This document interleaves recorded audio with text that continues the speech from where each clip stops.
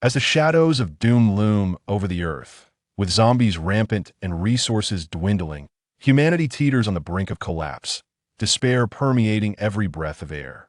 In this darkest hour, the protagonist makes a quiet entrance.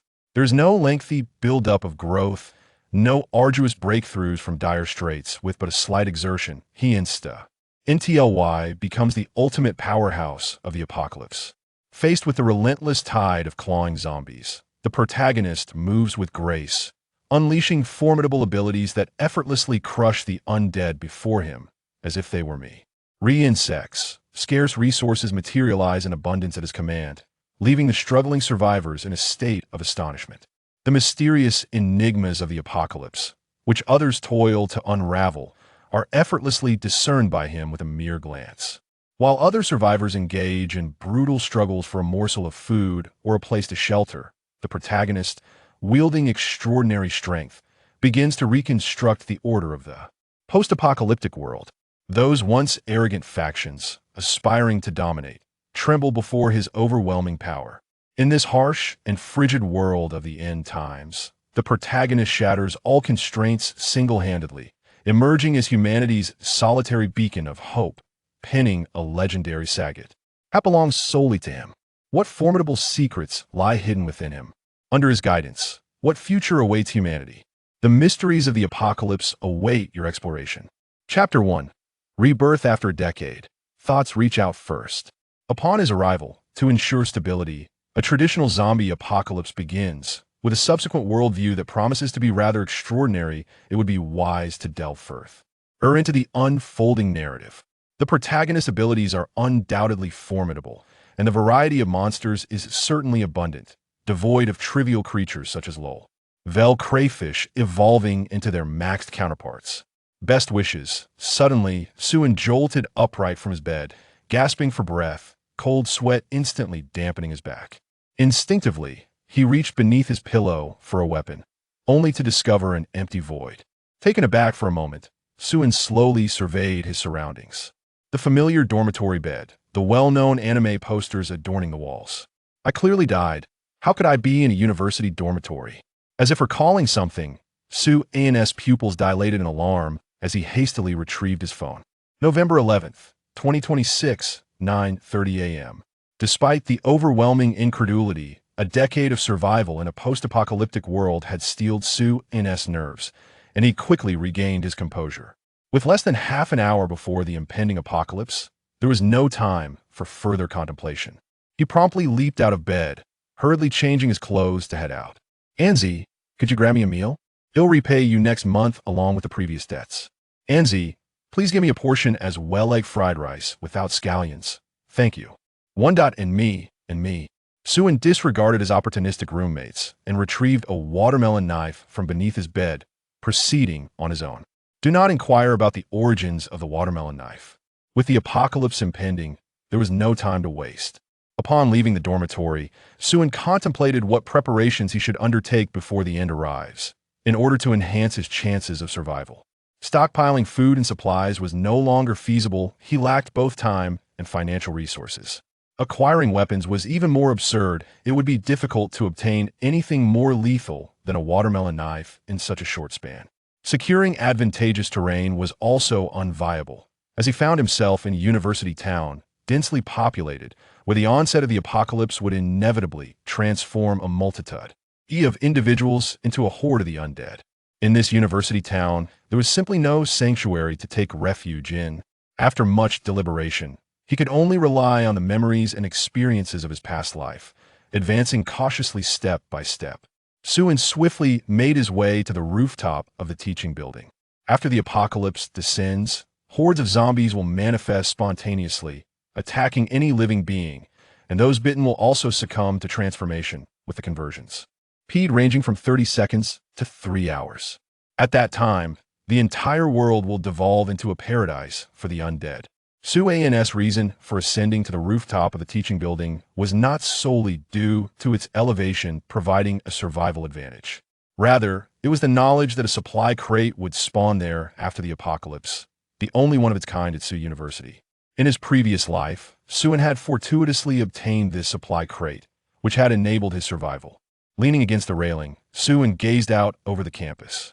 Groups of young men and women, either engaging in playful banter or sharing whispered secrets, painted a serene picture of tranquility, blissfully unaware that in merely 20 minutes, this place would transform into a veritable hell on earth. Sue silently observed, relishing this fleeting moment of peace. A decade of survival in a post-apocalyptic world had dulled his edges, rendering him indifferent to both people and circumstances. He had grown accustomed to the darker facets of human nature, realizing that in this bleak existence, trust was a luxury he could afford only in himself, even kin and lovers wooed. Etchery you without hesitation when faced with self-interest. Sue paused momentarily, suddenly reminded of his girlfriend. Her name was Su Xiaoyan, an exquisite beauty with a curvaceous figure, a mellifluous voice, and a flair for fashion. Undoubtedly the campus goddess of Su University, she was pursued by countless admirers. Su's ability to win Su Xiaoyan's affection was partly due to his own striking looks, but primarily attributed to his remarkable talent for flattery. Su Xiaoyan was, without a doubt, a materialistic woman.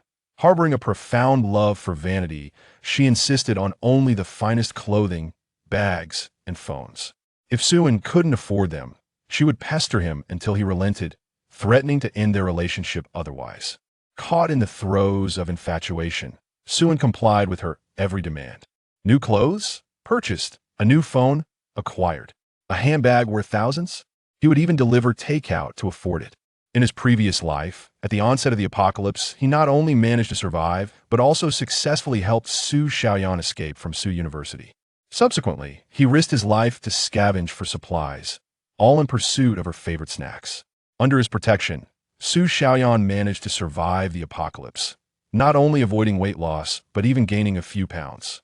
One could say that he remained steadfastly devoted to her, lavishing affection upon her with unwavering dedication. Yet, a lovesick devotee is destined for nothingness. 3 years into the cataclysm, Su Xiaoyan allied herself with the leader of a powerful faction, secretly betraying Su in the process. Ultimately, she orchestrated the severing of one of Su's legs, leaving him to fend for himself. Were it not for Su's formidable strength, he would have perished long ago. To this day, Su cannot forget the derisive gaze Su Xiaoyan cast upon him, filled with disdain. Reflecting on the past, Su retrieved his phone and dialed Su Xiaoyan's number. Upon connection, her somewhat irritable voice resonated through the receiver. "Hello, Su, it's early in the morning, and I'm still trying to catch up on my beauty sleep. Are you being annoying? Darling, could you come to the rooftop of the teaching building? What for? Are you out of your mind? Just come, I have a surprise for you. Did you buy that handbag I've been eyeing? You'll find out when you arrive. I promise you won't be disappointed. Fine, I'll come over now. Can't you just deliver it to my dormitory?" In less than 10 minutes, Su Xiaoyan arrived at the rooftop with her graceful strides. On ordinary occasions, if Su were to invite her, arriving an hour late would be entirely typical. However, when it came to receiving gifts, Su Xiaoyan was impeccably punctual. She scrutinized Su from head to toe and queried suspiciously, "Where's the gift?" "I don't see anything, Su, and if you dare to deceive me, it will be the end. I will insist on a breakup. I do not care at all about gifts. What I detest most is being deceived by others. Now you choose to deceive me once married to you. Will I not be subjected to domestic violence?" Gazing at the furious yet alluring young lady before him, Su felt a moment of disorientation and could not help but offer a gentle smile. He then gradually approached Su Xiaoyan. Slap! Without a moment's hesitation, Su firmly grasped her delicate throat, revealing a glinting watermelon knife from behind him. Is this surprise sufficient? Seeing this, Su Xiaoyan trembled in terror. "Su, darling, what are you planning to do? Calm yourself, I am merely jesting. We won't part ways, we won't part ways. I love you, truly and deeply, and I could never bear to leave you for a lifetime." Su's expression remained unchanged, with a warm smile lingering at the corner of his mouth. "When you sneaked off to the hotel with those men behind my back, did you ever think of me? Oh, surely you did. After all, you paid for the room with my money. Is this what you call loving me? You haven't deleted the videos on your phone, have you?" Initially, Su was unaware of these matters until, in his previous life, when he lost a leg, Su Xiaoyan confessed it herself. Su Xiaoyan's eyes widened, filled with disbelief. How? How do you know that? No, darling. Please let me explain. I was left with no choice. I was coerced. Setting aside the facts, do you not bear any semblance of guilt? You had vowed to protect me, yet in my direst hour, you are nowhere to be found. Are you truly a man? Suin shook his head in resignation. Even at death's door, you still persist in fighting. With that, he took a step back and swung his blade, severing a head from its body. He flicked away the bloodstains from his clothing, casually lit a cigarette, and continued to lean against the railing, awaiting the arrival of the apocalypse.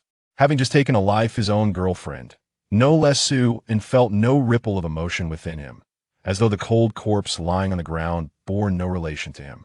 He maintained a languid demeanor, merely experiencing a fleeting moment of clarity. At that moment, a thunderous roar erupted from the sky, and beams of crimson light cascaded downwards. A horde of zombies materialized within the campus. The Doomsday Game had commenced. Chapter 2: The Arrival of the Golden Finger. Before anyone could react, the zombies unleashed their carnage. They lunged at the living, tearing flesh with savage abandon, and those bitten swiftly transformed into new undead. The air was filled with anguished screams and desperate cries for help, echoing throughout the chaos. In mere moments, the entire academy was engulfed in a hellish nightmare. Suin no longer lingered. He grasped his watermelon knife and turned away in silence. In the center of the rooftop, a bronze box stood quietly. There are various types of supply boxes, the most basic being wooden, followed by bronze, silver, gold, platinum, and diamond. In the early days of the apocalypse, most of the supplies consisted of wooden crates, with only a scant few containing bronze or silver-level items. Suin swiftly approached and pried one open, discovering 3 remarkable items within. A basic defensive coat, X1. A serum for immunity against the zombie virus, X1. A blue enhancement pill, X1. Each of these items was undoubtedly valuable. Although the defensive coat was merely of basic grade, its protective capabilities were astonishing. Ordinary zombies could not breach. Its defenses.as for the blue enhancement pill. It was an oral medication capable of permanently augmenting human physiology. The zombie virus immunity serum was even more precious in this apocalyptic world. A single vial could be exchanged for at least a ton of essential supplies, along with a dozen active female slaves, underscoring its immense worth. Yet, in his previous life, Suin never had the chance to utilize it, as by the time he found Su Xiaoyan, she had already succumbed to the virus. Without hesitation, he administered the invaluable immunity serum to her. Suin first swallowed the enhancement pill, feeling an immediate surge of strength coursing through him, a clear enhancement of his physical constitution. He then donned the defensive coat, secured the immunity serum, and armed himself with a watermelon knife, hastening his descent downstairs. The university town was not a place for lingering. He needed to depart swiftly. The densely packed population would inevitably give rise to formidable hordes of zombies, and once hordes reached a critical mass, they would undergo automatic mutation. The mutated zombies exhibited a significant increase in both their aggression and physical prowess. Render. Su's current capabilities insufficient to confront them. Thus, the most prudent course of action was to retreat to the outskirts, away from the throngs of the undead. Ding. The system has detected that the host is facing a threat from the apocalypse. It has activated automatically. Congratulations, host. You have acquired the God-level ability Plunder. Plunder Divine Unique. Ability description. Take it. Can infinitely replicate all other abilities. Plundering others' wealth after upgrading. Can directly strip abilities. Activation condition. Touch the plunder target and silently recite, take it. Upon hearing the voice echoing in his mind, Suin stumbled slightly. Has my golden finger arrived? In his previous life, at the onset of the apocalypse, he had not awakened any abilities, only manifesting a third-rate power a week after the cataclysm struck. Little did he expect that in this life, at the very beginning, he would possess a divine ability. One could only describe it as an extraordinary stroke of luck. Plunder. This is very apocalyptic. Suin grinned widely, thoroughly satisfied. Yet, despite his newfound divine ability, he remained quite weak, having yet to replicate anyone else's powers. The act of plundering itself bore no offensive capability. His current strength could only be deemed average, sufficient only to contend with ordinary zombies. However, The future brimmed with infinite possibilities. As long as he continued to replicate others' abilities and amass wealth, soaring to greatness would be inevitable. Suin promptly abandoned his plans to head to the suburbs.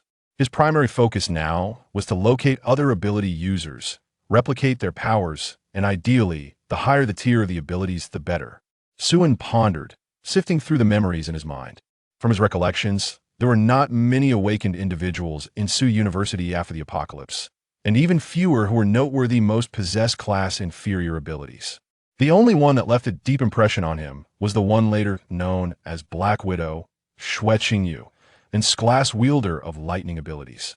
Xue Qingyu is also a student at Su University, currently in her second year, a year younger than him.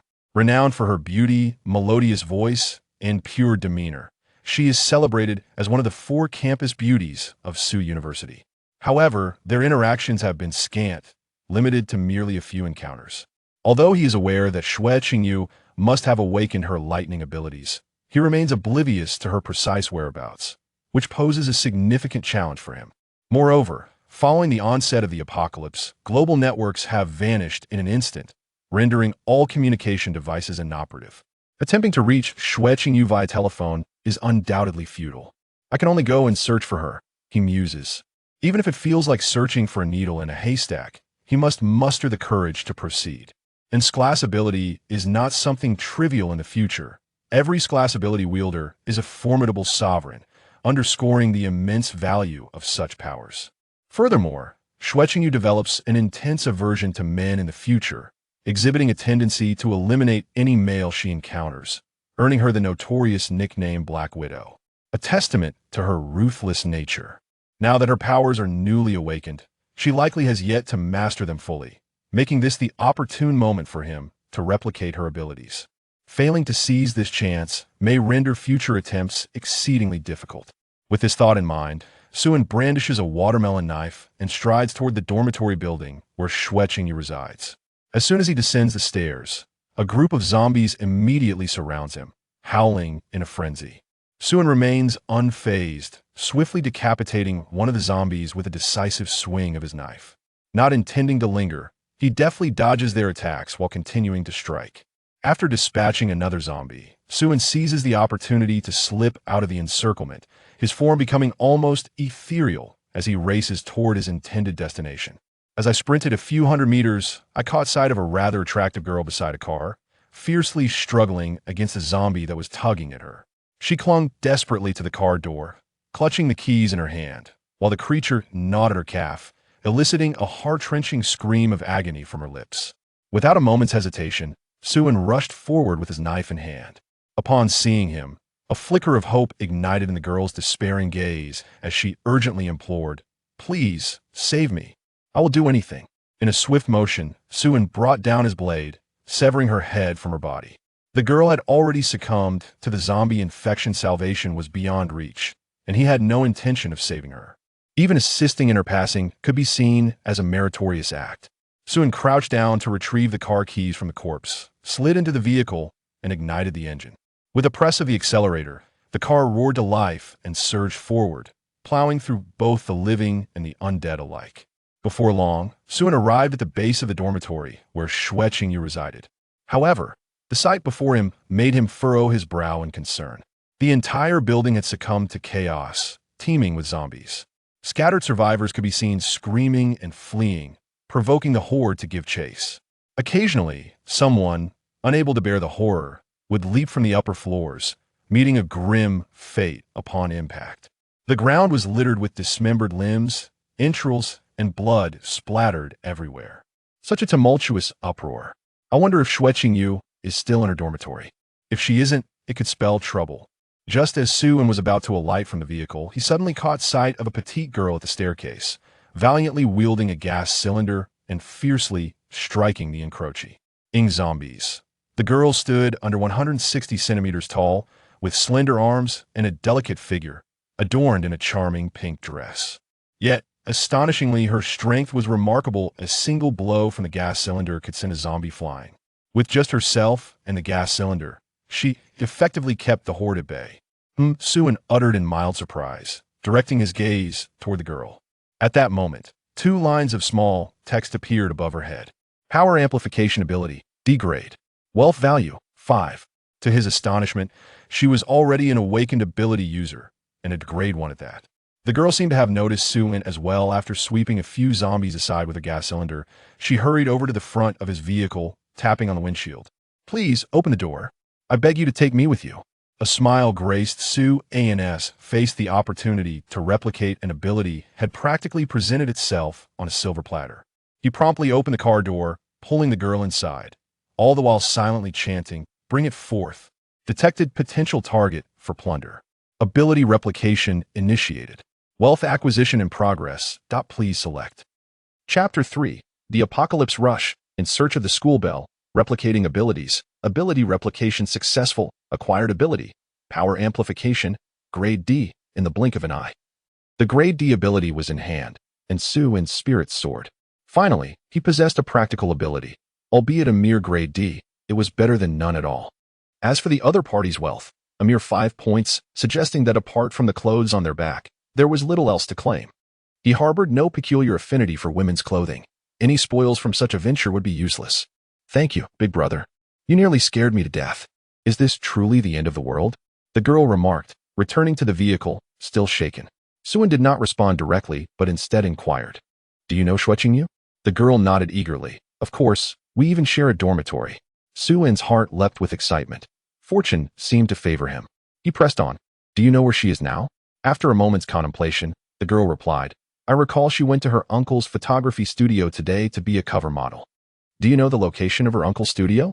Having learned of Xueqingyu's whereabouts, Sue-in no longer hesitated. He swiftly turned the car towards the school gate.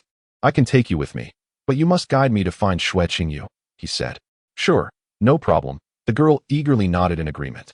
Within moments, the car successfully exited the school grounds, heading towards the television station. At that time, Sioux City had already descended into chaos.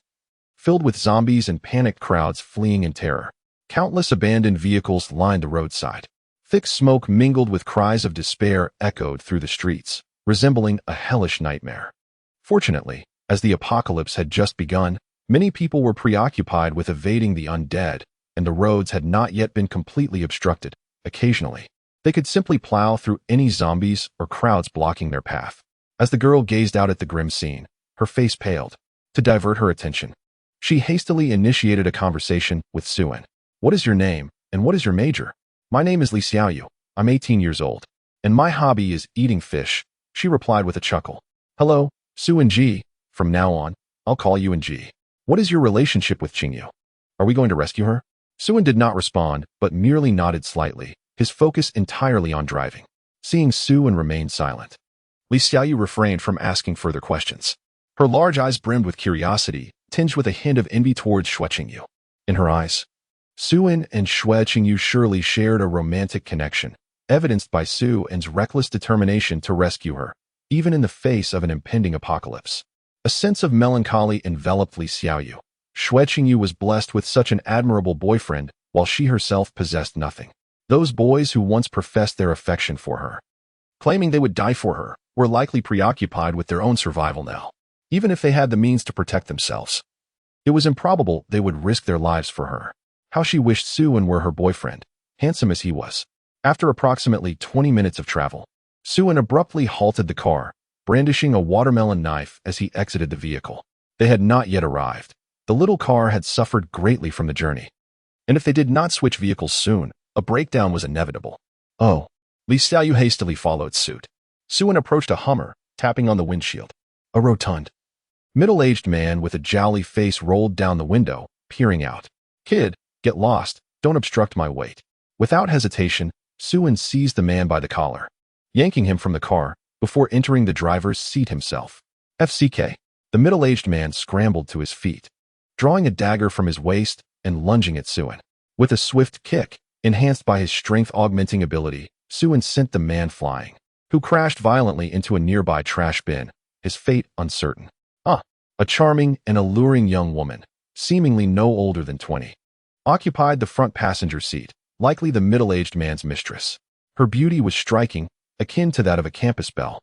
Sue-in, with an impassive expression, forcefully pulled her out and kicked her onto the ground. No time for hesitation. Get in the car, he commanded. Li Xiaoyu nodded vigorously. All right, brethren. She had observed Su En's ruthless actions closely. Anyone, be they human or zombie, who dared to obstruct their path was unceremoniously dispatched. He would seize any vehicle he fancied with merciless abandon. However, Li Xiaoyu dared not voice her concerns, for she relied on Su En for her own survival. In this apocalyptic world, notions of goodness and beauty had long since vanished. Though she had not lived through the apocalypse, she had watched her fair share of dystopian films, which often depicted the downfall of the virtuous. Being young and yet to experience love, she had no desire to meet an untimely demise. As they resumed their journey, what was initially expected to be a half-hour drive stretched into an hour before they finally arrived at their destination, the photography studio. Li Xiaoyu pointed to a nearby building, exclaiming, "There it is."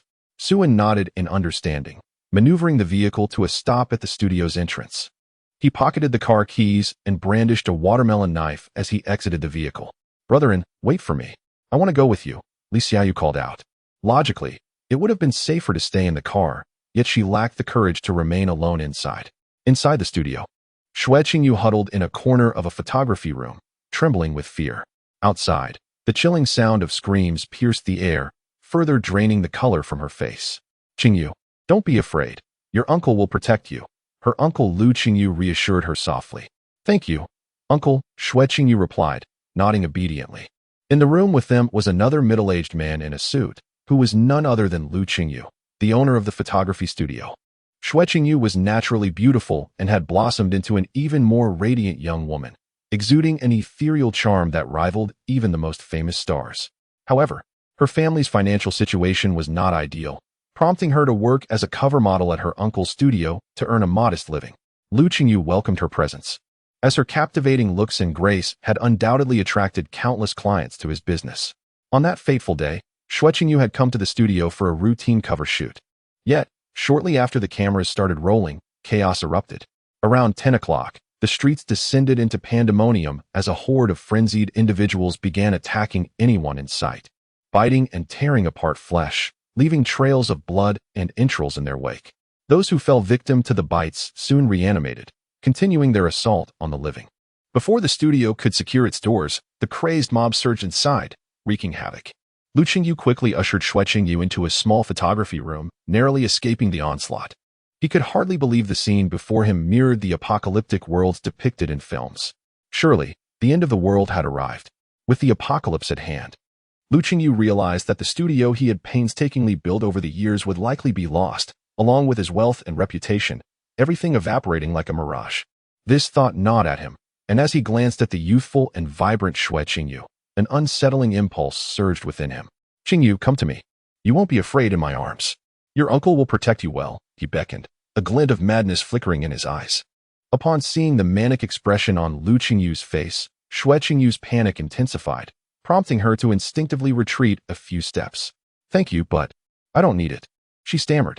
Lu Qingyu's demeanor shifted abruptly, his expression turning cold. "Qingyu, are you being disobedient? From a young age, I have watched you grow. Is there any harm in a simple embrace?" Xue Qingyu shook her head, continually retreating until she found herself cornered against the wall, with no further escape. "Please, don't do this." Upon hearing her words, Lu Qingyu let out a sinister laugh, his eyes burning with a red intensity as he coldly replied, "The apocalypse has arrived. Everything is lost, all is gone. I have fought tirelessly for most of my life, only to end up with nothing. Qingyu, in this world's end, morality and ethics hold no significance. Can you not lend me your assistance just this once? I have never been unkind to you. Is it not reasonable for you to help me now?" As he spoke, he lunged forward. Xue Qingyu, already paralyzed with fear from the earlier encounter with zombies, found Lu Qingyu's predatory behavior utterly unexpected. She struggled desperately, either weeping or pleading for mercy. Yet, Lu Qingyu remained unfazed, noticing her fierce resistance and stepping back momentarily to shed his clothing. "Qingyu, you must keep your voice down. Outside lurk monsters that devour humans. If they discover you, your delicate body will be mercilessly torn apart. Would you rather be consumed by those creatures than succumb to me? Rest assured, I will cherish you well. I have longed for this." He. Xue Qingyu shook her head, her eyes brimming with tears. A profound sense of despair enveloped her. "Stay away, you beast." Snow Qingyu hurled increasingly harsh words, yet curiously, they seemed to invigorate him. Suddenly, the door was forcefully kicked open, and in strode a man and a woman, none other than Su-en and his companion. "Qingyu, are you all right?" Li Xiaoyu rushed in first, her eyes immediately falling upon Snow Qingyu's harrowing state. Fortunately, her clothing remained intact, though she appeared deeply shaken. Li Xiaoyu hastily seized a set of clothes from a rack in the studio and draped them over her. Witnessing this interruption, Lu Qingyu's fury ignited, and he bellowed at Su-en, "Who allowed you to enter? This is my photography studio. Get out." Su-en cast a disinterested glance at Lu Qingyu before turning his attention to the sobbing Snow Qingyu. With a few deductions, he pieced together the sequence of events. Lu Qingyu's actions did not come as a surprise to Su-en. After spending a decade in a post-apocalyptic world, he had witnessed far grimmer scenes. Far more depraved than this. The apocalypse was like a ravenous beast. Once unleashed, it devoured all semblance of ethics and morality. Yet, it seemed Lu Qingyu had adapted to this new reality with alarming speed. Simultaneously, Su-en began to comprehend the roots of Snow Qingyu's animosity towards men in her past life. As Su-en ignored him, a flicker of coldness crossed Lu Qingyu's eyes. Grabbing a stone meant for a photographic backdrop, he hurled it at Su-en's head, shouting, "Die! Watch out!" Upon witnessing the scene, Li Xiaoyu hurriedly called out a warning. Lu Qingyu exhibited remarkable speed, striking decisively without a trace of hesitation. Yet, before Su-en, he appeared somewhat outmatched. When it came to the art of killing, Su-en was an old hand. In a flash, the gleam of the blade cut through the air, causing Lu Qingyu to miss his target. He hastily discarded the large stone in his grasp, clutching his throat with desperation. Nevertheless, crimson blood continued to pour forth, relentlessly seeping through his fingers. Soon pooling on the ground, Lu Qingyu yearned to articulate his thoughts, but as he attempted to speak, all that escaped his lips were raspy gurgles and a stream of bloody froth. With a thud, Lu Qingyu collapsed to the ground, convulsing uncontrollably. It seemed he would not perish immediately. His fate lingered on the quantity of blood he had left. At that moment, Snow Qingyu, who had been weeping, suddenly sprang up and threw herself into Su-en's embrace, sobbing uncontrollably. Su-en was taken aback, filled with perplexity. A myriad of questions raced through his mind. Are we so intimately acquainted? Despite his bewilderment, he instinctively tightened his hold around her, silently urging, "Come forth." Beep. Detected a plunderable target. Please select the direction of plunder. The replication of supernatural abilities. Supernatural ability replication successful. Gained ability. Lightning Control S-Class. Finally acquiring an S-Class supernatural ability. Su-en couldn't help but smile with satisfaction. This was indeed a genuine S-Class ability, providing him with a much-needed advantage for the days ahead.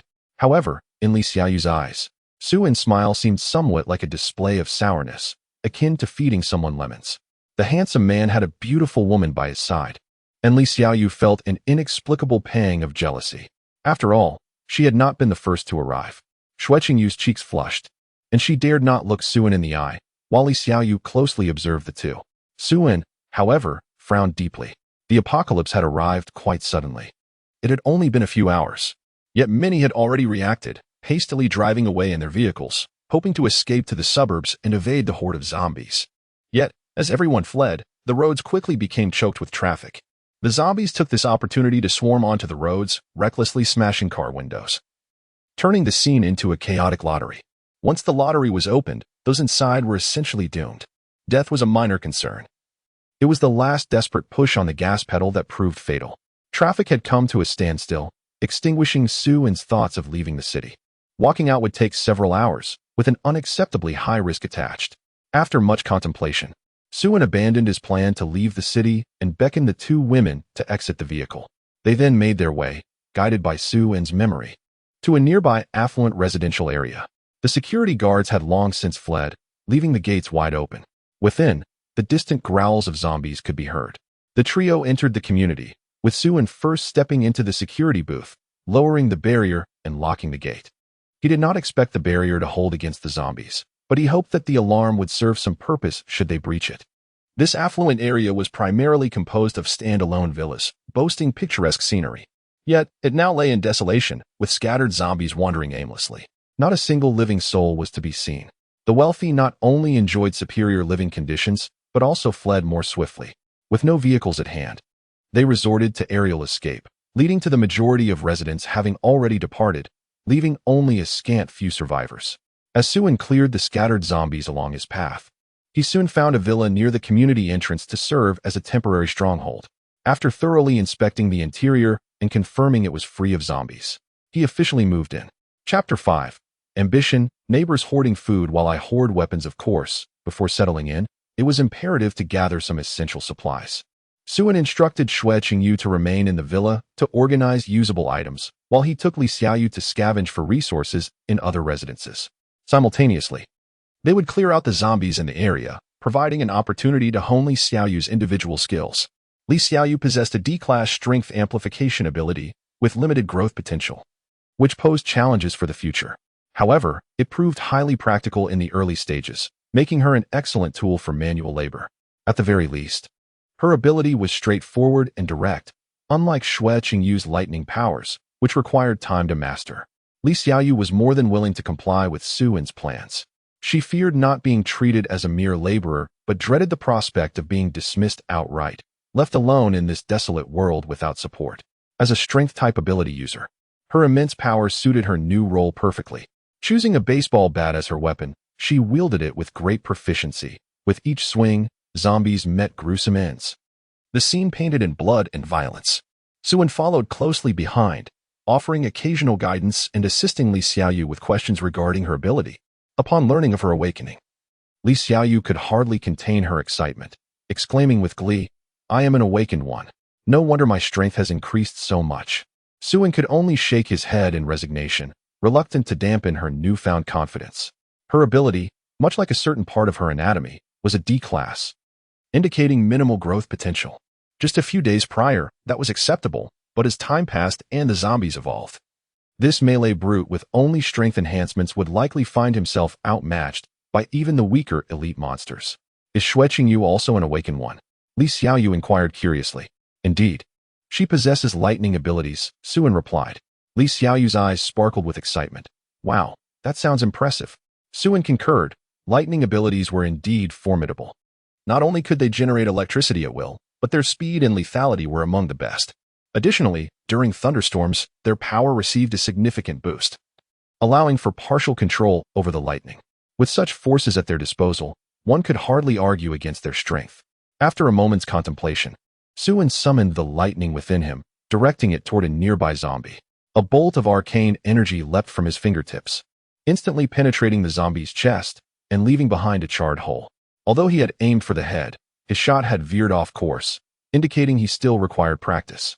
Suin noted that his proficiency with the lightning ability had slightly increased.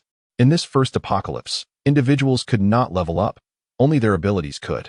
Upgrading an ability was straightforward.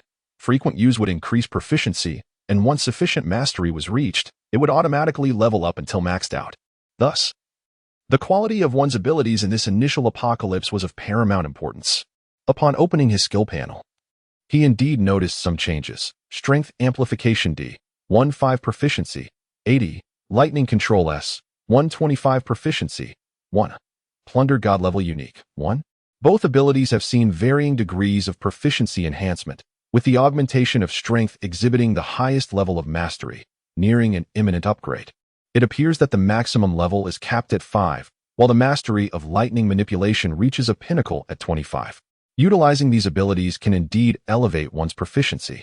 As for the plundering ability, its mechanics remain elusive. One can merely speculate that it too possesses upgrade potential, though its upper limit remains a mystery. Moreover, the disparities between the ratings of these abilities are quite evident. Setting aside the plundering ability, a comparison between lightning manipulation and strength augmentation reveals that the initial power of strength augmentation falls significantly short of that of lightning manipulation, and its growth potential is undeniably inferior. One attains its peak at 5, while the other reaches full mastery only at 25. In terms of numerical value, it is overwhelmingly surpassed. Suin couldn't help but cast a sympathetic glance towards Li Xiaoyu. The disparities among individuals can be quite disheartening, even among those who share the same awakening. Fortunately, he possesses a remarkable advantage. Li Xiaoyu, oblivious to the sympathy in Suin's gaze, stared at him in astonishment. Brother Suyu, you can emit electricity? Are you also a lightning-type ability user? Indeed, one might say so. Suin nodded in acknowledgement. However, I observe that your strength is quite formidable as well. I assumed you possessed a power enhancement ability akin to mine. Ah, indeed, I too possess a power enhancement ability, replied Li Xiaoyu, her smile sweet and unassuming, refraining from further inquiry. The more formidable Suan appeared, the more delighted she felt. This is the most fundamental self-awareness of being an accessory to a strong ally. The stronger the ally, the more secure the accessory feels. Subsequently, the two busied themselves in the community for the better part of the day, finally clearing the area of zombies, while also scavenging a considerable amount of supplies. Upon returning to their stronghold, Suan strolled ahead with his hands in his pockets, while Li Xiaoyu trailed behind, shouldering several 100 pounds of goods. The multitude of bags nearly engulfed her petite frame, leaving only her pair of sparkling, expressive eyes visible. Xue Qingyu had also organized the supplies within the stronghold and tidied up every room, giving the temporary base a semblance of home. A preliminary inventory revealed the following: 9.5 barrels of cooking oil, over 300 pounds of rice and flour, 13 boxes of beverages and juices, 629 bottles of liquor, over 60 pounds of fresh vegetables, 40 pounds of fresh meat, and more than 20 boxes of canned goods. Though these were primarily pet food, condiments such as soy sauce, monosodium glutamate, cooking oil, and iodized salt amounted to merely 6 boxes. Additionally, there were 2 sacks filled with various snacks and delicacies, 2 sacks containing dried abalone, bird's nest, and sea cucumber, as well as 4 large sacks of assorted medicines and herbs. These provisions were ample enough for the 3 of them to comfortably sustain themselves for 2 months. However, one must recognize that this was the total supply from over 20 luxury villas, encompassing more than half of the community. This exemplifies the drawback of living in a luxury district. The stock of consumable supplies is woefully inadequate. The combined food supplies of the entire luxury district might not surpass that of a single apartment building in a regular complex. The reason for this scarcity is that just a few hundred meters away lies a bustling commercial street, where affluent individuals often dine out. Even when cooking at home, they tend to purchase only a small quantity of high-quality ingredients, resulting in minimal food stockpiling, pet food being the notable exception. However, the alcohol supply was quite abundant, boasting a total of 629 bottles, all of which were exquisite red and white wines, including several rare and treasured vintages worth thousands per bottle. In a few months, the value of these hundreds of bottles would soar to astronomical heights. Additionally, there were numerous precious herbs, such as ginseng, deer antler, and various animal tendons, favorites among successful middle-aged businessmen, and highly sought after by powerful factions in the post-apocalyptic world, all possessing considerable worth. With the inventory complete, it was time to categorize and preserve the supplies appropriately. After a long day of toil, the 2 girls were utterly exhausted, their stomachs growling in hunger. They busied themselves in the kitchen, washing vegetables and preparing a meal with great enthusiasm. Suan made his way to the expansive balcony on the 3rd floor, lazily reclining in a lounge chair, occasionally sipping on some juice as the waning sunlight cast a gentle glow around him. At that moment, Suan couldn't help but reflect on his past life. At this hour, he would have been huddled with Su Xiaoyan in a drainage pipe, shivering in fear, rather than basking leisurely in the sun. Presently, he had no desire to venture outside in search of supplies. Although the early days of the apocalypse presented an optimal opportunity for stockpiling food, the challenges were also evident. His primary objective was to locate other awakened individuals to replicate their abilities. As for provisions, others would stockpile as well. While neighbors amassed food, he would gather arms, turning his neighbors into his own granary. Chapter 6. Guiding Xue Qingyu. The 2 girls' night talk. The chicken soup is ready. The 2 girls prepared a sumptuous meal of 3 dishes and a soup, a true feast in these apocalyptic times. The food was delectable, and Suan enjoyed several large bowls, still yearning for more. Li Xiaoyu, caressing her round belly, lay back completely in the lounge chair, a satisfied smile gracing her face. Xue Qingyu, meanwhile, took out a small notebook to calculate their supplies and plan their daily consumption, occasionally tucking loose strands of hair behind her ear. Qingyu, have you managed to control your abilities on your own? Suan inquired, sipping his tea as he looked toward Xue Qingyu. She always appeared quite bashful in his presence, exhibiting a demeanor that was both shy and reserved. Xue Qingyu remained oblivious to her possession of an extraordinary S-rank ability. Suan, with a resigned shake of his head, found it difficult to associate the bashful girl before him with the lethal assassin from his previous life. He proceeded to elucidate the situation to Xue Qingyu, who listened intently. I I will give it a try, she declared, rising to her feet and closing her eyes to attune herself to the energy within. Before long, arcs of electricity began to dance around her body. She raised her hand, conjuring a bolt of lightning that surged forth, incinerating a small sapling below into charred remnants. I did it. I succeeded. Xueqingyu exclaimed softly, beads of sweat forming on her brow from excitement. Suin smiled reassuringly, acknowledging her remarkable talent. Quite impressive, he remarked, as he too gathered arcs of electricity in his hand. With a swift motion, he propelled a nearby watermelon knife, which flew through the air and embedded itself firmly into the wall. Practice in this direction for now. There are myriad applications for lightning-based abilities, including the use of electromagnetic force to manipulate metal. This method is among the most efficient and effortless for inflicting damage. Understood. I will strive to improve. Xueqingyu replied earnestly. Suin then stood and stretched. Tonight, you two will take turns keeping watch. If you encounter any zombies, do your best to eliminate them while being cautious not to create excessive noise that might attract more. Remember, at night, their sight diminishes, but their hearing significantly heightens.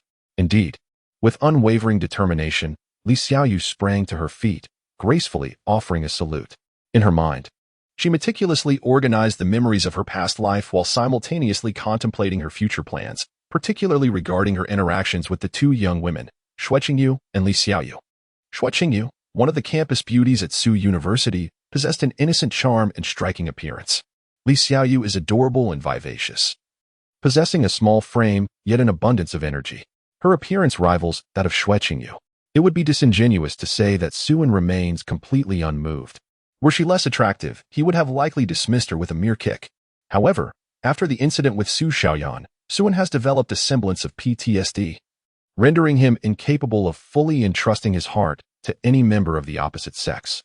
How I wish I possessed the power of a slave master, he muttered in resignation.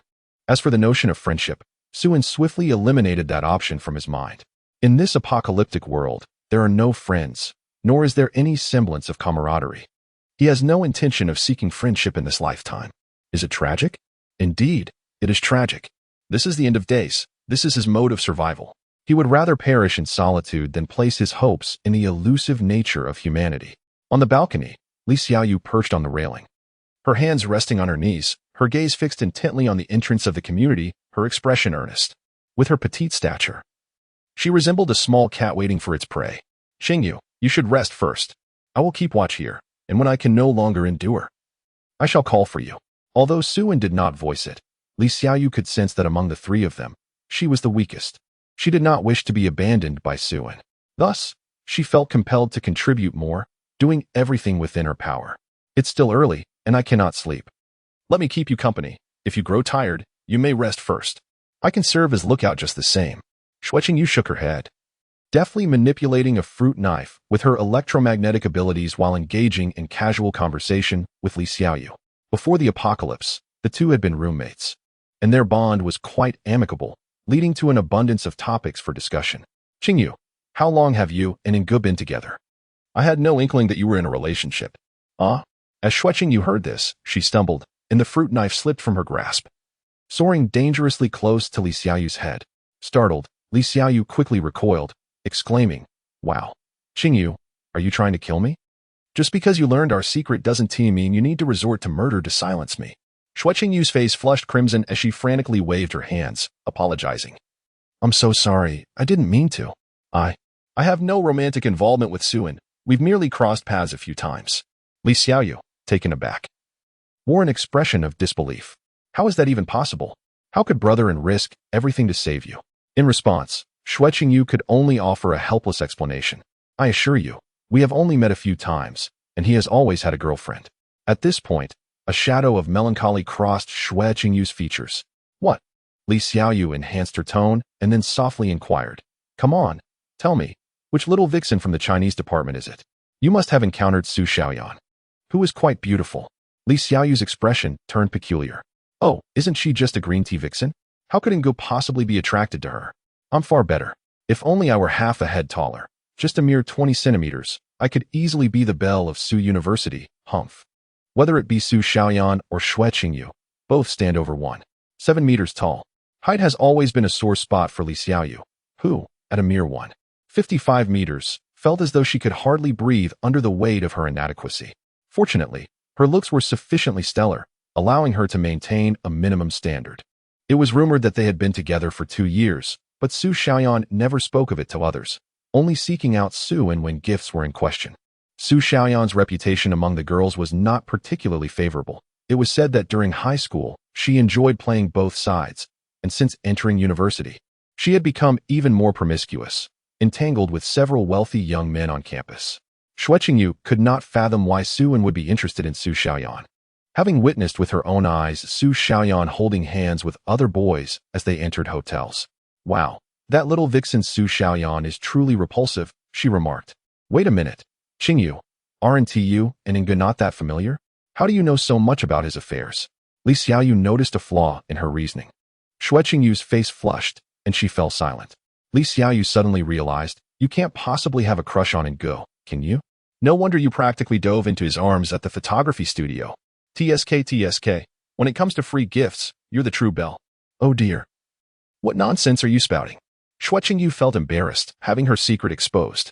"Come on, tell me, how did you come to like him?" Li Xiaoyu teased. Xue Qingyu bit her lip and whispered, "When I first arrived at Su University, he helped me carry my luggage." "Is that all?" "Once, I fell off my bicycle, and it was he who assisted me in getting back on my feet." "Is that all?" Two young girls frolicked on the balcony, their laughter harmonizing with the fading light of the setting sun, as night gradually enveloped the earth. Meanwhile, a grotesquely corpulent figure meandered down the street, emitting guttural sounds and oozing a foul, black liquid from the corners of its mouth. This lumbering creature was headed straight for the residential complex where Su-in and her companions resided. Chapter 7. The emergence of mutant zombies. As time slipped by, midnight approached. Li Xiaoyu remained vigilant on the balcony, while Xue Qingyu, wrapped in a cozy blanket, slumbered soundly on the sofa. They had agreed upon their watch. Li Xiaoyu would guard the first half of the night, and Xue Qingyu would take over thereafter.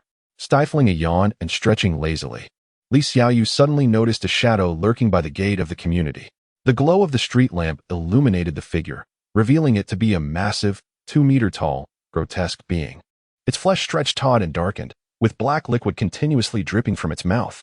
It resembled a grotesquely swollen corpse, sending chills down Li Xiaoyu's spine as she instinctively grasped a baseball bat. She was certain that this figure was a zombie. Initially intent on charging down to deliver a fatal blow, she hesitated upon realizing the creature's formidable size, estimating it to weigh at least 400 to 500 pounds. It looked incredibly resilient, and she worried about the consequences of an ill-fated confrontation. After much contemplation, she decided to rouse Xue Qingyu.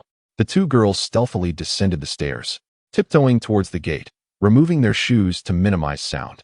When they were within 20 meters of the zombie, Xue Qingyu summoned a surge of lightning in her palm, directing a fruit knife toward the monstrous creature. However, before they could celebrate their impending victory, the zombie's body suddenly expanded, resembling a gigantic balloon.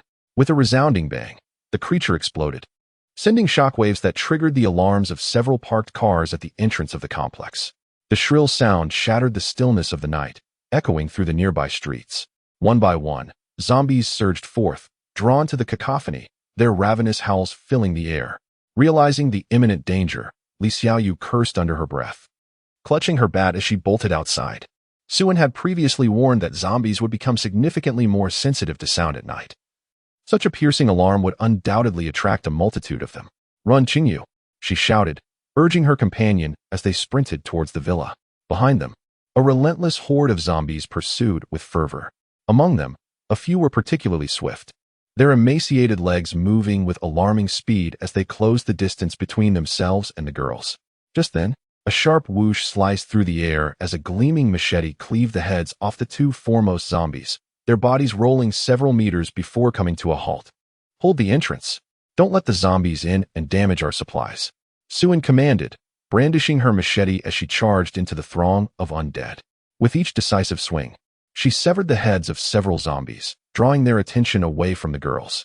After creating a path through the horde, Su-in swiftly made her way toward the entrance, striking the ground with her machete to ensure the zombies remained fixated on her. Hundreds of zombies followed her in a relentless tide toward the gate.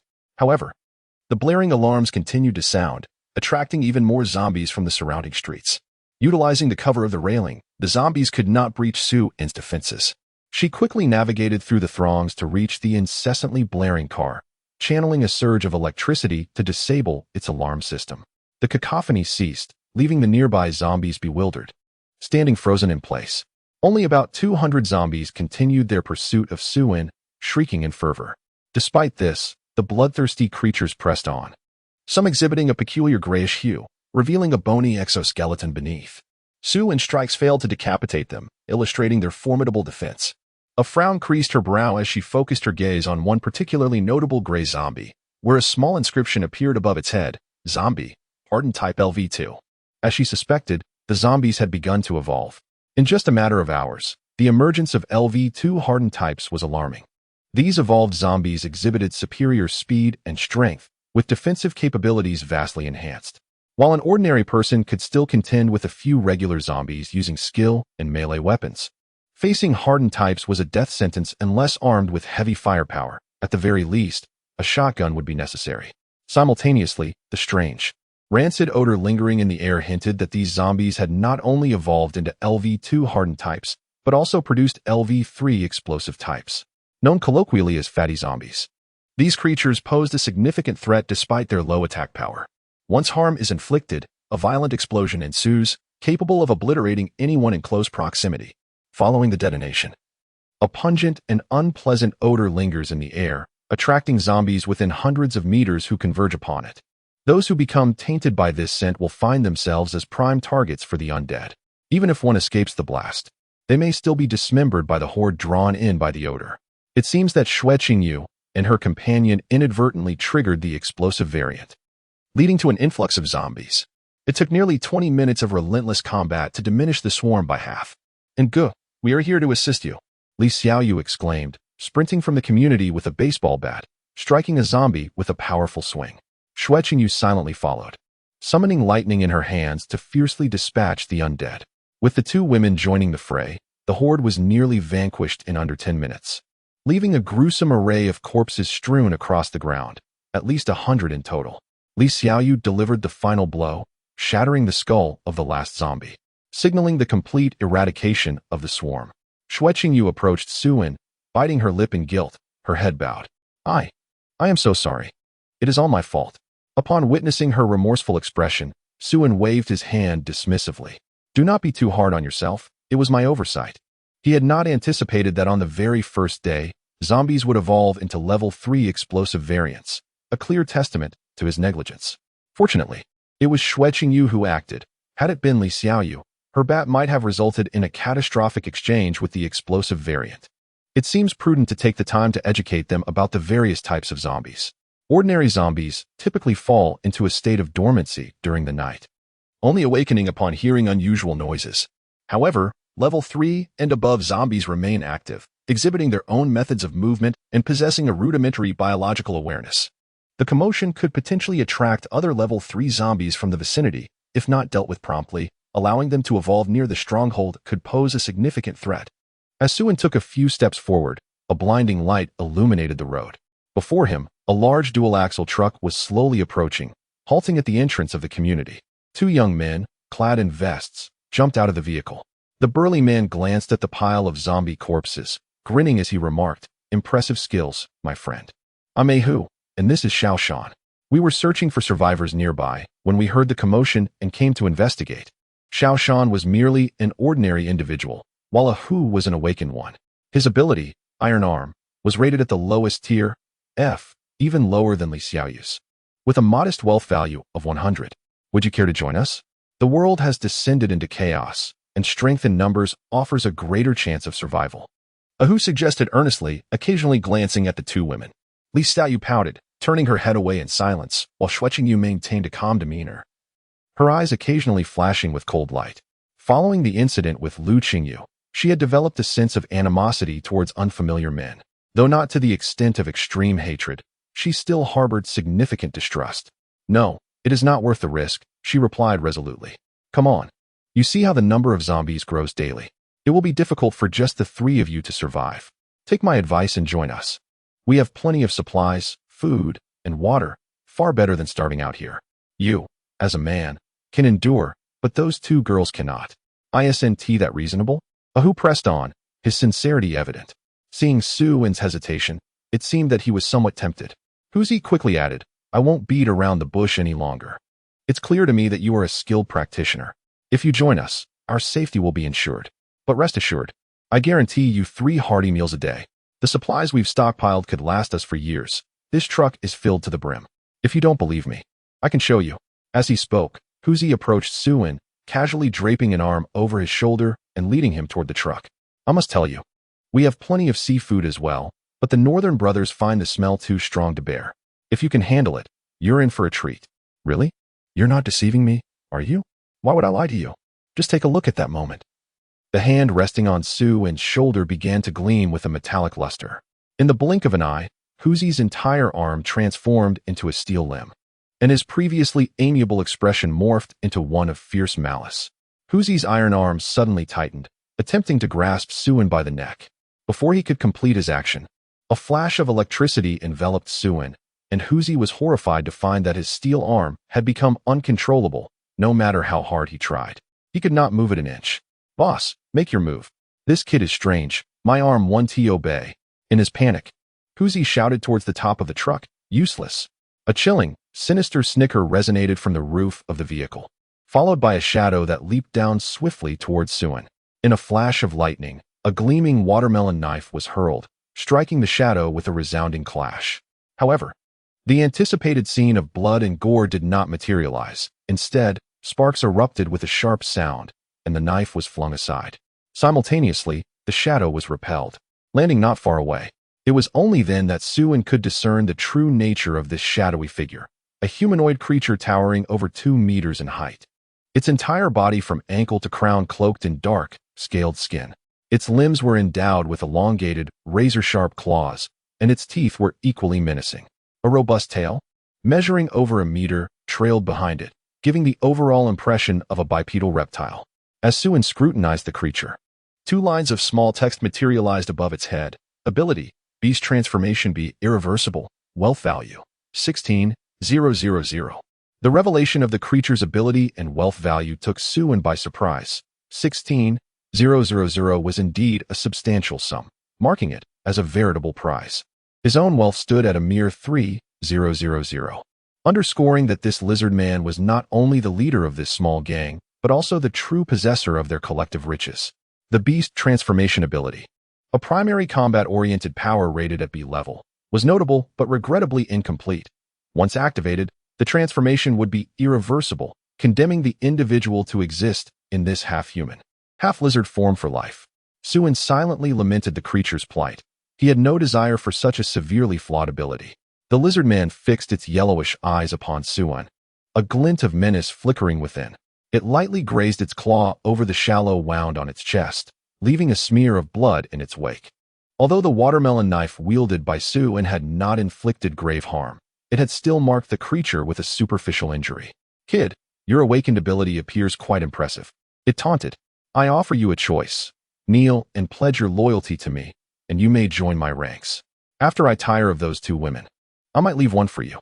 Alternatively, you may choose death. I have yet to savor the taste of flesh from an awakened one. As the lizard man spoke, it extended its forked tongue, licking the blood from its claws, its expression morphing into a predatory snarl. Chapter 9. The First Clash. A bounty of gains in the face of the lizardman's threats, Suin remained impassive. With one hand, he seized the immobilized Huzi, lifting him effortlessly while silently contemplating. Bring it forth. Detected potential target for plunder. Please select plunder direction, reproducibility, acquired ability, Iron Arm F. Though the Iron Arm ability was somewhat lackluster, even the smallest mosquito is still meat. He considered it an opportunity to enhance his skill proficiency.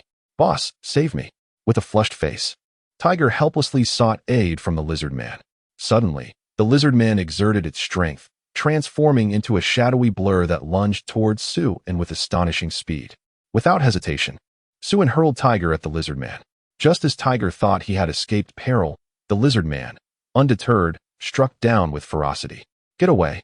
2 sickening sounds echoed as Tiger was brutally dismembered, his form reduced to a grotesque heap upon the ground.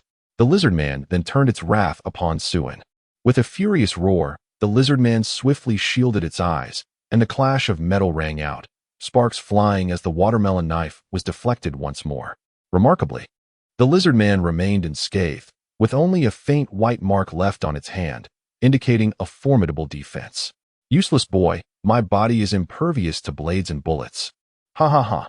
Yet, in that brief moment when the lizardman's vision was obscured, Suin surged forward, appearing before the lizard man in an instant. His right arm shimmered with a metallic sheen. The lizard man, taken aback by Suin's speed, swiftly slashed its claws toward his head. Die. However, Suin was even quicker. Activating his strength enhancement, he unleashed a powerful punch toward the lizardman's jaw. A dull thud resonated as the lizardman's massive form was sent soaring several meters into the air, emitting a howl akin to a wounded beast. With a flash of electricity, Suin coldly declared, "Lock." A multitude of steel barriers hurtled forth with great speed, twisting and coiling like a soaring serpent, instantaneously ensnaring the lizard man within.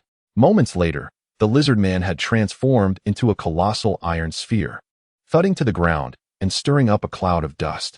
Despite this, the lizard man remained resolute, roaring in a desperate attempt to escape, its muscular limbs covered in scales, exerting tremendous force, causing the steel bindings to creak ominously.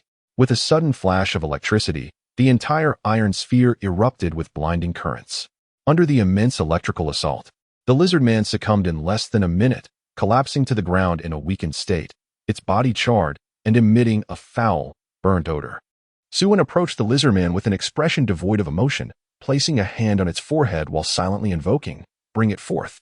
Detection of plunderable target. Please select plunder direction, plunder wealth. Wealth plundered successfully, acquiring 17,000 points of wealth. 1,000 points of population wealth remain unplundered due to insufficient skill proficiency.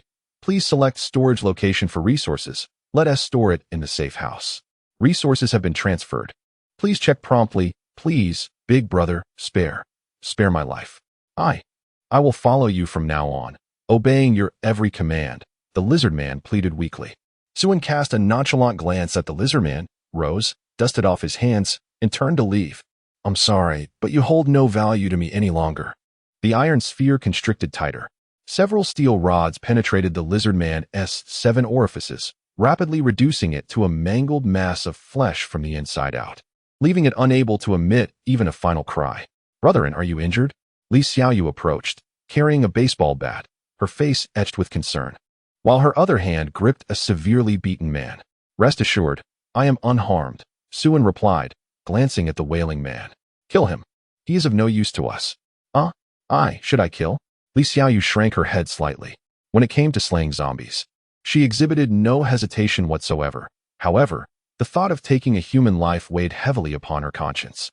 After all, having grown up in a civilized society, the act of murder carried significant psychological burdens. Was she truly unable to do it? Confronted by Suin's indifferent gaze, Li Xiaoyu felt a tightening in her heart. Daring not to meet his eyes, she lowered her head and stammered, "I understand." After much hesitation, Li Xiaoyu gritted her teeth and swung the baseball bat, ending the life of the burly man. As she looked at the pool of blood on the ground, her hands trembled slightly. Suin reached out to gently ruffle Li Xiaoyu's hair as a form of comfort. To survive in this apocalyptic world, one must dirty their hands. Otherwise, it is you who shall perish. In this desolate era, one can even feel pity for the zombies, but never for others. The hearts of men are more terrifying than raging floods and ferocious beasts. Throughout their brief interaction, Li Xiaoyu performed even better than Suin had anticipated. Her combat instincts were sharp, and she exhibited remarkable intelligence, prompting Suin to consider nurturing her potential. "All right, I will heed Brother An's words." Li Xiaoyu replied with a sweet smile. She understood that Suin had her best interests at heart, though she still required some time to adjust her mindset to this new reality. In contrast, Xue Qingyu remained notably indifferent, showing little discomfort over the deaths of the 3 men. Suin chose not to elaborate and turned to the back of the truck, opening the cargo door. He was not seeking supplies, as he had already plundered everything of value from the adversaries. It was likely that there was nothing left inside. His primary intention was to load the corpses of the zombies into the truck and transport them far away. The decaying bodies of hundreds of zombies would breed a plethora of germs, polluting the vicinity of their stronghold and emitting a foul stench. He certainly did not wish to be nauseated by the stench of decay while enjoying the breeze on the balcony. Moreover, a large number of corpses would attract unclean entities. Zombies come in various forms. Some not only consume humans, but will also feast upon the corpses of their own kind, evolving faster the more they consume. Thus, it was prudent to remove the bodies surrounding their stronghold. However, upon opening the cargo area, Suen was astonished to discover that it contained several living individuals, approximately 17 or 18, both men and women. Yet, these individuals were bound, their mouths taped shut, and upon seeing Suen, they emitted muffled whimpers, as if pleading for help. It seemed these individuals had been captured by the previous lizard men. Suen leaned towards the notion that both factions were involved, as the lizard men had nearly lost their humanity and would feel no psychological burden in devouring humans. Furthermore, human flesh is more easily preserved than that of animals. Suen maneuvered a piece of metal through the crowd, swiftly freeing all of them from their bindings. "Thank you, young brother, for saving us. When that monster captured me, I thought I was done for," one person exclaimed. "That monster is incredibly powerful. We must flee quickly, or we'll lose our lives." Another echoed, "Yes, let us hurry," the group urged, eager to escape. Suen, however, struck the side of the truck with a powerful punch, creating a resounding crash and leaving a significant dent in the metal. Coldly observing the panicked crowd, he spoke in a chilling tone, "Did I grant you permission to leave?" Chapter 10. Do you still desire human rights in this apocalyptic world? Fear not, for the monstrous entity that once captured you has perished, and you are now free. However, this liberation comes with the condition that you must load the nearby corpses onto a vehicle and take them away. The crowd exchanged glances, yet none made any move to lift the bodies. With the demise of the lizard man, what was there to fear? A woman dressed in office attire brushed off the dirt clinging to her, expressing her discontent. "Why should we heed your commands? We are not your slaves. There is no reason for us to comply with your whims." "I refuse to do so." Others around her echoed her sentiments. "Indeed, you expect us to work for free without compensation? I will not comply. I am willing to work, but only if I am paid or provided with sustenance. I have been hungry all day and possess no strength left. You expect me to carry corpses? Is this how you treat a woman? There is not an ounce of chivalry in you. Are you even a man? Just a straightforward fellow destined for solitude. True, young man, you did save us. But please respect our rights as individuals. We are free people deserving of our fundamental human rights. If you approach us with a modicum of respect and plead with us, considering the favor you have done, we might be willing to assist. However, with your current brusque demeanor, who would heed your words? A young person must learn the art of interaction. Otherwise, they will face unforeseen hardships. We are numerous, and what can you possibly do to us? The current generation of youth seems to lack any semblance of politeness. Upon hearing the call to action, a group of individuals expressed their discontent, vociferously directing accusations at Suen.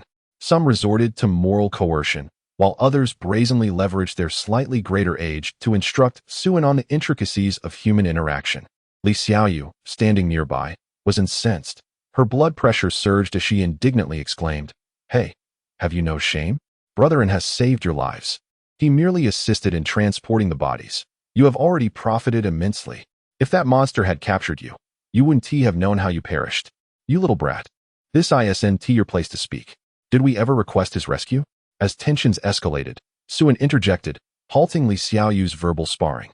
With a swift motion, he approached the woman who had spoken first, seizing her with a powerful grip, and, with a forceful squeeze, extinguished her life, casually discarding her body into the compartment, where it landed with a resounding thud.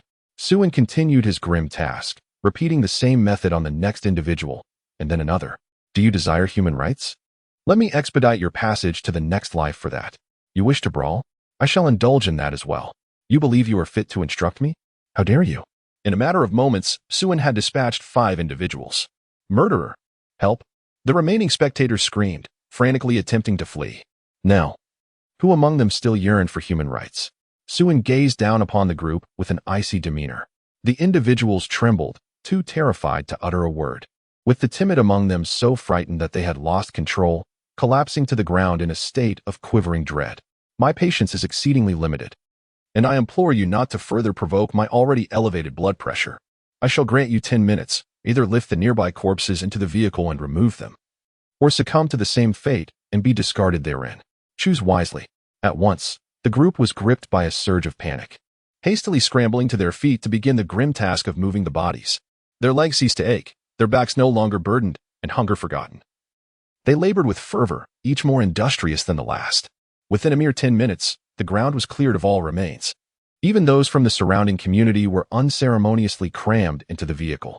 Who among you possesses the skill to drive? I will be the one. Trembling as I extend my hand. It's you. Drive the vehicle and take everyone along. I care not where you go, the farther the better. However, it would be wise not to drive too swiftly or create too much noise. Otherwise, should anything happen, do not blame me for not forewarning you. The group, upon hearing this, felt as if a great weight had been lifted from their shoulders and hurriedly clambered onto the large truck, which sped away at full throttle. Yet, it appeared they had paid little heed to Suin's caution, driving at a breakneck pace, vanishing in a rush at the end of the road. Suin shook his head at the sight. It is difficult to advise those intent on courting death. The cacophony they created would undoubtedly attract a horde of zombies in pursuit, and given the current state of the road, if they were forced to halt. The evening's yield had been quite satisfactory, having replicated a special ability while also securing a substantial amount of resources. Thus, a rudimentary yet effective barrier was constructed. It might not withstand a zombie tide, but it would suffice to prevent a few stray corpses from infiltrating the community. Entering and exiting could be accomplished simply by opening the vehicle door and stepping inside. There was an abundance of meat, eggs, milk, fruits, vegetables, snacks, beverages, pots, pans, everything one could desire. Suin mused. It appears that the lizard man must have directly raided several medium-sized supermarkets. With a wealth value of 17,000 points. He had filled the entire small villa to the brim. The two women stared in awe at the sudden influx of copious supplies, their mouths agape. What are you standing there for? Hurry and organize everything. Yu turned in a daze, asking, Suin, where did all this come from? I made a vow to the Bodhisattva, and the Bodhisattva responded, generously bestowing blessings upon me. Suin casually brushed it off, while Yu refrained from probing further. She beckoned Yu to begin organizing the supplies, which were essential for the trio's survival in this apocalyptic world. There was an abundance of provisions, enough to sustain them for a year if they were to simply lie back and indulge. The two girls took charge of sorting and categorizing the materials, while Suin ventured to other villas to transport refrigerators. Given the volume of fresh vegetables, fruits, and meats, amounting to at least 1 or 2 tons, there was no alternative. With summer in full swing and the heat becoming oppressive, these perishable goods were at risk of spoilage. Left outdoors, the vegetables and fruits would decay within 3 days, and the meat would spoil overnight. Thus, refrigeration was imperative. Suin tirelessly carried over 20 refrigerators, positioning them in a nearby villa, where he located power strips to connect them all. This villa would serve as their dedicated granary. Once the refrigerators were set up, Suin scoured the community for generators and fortuitously discovered 4. This would ensure a temporary power supply for the refrigerators, even in the event of a blackout. If all else failed, they could rely on Yu, the human generator, though her endurance posed a significant challenge. After all the supplies had been meticulously arranged, the sky began to brighten with the first light of dawn. The entire endeavor had consumed the night, leaving Suin fatigued, sore, and grimy, lamenting the toll it had taken. Indeed, an excess of supplies was not entirely beneficial. He then summoned the two girls to the community's indoor swimming pool. What else could they do but indulge? After a long night of labor, they deserved a moment of enjoyment. Chapter 11. Preparing medications and the corpse-eating species with sunglasses perched on his nose and clad in swim trunks. Suin reclined comfortably on a lounge chair. He casually picked up a piece of steak, savoring it as he took a sip of red wine. The savory aroma of meat mingling with the fragrant notes of the wine on his palate. The steak was a personal delight. Expertly pan-seared by Yu using an electric stove. 2 young ladies frolicked in the pool, their alluring swimsuits accentuating their voluptuous figures, captivating all who beheld them. Suin couldn't help but marvel at the idyllic nature of life. Brethren, come down and join us. Hee. Yu waved enthusiastically at Suin. With a broad smile, he rose and approached the edge of the pool, then leaped into the air. In a dazzling display, he executed a 900-degree spin before plunging into the water with a splash, eliciting peals of laughter from the 2 girls. The pool resonated with joyous laughter, infused with the invisible essence of youthful exuberance. Before departing, Suin drained both pools, replacing the water with fresh supplies. It would not be long before the entire city of Su would experience power outages. While electricity could be managed, water had to be stockpiled in advance. Fortunately, the two pools were spacious and indoor, thus evaporation was slow and contamination unlikely. However, with 3 people, the water would not last long. Upon returning to the villa, Suan did not rest. Instead, he took Li Xiaoyu and exited the community, leaving Xue Qingyu to safeguard their home. With her elite S-class abilities, no ordinary individual could infiltrate their stronghold. Despite feeling utterly fatigued, there was no time for rest. If they lingered much longer, the chaos would ensue as everyone began to react to their circumstances. As zombies roamed freely and bandits lurked, any location rich in resources would inevitably become a battleground. Venturing out required vigilance against both zombie threats and the unpredictability of other survivors. Sometimes, human survivors posed a greater danger than the undead. The more powerful the survivor, the more perilous they became. Thus, Suan resolved to gather as many medications as possible, particularly antibiotics. With the collapse of society, pharmaceutical factories had ceased operations, and the supply of medications had been irrevocably disrupted. Every use diminished their dwindling stock. In the harsh reality of the post-apocalyptic world, injuries were commonplace, and infections leading to fevers and illness were rampant. Those who could not withstand such afflictions would perish. Consequently, medications had become exceedingly precious, far more valuable than luxurious foods. At a motorcycle shop, the duo casually selected a motorcycle for transportation and headed towards the city center. They encountered few zombies along the way, skillfully avoiding those they could. When avoidance proved impossible, Suan wielded his ability to manipulate metal objects, sending them hurtling away. After a swift ride, they arrived at a pharmacy where Li Xiaoyu swiftly dispatched 2 lunging zombies. Suan, meanwhile, proceeded to the shelves, beginning his zero-cost acquisition. He discarded the bulky packaging, categorizing each medication into separate bags. Before long, he had cleared out more than 20 bags of medicines and had even found 2 large burlap sacks to fill them with, making for a bountiful haul. However, Suan felt no joy. It was insufficient, far too little. He had barely filled half of what was on the counter, let alone the small storage room within the pharmacy. A sharp pain throbbed in his chest. These were all valuable items that could have been easily taken, yet he found himself unable to collect more. After contemplating, Suan instructed Li Xiaoyu to retrieve all the medicines from the warehouse while he swiftly dashed onto the street in search of a truck. Not far along, he spotted a dual-bridge truck parked at the roadside, surrounded by dozens of zombies wandering about. How familiar it looked. Upon closer inspection, it was indeed the same truck from yesterday. One could say it was fate. However, the vehicle was now devoid of occupants. It seemed that those aboard yesterday had either fled or been devoured by the undead. Suan recognized one of the zombies as belonging to the group from the previous day. A quick count revealed approximately 40 zombies surrounding the truck, not including others meandering through the streets. Altogether, there must be at least 100. With his current strength, he could eliminate them all, though it would require considerable time and effort. Surveying his surroundings, Suan stealthily ascended to the 3rd floor of a nearby shop, overlooking the horde. Summoning a surge of electricity, he manipulated a metal table and hurled it toward a spot several dozen meters in front of the truck.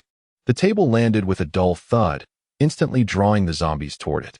Seizing this opportunity, Suan climbed out onto the windowsill, scaling the adjacent balcony, and again controlled the table, directing it further away.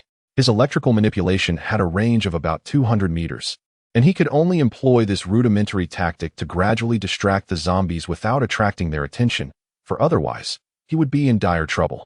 As time elapsed, Suan continually shifted his position, skillfully guiding metallic objects to divert the horde until he finally led them around a corner. Only then did he quietly turn back toward the truck. He first inspected the driver's seat, finding everything intact. The fuel tank still had enough to cover about 200 miles, though the windshield was shattered. Jumping down, he opened the truck's cargo area, and a foul stench assaulted him. The sweltering weather had left the truck baking in the sun all morning, and the hundreds of corpses within the confined space had begun to rot. The odor was overwhelmingly pungent. Fortunately, Suan was no stranger to calamity. He had encountered his fair share of decaying flesh in past lives, and such a scene was hardly daunting. He dove into the cargo area, kicking and tossing the bodies out with abandon. Just as he finished disposing of the last corpse, a sharp crunching sound emanated from outside.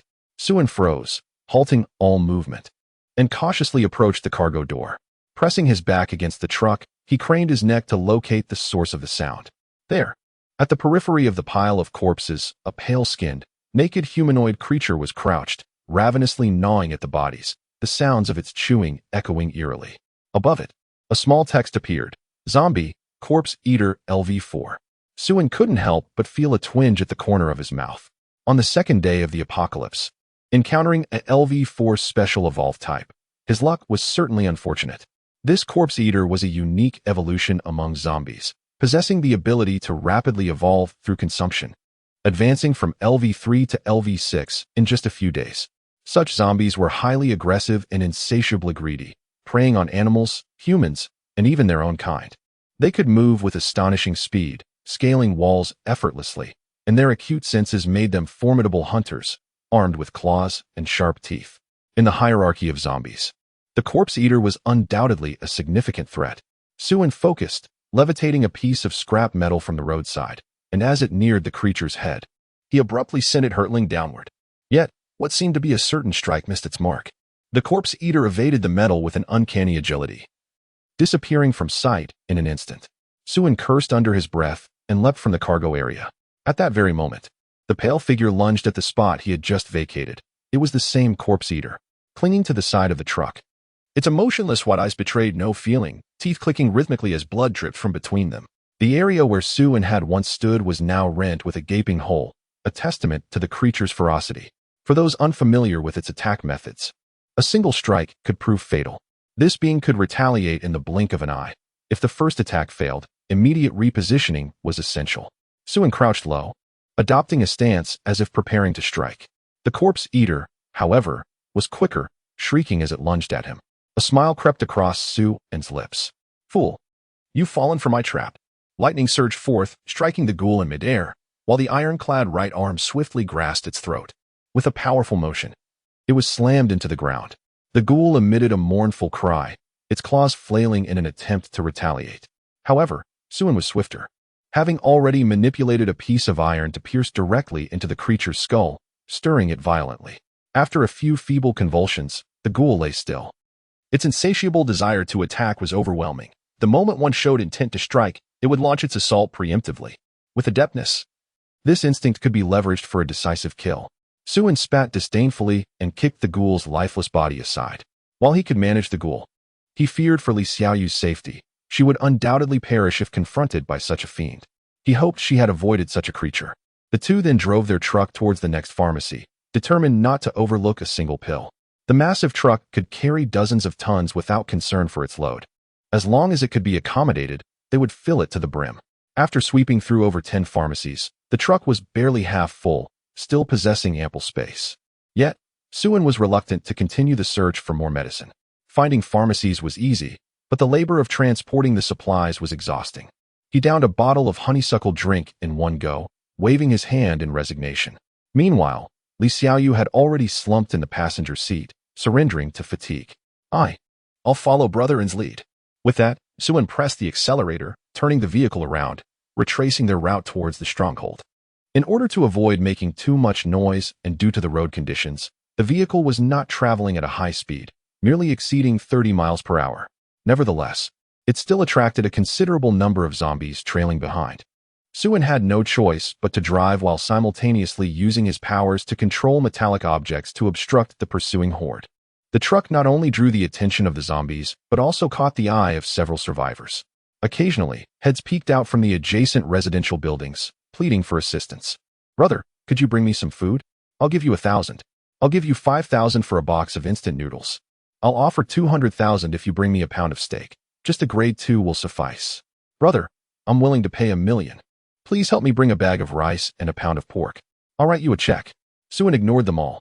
Money held no value in this apocalyptic world. It was too hard to even use for toilet paper or to start a fire. As Suen frequently utilized his powers, his proficiency continued to rise, with his lightning abilities advancing from level 1 to level 5, and his strength enhancement reaching its maximum at level 5. However, his plundering ability remained at level 1 with a proficiency of 30%. A level 1 iron arm was already at its peak. Level F abilities were quite underwhelming, lacking any growth potential. With a level 5 strength enhancement, Suen could lift approximately 1 ton with his bare hands.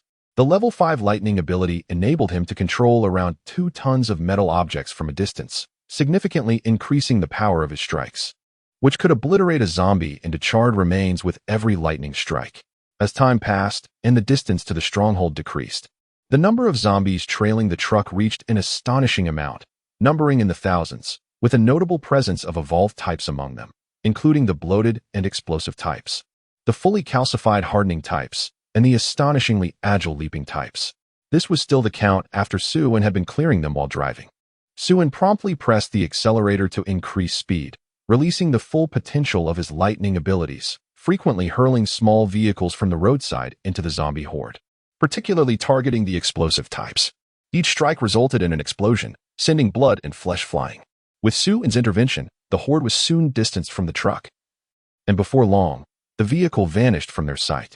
The zombies, having lost their target, stood bewildered for a moment before dispersing aimlessly, frantically pursuing any living beings they encountered.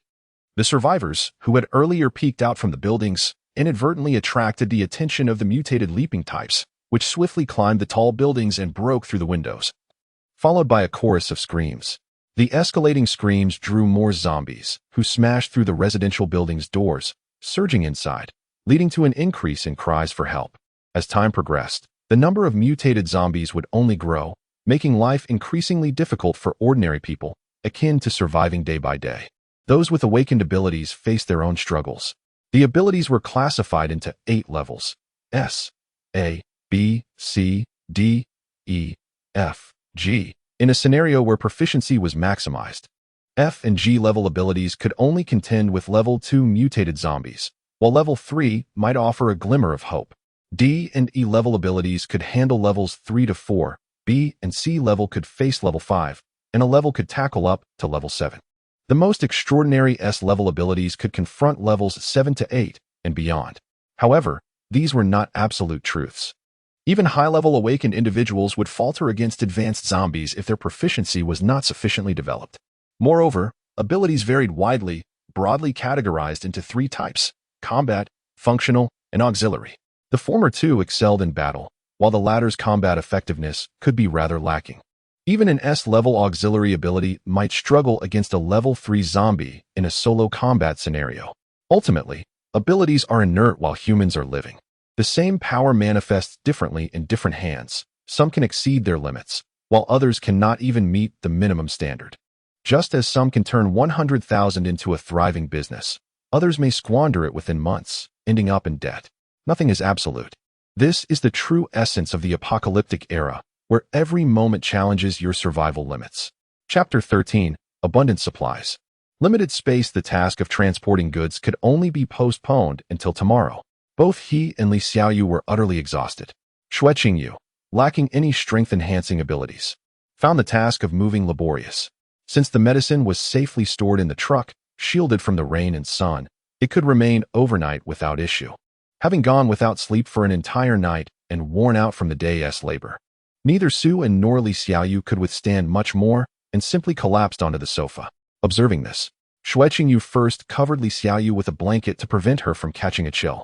Then she gracefully approached Suin and gently spoke, "You've worked hard." In truth, it was anything but easy. While the lightning ability was formidable, the supply of lightning was not limitless. Suin felt as though his body had been drained, leaving him utterly depleted. "Let me help you relax with a massage," Xue Qingyu offered, kneeling down and using her delicate hands to massage Suin's back. Her hands were soft, and though her strength was minimal and her technique somewhat clumsy, Suin nonetheless found solace in it. The thought that this renowned ice beauty from his past life, known as the Black Widow, was now giving him a massage brought him immense satisfaction. In his previous life, he had only dared to lie prostrate before her, fearful of her lethal lightning whip. Now, the tables had turned. While Suin reveled in his thoughts, he pondered the insufficiency of their numbers. They possessed ample combat strength, yet laborers were desperately needed. He had to manage everything himself, which slowed down their progress. Take today's stockpiling of medicine, for instance. With just a few more hands, they could have filled the truck to capacity. Tasks such as keeping watch or moving items could be delegated. Beyond merely recruiting laborers, he had other, better options, specifically, the potential to awaken a spatial ability. Spatial abilities are not combat-oriented, but are incredibly precious. Each awakened individual with a spatial ability possesses a unique space, capable of storing anything except living beings. This independent space also serves as a permanent preservation method, no matter how long it's been or in what condition the items were placed inside. They would emerge unchanged, an almost game-breaking existence. However, spatial abilities are exceedingly rare, and each one is a prized asset for major factions. In his previous life, Suin had scarcely encountered any. The major powers would never reveal the true identities of their spatial ability awakeners. Thus, Suin had little knowledge regarding them. Whether he would encounter one would be left to chance, or he could wait for larger factions to form and seek them out. A wave of drowsiness washed over him, and Suin gradually slipped into slumber. When he awoke, it was already midnight. Xue Qingyu was still stationed on the balcony, keeping watch while occasionally stifling a yawn. Upon seeing Suin, she greeted him with a warm smile. "You're awake." Suin nodded in acknowledgement. "You should get some rest. I'll take over the watch." Xue Qingyu shook her head. "It's all right. I'm not tired. You must be hungry. Let me prepare some food." "Thank you for your trouble," Suin replied. Xue Qingyu rose and made her way to the kitchen, soon returning with steaming hot dishes, one vegetable dish, one soup, a plate of stir-fried meat, and a seaweed egg drop soup. It seemed she had prepared it in advance, waiting for Suin to awaken. He eagerly lifted his bowl and began to eat heartily, while Xue Qingyu quietly watched, smiling softly, occasionally serving him more food or refilling his bowl. After finishing the meal, Xue Qingyu cleared the dishes and even brewed Suin a cup of hot tea. Leaning back comfortably, Suin savored the deep night sky while sipping his tea.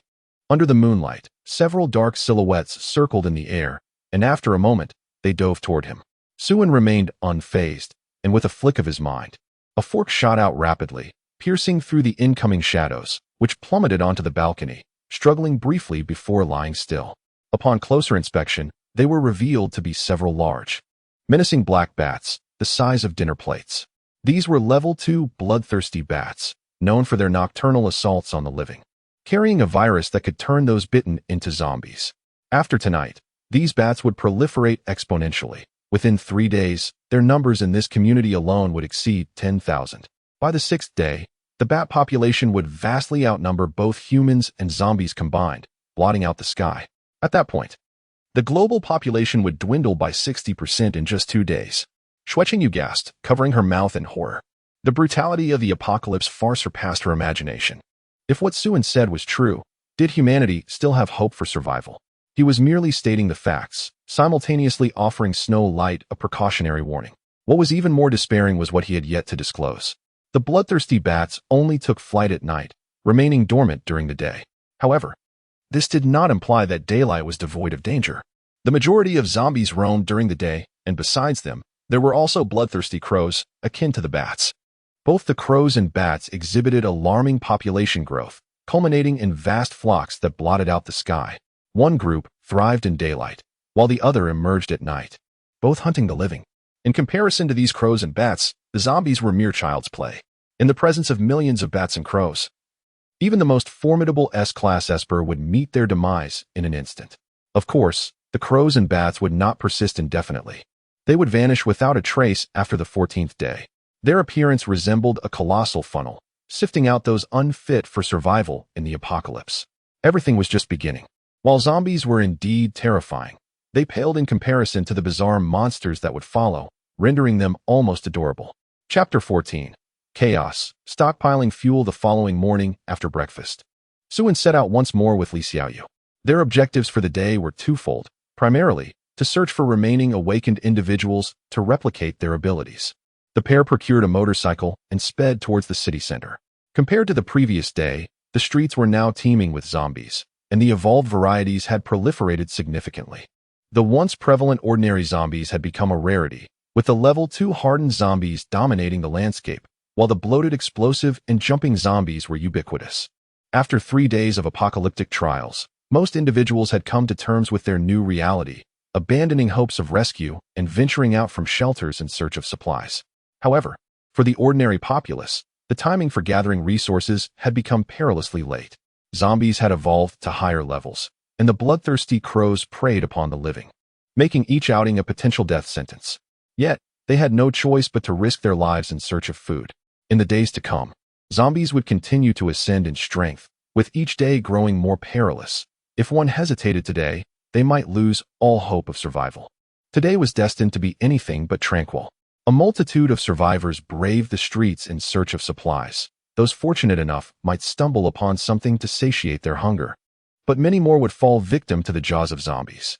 Furthermore, competition for resources among survivors had escalated into violent confrontations. Suan and Li Xiaoyu arrived at a gas station, where a few survivors were desperately scrambling for goods on the shelves within the small convenience store. Upon noticing Suan and Li Xiaoyu, they adopted wary expressions, with one individual brandishing a fire axe at the entrance, keeping a vigilant watch over them. Clearly, these survivors were a group, apprehensive that Suan and Li Xiaoyu might contest their claim to the supplies, hence one was posted as a guard.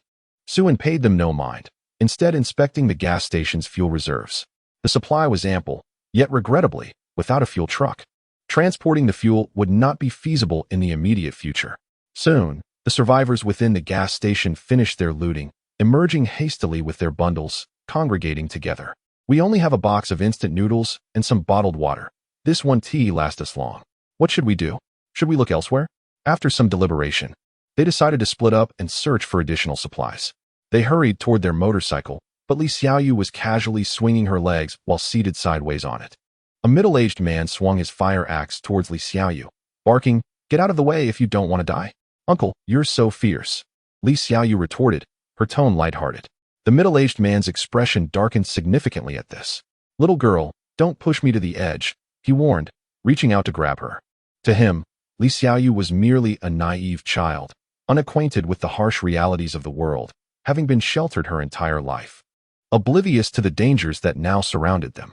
But in a swift motion, Li Xiaoyu delivered a powerful kick, catching the man off guard and sending him flying several meters away, where he collapsed to the ground, howling in pain. With the force of her kick, several of his ribs had shattered. The remaining companions rushed over to assist the middle-aged man, who groaned, "Damn it, I think my ribs are broken." They gazed at Li Xiaoyu in astonishment, utterly unprepared for the seemingly fragile girl to possess such strength. "Seize her and drag her inside for a proper reckoning," one of them remarked, eyeing Li Xiaoyu's exquisite features and licking his lips. The others exchanged glances and nodded in agreement. After all, this was a post-apocalyptic world. One could act as one pleased, for who knew if they would survive until dawn. They swiftly encircled Li Xiaoyu, yet they laid down their weapons, intending to subdue her through sheer numbers.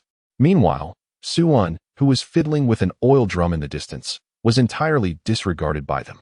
He was merely a callow youth, a coward who did not dare approach even as his companion was surrounded.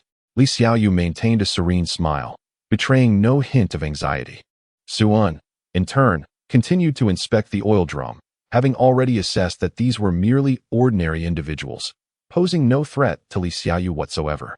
Not only would they be no match for her unarmed, but even armed, they would still falter against her prowess. Li Xiaoyu's strength had reached its zenith. A single punch could fell a bull, and she had already shown restraint in her prior engagement.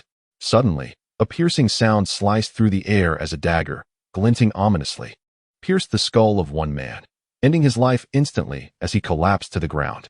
In the next moment, a cacophony erupted as several motorcycles roared into the gas station, ridden by a group of youthful men, all in their 20s, numbering around 10. The young men emitted a series of bizarre cries, brandishing their pre-prepared machetes and striking at anyone in sight. The individuals who had previously surrounded Li Xiaoyu found themselves paralyzed with fear and fled without a second thought. Yet, their legs were no match for the wheels of the motorcycles. They scarcely made it a few strides before being overtaken and felled. The young men dismounted and surrounded the moaning victims, unleashing a flurry of strikes, deliberately avoiding lethal blows, focusing instead on limbs and flesh, as if relishing the sport. The gas station was soon filled with the echoes of their anguished cries. "Enough of the games, let us check how much fuel is left in the drum," a bald man bellowed in frustration. At his command, the youths reluctantly ceased their assault, yet they did not spare the writhing individuals on the ground. Instead, they proceeded to behead them, treating the severed heads like playthings, kicking them about with glee. The bald man cast a glance at Li Xiaoyu, his eyes instantly brightening with delight. Fortune favored him today as he encountered such a striking beauty. Chapter 15. The Bald Man of the Dragon and Tiger Gang. The bald man leaned closer to Li Xiaoyu, a grin spreading across his face. "Little beauty, Don't you realize that wandering alone outside can be quite perilous? Li Xiaoyu rolled her eyes in response. I came here with my husband, so I am not alone. Where is your husband? I haven't seen him, he inquired. Li Xiaoyu pointed toward Suan, who was squatting by a distant oil tank. Look, he's over there. The bald man signaled to a nearby young man, who understood the cue and picked up a machete, striding towards Suan. How about you stick with me from now on? The bald man proposed. May you always have food on your plate. In this world, that useless husband of yours cannot provide for you.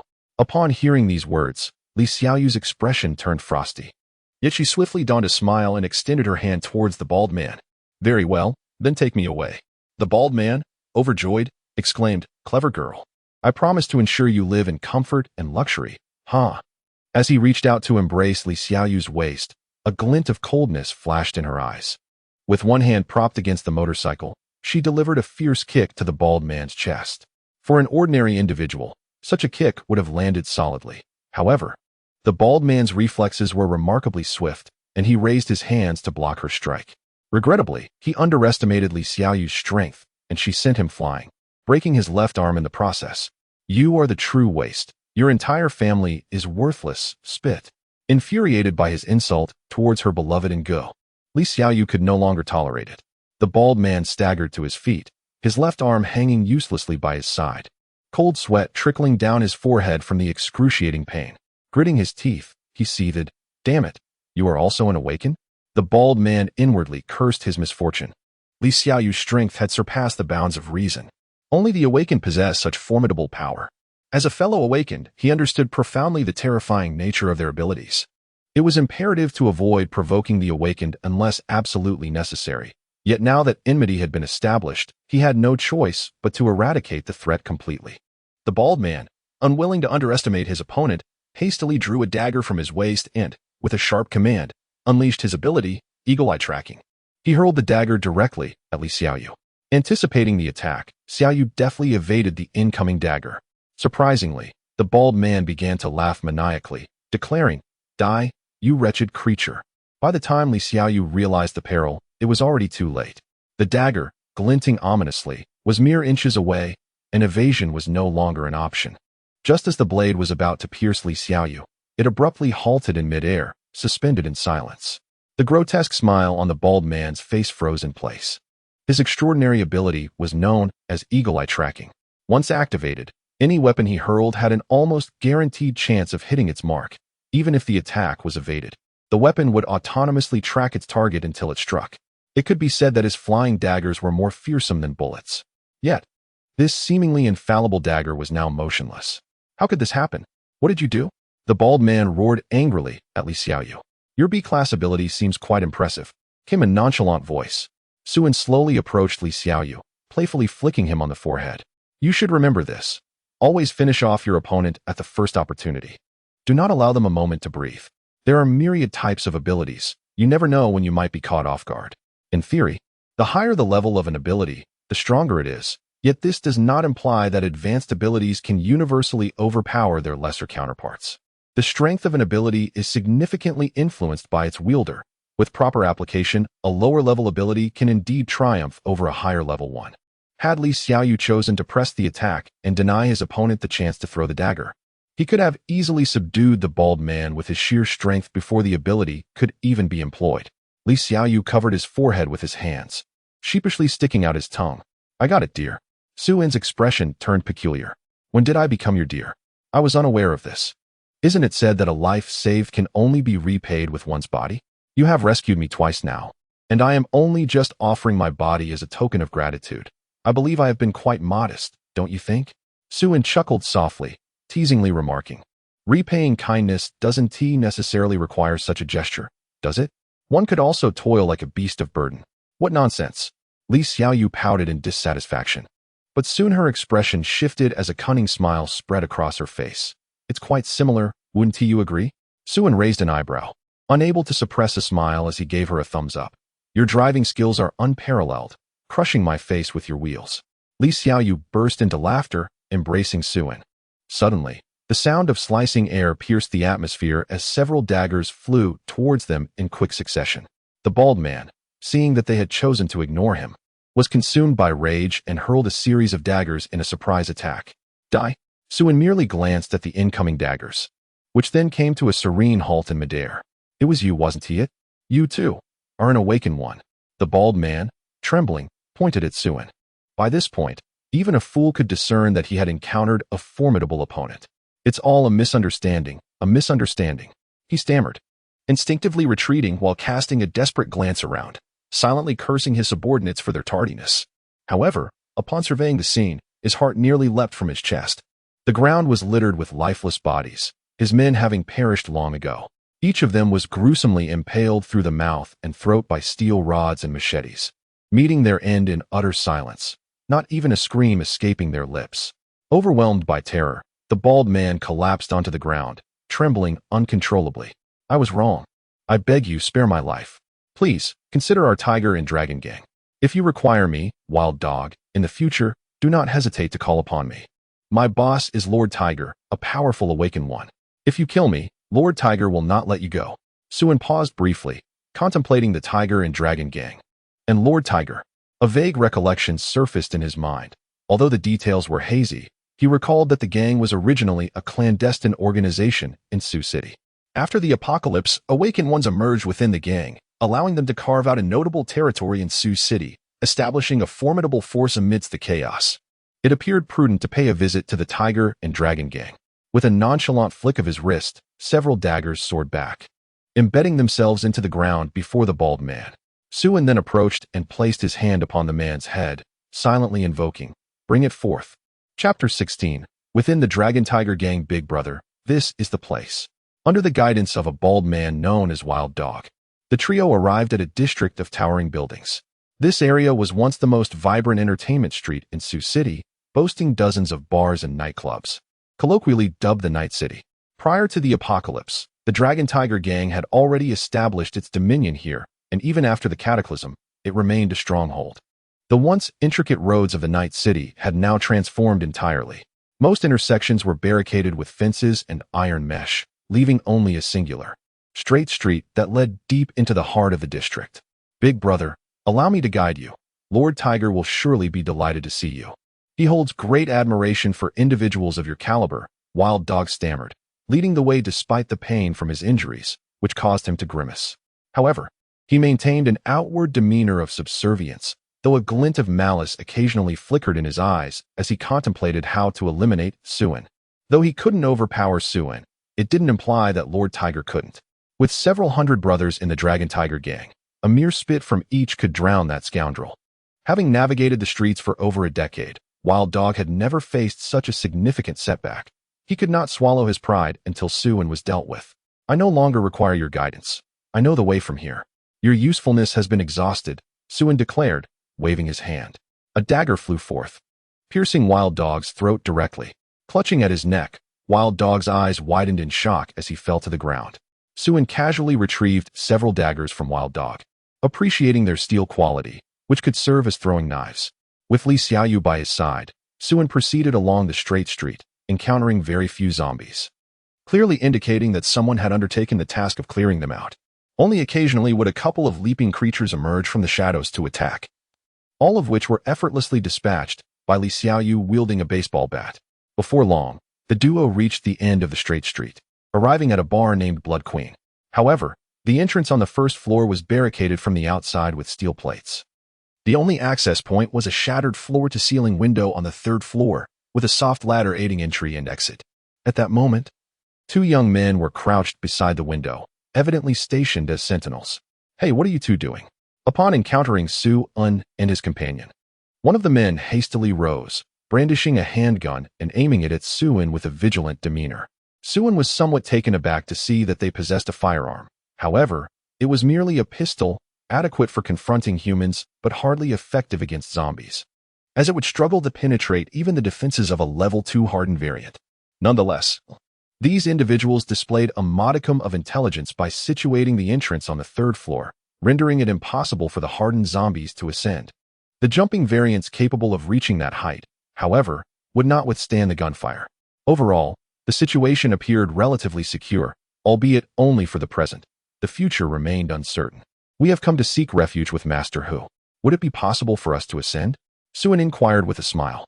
After a brief exchange between the two men, one of them called down from the balcony, "All right, the woman can come up first. The men must remain below." Upon concluding his statement, one of them discreetly disengaged the safety on his pistol, clearly indicating that he intended to permit only Li Xiaoyu to ascend. In the apocalyptic world, women have become a form of resources, especially the young and beautiful ones. Naturally, they would not refuse a girl as enchanting as Li Xiaoyu when she appears before them. With the enhancement of his eagle-eyed ability, Su-in's vision far surpasses that of an ordinary person, enabling him to perceive the slightest movements of those around him. Initially, he intended to blend in discreetly to avoid alarming others, but it soon became apparent that subtlety was no longer an option. Without hesitation, Su-in propelled himself upward along the wall. The floor-to-ceiling window was merely 8 or 9 meters from the ground, a distance he could easily scale. Had it been 5 or 6 stories, it would have posed a challenge. As Su-in ascended the wall, the two guards, aghast at the sight, instinctively opened fire. Unleashing 2 shots towards him, Su-in effortlessly leaped through the window and surveyed the room, finding it devoid of other occupants. However, the gunfire would undoubtedly attract attention shortly. He gestured to Li Xiaoyu below, beckoning her to come up. Just as Li Xiaoyu entered the room, the door was violently flung open, and a dozen individuals armed with machetes and axes surged in. Upon seeing the 2 lifeless bodies on the ground, the apparent leader of the group wasted no time in issuing orders, not bothering to inquire about the situation. Dispose of the male by feeding him to the zombies, but keep the female alive. At the command, his subordinates shrieked and lunged towards Su-in. In the blink of an eye, the floor was strewn with the warm corpses of several assailants. The leader, witnessing this carnage, was overwhelmed with terror. He hastily drew his pistol and unleashed a barrage of bullets at Su-in. The projectiles curved in midair, piercing the limbs of the little commander, who collapsed helplessly to the ground, letting out a heart-wrenching scream. Su-in stepped before the fallen commander, placing a foot on his chest, and coldly inquired, "Where's Lord Hu?" The commander turned pale, stammering, "Lord Hu is in the office on the 5th floor. Please spare me. I can." Before he could finish, a dagger sliced through the air, silencing him forever. Su-in kicked aside the corpse blocking the door and stepped inside. Li Xiaoyu hurriedly gripped her baseball bat and followed. Exiting the room, Su-in entered the hallway, where several armed individuals approached, coldly questioning him. "Who are you, kid?" Preferring brevity, Su-in wielded his dagger, swiftly dispatching them one by one, leaving a pool of blood and a pungent metallic scent in the air. At the end of the corridor stood a large door, behind which the piercing sound of rock music faintly resonated. Su-in threw his dagger, eliminating the 2 guards at the entrance, and pushed the door open. Before him lay an expansive dance hall, aglow with flashing neon lights, and the deafening music assaulted his eardrums. Dozens of men and women swayed to the rhythm on the dance floor. In the center stood a large iron cage, within which a zombie, its mouth sewn shut and nails clipped, pursued a woman. A group of ruffians jeered at the cage, occasionally dousing it with a bucket of water. Su-in frowned in distaste, while Li Xiaoyu crouched down, retching. "Stay by the door and don't let anyone escape," Su-in instructed, patting her back.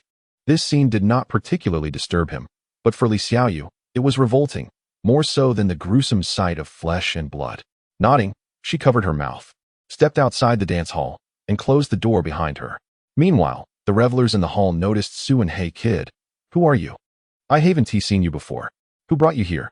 5 minutes later, a knife pierced the sound system, restoring silence to the hall.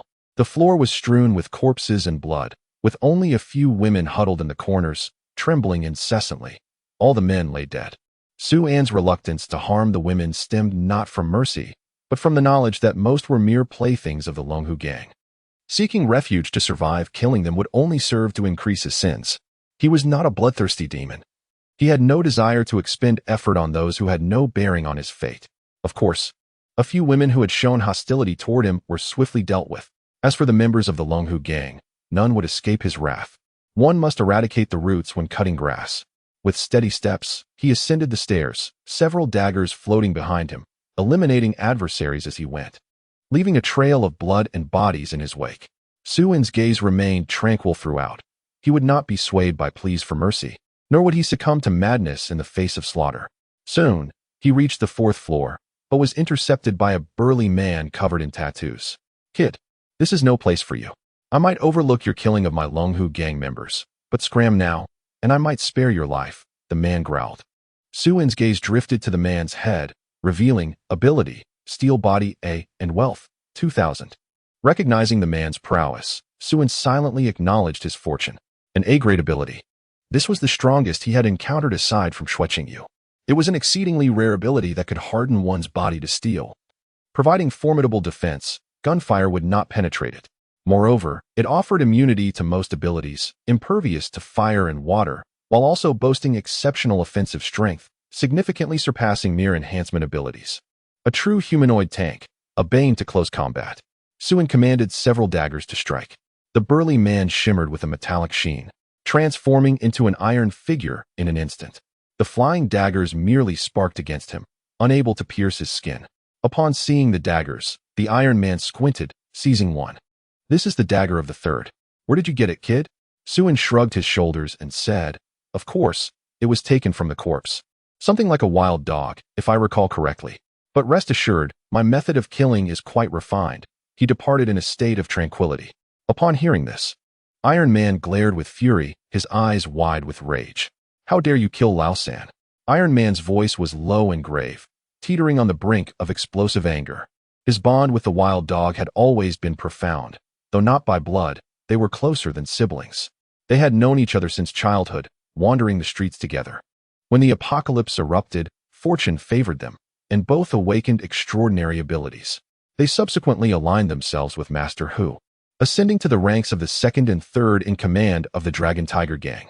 With their newfound powers, they envisioned carving out a significant legacy amidst the chaos. However, fate dealt a cruel hand. Before they could truly savor their freedom, the wild dog met an untimely demise. His beloved dagger was snatched away, and his remains were lost to the unknown. Scoundrel, I shall extract and shatter your bones one by one. Iron Man bellowed as he lunged at Suin, swinging his metallic fist with ferocity. Suin, unwilling to confront the blow directly, deftly leapt backward to evade the attack. A resounding crash echoed as Iron Man's punch obliterated a large hole in the wall, sending debris flying in all directions. He withdrew his hand from the wall, brushing off the dust, completely unscathed, and charged towards Suin once more. Suddenly, 3 steel rods shot forth from the wall, ensnaring Iron Man like serpents. One rod aimed directly for his rear. The clash of metal rang out, sparks igniting the air. A mere parlor trick, Iron Man scoffed, effortlessly tearing through the steel rods, a mocking smirk dancing on his lips. With a single blow, he shattered the wall. Suin gasped in astonishment. Is this even possible? Compared to him, that Lu AI is but a child. How about it? Am I not formidable? Suddenly, I have changed my mind. I no longer wish to take your life. Since you have eliminated the third one, you shall now assume his position to serve me. However, I assure you, I will not extend the same gentleness to you as I did to him. Heh. Upon hearing this, Suin took several steps back, retreating rapidly. I will fight alongside you. He never anticipated that this Iron Man would exhibit such cunning. He recalled the wild dog's demeanor when in the company of this fellow, one in front of the other. How could that little creature endure such a presence? Suin felt a shiver run down his spine.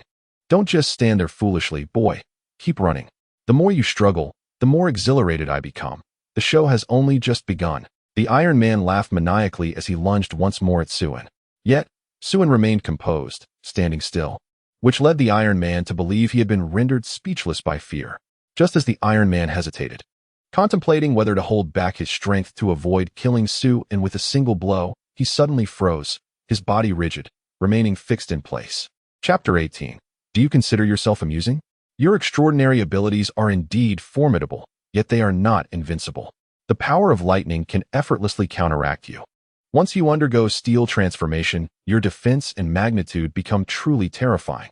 However, your body, now encased in steel, becomes susceptible to electromagnetic forces, which may even exert control over you. Suin gradually approached the motionless Iron Man, raising his palm where lightning crackled and danced with fervor. How unfortunate that I happen to possess the power of lightning. Your defeat is well-deserved. The Iron Man remained poised, frozen in the act of throwing a punch. His eyes filled with terror and reluctance, yearning to utter something, yet unable to even move his lips. Do you have any final words? Never mind. I fear your speech may be repugnant to me. Suin placed his hand upon the opponent's head, silently reciting within his mind, Bring it forth. Detection of plunder target. Please select direction of plunder. I desire it all. Having successfully replicated the extraordinary ability and acquired the power of an iron body, he felt a sense of fulfillment. The 2,000 points of resources, though modest, would sufficiently compensate for his previous defensive shortcomings. To have achieved this singular ability made the journey worthwhile, yielding bountiful rewards. Suen patted the Iron Man's shoulder and remarked, "My dear brother, I must express my admiration. The two of you are truly extraordinary." With a snap of his fingers, the Iron Man began to contort and reshape, his head and torso twisting in opposing directions. Soon, with a resounding thud, the head and body separated, the cranium landing with a dull thump. Suen stretched lazily and ascended the stairs to the 5th floor, where the formidable tiger awaited. Uncertain whether the tiger possessed supernatural abilities, he arrived on the 5th floor, only to find the surroundings eerily deserted.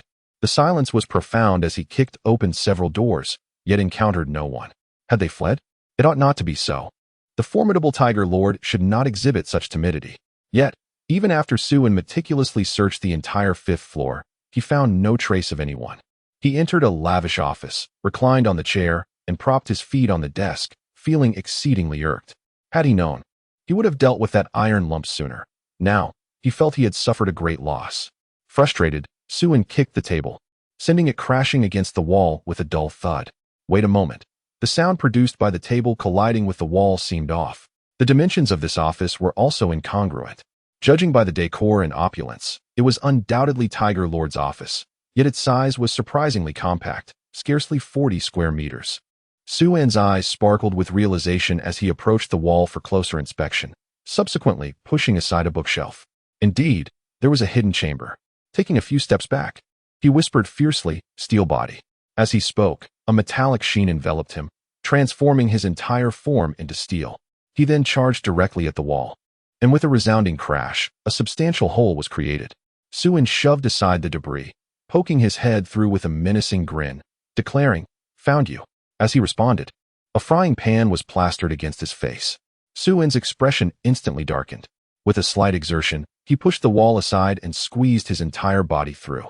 What greeted his eyes was a lavishly decorated, enclosed bedroom. In the center of the room stood a grand bed, beside which was a computer displaying a martial arts action film. In front of the bed stood a portly man clad in a bathrobe, brandishing a frying pan in his hand. Upon seeing Suen break through the wall, the man promptly discarded the frying pan and chuckled, "Brother, your iron head technique is truly impressive. I, Tiger Yi, am in awe." Suen tilted his head. "Do you think yourself amusing?" The rotund man's legs buckled, and he fell to his knees, repeatedly bowing his head. "Big brother, I was wrong. I implore you, do not kill me. I can offer you anything. Take whatever you desire. Everything belonging to the Long Hu gang is yours." As he spoke, the man rushed to the bedside and pulled out a voluptuous woman with an exquisite face from beneath the bed. "Big brother, look. This is Xia Bingbing, a first-tier star beauty. I present her to you. I have trained her well, and I know you will like her." Suen gazed at the two, his pupils suddenly constricting, and his breathing quickened. Sensing the tension, Tiger Yi hastily nudged Xia Bingbing. "Why don't you hurry over?" Xia Bingbing shot him a disdainful glance, her expression one of deep resentment. I want to go. What do you take me for? What is my status? I am a first-tier actress. What gives him the right to be worthy of me? I shall not go. If anyone is to venture forth, it shall be you." Upon hearing this, Lord Tiger was nearly choked with indignation, clearly indicating that his training had not been wholly successful. However, what could he do? He was undeniably enamored with the proud demeanor of the young Miss Bingbing. Yet, now that his very life was at stake, he could hardly afford to concern himself with anything else. Without hesitation, he delivered a resounding slap across Bingbing's face. Roaring in fury, "You have defied me. Do you not realize that we are on the brink of apocalypse? A mere first-tier celebrity? Nonsense. Were it not for me, you would have long since been devoured by zombies. You shall do as I command, or I will have you minced and fed to the undead." Witnessing Lord Tiger's wrath, Bingbing clutched her stinging cheek, on the verge of tears, feeling utterly aggrieved. "All right, I shall heed your words." With her teeth clenched, she cast a fierce glance at Lord Tiger before striding towards Suen. She had encountered many such youthful figures before. Her confidence in her beauty was unwavering, and she believed that with just a hint of seduction, she could ensnare him completely. Perhaps he was even one of her devoted admirers. Beginning to breathe heavily at her approach, Humph. It seems this wild lad shall benefit from my charms. Once I have subdued him, I shall ensure that the rotund fellow is left with nothing but regret, reduced to being fodder for the zombies. Dear sir, you must stand by me, she whimpered, attempting to nestle into Sue Ann's embrace. Smack! Sue Ann effortlessly swatted away the mysterious whimpering creature, his gaze fixed intently upon Lord Tiger. And then he licked his parched lips. It is you who should come forward, Lord Tiger. Chapter 19. Vast spaces and abundant resources, brother. Please do not jest. My corpulent physique is hardly to your liking. Lord Who, clutching his behind, retreated in trepidation, his countenance ashen with fear. He could scarcely fathom that Sue Ann had such peculiar tastes, akin to those of his two simple-minded subordinates. Brother, if you harbor such inclinations, I happen to have two subordinates who share your peculiar predilection. Perhaps you could engage with them? In a swift motion, Sue Ann appeared before Lord Who, seizing him by the throat and lifting him effortlessly.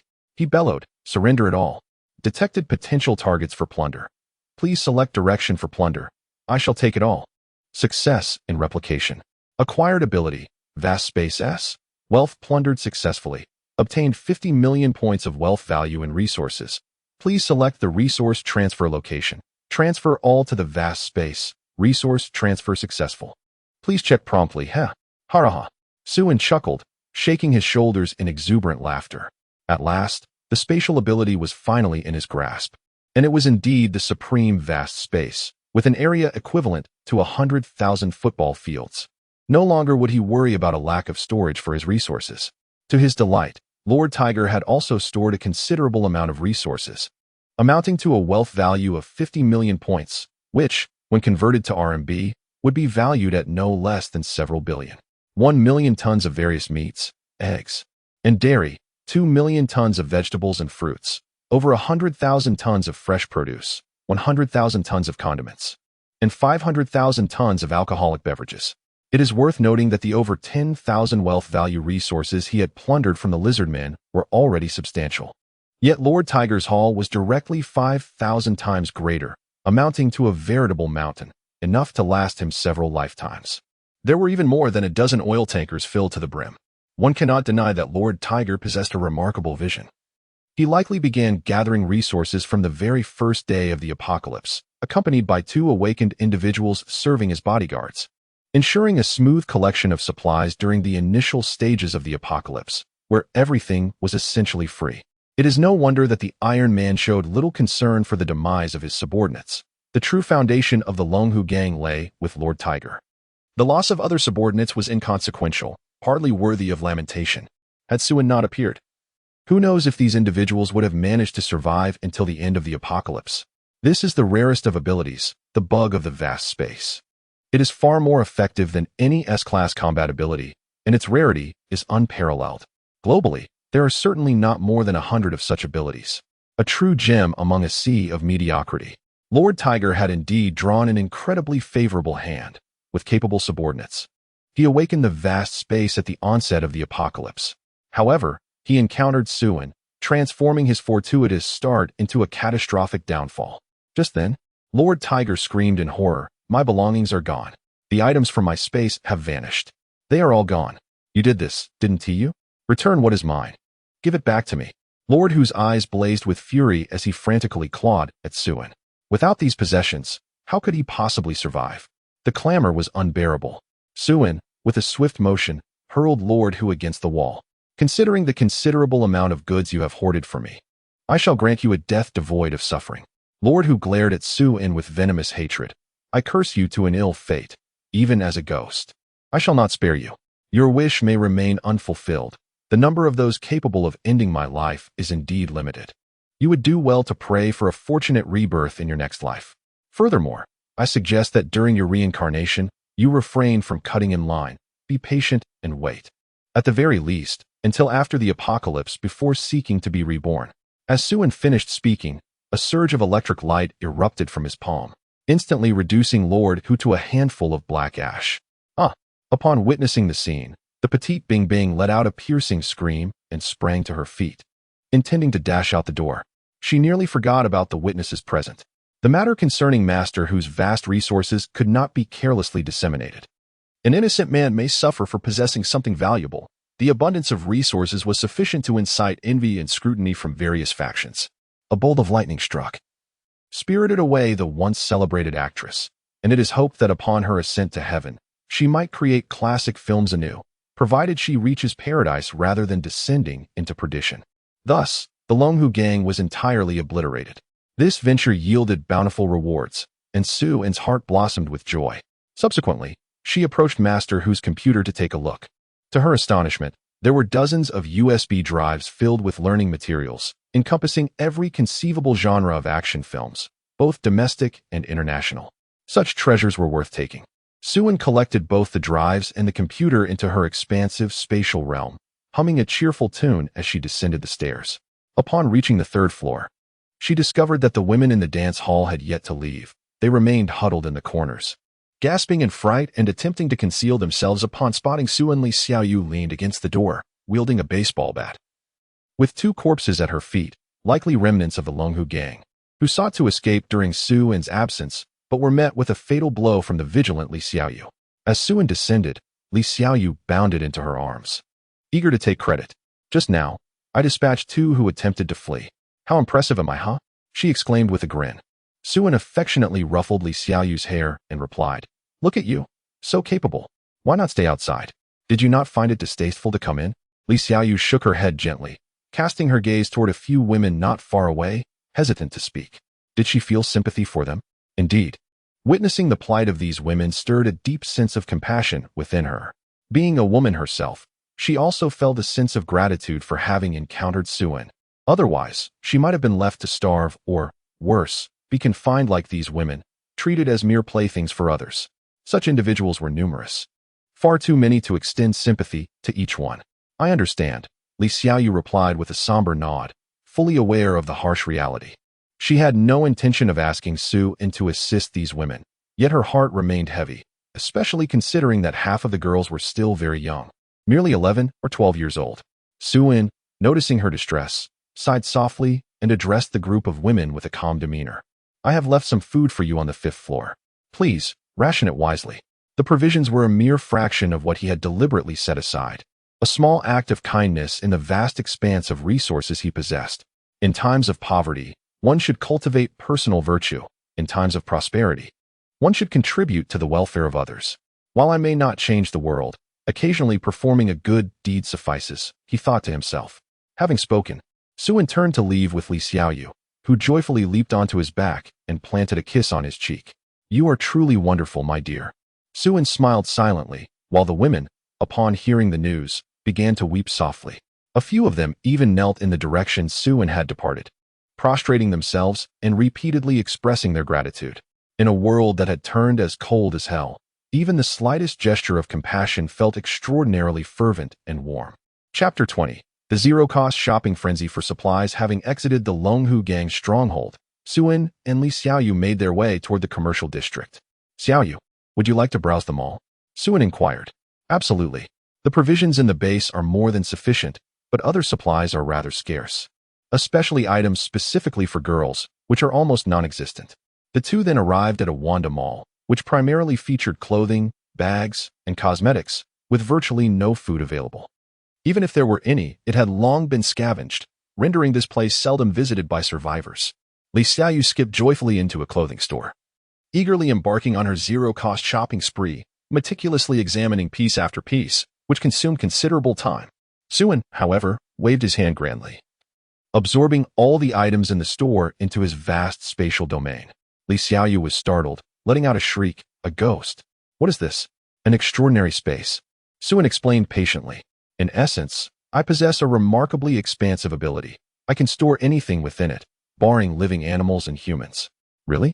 Then, can I take many things with me as well?" Li Xiaoyu asked, her curiosity piqued. Li Xiaoyu's eyes sparkled with brilliance. However, it was rather troublesome to pick and choose from each household. Thus, Su-En directly transported all the items from the entire mall into the expansive space. Then, he moved on to the next mall, clearing it out entirely, followed by another and another, until all were emptied. Passing by a 4S car dealership, he collected everything. A hardware store was no exception, as he cleared it out as well. The hospital had valuable equipment and medicines, which he took without hesitation. He acquired hundreds of tons of steel from a steel yard, not sparing a single bit of cement or lime. He could not overlook the paper mill and the seasoning factory, practically wishing to strip the land bare. The library, a bastion of human cultural heritage, was also emptied. The distillery left not a single drop behind, nor did the cigarette factory, which met the same fate. As night fell and the moon rose high, Suin's endeavors throughout Sioux City had yielded an astonishing amount of goods, enough to fill over 100 soccer fields. Despite the vast inventory, the immense space still felt rather vacant. Li Xiaoyu was in a daze. This was not shopping, but rather a stripping of resources. Anything Suin set his sights on was taken without a trace left behind. Compared to him, bandits seemed like mere children, their hands far less clean. Suin, come quickly. This afternoon, a plethora of items appeared in the courtyard out of nowhere, and I didn't dare to take anything, Li Xiaoyu exclaimed. Suin glanced at the pile in the courtyard, which consisted of various aphrodisiac herbs, silicone trinkets, whips, candles, and fitness equipment, items previously pillaged from the Iron Brothers.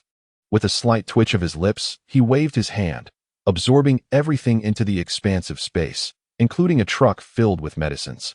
Xue Qingyu gasped in surprise. While Li Xiaoyu hurriedly recounted Su In's previous words to clarify the situation for her. Having witnessed Su In's miraculous abilities before, Xue Qingyu was no longer astonished.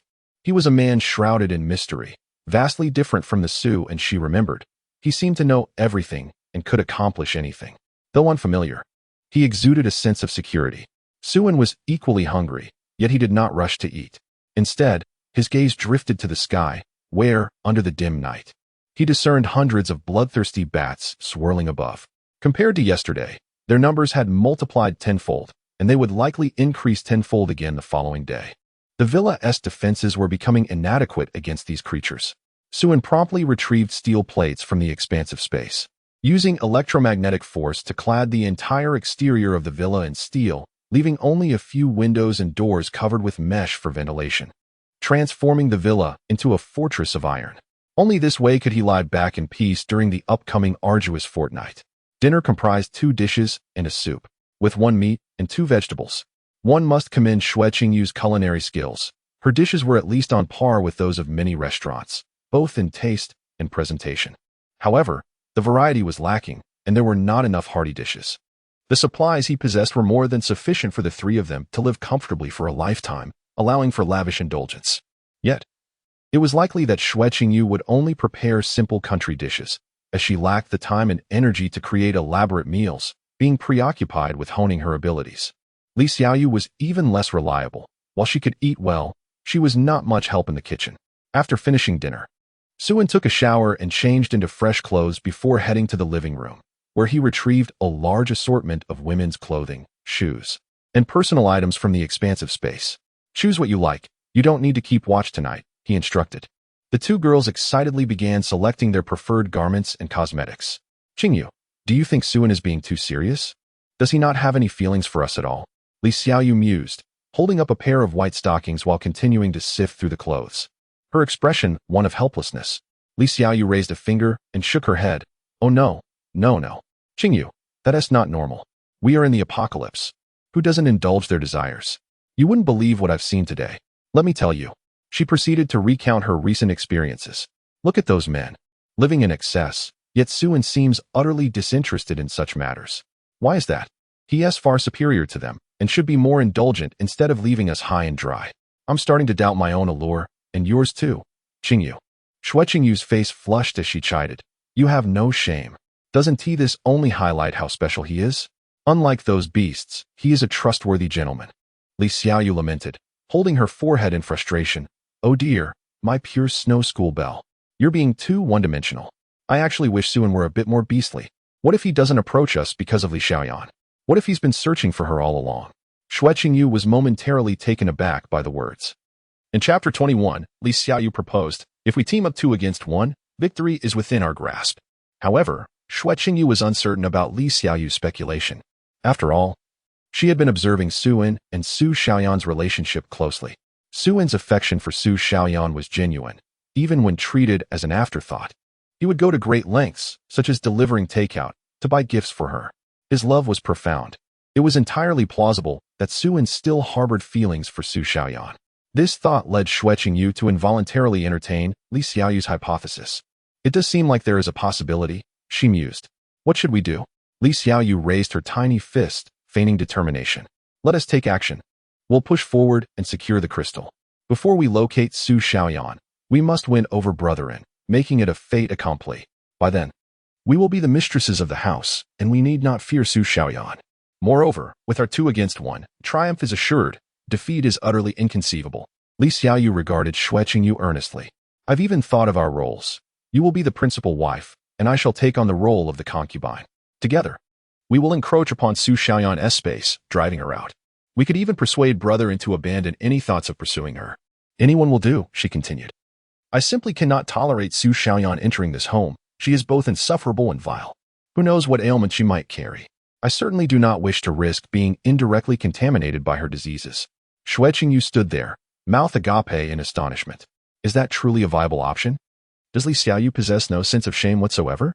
Such boldness in her words. How had I not noticed before that she was such a daring person? Xue Qingyu's worldview suffered a severe blow, leaving her momentarily speechless. Observing Xue Qingyu's lingering hesitation, Li Xiaoyu grew anxious. This was no time for shyness. Hesitation would lead to defeat. It would be wiser to seize the opportunity. If you do not take the plunge, I shall do so myself. Yet I sincerely hope you will join me in forming a sisterhood, united against the world to enhance our chances of success. However, Xue Qingyu's face flushed crimson. There is no room for buts in this apocalyptic world. Time for hesitation is scarce. I have feelings for Brotherin, and I would not mind a free offering. I believe Brotherin harbors feelings for you as well. Otherwise, he would not have gone to such lengths to rescue you. Qingyu, you must seize this opportunity. Delay will only rob you of it.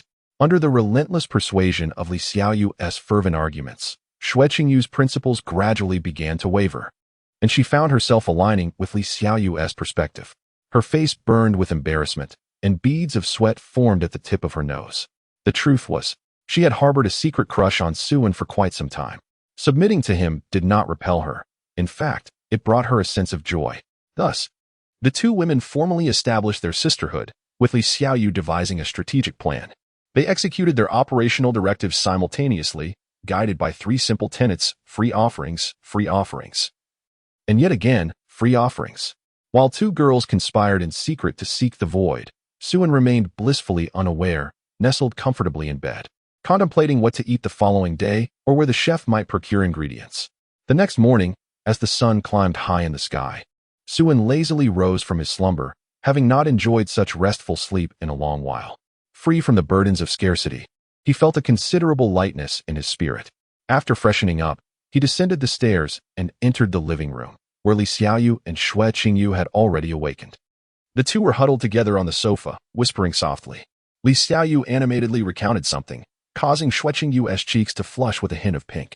Upon noticing Suan's arrival, Li Xiaoyu approached him with a cheerful grin, skipping over to link her arm with his. Darling, you're awake. You must be hungry. I've prepared breakfast for you. With that, she guided Suan to the dining table and gently seated him. Xue Qingyu, with a rosy complexion, served a bowl of porridge before him. Thank you, Suan expressed, bowing his head to sip the warm porridge. Seizing the moment, Li Xiaoyu discreetly gestured towards Xue Qingyu. However, Xue Qingyu averted her gaze, pretending not to notice, faltering at a critical juncture. Frustrated by her lack of initiative, Li Xiaoyu shot her a disapproving look before turning to Su and with a playful tone, Darling, why don't you let Qingyu feed you? Caught off guard, Suan nearly choked, sputtering the porridge back out. No, I can manage on my own. Xue Qingyu hurriedly grabbed a napkin to assist him in wiping his face. Observing the unusual behavior of the 2 girls, Suan's instincts hinted that they were indeed plotting something. Could it be that they intended to shower him with favors? Could it be that both of these girls harbor feelings for him? It seems rather improbable. One must never be overly confident. Self-awareness is essential. He is merely a bit handsome, possesses slightly more resources, wields marginally greater abilities, is somewhat familiar with the apocalypse, and exudes a touch more charisma. In other respects, he remains quite ordinary. It's just a jest, a moment of self-indulgence, harmless in nature.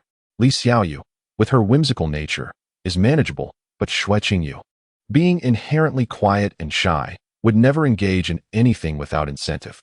Yet, after much contemplation, he could not arrive at a conclusion, and Suan was disinclined to continue guessing. After finishing breakfast, he resolved to venture outside. If you two have nothing pressing, do not go out. It's quite perilous out there, he cautioned. Li Xiaoyu pouted. Aren't you taking me with you today? Not this time. The zombies outside have escalated in level, and the crow swarms have begun to form. It would be too dangerous for you to accompany me. It's best you remain at home. Very well, safe travels. I shall prepare a meal for your return. Bidding farewell to the two girls, Suan pushed open the heavy iron door and stepped outside. Li Xiaoyu placed her hands on her hips. Humph, did I not predict correctly? Brother N has gone out to find that little green tea girl. We must expedite our plans. Indeed, Xue Qingyu murmured, biting her lip in agreement.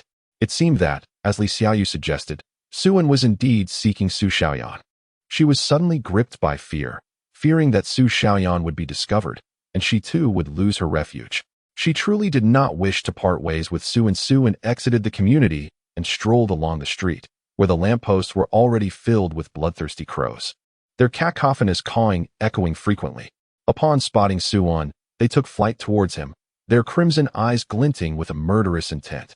Suan deftly manipulated his dagger, swiftly piercing and exploding their heads, leaving feathers scattered across the ground. Chapter 22. Haitian Hotel having slain over 100 bloodthirsty crows. The number of the avian horde only continued to swell. Suan, feeling helpless, realized that the situation was never-ending. He had no choice but to extract a motorcycle from the expansive space and rev it up, racing away at breakneck speed until he vanished at the end of the street. Time was of the essence for him to find a chef. The count of crows would only increase, and beyond tomorrow, even he could not guarantee absolute safety when faced with millions of bloodthirsty crows. Any supernatural ability would be rendered futile. He must locate a suitable chef by today, for once the crows dispersed, it would be half a month before he could hope to find another. Who knew if a good chef could still be found? Perhaps they had already become fodder for the crows and bats. Suan outlined several potential locations where he might find a chef and sped off, casually dispatching a plump zombie that obstructed his path with a swift thrust of his dagger. As for the Haitian Hotel, on the day the apocalypse descended, it was hosting its annual charity auction. Elites and luminaries from various sectors gathered here, including numerous prominent officials, corporate magnates, and a host of stars and rising talents. The charity event drew over 1,000 attendees, the ground adorned with a red carpet, while major media outlets clamored to report on the grand and solemn occasion. However, with the onset of the apocalypse, everything changed. Suddenly, zombies surged into the crowd, unleashing an unrelenting massacre. The deceased were either devoured by the undead or resurrected to drag their mangled bodies into the ranks of the zombie horde. The scene quickly spiraled out of control. Some individuals risked their lives to escape the hotel, yet many others found themselves trapped within, desperately fleeing to the upper floors. Amidst the chaos, countless were trampled to death. The turmoil persisted for a full day and night before gradually subsiding. The original 1,000 attendees dwindled to fewer than 200. These survivors retreated to the higher floors of the hotel, clinging to life. With all communication devices rendered inoperative, the hotel transformed into an isolated island, surrounded by thousands of zombies lurking below. Those trapped above were unable to descend, and no one outside contemplated entering. In this desperate predicament, all could do was pray for swift rescue. Yet, as time wore on, the zombies began to mutate. The barriers that once blocked the stairwell could no longer contain these bloodthirsty creatures. The mutated zombies broke through doors and windows, devouring one survivor after another. By the second day, the 18th floor fell, followed by the 19th and 20th. By the fourth day, only the 22nd floor remained with survivors. The 22nd floor was not guest rooms, but rather a narrow storage area at the top of the hotel, containing only 3 rooms.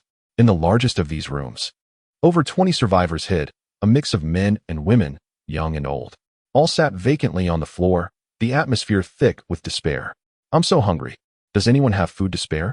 I'll offer $1 million for just a small bite, a glamorous woman in a black evening gown weakly implored. She was Ma Yingying, a top star from the Dragon Kingdom, once a national goddess, now disheveled, her lips cracked, and her complexion sallow. A middle-aged man in a suit, known as Brother Hua, scoffed, who isn't hungry? Don't talk about a mere $1 million. I'd gladly pay $10 million for a pack of instant noodles. Brother Hua was a well-known director, acclaimed for his numerous hit films that garnered impressive box office returns. Others nodded in agreement. $10 million was trivial, and if it could secure a pack of noodles, they would all eagerly comply. None present were impoverished, each was well off. Yet, at this moment, money was of no use. Not even a grain of rice could be procured. Over the past 4 days, they had hardly eaten anything, and hunger had driven them to the brink of madness. Just the previous day, they had shared 3 loaves of bread, contributed by a woman named Lu Hui. At the thought, all eyes turned to a mother and daughter huddled in the corner. The mother, Lu Hui, appeared to be around 30, donned in an elegant ink-washed qipao, her figure voluptuous, her skin fair as snow, and her features exquisite. As if the passage of time had left no mark upon her, still radiant like a young maiden. Her beauty even surpassed that of most starlets present. It was hard to believe she was a mother. Even in such despair, Lu Hui had managed to maintain her appearance, her hair neatly pinned back, with only a hint of melancholy in her expression. In her arms curled a girl of about 14 or 15, clad in a pink dress, with large eyes and an oval face. The girl's name was Yu Xiao. Born into a prestigious family, she had entered the entertainment industry as a child star. Possessing an impressive screen presence, and with her good looks, she had already become a well-known young actress. Both mother and daughter had attended the charity auction. But when the apocalypse struck, they had been unable to escape and were now trapped within the hotel. Moreover, this mother and daughter were the first to seek refuge on the 22nd floor. When the other survivors arrived, it was these two who opened the door for them. The entrance to the 22nd floor is rather inconspicuous, making it difficult for the zombies to detect this place, which is why they have managed to survive until now. Lu Hui, do you have any food left? Please share some with everyone, Hua Gu inquired, his gaze filled with anticipation. Lu Hui shook her head. There's nothing left. Then where did the bread you had before come from? Surely, you must have some hidden away? Hua Gu seemed unwilling to give up, pressing on with his questions. Lu Hui furrowed her brow. I truly have none left. I've already shared the last 3 loaves with everyone. Hua Gu could not help but feel a surge of frustration. That's impossible. You must have food stashed away. You and your mother were the first to come here. Who knows how much you've been hoarding? Bring out the food, quickly. With fervent emotion, Hua Gu began to roar. Chapter 23, Betraying Kindness. Lu Hui, if you have something to say, now is the time to speak up. Indeed, we are all in this together, so let us not withhold our provisions. Share the food, and we shall owe you a debt of gratitude. You must consider our respective statuses. You will not suffer any loss. When rescue arrives and we are free, you will undoubtedly reap the benefits. I happen to have a grand production set to commence, and should you reveal your supplies, Xiao Xiao will be the undisputed leading lady. Rather than restraining Hua Gu, the crowd unanimously urged Lu Hui to present her food without delay. Lu Hui sighed in resignation. There truly is nothing left. I am not deceiving you. Those loaves were merely a few I took from the restaurant on the 21st floor, and I have already shared the remaining 3. If you truly desire them, you may venture to the 21st floor. There should still be some left. Upon hearing this, the group exchanged glances. Yet none volunteered to retrieve the bread. The 21st floor has likely transformed into a haven for zombies. To go there would be tantamount to seeking death. We are all of noble standing, and our lives are far too precious. Who would recklessly choose to endanger themselves? Lu Hui, why don't you go to the 21st floor to fetch some bread? You are quite familiar with the route, having done it before. Once this task is accomplished, Li Dagong, will owe you a favor.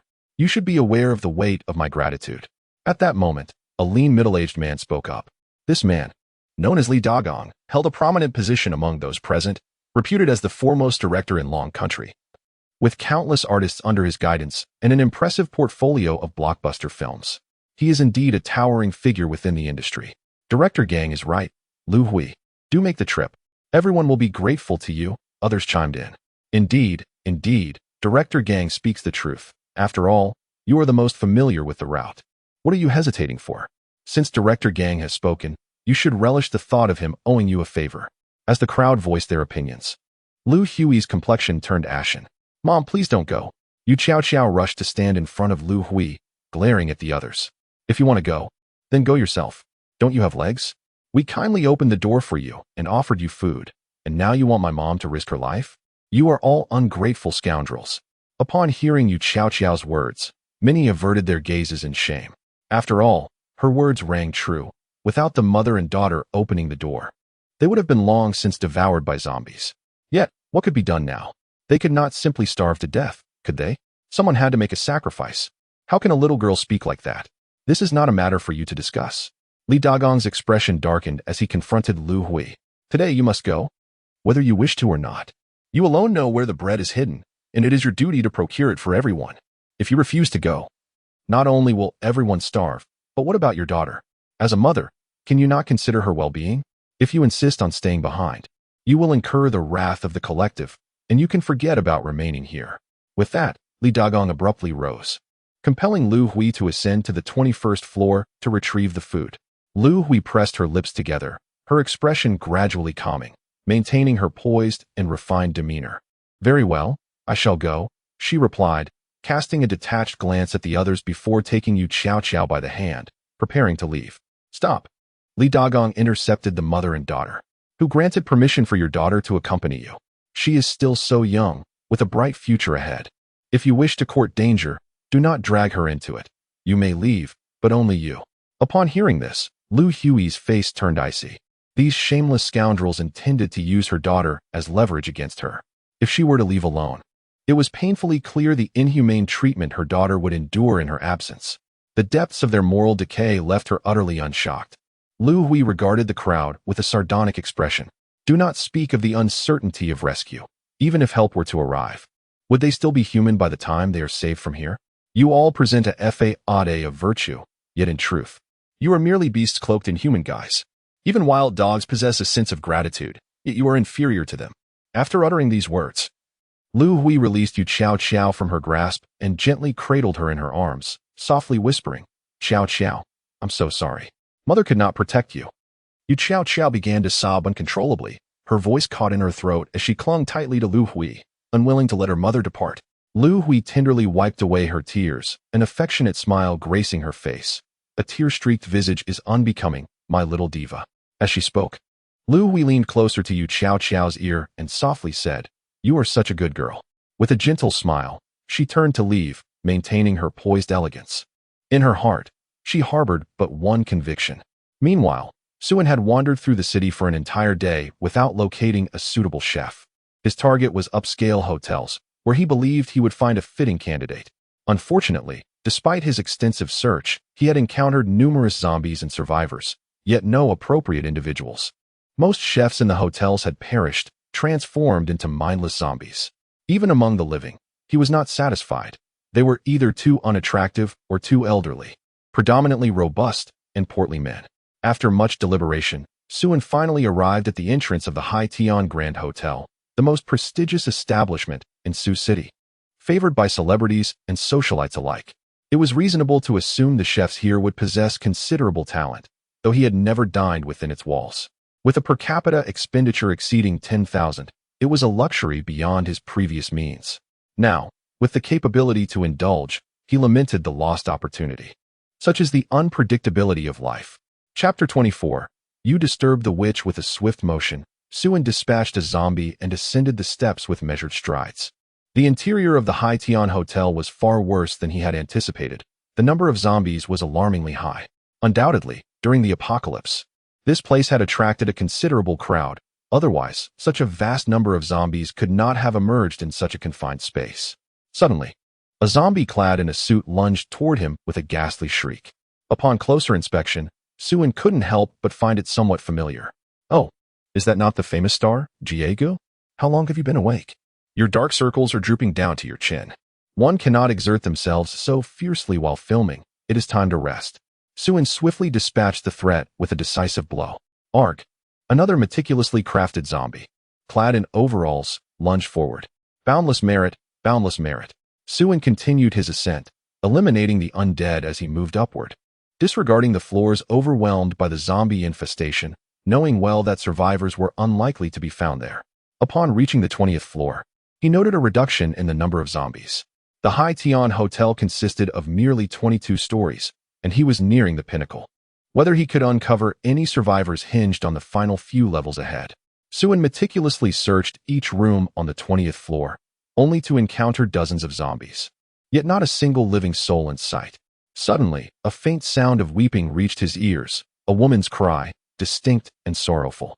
It is well known that zombies typically do not weep. Ah, there is still a living person.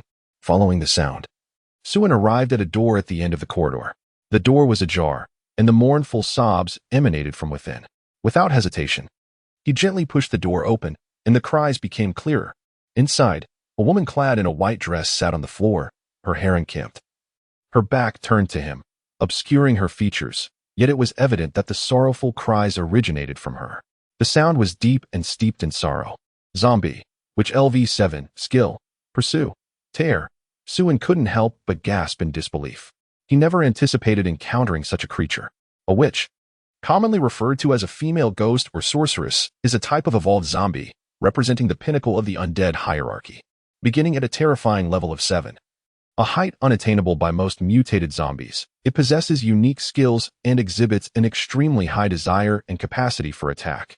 It is said that even ordinary individuals, and the vast majority of awakened beings, would face near certain death in its presence, truly a bane for the awakened. Given that it was only the 4th day since the apocalypse began, such a creature should not have appeared at this stage. How had he stumbled upon it? Suen had no intention of provoking this monstrosity and cautiously began to retreat. Suddenly, his foot inadvertently crunched down on a soda can, producing a sharp, resonant sound. Steel body. Without a moment's hesitation, Suen unleashed his iron body ability. The witch emitted a piercing scream, abruptly turning to reveal her ghastly, pallid visage. In an instant, she transformed into a pale shadow, charging towards Suen with such velocity that even the keenest eye could scarcely follow. By the time Suen registered her presence, the witch was already upon him, her crimson claws extending a terrifying 30 to 40 centimeters, glinting ominously as they descended like lightning. Suen found himself unable to evade the impending assault. A cacophony of metallic clashes resonated as sparks erupted around him. In the blink of an eye, his chest was raked by dozens, if not hundreds, of claws. Fortunately, the protection of his iron body prevented any fatal injury, leaving only a myriad of white scratch marks across his torso. Yet, if she continued her relentless assault, his defenses would inevitably falter. Determined, Suen gathered his strength and delivered a powerful punch to the witch's abdomen, sending her hurtling through the air. Several daggers shot forth, pinning her to the ground. The witch shrieked as she attempted to rise, but Suen swiftly unleashed a torrent of electricity, enveloping her in crackling energy. As the electrical currents surged, her screams gradually faded, ultimately reducing her to a pile of charred remains. Only when he confirmed the witch's demise did Suen slowly dissipate his powers, his chest now marked with a vivid crimson hue. The upper garment had transformed into rags, and it was fortunate that it was he who faced this peril. Had it been another awakened being, even someone of Snow Qingyu's caliber, a moment's carelessness could have resulted in being instantaneously vanquished by the witch. This ghastly creature possessed a defense level that was alarmingly close to 0. Its strength lay in its incredible speed and offensive power, capable of eliminating adversaries in the blink of an eye. Due to its tracking abilities, any prey marked by it was nearly impossible to escape, and its tearing force was devastating. Even when besieged by a group, it could achieve a maximum exchange of 1-for-1. Before Suan Song could catch his breath, a piercing scream erupted from outside the window once more. This shriek was even more jarring than that of the witch, causing one's eardrums to throb painfully. After navigating the 21st floor for nearly an hour, Lu Hui had finally managed to procure a few baguettes from the kitchen after enduring countless hardships. Yet just then, a zombie staggered in. She had no choice but to lie on the ground, writhing to evade detection, not daring to make the slightest sound. Fortunately, her composure allowed her to make accurate judgments to avoid the zombie's line of sight. She was on the verge of escaping the kitchen when a bloodthirsty crow spotted her through the window. The crow screeched horrifically and lunged at her, but the glass barrier restrained it, resulting in a cacophony of repeated thuds against the window pane. Attracted by the noise, the zombie charged over, quickly locking its gaze on the prone Lu Hui. Without a moment's hesitation, Lu Hui sprang to her feet and fled, the zombie howling in pursuit. Upon exiting the kitchen, Lu Hui dashed toward the 22nd floor, a growing horde of zombies trailing behind her. This was the entertainment hall on the 21st floor, distinct from the guest rooms, with both a front and back entrance. Upon reaching the door of a room on the 22nd floor, she felt a wave of relief wash over her when she noticed there were no zombies in sight, allowing her to knock on the door. The door soon cracked open, revealing the pockmarked face of Li Dagong. Upon seeing the baguettes in Lu Hui's hands, he beamed with delight. "Quick, hand it over." Lu Hui's expression turned icy at his words. "You need to open the door first." Li Dagong let out a cold chuckle. his demeanor shifting to one of grotesque menace. "Heh, you foul wench, you lack the standing to negotiate with me. If you don't want your daughter to become sashimi, then hand over the goods first, and afterward, fetch me a bucket of water. I've been parched to the point of burning, and your daughter is still a virgin. Isn't she? Such an adorable and delicate creature. Perhaps her blood is as sweet as her appearance." Upon hearing these words, Lu Hui's heart trembled. Her face drained of color as she hurriedly presented the food she had desperately sought. "No. Please, do not harm Qiao Qiao. I will give you what you want. I will fetch water for you." Yet, she still underestimated the ugliness of human nature. These beasts had never sought mere bread. Their true intent was her daughter herself. Indeed, how could a few loaves of bread ever compare to the flesh and blood of a living human being? Chapter 25. Wishing upon a Buddha. As Lu Hui fervently prayed, an unexpected shadow silently materialized behind her. At the staircase entrance, a naked little boy squatted quietly. His entire body was covered in a deep, ominous hue, and his large eyes were devoid of any white, the pupils as dark as ink. Suddenly, the boy opened his mouth, and a series of clattering sounds echoed as his teeth collided.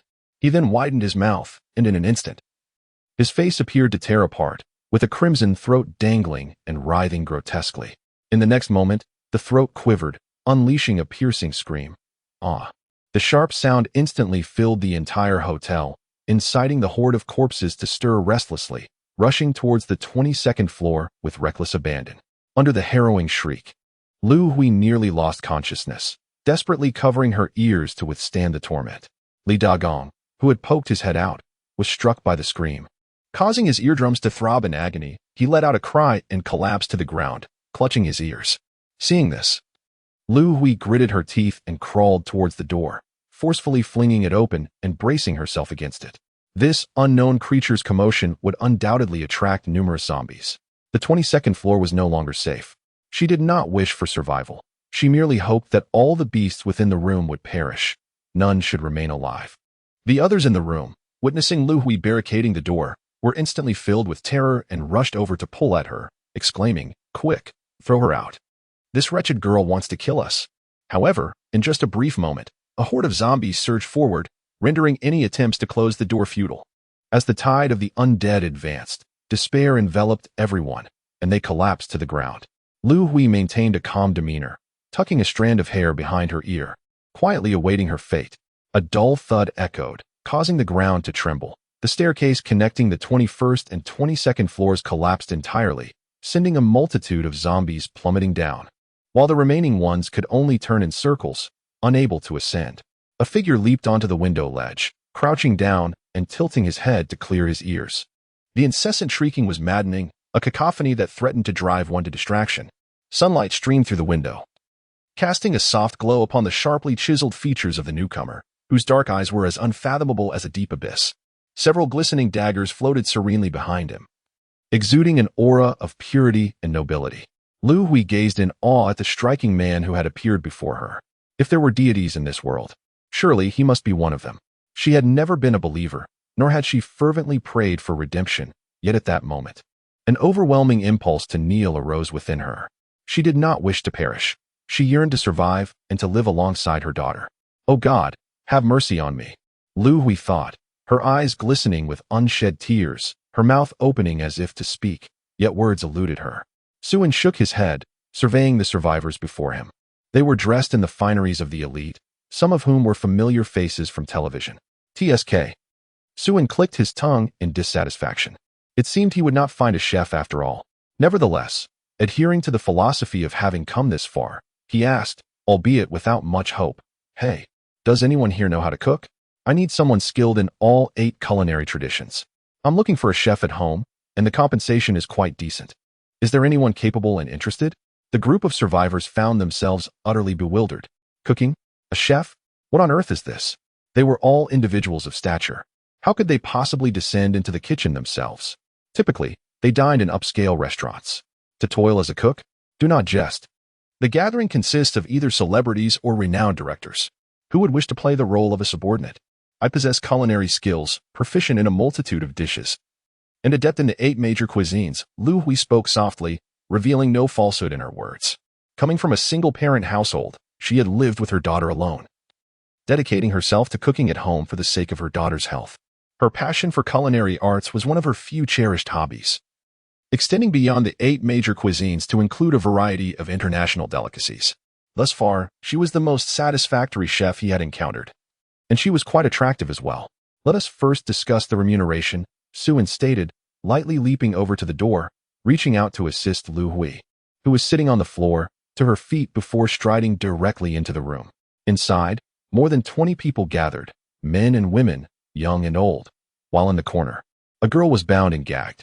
Suen paid little heed to the scene, heading straight to a table where he seated himself, gesturing to Lu Hui, "Do not dawdle.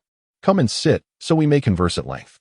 The matter of hiring a chef hinges upon mutual consent. Coercion is utterly unacceptable. Otherwise, one might find oneself with a meal laced with poison, leading to dire consequences.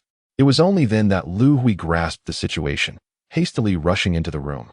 But instead of joining the conversation, she moved to the corner to untie the girl. As soon as the bindings were released, the girl burst into tears, throwing herself into Lu Hui's embrace. Lu Hui, feeling a pang of guilt, comforted Yu Qiao. "Do not weep, my dear. It is my fault. I have put you through hardship."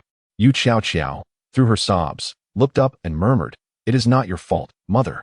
It is I who have burdened you. I am a liability to you." Lu Hui shook her head, her lips pressed together, tears welling in her eyes. She quickly took Yu Qiao to stand before Suen. Apologizing, "I sincerely apologize for keeping you waiting." Suen waved his hand dismissively, turning his gaze to Yu Qiao. "It is of no concern. Is she your daughter?" "My daughter Qiao, also known as Lu Hui," nodded gently. Yu Qiao wiped the tears from the corners of her eyes and struggled to muster a polite smile, saying, "Hello, big brother." "Hello, little sister." Suen smiled faintly, appreciating the girl's politeness. "Don't stand there. Please take a seat and let's converse. If you agree, you can start working today." Lu Hui nodded solemnly and sat down with Qiao. As the three began their conversation, seemingly oblivious to their surroundings, Brother Hua approached. "Who are you, young man? Are you from the rescue team sent to save us? I knew that Guijia had not abandoned us." Suen cast a disinterested glance at Brother Hua, retorting, "Am I speaking to you?" Taken aback, Brother Hua replied, "Young man, could you adjust your attitude? Be mindful of your position. Not everyone can be offended. Do you believe that once I am rescued, a single phone call could cost you your job? Get lost." Suen scoffed coldly, delivering a powerful blow that sent Brother Hua crashing against the wall. The sheer force of the strike knocked out his back molars, causing blood to flow from his mouth. Witnessing Brother Hua's assault, the others could no longer remain silent. "Why are you resorting to violence? This is where you have erred." The youth are often too impetuous, entirely oblivious to the hierarchy of respect. They have provoked those they should not have, jeopardizing their future prospects. The rescue team should be just downstairs, awaiting Brother Hua's salvation. However, with merely this slap, it seems unlikely that matters will resolve amicably. You must hasten downstairs and urge the rescue team to act swiftly. Suen gazed at the crowd in silence. "Surely, you do not believe that any rescue team will come to your aid? This calamity is global in scale. Not only is there no rescue team, but the situation is bound to deteriorate further. Everyone is preoccupied with their own survival. Who would risk their life to save you? A group of ancestors? If you wish to make a wish, then pray to the Buddha. If you enjoy dreaming, then sleep. One must be pragmatic in life and refrain from indulging in fanciful illusions." Chapter 26. New employee. Upon hearing Suen's words, the crowd stood in stunned silence. A global catastrophe? No rescue? Was there truly no one who would come to their aid? Is it truly the end of the world? It cannot be. You must be deceiving me. I refuse to believe it unless you provide incontrovertible evidence. There are those who cannot accept reality and raise their doubts. Believe it or not, your lives are of no concern to me, Suen said nonchalantly, shrugging his shoulders. The most pitiable individuals living in these apocalyptic times are those who remain unable to discern reality, still clinging to their unrealistic fantasies. Very well, please proceed. Lu Hui nodded in acquiescence, for she had long relinquished any excessive expectations regarding her treatment. As long as she and her child could enjoy a warm meal each day, she would be content. In truth, Suen need not have spoken. She was already aware that the world had indeed come to its end, and there would be no rescue teams forthcoming. Each day, one must prepare 3 meals, ensuring the quality of the ingredients is not subpar and the variety is sufficient. Occasionally, you may also be tasked with preparing a late-night snack, and you will need to assist in maintaining the cleanliness of the home. This is essentially a year-round commitment. Such are the responsibilities of your role. As for compensation, you may dine with me. Whatever I eat, you shall partake in as well, ensuring you are well fed with 3 hearty meals each day. As for the material provisions, you shall receive a new outfit each month, allowing you to select your preferred style and type. Additionally, a set of cosmetics will be provided monthly, along with 2 packs of sanitary products, and 1 bottle each of shampoo and body wash. Should you fall ill, medication will be supplied. If you wish to keep a pet, an application is required, and I will consider it on a case-by-case basis. Currently, entertainment options are somewhat limited.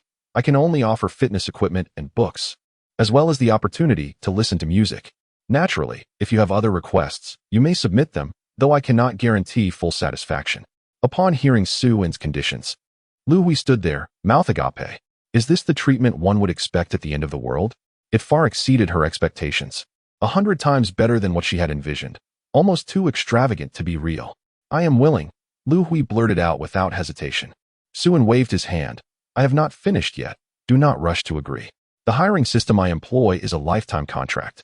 You cannot unilaterally terminate it unless I decide to dismiss you. Lu Hui responded. A lifetime contract? Cooking for a lifetime? My goodness. Surely, this cannot be considered a welfare arrangement? There is no need for contemplation. It's a definite yes. I am willing, she declared. As long as you do not find me unworthy, I will cook for you for the rest of my life. Su-En nodded with satisfaction and extended his hand to shake Lu Hui's. Welcome to my household. I hope we can enjoy a pleasant coexistence. Thank you, boss. Thank you. Just, may I bring Chow Chow along? If it is not feasible, then I shall refrain from going. Su-En glanced at the girl beside him, who sat nervously, her face a mask of tension. After a moment's contemplation, he realized that with a cook now available, they were in need of someone to handle the cleaning. Was this not serendipitous? A 2-for-1 deal, as it were. An additional pair of hands would be no burden, provided that she would not simply be a freeloader. She could accompany them, but she must assume the lion's share of household chores, laundry, sweeping, mopping, serving tea and water. Among other duties, her remuneration would be akin to yours. Chow Chow is quite obedient and diligent. She will certainly not disappoint you. Thank you for taking us in. We are truly grateful. Lu Hui's eyes glistened with unshed tears as she quickly rose to bow in appreciation. Yu Chow Chow followed suit, expressing her gratitude with a bow. Thank you, big brother. Chow Chow will be obedient and will work hard. I promise I won't be a burden. Life's tumultuous ups and downs had come too swiftly, and the 2 girls felt an overwhelming urge to weep from excitement. Su-En smiled gently, waving his hand to summon a steaming bucket of KFC and 2 bottles of cola from the vast expanse of space, placing them on the table. Judging by your expressions, it seems you have not eaten for quite some time. Please, have something to fill your stomach. Once you've finished, I shall take you away. The sudden appearance of fried chicken and cola on the table left the 2 girls astonished, covering their mouths in disbelief as they gazed at Su-En as though he were a deity. Is it not to your liking? Su-En inquired, noticing their stillness. No, no, the 2 replied in unison, waving their hands. They then shed their reservations and eagerly began to devour the meal before them. Yu Chow Chow wept as she ate, not out of sorrow, but rather in ecstatic delight. Observing the 2 indulging heartily in meat and cola, the onlooking survivors found themselves in disarray. The tantalizing aroma of meat wafted through the air, accompanied by the frequent sounds of swallowed saliva. Brother, could you spare me a bucket of fried chicken? I'll offer 10,000. Little brother, I too desire a bucket. No, just half a bucket will suffice. I'll pay 100,000. Me. I'll bid 1,000,000. No, 10 million, just for a chicken leg.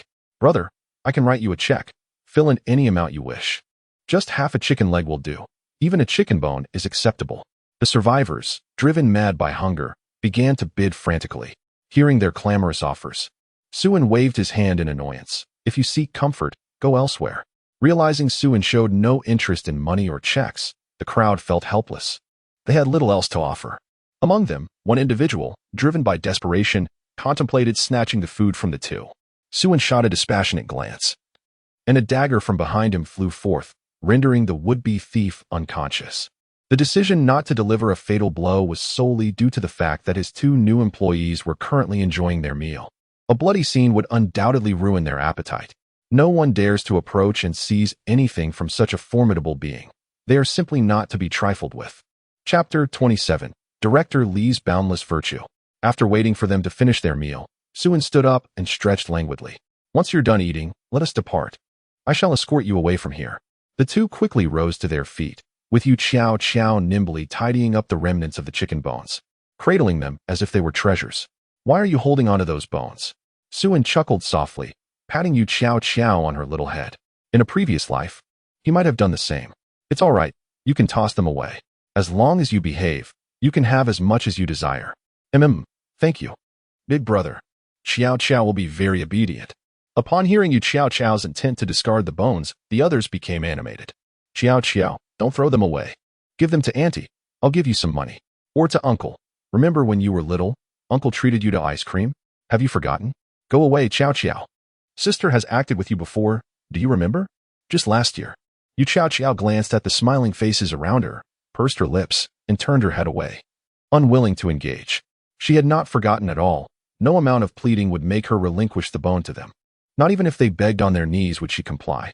With that thought, Xiao Chao dashed to the window and hurled the bone, along with its packaging, out into the void. Not even for you. She huffed. A middle-aged woman, witnessing this, seethed with resentment. You impudent girl, you're overstepping. As she spoke, she raised her hand, preparing to slap Yu Chao Chao. Slap yourself 10 times, Suen commanded coolly. The woman, her face flushed with rage, dared not retort, but was reluctant to inflict harm upon herself. My patience is limited, do not force my hand. Otherwise, a few slaps will be the least of your worries. I would not hesitate to throw you from this building. The woman's complexion turned deathly pale. I'll do it myself, I'll do it myself. Please don't kill me. With that, she began to strike her own face repeatedly. At that moment, Li Dagong, who had remained silent, approached with a smile, extending his hand. Hello, young man. I am Li Dagong, a director. You may have seen me on television. It's a pleasure to meet you. Suen glanced at Li Dagong, but did not shake his hand. What do you need? Well, young man, I would like to hire you as a temporary bodyguard to help me leave this place. You can state any demands you have. Suen chuckled softly. What I desire. I fear you cannot provide. Li Dagong maintained his smile and shook his head. Not necessarily. You should understand the extent of my connections and influence. Everyone is inclined to give me some face.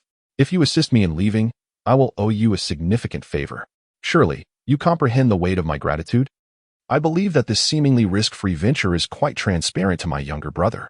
Suen inhaled sharply, astonished at the audacity of such shameless words. If he possessed even half the fortitude of this individual, he could likely withstand the witch's hundreds of claws without faltering. Big brother, do not heed his words. He is a treacherous scoundrel, a villain, a disgrace. Chi interjected, her expression adorably fierce. Oh, in what manner has he proven to be untrustworthy? Do enlighten me. Suen encouraged. In response, Yu Chi recounted the events in meticulous detail. Upon grasping the complete narrative, Suen shook his head at Li Dagong. I do not wish to judge whether your actions are right or wrong. In this apocalyptic era, I have become accustomed to such matters. The distinction between right and wrong often loses its significance. Survival is the paramount concern. However, it is regrettable that one reaps what one sows. They are now my employees, and as their employer, it would be unreasonable for me not to assist them in collecting their debts. Director Li, have you devised a plan for repayment? Li Dagong revealed an unsightly grin, instinctively retreating a few paces. I thought you were a person of strong will, little brother. Surely, you wouldn't be so easily manipulated.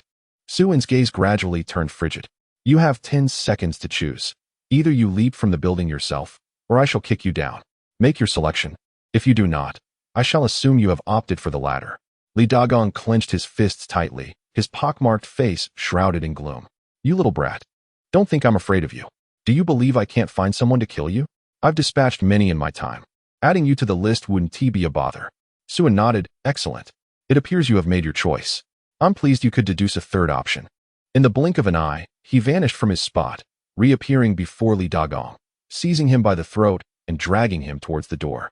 In ancient times, Buddha fed the eagles with his flesh. Now, Director Li feeds the zombies with his own body. I admire your selflessness, truly commendable. With that, Suen raised his hand and hurled Li Dagong into the horde of howling corpses. Li Dagong was swiftly engulfed.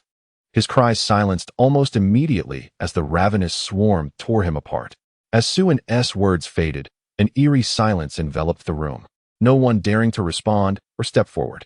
Suin flashed a grin, revealing his gleaming white teeth. Very well. It seems you all have chosen the same path of fearlessness as directorly. Who were the ones that bullied you earlier? Speak up, one by one. Chapter 28. Dirty hands. After feeding the horde 8 portions of sustenance, Suin finally paused. The debts of the mother and daughter had been settled. Time was of the essence. It was time for them to depart. As for the others, they could fend for themselves. Suin controlled an iron table, levitating it outside the window, beckoning the mother and daughter to approach. With a gentle embrace, he positioned them on either side and leaped onto the table, which slowly descended towards the ground. With his current command over electromagnetic force, this feat was not particularly challenging, though it felt slightly disconcerting, akin to pushing off with one foot while the other remained grounded. The mother and daughter clung tightly to Suin, hesitant to peer down. As they inhaled the scent of masculinity, Lu Hui felt her face flush, her heart racing unexpectedly. This formidable figure, akin to a deity, had suddenly appeared in her life. Rescuing her from despair, he was both powerful and reassuring. Yet, she couldn't help but wonder about his age. He seemed younger than her. A wave of melancholy washed over her as she realized she was already a mother, her youth slipping away. In no time, the trio landed safely, only to be beset by a frenzied pack of zombies. Suin swiftly dispatched them with his dagger. After some time, the number of zombies on the street had become increasingly dense, with more mutated varieties appearing. After a moment of contemplation, Suin retrieved a motorcycle from his spatial domain and mounted it. Given the current road conditions and the density of the undead, driving a car was no longer feasible. Should they encounter a colossal zombie, it could easily lead to a halt or a collision, imperiling the lives of the mother and daughter, both ordinary individuals. For safety's sake, a motorcycle would suffice. It was swift and agile, certainly not for any trivial pleasures. Lu Hui sat behind, while Qiao Qiao, being petite, nestled in Suin's embrace at the front. Hold tight. I'll be moving at great speed, he informed Lu Hui before pressing the throttle, the motorcycle roaring forward. Lu Hui quickly wrapped her arms around Suin's waist, resting her head against his back. As Suin had noted, his speed was indeed remarkable. He adhered to the philosophy that true speed lay in navigating curves swiftly, pushing the throttle to its limit without concern for tipping over. With the aid of electromagnetic force, stability was greatly enhanced. Not only could he ride on the ground, but when necessary, he could soar above the hordes of zombies, traversing walls as though they were mere flat terrain. This was how a motorcycle ought to be ridden. After racing for several kilometers, a sudden roar echoed from the sky, accompanied by the cacophony of bloodthirsty crows. Looking up, they beheld a helicopter hovering above, trailed by a swarm of crows. However, the helicopter flew high enough to evade the crows' reach. Occasionally, sheets of paper drifted down from the helicopter, swirling in the breeze. Suin curiously guided the motorcycle up to the roof of a bungalow, extending his hand to catch one of the papers. Upon closer inspection, it turned out to be a flyer. The message was succinct. Survivors, please hasten to Jinlong Reservoir. We are stationed here, ready to provide ample food and water, ensuring the safety of you and your family. The reverse side bore a simple map, indicating the coordinates of the Jinlong Reservoir. The flyer's content was enticing, promising a feast and security at the reservoir. Suin disdainfully crumpled the flyer and tossed it aside. Such words were fit only for deceiving ghosts. Even they would find it hard to believe. However, it was undeniable that, at times, people were more gullible than ghosts. His disbelief did not imply that others would share it. In this chaotic era, the allure of food and safety surpassed all other desires. Many would willingly risk everything for a chance to venture forth. In his memory, he recalled the Jinlong Reservoir. It was a remarkably unique faction, formed by inmates who escaped during a riot in a prison after the apocalypse. Armed with weapons taken from the prison, they swiftly seized control of the reservoir as a base for development. Their hold on the reservoir was due to its exceptional geographical advantages. Adjacent to a power station, they lacked for electricity. The reservoir itself offered boundless water resources, and with fishing prohibited, the waters teemed with fish and shrimp, providing ample sustenance. The reservoir's elevated terrain allowed them to secure the mountain path, ambushing any incoming foes, while retreating to a central island in the reservoir for refuge. From energy to food and water resources, as well as advantageous topography, it was a veritable stronghold. Yet, while the location was prime, the character of its inhabitants remained questionable. It is vital to remember that those who occupied it were notorious criminals. Would they truly extend kindness to offer food and shelter to survivors? I fear that may not be the case. Moreover, the Jinlong Reservoir later changed its name to Sinner Island, demonstrating a degree of self-awareness. However, many individuals mistakenly interpret Sinner as drunken, believing that Drunken Island is some kind of idyllic paradise of indulgence. Suddenly, he was inspired with the notion of visiting the Jinlong Reservoir to explore it for himself. It seems that he has already established dominion over the area. One can only surmise that the resources at his disposal must be considerable. Uncertain of the reason, ever since she acquired the ability to replicate into the vast expanse. Suin has felt an incessant itch in her hands. The discomfort of not possessing something becomes unbearable, particularly upon learning that others have hoarded numerous supplies. Even during her recent aimless wandering in the hotel, she couldn't resist pilfering several hundred bedding items. Her small hands have become rather unclean. Chapter 29. Bringing the new employee home, Suin expertly maneuvered her motorcycle over the towering wall and sped into the community, halting at the entrance of a villa. All right, we have arrived. Lu Hui staggered off the bike, a little dizzy from the rapid ride, while Qiao Qiao fared slightly better, though still appeared pale from the velocity. Before Suin could even knock on the door, Li Xiaoyu and Xue Qingyu rushed out. Li Xiaoyu, with a melodious voice, approached eagerly but suddenly froze after a few steps.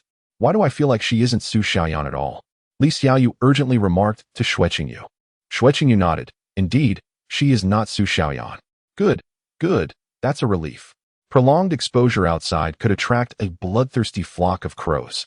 While dispatching the crows is not particularly troublesome, the fear of being targeted and ambushed during future outings is a daunting thought. Upon returning to the living room, Suin confidently plopped down onto the sofa. No need to stand. Please, take a seat. Xue Qingyu brought over several glasses of water. Thank you, Suin replied. Thank you, sister. The mother-daughter duo expressed their gratitude hurriedly. You're welcome. Xue Qingyu smiled warmly and quietly settled beside Suin. This is Yu Qiao Qiao, Lu Hui's daughter. She shall serve as our household's apprentice maid, responsible for cleaning and organizing. Upon hearing this, Li Xiaoyu and her companion understood the situation.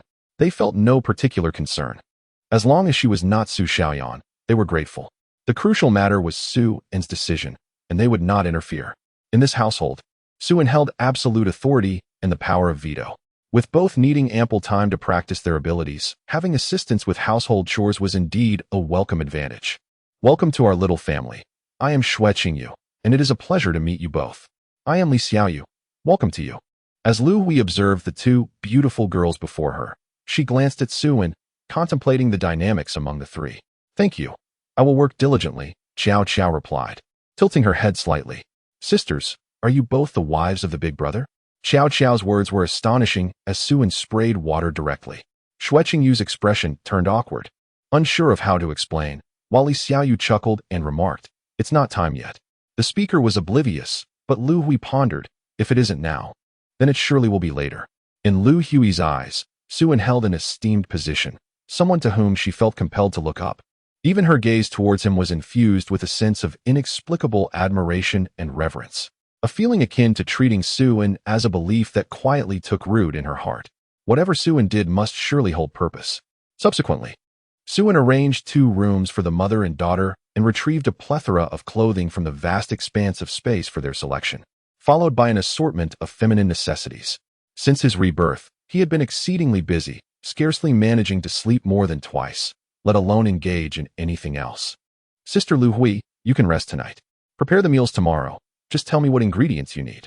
I lack nothing but food, as long as you can cook. I have both Yangtze River knife fish and Yellow River carp. Thank you for your concern, boss, but I wish to work today, she replied. There's no need for such formalities, just call me Suin. Please take a moment to familiarize yourself with your surroundings, as I need to step out again. After ensuring the mother and daughter were settled, Suin ventured out once more. Today he had already encountered a witch-level zombie, who could predict what horrors awaited him tomorrow, especially with the crow swarm expected to multiply tenfold. The thought of such a scenario sent shivers down his spine. He intended to thoroughly explore the Golden Dragon Reservoir today. Riding his motorcycle, he headed out of the city, targeting the Golden Dragon Reservoir. As Suin distanced himself from the urban area, the density of zombies began to diminish. Conversely, the number of survivors encountered gradually increased. At the onset of the apocalypse, many had fled the city at the first opportunity. in the expansive rural fields. The number of zombies was relatively sparse, offering a measure of safety. In the short term, one could sustain themselves on wild vegetables and grasses, avoiding starvation. However, as time passed, the drawbacks of sparse food resources became apparent.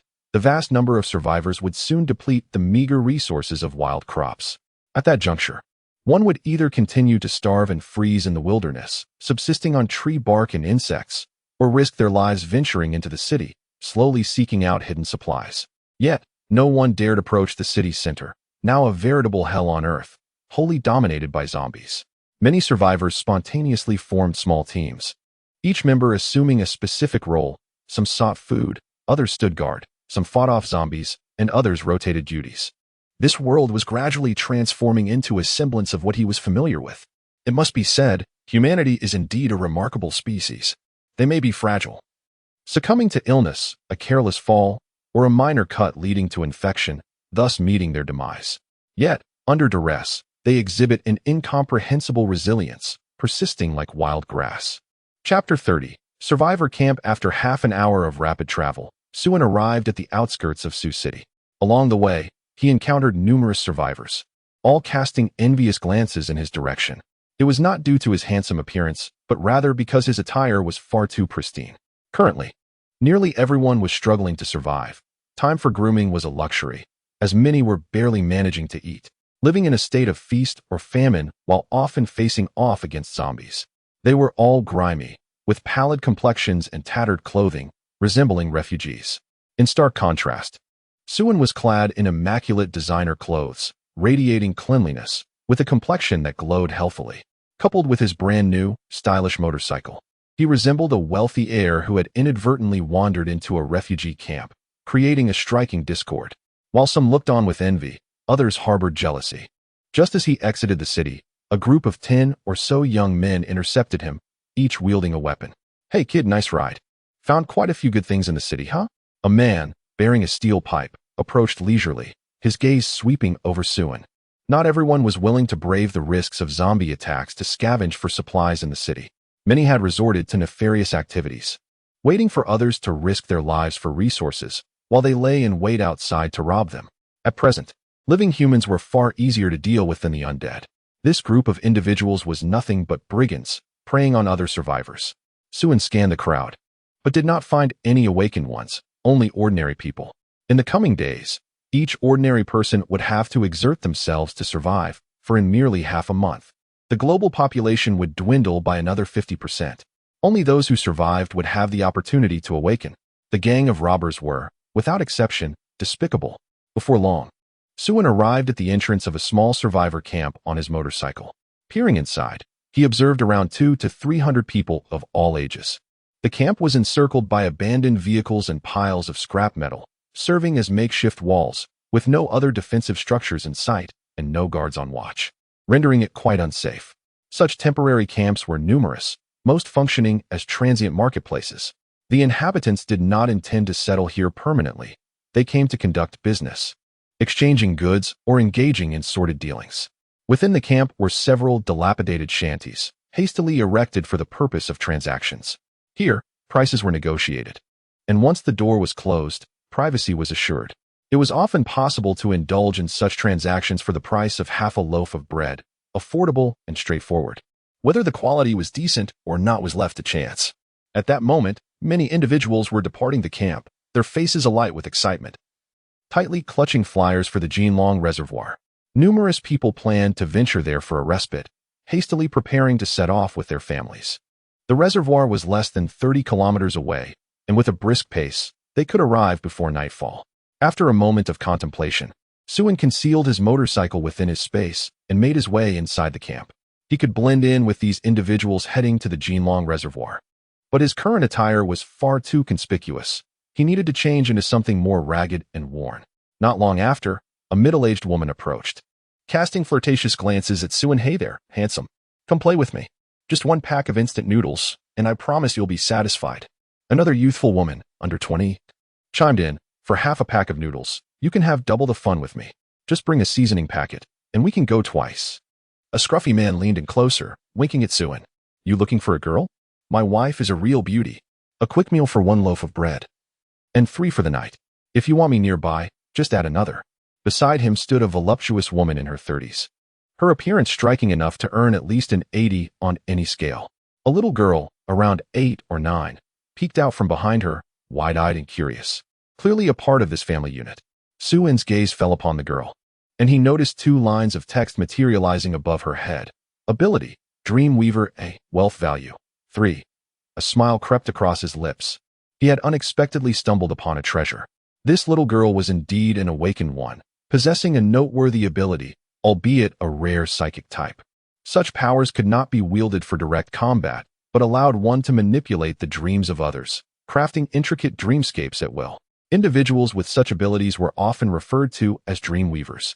When utilized correctly, their powers could even serve as instruments of assassination, capable of dismantling a target's psyche within the confines of a dream, leading to a mental collapse that could render them incapacitated in reality. However, this was merely the most rudimentary application of their abilities. The sophisticated approach involved opening a shop to help clients create the dreams they desired, allowing them to revel in enjoyment while they slept. In his past life, Suin had encountered several such dream shops, which were exceedingly popular, often requiring advance reservations at a premium price. Noticing Suin's unwavering gaze upon the girl, the man chuckled awkwardly and shifted the child behind him. She's still young. Still young, huh? Suin shook his head. Rest assured, I possess no such peculiarities. Lead the way to somewhere private. All right, brother, this way. Under the man's guidance, they reached a small ramshackle dwelling, containing a bed and a table, with pots and pans piled in the corner. Yet, there was not a morsel of food in sight. Brother, this is my wife's first time doing this. Please be gentle. Suin disregarded the man's comment, retrieving an 80-inch cream cake from his space and holding it out to the girl. Little sister, would you like this? Upon seeing the cake, the little girl widened her eyes, having not eaten for 2 days. Instinctively, she dashed towards Suin, her gaze fixated on the cake as she swallowed repeatedly. Big brother, is this cake truly for me? Suin smiled gently, ruffling the girl's hair and placing the cake in her arms. Of course, it is yours now. The act of plunder is initiated. Detecting plunderable object. Please select plunder direction. Ability replication successful. Gained ability. Dream creation, chapter 31. The whimsical minds with ease. Suin acquired an A-level ability, uplifting his spirits. As he produced a large cake seemingly out of thin air, the couple stood in astonishment, their mouths agape. The man stammered, pointing at Suin, unable to articulate his thoughts. Brother, you. Suin, unfazed, rummaged through the room and soon discovered a set of men's clothing. The garments were tattered and filthy, but he decided, this will do. He promptly changed into the soiled clothes, which surprisingly fit well. Afterwards, he retrieved 3 boxes of instant noodles from his spatial storage and placed them on the ground. Your daughter is also an awakened one. She can control dreams, and with a bit of practice, she will master it. If you wish to survive, it is advisable to find a secure refuge for the next fortnight, Suin remarked, before turning and swiftly departing from the small dwelling, hastening to join the throng of refugees rapidly vanishing from sight. Inside the house, the family of 3 finally grasped the gravity of the situation. The man rushed out the door, frantically scanning the surroundings, yet Suin's figure was nowhere to be found. Overwhelmed by this sudden and immense act of kindness, tears welled up in his eyes. He was utterly unaware of the stranger's name. It is no exaggeration to say that even selling their entire family would hardly equate to a single box of instant noodles, let alone 3 large boxes accompanied by a cake. The weight of this generosity was staggering.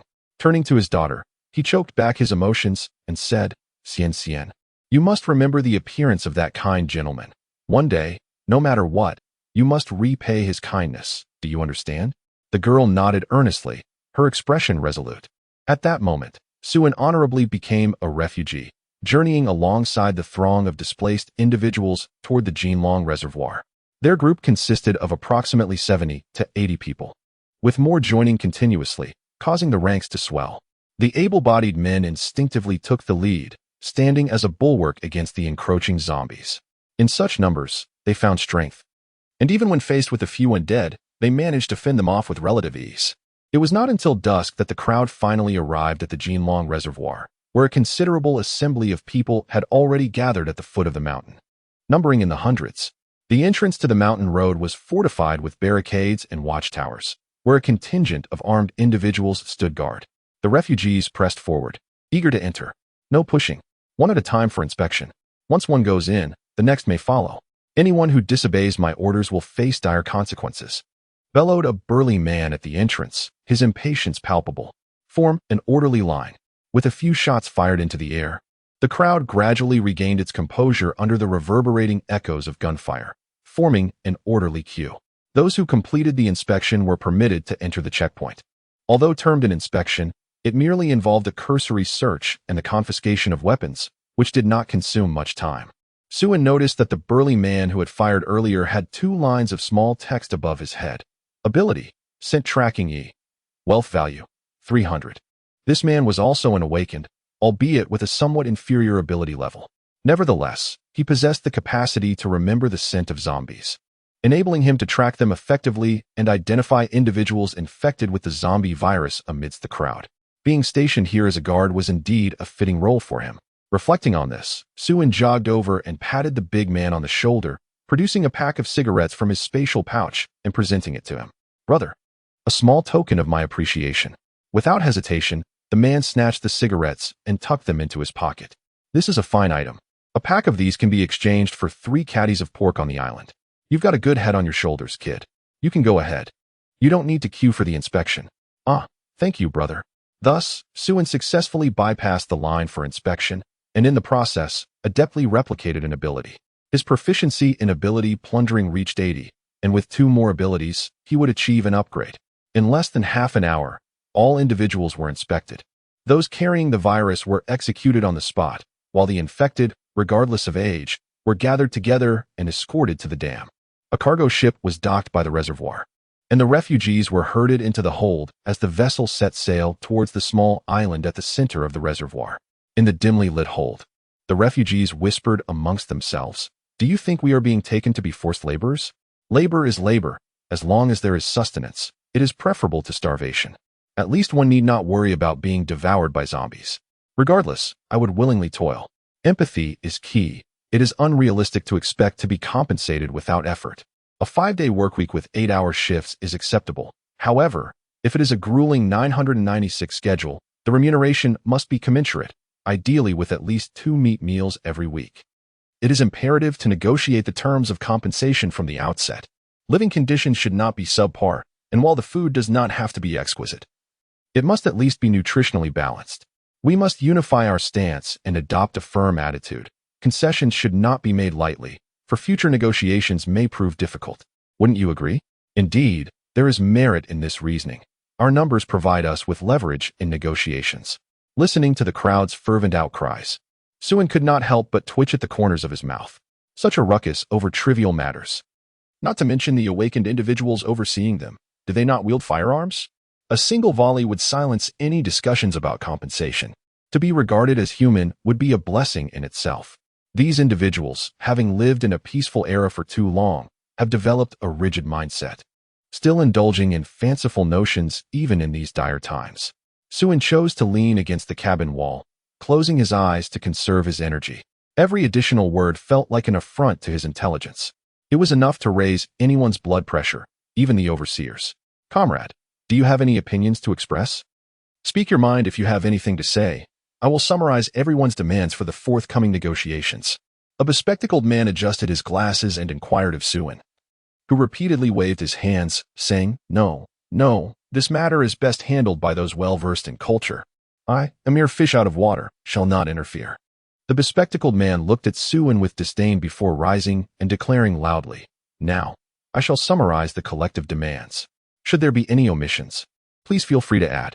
Firstly, concerning accommodation, we request separate dormitories for men and women, and for couples, we hope for designated couples' quarters. Regarding meals, we require at least 2 substantial meals a day, with at least 1 including meat. As for entertainment, Chapter 32, the true face of the island of sinners amidst the dreams of the refugees, the cargo ship arrived at the small island, slowly approaching the shore. The cargo hold was opened, and several armed men stood outside, shouting into the hold, "Get the hell out of there, quickly, no dawdling." The crowd disembarked and stepped onto the shore, unable to resist glancing around. They beheld the small island surrounded by towering earthen walls, with watchtowers dotting the landscape and searchlights sweeping the area. The entire island resembled a colossal beast of mud and stone, lying in wait upon the water's surface. Then, under the guidance of several armed men, the gathered individuals passed through the city gates and arrived at a square. The square was illuminated by several bright lights, casting a glow over the refugees gathered within.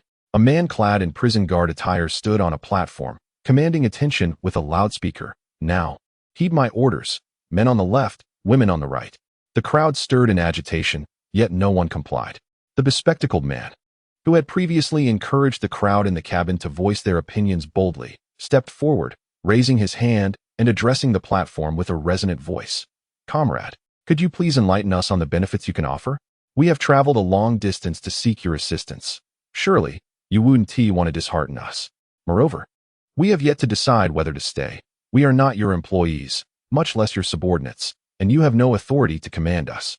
It would be prudent for everyone to present their sincerity and engage in a meaningful discussion. His words resonated powerfully, prompting a chorus of agreement from the crowd. "Indeed. Show us your sincerity." "Exactly. We are a diverse group, and if you wish for us to contribute, appropriate compensation must be offered. Present your sincerity, or I shall turn and leave. Anyone who wishes to stay may do so." A wave of laughter erupted among the guards at this, as they exclaimed, "Ha ha. This is utterly hilarious. Did you hear that? They demand sincerity from us. Ha ha. A mere piglet dares to ask for benefits? I must have misheard. Ha ha ha." The man on the platform also wore a smile, casually waving his hand. Suddenly, a gunshot rang out, and blood splattered everywhere, as the bespectacled leader fell lifeless to the ground. A murder! The crowd erupted in chaos, with many refugees turning in terror to flee, only to find the doors had long been locked tight. Several guards raised their machine guns and unleashed a barrage upon the crowd, resulting in a cacophony of gunfire and screams. In the blink of an eye, over a dozen refugees were shot down, their lives extinguished. After a brief moment, the gunfire ceased. The man on the platform coldly commanded, "You have 3 minutes to divide yourselves into 2 lines, men and women. The consequences of failure should be self-evident." The refugees complied, quickly separating themselves by gender in under a minute. Glancing at the armed guards surrounding them, fear gripped everyone's hearts. Those with weaker constitutions trembled so violently they could scarcely stand. With a command from the man on the platform, the guards began to charge into the women's line, seizing whichever woman caught their eye, dragging them away by their hair. "What are you doing? Let go of my wife. You bastards. Stop. Don't touch my girlfriend." The sound of gunfire echoed. Those who dared to resist were shot dead, whether they were wives or girlfriends, their lives extinguished alongside their beloveds. Some guards, however, chose not to select women but instead targeted men. Sharp swords, piercing gazes. Suen felt a chill run down his spine. Fortunately, he had previously smeared his face with mud to avoid drawing attention, otherwise, he would have surely faced dire consequences.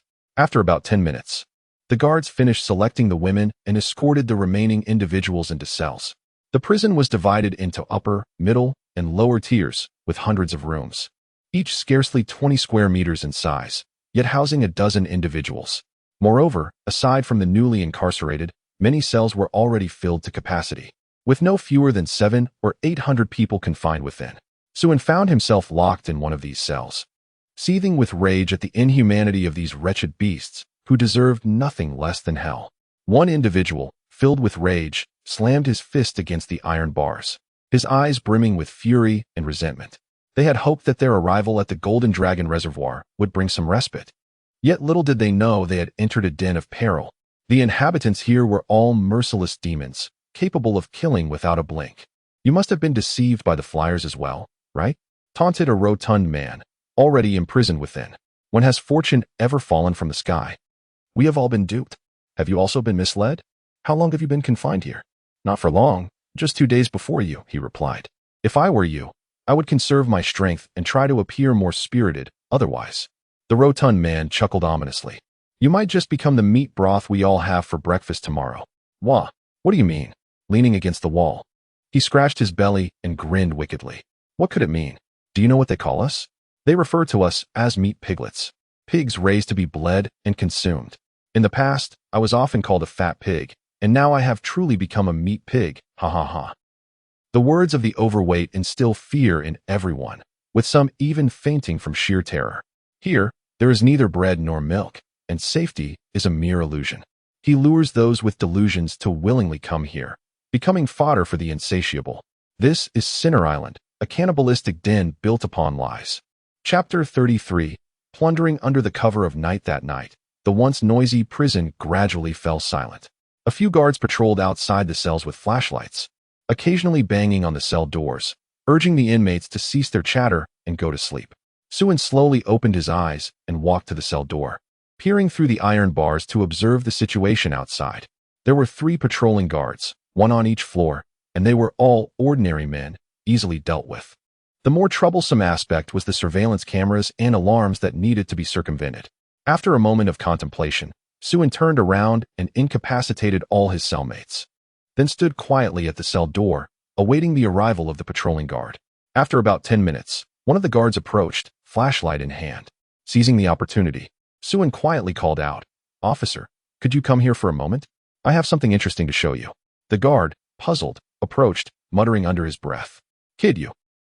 However, before the guard could finish his sentence, the iron bars, thick as a wrist, automatically parted, and Suin swiftly seized the guard by the throat, pulling him into the cell.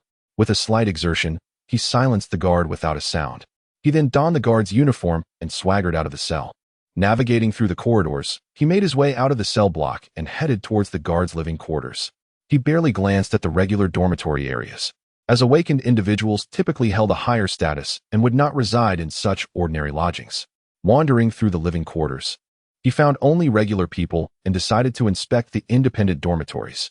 As he passed one such dormitory, he glimpsed through the window 2 muscular men engaged in a fierce tussle, which was a painful sight for his eyes. One was an ordinary person, while the other was an awakened individual. Ability: Amplification B. Wealth value: 1800. The amplification ability allowed the user to enlarge their body, enhancing strength and speed, with the potential for localized control. It was indeed a commendable ability. Suin first retrieved a chain from his spatial domain, then discreetly unlocked the door and slipped inside. Unbeknownst to the 2 men, the chain swiftly ensnared them, binding them tightly. Quickly, he activated his plundering ability, replicating the ability before seizing the wealth. In an instant, he decisively silenced them, exiting the room and closing the door behind him, continuing his search for the next target. Within 10 minutes, a new target appeared. Ability: Auditory Amplification D. Wealth value: 700. This awakened individual was fast asleep. Suin refrained from waking him and instead activated the recently acquired dream fabrication ability. Weaving a nightmarish dream of being devoured by a horde of corpses, the subject soon wore an expression of extreme enjoyment, his face contorting until his body convulsed. Suin swaggered into the room to plunder. "Bring it to me, I want it all." Replication of ability successful. Acquired ability: Auditory Amplification D. Wealth plunder successful. Acquired wealth value: 700. Plunder proficiency reached 100. Skill upgrade: Plunder unlocks new ability. Strip. Strip completely deprives the target of their ability. The stripped ability can be transferred to another person. Transfer conditions: Favorability exceeds 60. Upon hearing the system's announcement, Suin was pleasantly surprised, never expecting the upgrade of his plundering ability to unlock a new function. Transitioning from mere exploitation to a more ruthless extraction, this was even more brutal than killing. This was excessive, this was cruel, and I am immensely satisfied, haha. Moreover, the ability to gift stripped skills to others is an indispensable tool for crafting one's own power in the future. It entirely eliminates the cumbersome process of recruiting other awakened individuals for one's own use. One could feasibly create a batch of awakened individuals independently, provided there are enough targets from whom to strip abilities. Although this remains somewhat unrealistic at present, as the apocalypse increases, so too will the number of awakened individuals, making future plundering significantly easier. Let us commence with this Sinner Island. Suin swiftly transformed into a shadow, vanishing into the night. After thoroughly searching the dormitory area, he discovered only one more awakened individual. Ability: Water Vapor D. Wealth value: 1500. Without hesitation, Suin added this individual to his collection, replicating and stripping in one seamless motion, then kindly restored the individual afterward. Having completed the inspection of the dormitory area, he moved on to the more upscale, independent villas. There were only 4 or 5 such villas on the island. Suin stealthily approached the furthest 3-story villa, and after a few agile maneuvers, He reached the second-floor balcony. The lights in the villa were still on, and through the curtain's gap, he could see that the owner had yet to sleep. Engaging in a game of multiplayer poker with a group of young women, raucous laughter occasionally spilling into the night. The villa's owner was a slender young man with dyed red hair. Ability: Fire Manipulation A. Wealth Value: 200,000. Upon seeing the small letters atop the red-haired individual's head, Suin's eyes narrowed.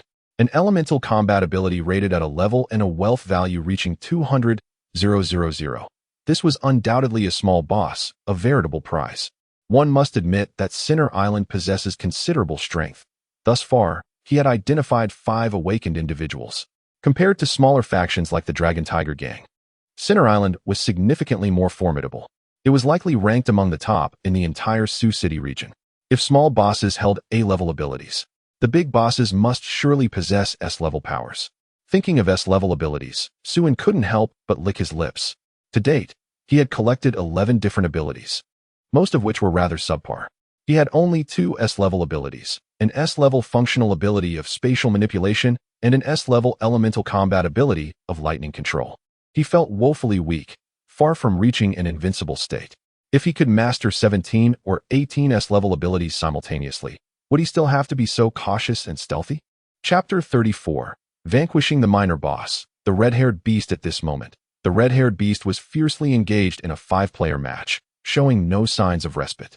If the opposing team had only 2 members, he could stealthily infiltrate their ranks and deliver a swift end without alarming the other awakened individuals, systematically eliminating them one by one.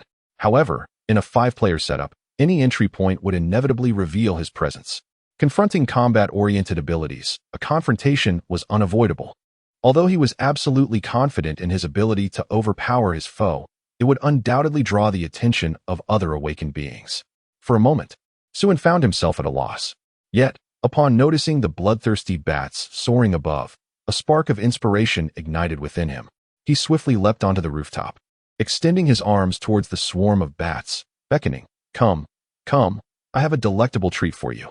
The bats immediately detected Suin's presence and swooped down with lightning speed, only to become ensnared in the vast electric net he had meticulously set up. Suin skillfully regulated the voltage to sear the neural pathways of the bats, leaving no outward signs of harm. He then retrieved iron wires from the spatial realm and bound them to the bats' wings, manipulating the wires to mimic their flight. Under his control, the bats flapped their wings frantically, repeatedly crashing against the window. Inside, the sounds of battle gradually faded, prompting the red-haired beast to curse as he approached the window to push it open. "You filthy rodents dare to ruin my enjoyment," he bellowed, unleashing a torrent of searing flames from his mouth. In the fiery onslaught, the bats were reduced to ash, and even the iron wires melted into molten metal. Unbeknownst to the red-haired beast, several steel spikes had stealthily risen from the ground beneath him, with a few silently slipping into the room while the rest pointed menacingly at him. Now was the moment. Suin transformed into a shadow, darting forward from the darkness, his arm morphing into an iron fist aimed directly at the red-haired beast. The red-haired beast, an A-grade awakened being, possessed an extraordinarily keen sense of smell and narrowly evaded the fatal blow by sidestepping. "You're courting death." Enraged by the ambush, the red-haired beast retaliated with a blast of flames aimed at Suin. Anticipating this, Suin crouched low, evading the inferno, and unleashed a charged punch. The red-haired beast's fist ignited in flames as he met Suin's assault head-on. Their fists collided with a resounding thud. And despite the enhanced power of Suin's iron arm, he could not force the red-haired beast back. In that singular exchange, they were evenly matched. Such was the exquisite utility of A-grade fire abilities. The flames spiraling from the red-haired beast's fists formed multiple miniature fire whirlwinds, augmenting both his offensive and defensive capabilities. It was evident that the red-haired beast had mastered the application of his powers, showcasing remarkable skill proficiency. "Huh, you think you can kill me? You're still too inexperienced." The red-haired beast cackled maniacally. Suin merely smiled slightly, responding, "You are already dead, my friend. Remember to watch your step in your next life." Everything was unfolding precisely as Suin had anticipated. If a single punch could knock him out, he would hardly deserve the title of an A-grade awakened being. In an instant, several steel spikes shot towards the red-haired beast. The sudden turn of events startled the red-haired beast, who quickly retreated, spewing flames to melt the steel into molten iron. However, before he could catch his breath, a massive surge of electricity coursed through him, rendering his body paralyzed as he froze in place. Several steel wires shot forth, binding the red-haired beast. Losing his balance, the red-haired beast toppled to the ground, letting out a couple of desperate cries as he prepared to unleash another blast of flames. Just then, Suen closed in, brandishing a palm-sized steel spike that he drove upward, piercing through the red-haired beast's jaw, impaling his tongue and driving through the roof of his mouth, effectively silencing him forever. Here you go. Detected plunderable target. Please select plunder direction, replicate abilities, strip abilities, plunder wealth, ability replication successful, acquired ability, firepower A ability stripping successful. Acquired transferable ability, firepower A, wealth plunder successful, acquired wealth value 200,000, objective achieved. Suen released the steel nail in his hand, which, under the guidance of his will, pierced through the upper jaw of the red-haired creature, emerging from the top. The red-haired creature met its demise. Suen rose, brushed off his hands, and proceeded into the room. At that moment, several women inside had already collapsed to the ground, each impaled by a steel nail through their throats, lifeless beyond recovery. As Suen acted, he had controlled the steel nails to fly into the room, eliminating these women who could have served as alarm bells if they had screamed. However, one woman remained, her mouth bound with wire. Suen settled onto the sofa, leaning forward to gaze down at her. You will answer whatever I ask. If you dare to scream, you shall join your sisters. The woman, her eyes brimming with tears, nodded frantically. Suen waved his hand, releasing her from her restraints. Who was the red-haired creature I just killed? What is its rank here? How many leaders are there on the island? 3. 3 individuals. Let me elaborate. I shall begin with the second in command, known as Huang She, while the leader is referred to as Zhu Tai. Both the leader and the second in command were originally inmates of the Heishan prison. Following the outbreak of disaster, they incited a rebellion and managed to escape, subsequently arriving at this place. The third in command joined them later on. As for the extraordinary abilities possessed by the leader and the second in command, I am not quite certain. Really? Suen furrowed his brow. Truly. Please do not harm me. I shall divulge all that I know. The woman hastily knelt and pleaded. Indeed, I have heard that the earthen walls on the island were constructed solely by the second in command, and astonishingly, they were completed in just one day. Upon hearing her words, Suen felt a twinge of surprise. This island spans an area approximately equivalent to over a dozen football fields, and the notion that one individual could erect towering walls in a single day to encompass the entire island seemed rather exaggerated. What an extraordinary feat of infrastructure. Quite intriguing. But what about the leader? Are there no rumors? I have never encountered the chief, but I have privately heard others say that the chief has a penchant for consuming human flesh and engages in this daily. Chapter 35. The chief who feasts on humanity. Suen rose from the red-haired monster's villa, casually shutting the door behind him as he transformed into a shadow, vanishing into the night. As for the woman, he had rendered her unconscious, and she would not awaken for several hours. In the dark of night, with the wind howling, others remained oblivious to the fact that their third chief had eagerly departed for the afterlife. Suen's next course of action was to deal with the remaining 2 chiefs. He had a strong intuition that both the chief and the second chief possessed S-grade abilities, even if they were not S-grade. They were likely to be among the pinnacle of A-grade beings. They would represent the most formidable adversaries he had encountered thus far. The best strategy would be to confront them one by one. Facing 2 S-grade awakened beings simultaneously would be a daunting challenge, even for him. A guard, yawning as he patrolled, suddenly found several strands of wire ensnaring him, dragging him into the shadows. Before him appeared a pair of icy eyes. Tell me where your chief and second chief are. If you are not afraid of death, you may try to scream for help, or you may remain silent. The guard nodded fervently, the wires around his mouth gradually loosening. Please spare me. I will tell you everything. The chief has always been in the basement, while the second chief is in the highest villa. Where is the basement? At the back mountain, one can glimpse the entrance to the basement with a mere glance. There resides only the chief, and ordinarily, no one dares to approach that place, not even our own. When the chief is enraged, he would not hesitate to consume his own. Does your chief have an insatiable appetite for human flesh? As the chief's guard's complexion turned several shades paler, it became evident that the chief's appetite was not merely for devouring humans, but rather a predilection for consuming them entirely, particularly their hearts and livers.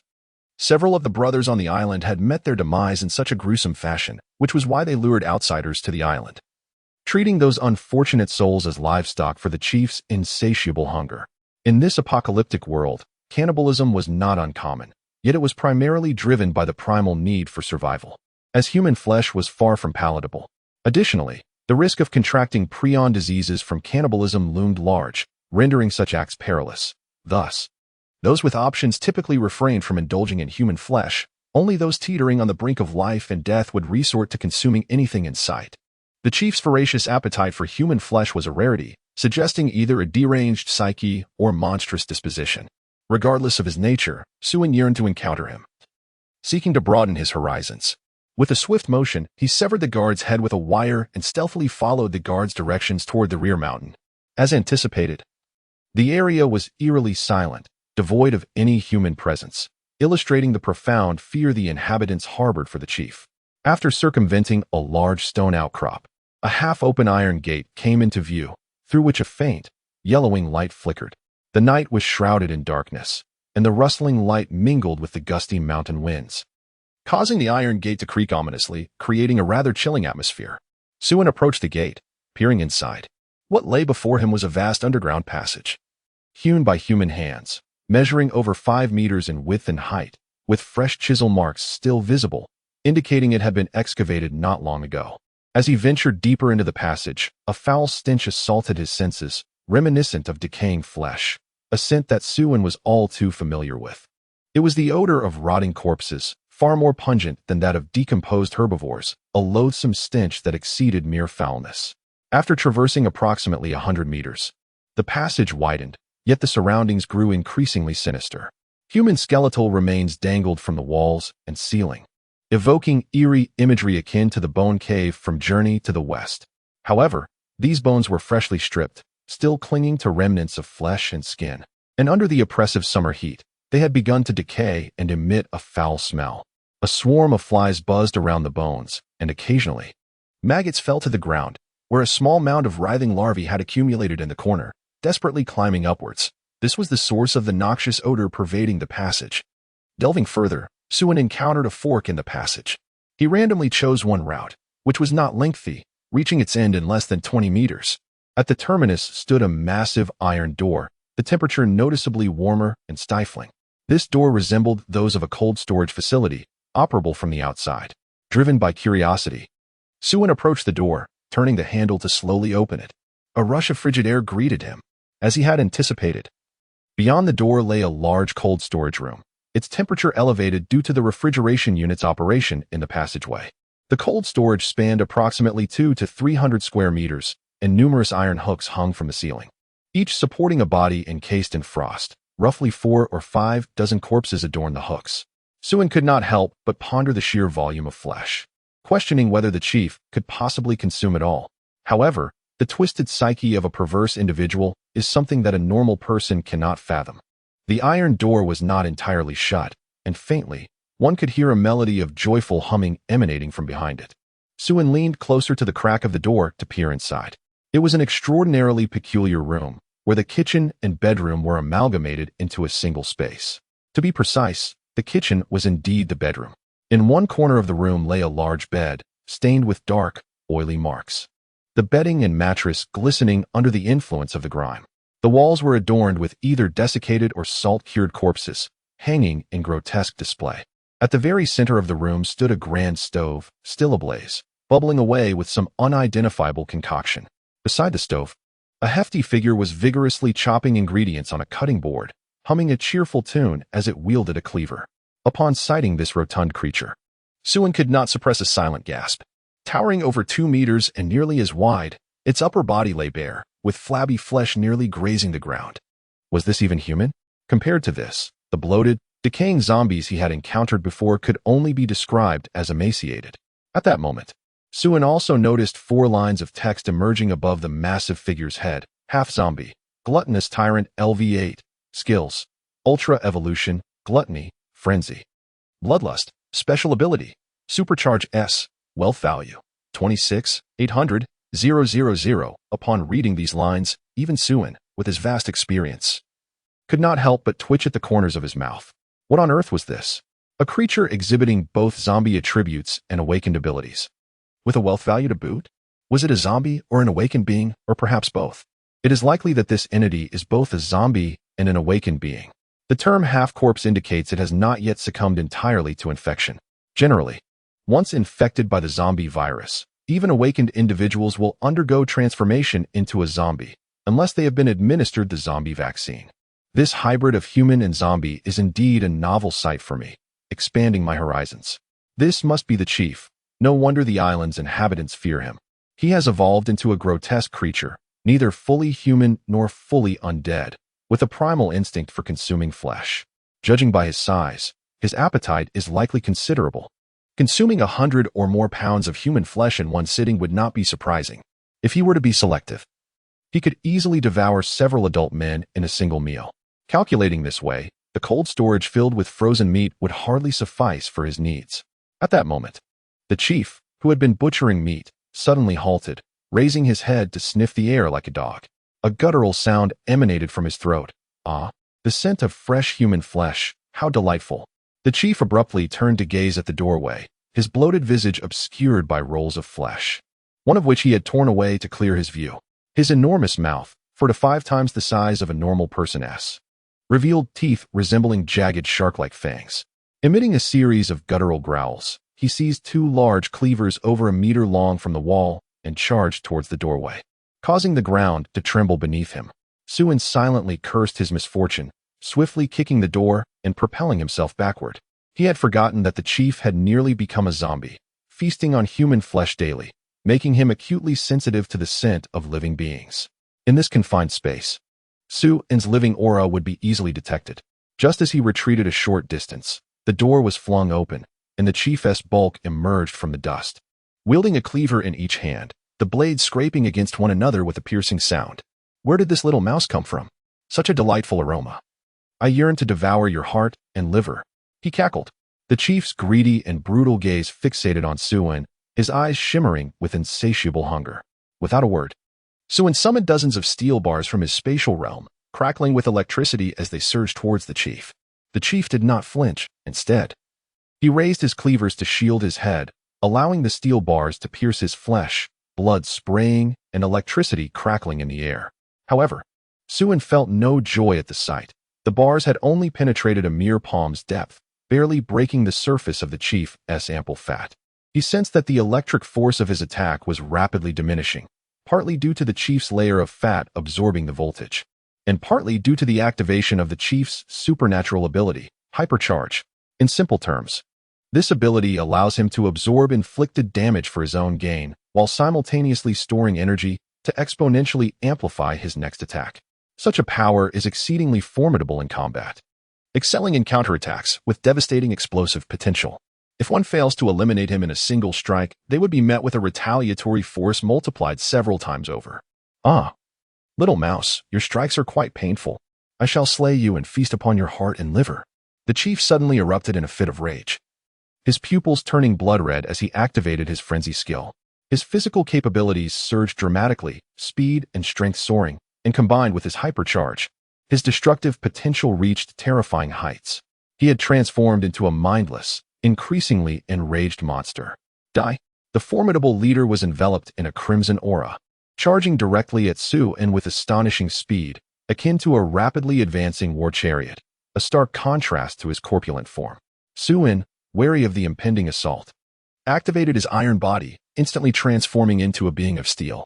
Yet, even in this fortified state, he refrained from confronting his opponent head-on. Instead, he harnessed magnetic energy to propel his ironclad form into the air, delivering a powerful kick that embedded his foot into the rocky ceiling, flipping his body onto it.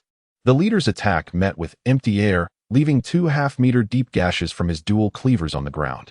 Undeterred by this miscalculation, he leapt into action without a moment's hesitation, his massive frame hurtling towards Suin on the ceiling like a cannonball. Anticipating the move, Suin deftly evaded with a nimble jump. A resounding thud echoed as the leader collided with the ceiling, sending debris flying and creating a substantial hole. With half of his body ensnared in the rock, retreat, Suin hastened without hesitation towards the exit of the passage. The confined space rendered him at a disadvantage. as the formidable leader's speed and strength were at their zenith. He could only lure him into a more spacious area for a protracted battle. With an anguished roar, the leader tore apart the stone wall, his massive form crashing to the ground. Enraged, he brandished a cleaver and pursued Suen, each step causing the ground to tremble and leaving deep impressions in the earth. In Chapter 37, The Veil of the Leader, Suen leaped out of the underground passage. He swiftly retrieved several hundred pounds of fine steel wire from the vast space and threw it onto the ground. Under the manipulation of electromagnetic forces, the steel wire wove itself into a grand net spread across the floor. With a resounding crash, the basement door was flung open, and the leader charged out in furious pursuit. "I will kill you, you damned rat," he bellowed. At that moment, the leader was engulfed in a state of unbridled rage, teetering on the brink of madness. Upon spotting Suen in the distance, he lunged forward with a thunderous roar. Just then, the steel wire net that Suen had strategically set up suddenly sprang up, ensnaring the leader's corpulent form. The unexpected turn of events caused the leader to lose his balance, tumbling to the ground and rolling several meters due to his immense inertia. Prepared for this, Suen lunged forward, seizing the steel wire net and shouting fiercely. With a tremendous effort, he lifted the leader's 8 to 900-pound body and began to slam it down repeatedly, the cacophony echoing as the ground became pockmarked with craters.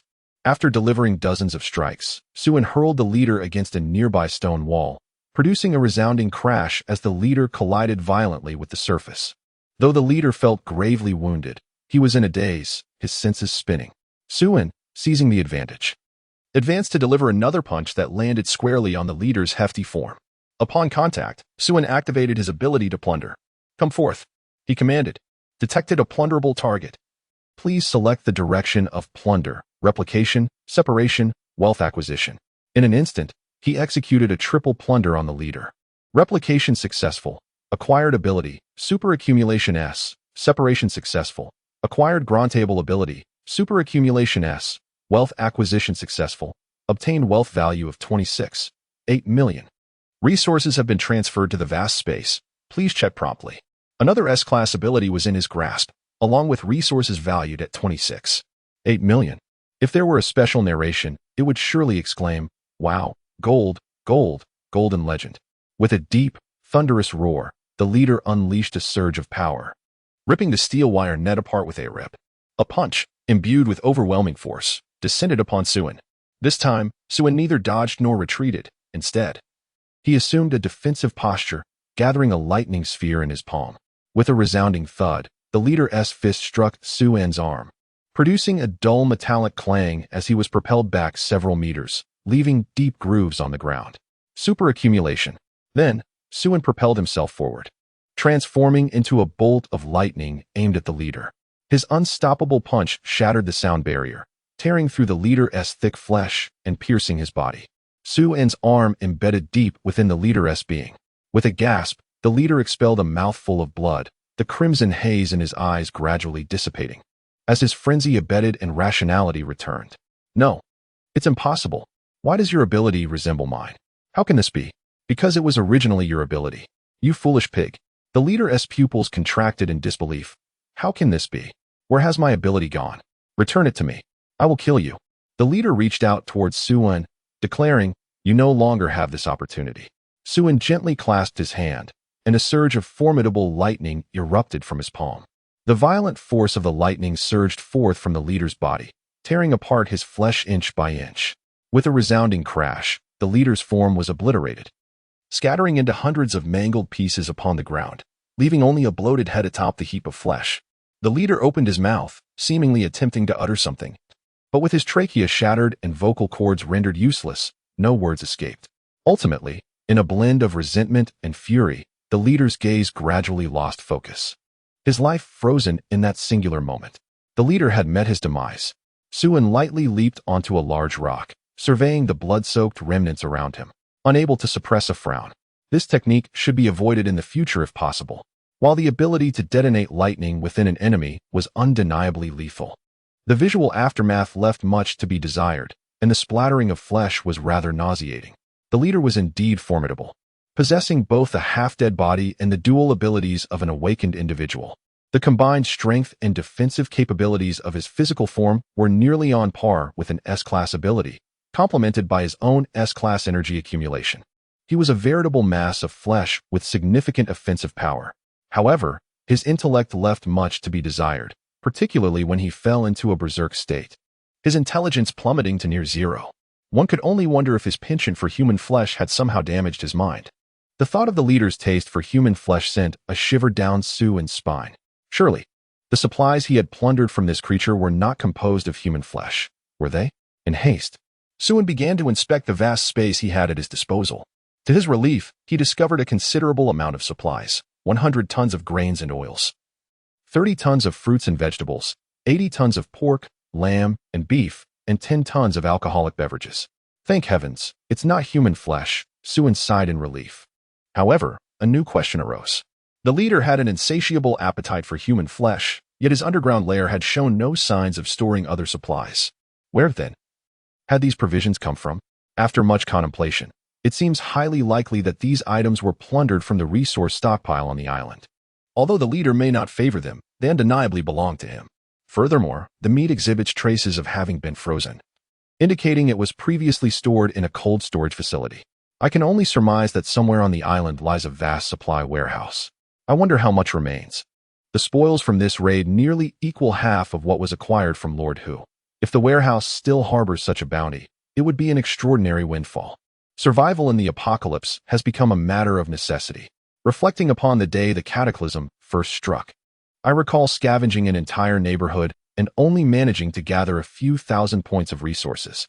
In stark contrast, this haul is rather paltry. Clearly, seizing resources swiftly is the way to go. As Suin was lost in thought, a colossal hand of gravel descended from the heavens, crashing down and embedding him into the ground, creating a massive crater several meters wide. Chapter 38. We are all cowards. A man clad in a warden's uniform gradually approached the heap of parts belonging to the leader and knelt before it. Trembling, he lifted the leader's severed head with shaking hands, meticulously wiping the bloodstains from it with white gloves. "Brother, I arrived too late. I am so sorry," he uttered, his voice thick with emotion, his eyes brimming with tears. Suddenly, a figure of pure steel emerged from the rubble, rising slowly. Suin spat out a mouthful of grit mixed with saliva. The force of that blow was, in truth, rather average. It merely appeared intimidating compared to the strength of the leader, a monstrous being. However, his garments were utterly ruined, torn to shreds by the debris. Turning his gaze toward the sobbing man nearby, he deduced that this must be the second in command. 2 lines of small text caught his eye. Ability: Sandstone Sovereign S. Wealth value: 38,000,000. Another S-class ability. An elemental type that allows for the manipulation of sand and similar materials. It serves both combat and functional purposes. He had encountered such a power in his past life as well. That individual, also an S-class Sandstone Sovereign, single-handedly constructed a vast city made of sand and stone, seizing dominion over a territory, earning the moniker Lord of the Yellow Sands. This illustrates the formidable nature of such abilities. Not a single S-class ability is lacking in prowess, particularly one with multifunctional capabilities. What delights Suin even more is the staggering wealth value of 38 million. Combined with the leader's resources, their total exceeds that of Lord Hu. The amassed wealth of these 2 factions surpasses 100 million points, which translates to a staggering sum of at least 10 billion in currency. It is no wonder that his previous life was fraught with hardship. It felt as though the resources of Sioux City had vanished into thin air, an unreasonable scarcity. How meagerly stocked was the entirety of Sioux City, when most of its resources were likely pillaged by these 2 factions. Upon closer reflection, it becomes evident that this was not mere chance, but an inevitability. Lord Hu, with his advantageous position, had the first pick, while Sinner Island crushed all opposition with its overwhelming might. Both factions awakened at the most opportune moment, equipped with their own teams, enabling them to amass vast resources in a short span. Lord Hu effortlessly hoarded supplies in his expansive space, while Sinner Island, guided by 2 S-class monsters, faced no such challenges. Both parties operated in the shadows, showing no mercy to others in their quest for dominance. Truly, a malignant scourge, a veritable scourge of the apocalypse. Having acquired such an abundance of resources, how can others possibly survive? Am I now a scourge as well? If so, then so be it. It is indeed quite delightful. The second-in-command turned his head, his eyes ablaze with a deep-seated hatred as he fixated on Suin. Who are you? Why? Why did you kill my elder brother? We have no enmity between us. Suin shifted slightly, easing his sore muscles. The sound of bone clashing echoing like metallic chimes. With a graceful leap, he landed a short distance away from the second-in-command, regarding him with a disdainful snort. We are all wolves. Why pretend to be sheep? When you were distributing flyers to lure those ordinary souls to their demise, did you not consider that you might also attract the very demon who could take your lives? Unfortunately for you, I am that demon drawn to your call. Encountering me is merely your misfortune. The second-in-command seethed with rage as he glared at Suin. You killed my brother just because of those ordinary people? Suin shrugged, stating that if one were to insist, there truly was not much difference between him and them. At their core, they were all predators who preyed upon the weak. They reveled in seizing the fates of ordinary people, confining them within prisons to dictate their very lives and deaths. As former prisoners themselves, they had similarly relinquished control over their own destinies. Upon acquiring formidable power, their foremost thought was to dominate the fates of others. For they were cowards, gripped by fear, which compelled them to don the most terrifying garb of all, the uniform of a prison guard, transforming them into perpetrators of suffering. The two brothers had likely been mere minions during their time in prison, often bullied, with the elder brother frequently going hungry. The scar upon your forehead, a remnant of a cigarette burn. How is your posterior faring? Am I correct in my assumptions, esteemed prisoner clad in guard's attire? The second-in-command, struck to the core by Suin's words, abruptly rose, conjuring a massive fist of sand and stone to hurl at him. Enough. Silence. Suin stood his ground, activating supercharged energy and meeting the oncoming blow with a punch. With a resounding crash, the sandy fist disintegrated upon impact. Are you anxious? I can sense your urgency. But hold your horses. I have yet to finish my discourse. Do you understand why, after slaying your elder brother, I did not flee immediately? It is because I awaited your arrival to deliver your head to me. As Suin's words echoed, hundreds of steel rebar rods soared from behind him, hurtling towards the second-in-command. Who shall slay whom remains uncertain. I demand that you accompany my brother to the grave. The second-in-command let out a cold snort, and a warm, earthy glow enveloped him, as a pair of colossal hands fashioned from sand and stone erupted from the ground beneath his feet. These immense hands alternated in the front, effectively intercepting the incoming steel beams. Suin had long been poised for an explosive charge. With a surge of energy, he leaped high into the air, accompanied by a crackling display of lightning, aiming directly at the second-in-command. Upon witnessing Suin's ascent, the second-in-command displayed a hint of disdain, realizing that in midair, Suin had no leverage to exploit and could only await his fate. With a slight stamp of his foot, a colossal palm, measuring over 10 meters, broke through the earth, transforming from hand to fist as it crashed down towards Suin Humph. Perish, fool. This strike embodied the full extent of his power. Even a body forged of iron would be crushed under its might. Only one could withstand such an assault, his elder brother, endowed with super energy reserve. Yet he was no more. In that fleeting moment before the giant hand struck, Suin activated his super energy reserve to counterattack. With a resounding impact, he transformed into a projectile, effortlessly piercing through the massive hand. In the blink of an eye, he found himself before the second-in-command, deftly maneuvering to seize his throat and forcefully slam him to the ground. Pinning the second-in-command beneath him, Suin skidded several meters across the surface, leaving behind a deep gouge before finally coming to a halt. Ugh! The second-in-command felt a sudden sweetness in his throat, expelling a mouthful of blood.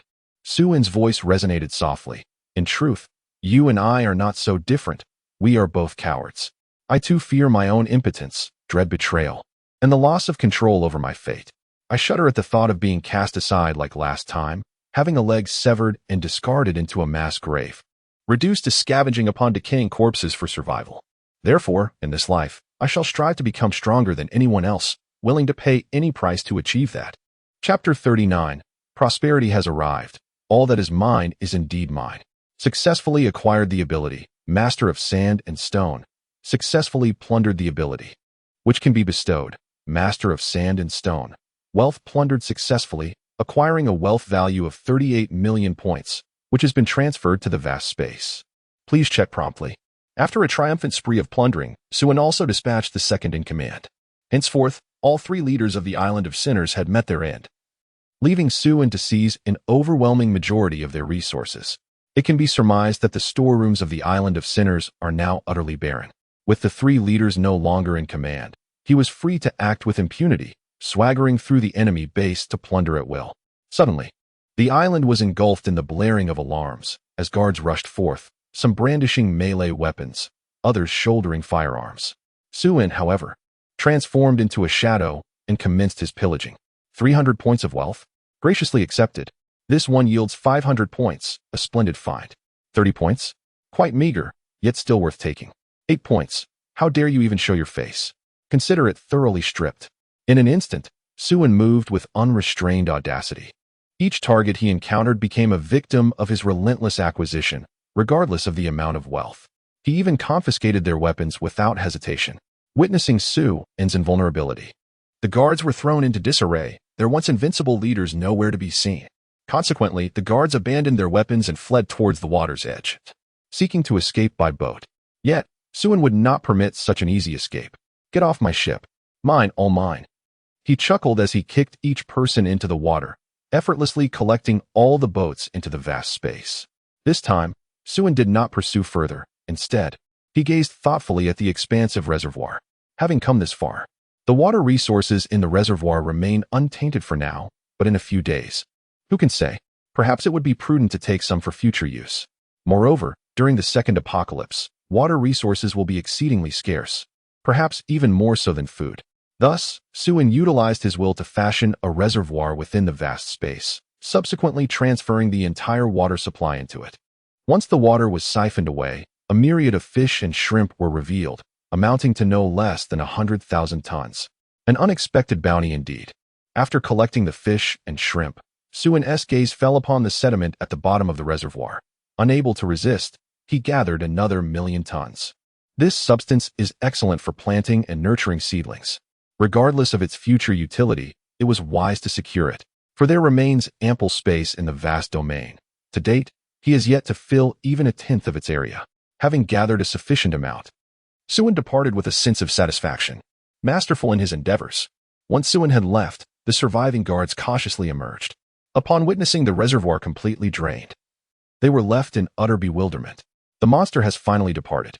How terrifying it was. Just a glance from him made one feel as though death was imminent. They could only wonder if a few of their leaders had fallen victim to him. What has transpired? Where has all the water in the reservoir gone? Why is there not a single drop left? Just as the guards found themselves in utter chaos, a cacophony of shouts and cries erupted from the direction of the prison. "This is dire. The inmates have escaped. What shall we do? Our weapons have been seized by that very individual moments ago. What can we do now? Run for your lives." The total number of prisoners amounted to nearly 800 or 900, yet only about 70 or 80 remained alive. A mere fraction of the original count, and devoid of any weaponry, they stood no chance against their captors. Thus ensued a desperate struggle for survival at the Jinlong Reservoir, where the enraged inmates ruthlessly pursued the prison guards. Unbeknownst to Suin, who had departed long before, he rode his motorcycle leisurely along the highway, humming a cheerful tune, his spirits buoyant and carefree. This venture had yielded him a remarkable bounty of 8 extraordinary abilities, including 2 of the esteemed S-class, along with over 50 million in material wealth. He had amassed a total of 4 S-class abilities, collectively worth several hundred billion. In the face of the apocalypse, it was undeniable that no one had progressed as impressively as he had. Should he choose, he could flaunt his prowess at any moment. At that moment, even the air felt sweet to him. Just then, his attention was captured by a survivor camp not far away. It was a modest encampment, occupying only a few hundred square meters, enclosed by iron railings. In the center, a roaring blaze illuminated the night, around which a dozen survivors cheered exuberantly. Beside the campfire stood a small wooden stage, upon which rested a large iron cage containing a cat-like creature, its size akin to that of a calf, covered in black scales. Next to the cage, a zombie was chained, visibly terrified of the strange creature within, struggling desperately to escape. A woman draped in a white sheet stood before the cage, passionately addressing the crowd below. "Behold, this is the divine beast sent to us by the heavens. It will guide us away from suffering. With the arrival of the divine beast, the sky shall clear, and good days shall come forth. The wicked and filthy zombies will soon be vanquished by this divine creature, which will protect its loyal and devout followers through the crisis. Lost sheep? Offer your loyalty and tributes to the divine beast, for it shall bestow its blessings upon you. Under her spell, the crowd erupted in applause, with many producing food to place in a barrel at the edge of the stage, in homage to the so-called divine beast. Suin remarked to himself, what a farce. What they have in that cage is not a divine beast, but merely a mutated barn cat. It won't offer protection, it will devour them. Chapter 40. Taming a new pet. One cannot entirely blame these individuals for being ensnared by the allure of the unknown. With the presence of this mutated cat, ordinary zombies and bloodthirsty bats dare not approach the camp lightly, leaving the onlookers enchanted. It is worth noting that during previous times, they would not have ventured outside their doors. Otherwise, a moment's inattention could lead to a fatal encounter with a bloodsucker bat. Now, however, they gather nonchalantly around the campfire, seemingly unharmed. Strictly speaking, mutated animals are indeed new species that have evolved from the infection of the zombie virus. Due to the varying levels of individual evolution, some mutated creatures possess capabilities far superior to those of ordinary zombies. To the ordinary zombie, this represents an undeniable bloodline suppression, rather than any form of protection for its followers. Moreover, felines are inherently born hunters, exhibiting extreme brutality towards creatures smaller than themselves. Even if they do not consume their prey, they will ensnare and toy with it until its demise. This characteristic has not only persisted after mutation, but has intensified. In the wake of the apocalypse, humanity has been relegated to a subordinate position, existing at the base of the food chain. In the eyes of mutated creatures, they are unequivocally prey. This mutated cat may be injured, otherwise, it would have already escaped its iron cage, delivering its followers to an untimely fate with a mere swipe of its paw. Yet, should it continue to be fed in this manner, once the cat's wounds heal, these individuals would likewise be unable to escape their doom. However, what surprises Suin is the cat's remarkable tranquility. It lazily reclines within the iron cage, occasionally nibbling on the offerings from its followers, its large, bell-like eyes fixed intently upon the crowd, glimmering with a distinctly human-like mockery. It appears to be observing a group of imbeciles. Could it be that this creature is not injured after all? If the mutant cat had not sustained any injuries, this iron cage would be utterly incapable of containing it. The only conceivable scenario is that it willingly entered. Its lack of resistance is solely for the purpose of indulging in the offerings of its devout followers, epitomizing the ultimate freeloading creature. When the time comes that the devotees can no longer offer sacrifices, they may well become the sacrifice themselves. How intriguing indeed. It is entirely plausible that such a scenario could unfold. Most mutated creatures, due to the influence of viruses, lose their rationality upon transformation, succumbing to a bloodthirsty frenzy. However, a select few evolve more completely, enhancing their intellectual capabilities. Before their evolution, felines already possess an intelligence comparable to that of a 2- or 3-year-old child.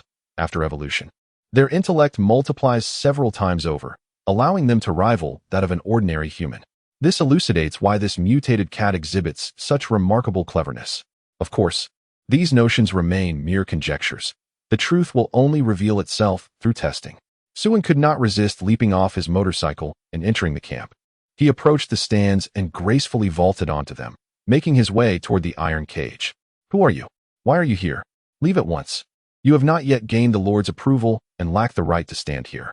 Before you earn the Lord's favor, all you can do is offer your loyalty and devotion. A woman draped in a white sheet interposed herself before Suin, her expression rife with displeasure. Suin cast a cursory glance at her, a chilling aura of menace enveloping him. The woman felt a sudden chill sweep through her, compelling her to retreat several steps. What do you intend to do? Ignoring her, Suin approached the iron cage, grinning as he addressed the mutated cat. I find myself rather tempted to indulge in some cat meat. With that ample flesh of yours, you should suffice for quite some time. The mutated cat abruptly turned its head, anger glinting in its emerald eyes, its scales along the neck bristling in agitation. Observing the cat's reaction, Suin nodded slightly. Not bad. At least you can comprehend human speech. However, Suin's words not only incited the wrath of the mutated cat but also provoked the assembled devotees. Outrageous! Who grants you the audacity to insult the revered divine beast? What insolent wretch dares to show such disrespect? Quickly expel him, lest he suffer the consequences. The divine beast shall surely descend with divine retribution upon you, an impudent scoundrel. Amidst the fervent condemnation from the multitude of followers, Suin remained unperturbed. He slowly raised a finger, where faint sparks of electricity flickered at its tip. Meow. The mutated cat within the iron cage sensed the threat emanating from Suin. With a fierce cry, it surged forward, shattering the confines of its prison and leaping a distance of 5 or 6 meters. The mutated cat, now on high alert, regarded Suin with suspicion, its back hunched and scales bristling, while it emitted a series of deep, menacing growls. Alas, the divine beast has been provoked, and the wrath of the celestial creature is upon us. The audacious fool has angered the revered beast. Oh, mighty divine beast, quell your fury. Witnessing the aberrant feline effortlessly shatter its iron cage and leap an impressive 5 to 6 meters, the assembled followers turned pale with terror. This was far more daunting than any lion or tiger, transcending their comprehension and solidifying their belief that this indeed was a divine beast. Suin, observing the creature's impressive display, felt a swell of satisfaction. With high intelligence and a keen awareness of danger, it was undoubtedly a remarkable guardian. The aberrant cat, however, instinctively retreated, perceiving the human before it as an overwhelming threat, stronger than any creature it had encountered. Escape was imperative. Flight is an innate instinct for all animals, even the most formidable predators. When faced with an adversary so powerful that resistance seemed futile, fleeing becomes the sole option. Do not rush away, Suin declared, waving his hand as the surrounding iron bars suddenly rose from the ground, encircling the aberrant cat. In a frantic effort, the creature struggled to leap from its confinement. Yet, no matter how it clawed and jumped, it could not escape the relentless grip of the iron bars, ultimately becoming ensnared, unable to move, wrapped tightly in a multitude of metallic restraints. Nevertheless, it continued to roar defiantly at Suin, desperately gnawing at the iron bars in an attempt to break free, revealing its fierce nature. Suin, growing impatient, clicked his tongue. I prefer to reason with others. Let us converse properly. With that, he retrieved a large kitchen knife, over a meter in length, confiscated from the chief, and plunged it into the ground with a thud. At the sight of the imposing blade, the aberrant cat ceased its struggles. The overwhelming aura of bloodlust emanating from the knife left it momentarily dazed. It had no doubt that this peculiar human could cleave it in twain. Instantly, it halted its resistance, adopting a submissive demeanor. Meow, it uttered softly, the previous ferocity replaced by an almost innocent tone, its transformation as swift as the face-changing art of Sichuan opera. Chapter 41. The Origins of the True God Sect. Now, that is more like it. Observing the aberrant cat's capitulation, Suin waved his hand to release its bindings. Once freed, the creature refrained from further aggression. Yet its emerald eyes furtively scanned the surroundings, seemingly searching for an opportunity to flee. As a being perched atop the apex of the food chain, it could not so easily submit to a human, no matter how formidable he appeared. This pride was etched into its very DNA. A cat shall never be a slave. Suin chuckled kindly as he retrieved a box of cat food and a box of premium cat kibble from the vast expanse. These are for you, he nodded. There's plenty to satisfy your appetite. Upon seeing an entire box of canned cat food, the mutated cat's eyes widened in astonishment. Its DNA stirred, utterly captivated. And this? Suin said, tossing out several pounds of dried fish. And this, he added, revealing dozens of pounds of chicken breast. Don't you fancy any of it? The mutated cat let out a peculiar cry, leaping to Suin's feet and rubbing against him fervently, displaying an expression of eager submission. It was no wonder the cat lacked pride. The offerings were simply too generous. Not only did it stir the mutated cat's interest, but even the other devotees were tempted. Step aside. I'm a dog person, proclaimed one. Brother, I too am a dog person. I'm not picky. I'll eat cat food. It's easy to care for. At that moment, beliefs and divine beasts held little significance. Seeing the devotees actually vying for his attention, the mutated cat became irate, its scales bristling as it glared at them, as if to assert, back off, I was here first. Suin felt a sense of satisfaction witnessing the mutated cat so easily swayed. Should the cat have resisted stubbornly, he would not have pressed the matter. For a forcibly obtained bond is seldom sweet. He could only consider the alternative of slaughtering it, in 2 lifetimes. He had yet to savor the taste of a mutated cat. Well then, you shall be my pet from now on, Suin declared, leaping onto the back of the mutated cat. The mutated cat responded with a perplexed expression. Was it not agreed that the pet would serve to guard the home? How did it become a steed? This is not what was promised. How can such a noble creature, positioned at the pinnacle of the food chain, be relegated to the status of a mere mount beneath a human? Cats shall never submit. Suen swiftly cast aside a hefty fish weighing several tens of pounds. Meow. The mutated cat leapt high, seizing the fish in its jaws. With a single bite, the rich flavor burst forth. Delicious. Subsequently, in the bewildered gaze of the onlooking disciples, their revered beast was whisked away, vanishing after a few bounces. Oh, truly a divine being has descended. The divine beast, heeding the supreme call of the true God, departed with the exalted deity. The leading woman knelt in the direction Suen had taken, leaving the disciples in further confusion. But, my lady, the divine beast was clearly enticed by cat food. The woman shot a glare. Address me as the high priestess. Ignorant mortals, can you conjure such sustenance from thin air? Only a deity possesses such power. He is indeed a god, the supreme divine. Upon hearing this, the disciples were momentarily stunned. Indeed, it seems so. It is said that in the West, Jesus once manifested food for the suffering by the banks of the Red River. And just now, they witnessed that young man conjuring food from nothing. This is a true miracle. It must be the true deity who has heard our calls, manifesting before us, and the reason for his departure is solely a test of our faith. Ah, I have perceived the divine summons and pledge my unwavering loyalty to the Supreme Lord. Let us heed the divine guidance and forge ahead. For all tribulations are trials bestowed upon his faithful servants. Under the call of the so-called prophetess, an increasing number of individuals have succumbed to belief, kneeling in reverence, until soon the entire encampment transformed into fervent disciples of Suen. Thus, a sect known as the True God cult took root and began to flourish. At this moment, Suen was galloping along the path atop a mutated cat, entirely oblivious to the fact that he had unwittingly been elevated to a position of reverence. The speed of the mutated cat was remarkable, exceeding 100 miles per hour, effortlessly disregarding road conditions and advancing in a straight line. Small rivers and buildings were no obstacle, as it leaped over them with ease. Boasting an impressive endurance, just a few cans of cat food could propel it over 100 kilometers. The energy conversion efficiency was astonishing, enough to make even the founder of the Law of Conservation of Energy, Thomas Young, shake his head in disbelief. Additionally, it possessed a natural awareness that deterred ordinary zombies from approaching. This mode of transport was far superior to riding a motorcycle, efficient and practical. However, the experience of riding was somewhat uncomfortable, as the mutated cat's body was enveloped in a thick layer of hard scales, making for a rather jarring seat. Upon arriving home, Suen noticed a faint, warm glow of candlelight emanating from the villa, suggesting that someone was still awake. Without further thought, he entered, leading the scaled cat.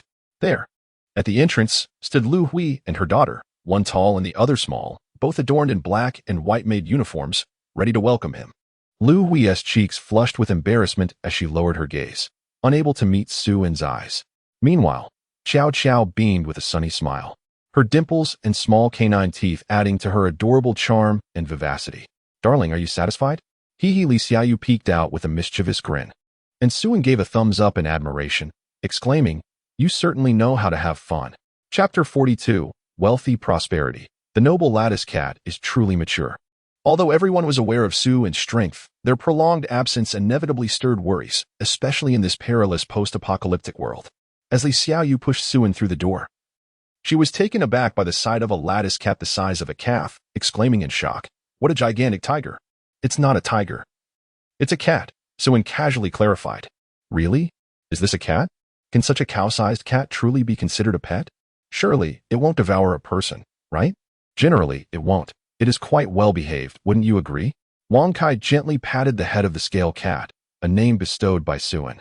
"It is simple yet auspicious. The essence of elegance lies in its rusticity." "Meow," responded the cat, exuding charm.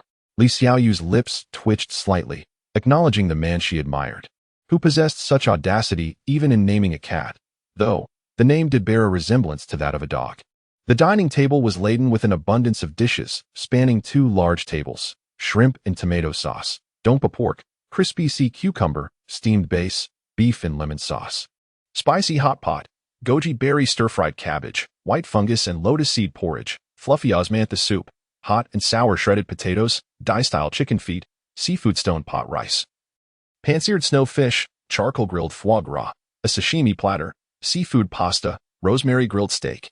A veritable feast of over 20 dishes, encompassing meat and vegetables, sweet and spicy, sour and savory, with representations from various culinary traditions, including the Thai cuisine from Yunnan and even a few international specialties. It was a banquet so lavish that few families would prepare such a spread for the new year. This was the result of Sister Lu Hui and Xiao Qiao's tireless efforts throughout the day. Do have a taste. Yu smiled gently as she served Suin a bowl of soup to warm his stomach. She felt a twinge of inferiority regarding Lu Hui's culinary skills. Even contemplating the idea of apprenticeship, she had never encountered anyone so adept at cooking, nay, a true gourmet. Suin nodded in satisfaction, taking in the delightful sight of the dishes. Lu Hui, feeling a bit shy, chuckled softly. It was prepared rather hastily. These are merely simple home-cooked dishes. I hope they suit your palate. Suin raised an eyebrow. Is this what you call home cooking? It seems that this culinary artist possesses considerable skill. Henceforth, we shall indulge in delightful meals together. Let us all gather and partake in the feast. Sister Lu Hui, there is no need to be so formal. Simply treat this place as your own home.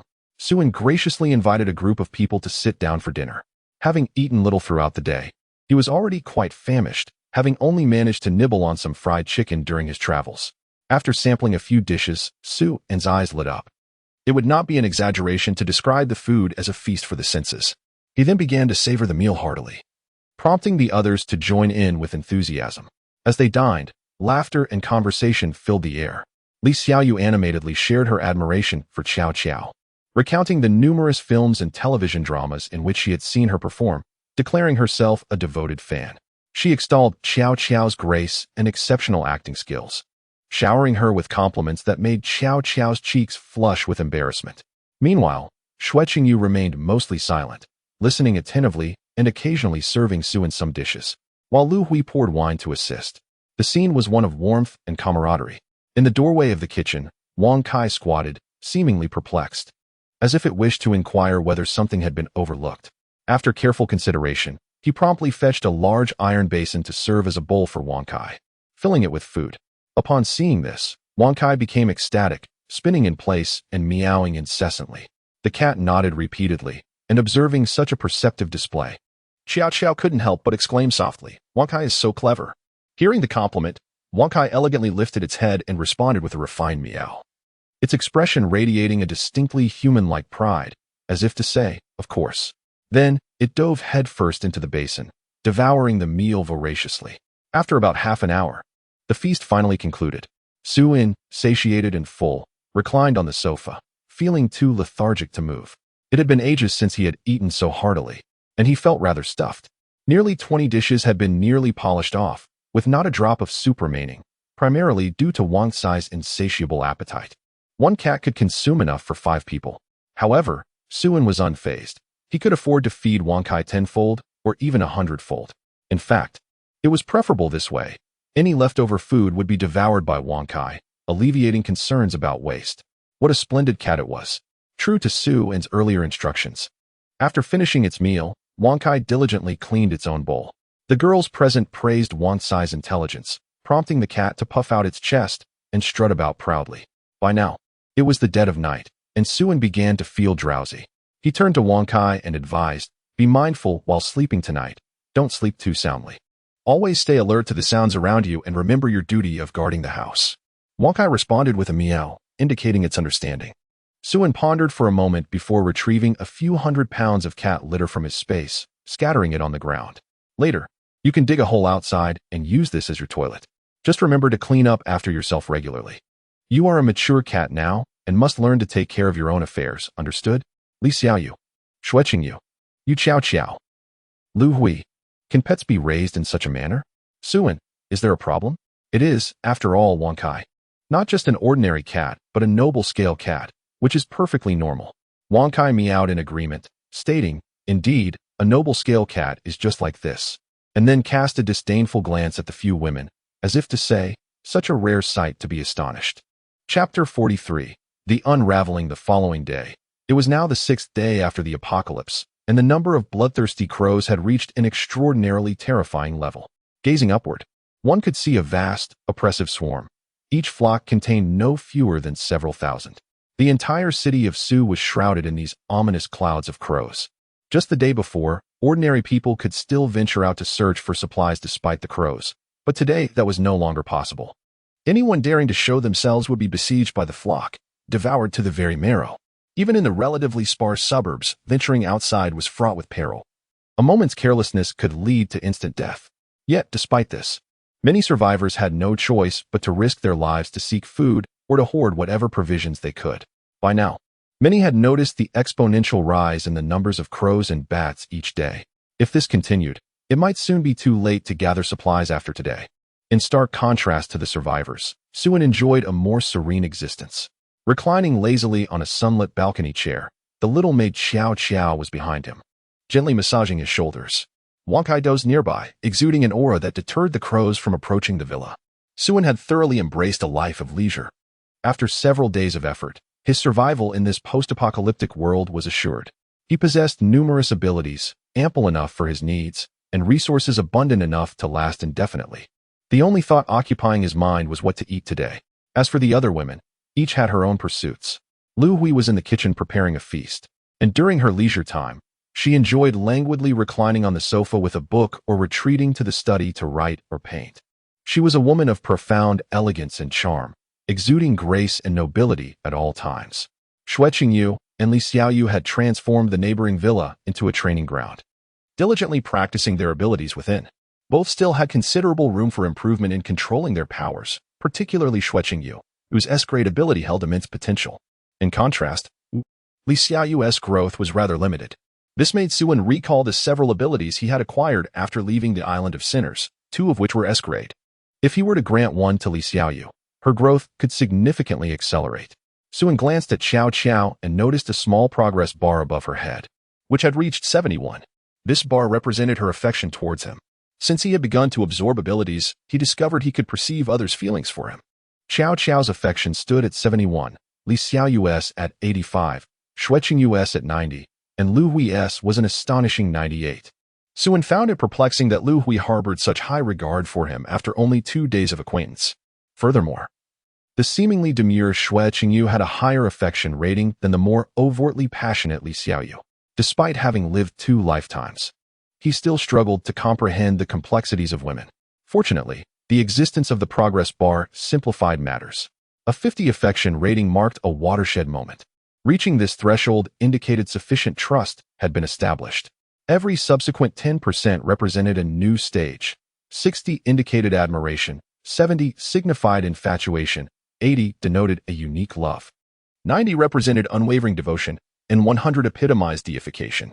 Naturally, Suen was inherently suspicious and slow to trust others, including Li Xiaoyu and Xue Qingyu. The presence of the affection progress bar allowed him to discern genuine feelings from feigned ones, granting him a sense of reassurance. At the very least, he could trust the women around him. The prerequisite for bestowing abilities was an affection rating of over 60, and currently, all the women had met this criterion. Suen contemplated the prospect of manually granting them powers. There were 4 abilities available for bestowal: Water Vapor D, Fire Energy A, Supercharge S, and Sandstone Master S. Xue Qingyu already possessed S-grade lightning control, rendering further empowerment unnecessary for now. She needed to avoid overwhelming herself. Unlike her, Suen, having lived 2 lifetimes, had encountered many abilities and knew how to wield them effectively. The others, however, required time to familiarize themselves with their newfound powers. Lu Hui and her daughter were primarily engaged in logistical support, making it unnecessary for them to receive powers at this stage. However, if he were to bestow one, it would be Fire Energy A, as they were currently without power and water. Cooking and preparing meals required gas, and while he had no shortage of it, acquiring resources without cost was undeniably appealing. What is the taste of dishes crafted with extraordinary abilities? He has yet to experience it, and the thought fills him with anticipation. Furthermore, Lu Hui's affection for him is remarkably high, which brings him great comfort. Lastly, there is Li Xiaoyu.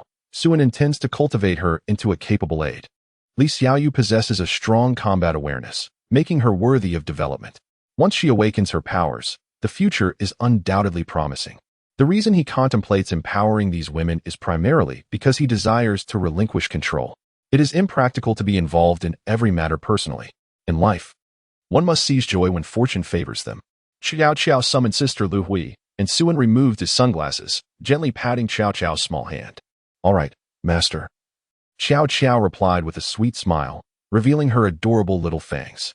Initially, Suin found it somewhat awkward that both Lu Hui and her daughter referred to him as master, but their insistence on this address led him to disregard his discomfort.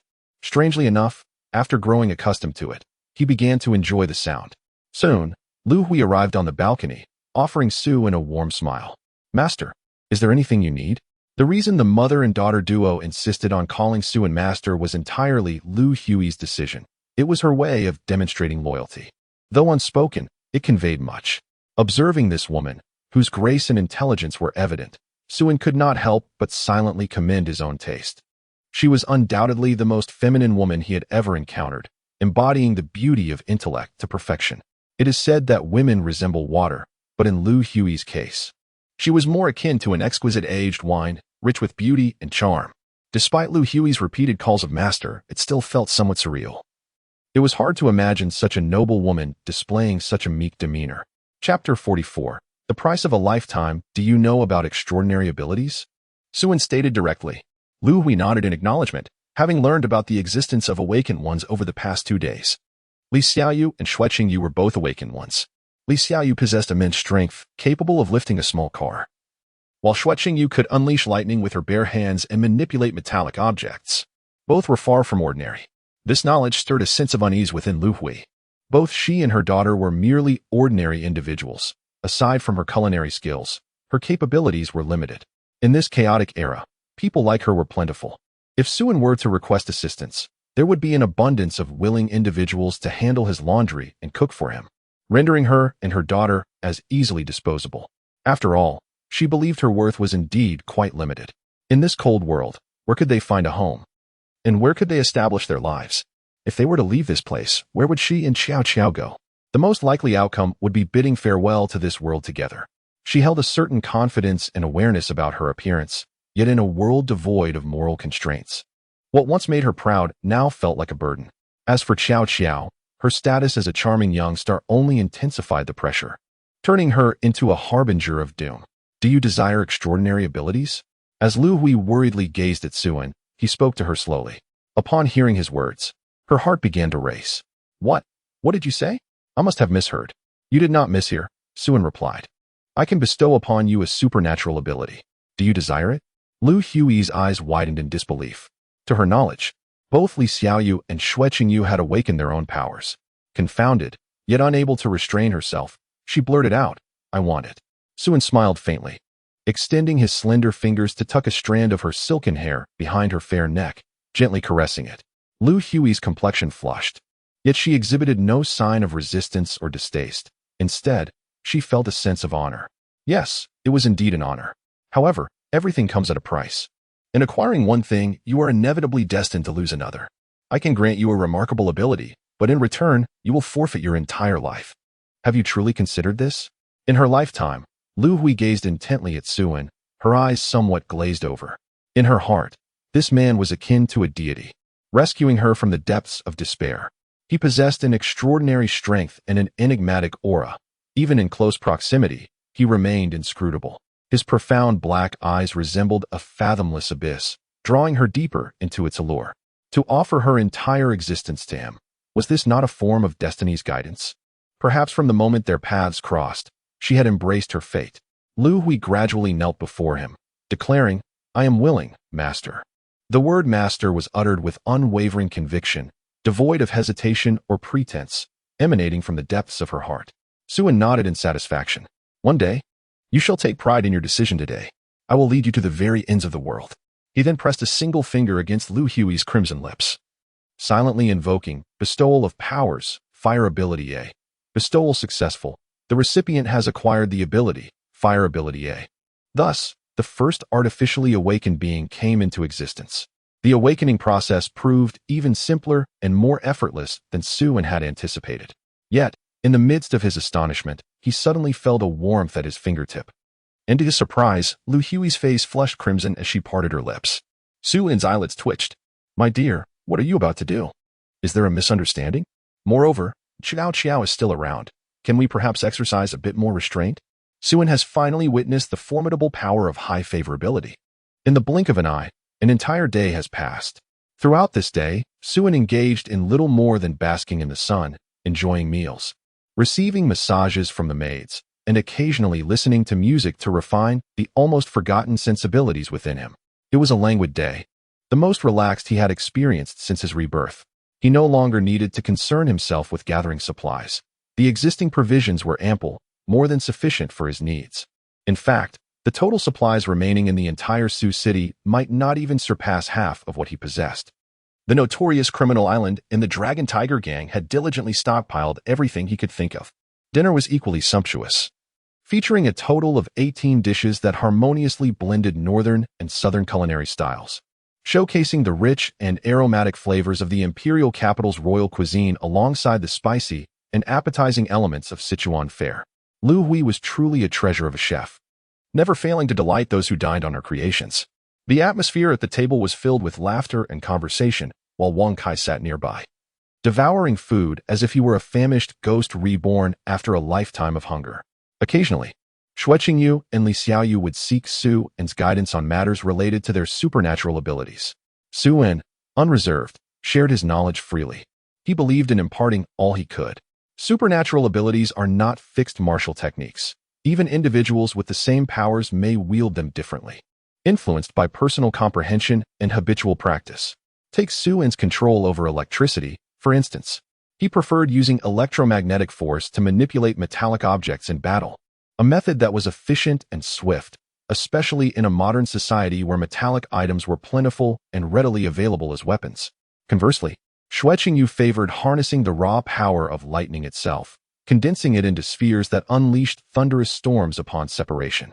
Neither approach could be deemed superior. One was more labor-saving, while the other wielded greater destructive force. Xue Qingyu's choice of the more potent method was driven by her desire to prove herself before Su En. As for Su En's preference for the more effortless approach, it stemmed entirely from a fear of poverty in his past life, an inclination to conserve resources in every endeavor, including the expenditure of energy. In a post-apocalyptic world, every ounce of strength was invaluable. This subconscious mindset of frugality had continued to influence him to the present day. However, to become a competent and formidable awakener, one must learn to adeptly utilize various methods of their abilities. Thus, Xue Qingyu still had a long road ahead. The more powerful the ability, the more challenging it was to master, requiring considerable time for learning. All Su En could do was guide her in the various applications of lightning control. How long it would take her to master these techniques depended solely on her own efforts. While Su En was instructing Xue Qingyu, Li Xiaoyu noticed a change in Lu Hui's gaze towards Su En. Lu Hui's eyes were now filled with unmistakable fervor and admiration. It was not just Lu Hui. Xiao Qiao exhibited a similar sentiment, though she was too shy to meet Su En's gaze. Her cheeks flushed as she focused on her meal. A woman's intuition told her that something had transpired between the three of them. Chapter 45. Li Xiaoyu's Great Crisis. Lu Hui, the dishes you prepared today are so fragrant. They taste even better than yesterday's. Thank you. I'm glad you enjoy them, Lu Hui replied with a gentle smile, carefully removing the bones from a piece of fish and delicately placing it in Su En's bowl, without Li Xiaoyu needing to say anything.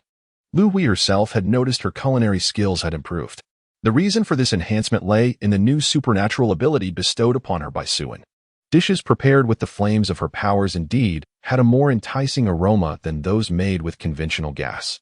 Moreover, she had conceived of many culinary techniques she had never dared to imagine before. With the assistance of her fire ability, she could manage the heat with ease. As a trained chef, she was accustomed to working with flames, thus mastering it more swiftly. When she unleashed the scorching flames with her bare hands, Lu Hui was both astonished and elated, overwhelmed to the point of tears. All of this was a gift from the omnipotent man before her. Lu Hui's gaze towards Su En grew ever more fervent. Li Xiaoyu felt a pang of anxiety. Could it be that Lu Hui intends to cut in line? How inconsiderate. Li Xiaoyu found herself in a predicament.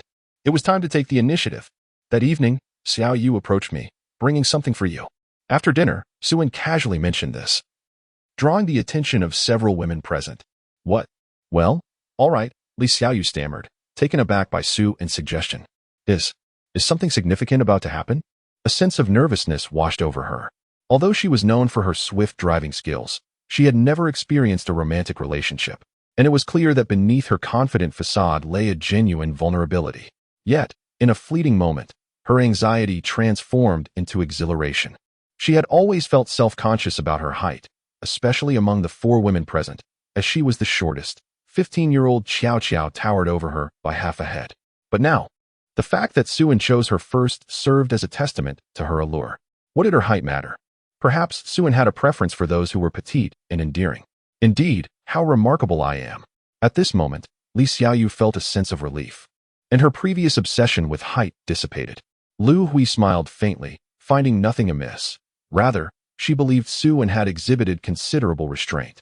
In her eyes, every woman in this house, including herself, rightfully belonged to Suan. She would unconditionally obey any command he issued. Even if he were to instruct her to sacrifice her life at this very moment, she would comply without hesitation. Her feelings for Suan had transformed into a blind adoration and fervor. From certain perspectives, Suan had now become her faith, and she was the most devout of devotees. Meanwhile, Xue Qingyu trembled slightly, a trace of melancholy crossing her gaze, her emotions immensely complex. Suan was unaware that a single phrase had set the women present into a whirlwind of thoughts. To speak with sincerity, he had merely intended to take Li Xiaoyu to a room to bestow upon her a blessing, to grant her an extraordinary ability. What ill intentions could a harmless, virtuous young man like him possibly harbor? Li Xiaoyu carelessly picked at her meal, leaving much of it uneaten, and without a second thought, poured the remainder into Wang Kai's food bowl. Wang Kai? If it could speak, it would undoubtedly exclaim, "What do you mean by this? Do you take me for a mere garbage bin?" Although he felt a hint of dissatisfaction, Wang Kai began to eat eagerly, exclaiming, "How delightful!" He intended to devise distinct training regimens for Li Xiaoyu, Xue Qingyu, and Lu Hui, aspiring to enhance their strengths within the shortest possible time. It was inevitable that he would come into contact with formidable forces, making it essential to prepare in advance. At the very least, he could not allow those around him to become a burden, lest he be hindered by them. After all, his greatest talent lay in pilfering from others, while his foremost concern was the fear of being robbed himself. About half an hour later, Li Xiaoyu knocked on the door and entered. Dressed in a short skirt with knee-high stockings and sporting twin ponytails, she asked, "How do I look?" She stood on tiptoe and spun around. Suan stroked his chin, surveying her from head to toe. "To be frank, you do look quite adorable."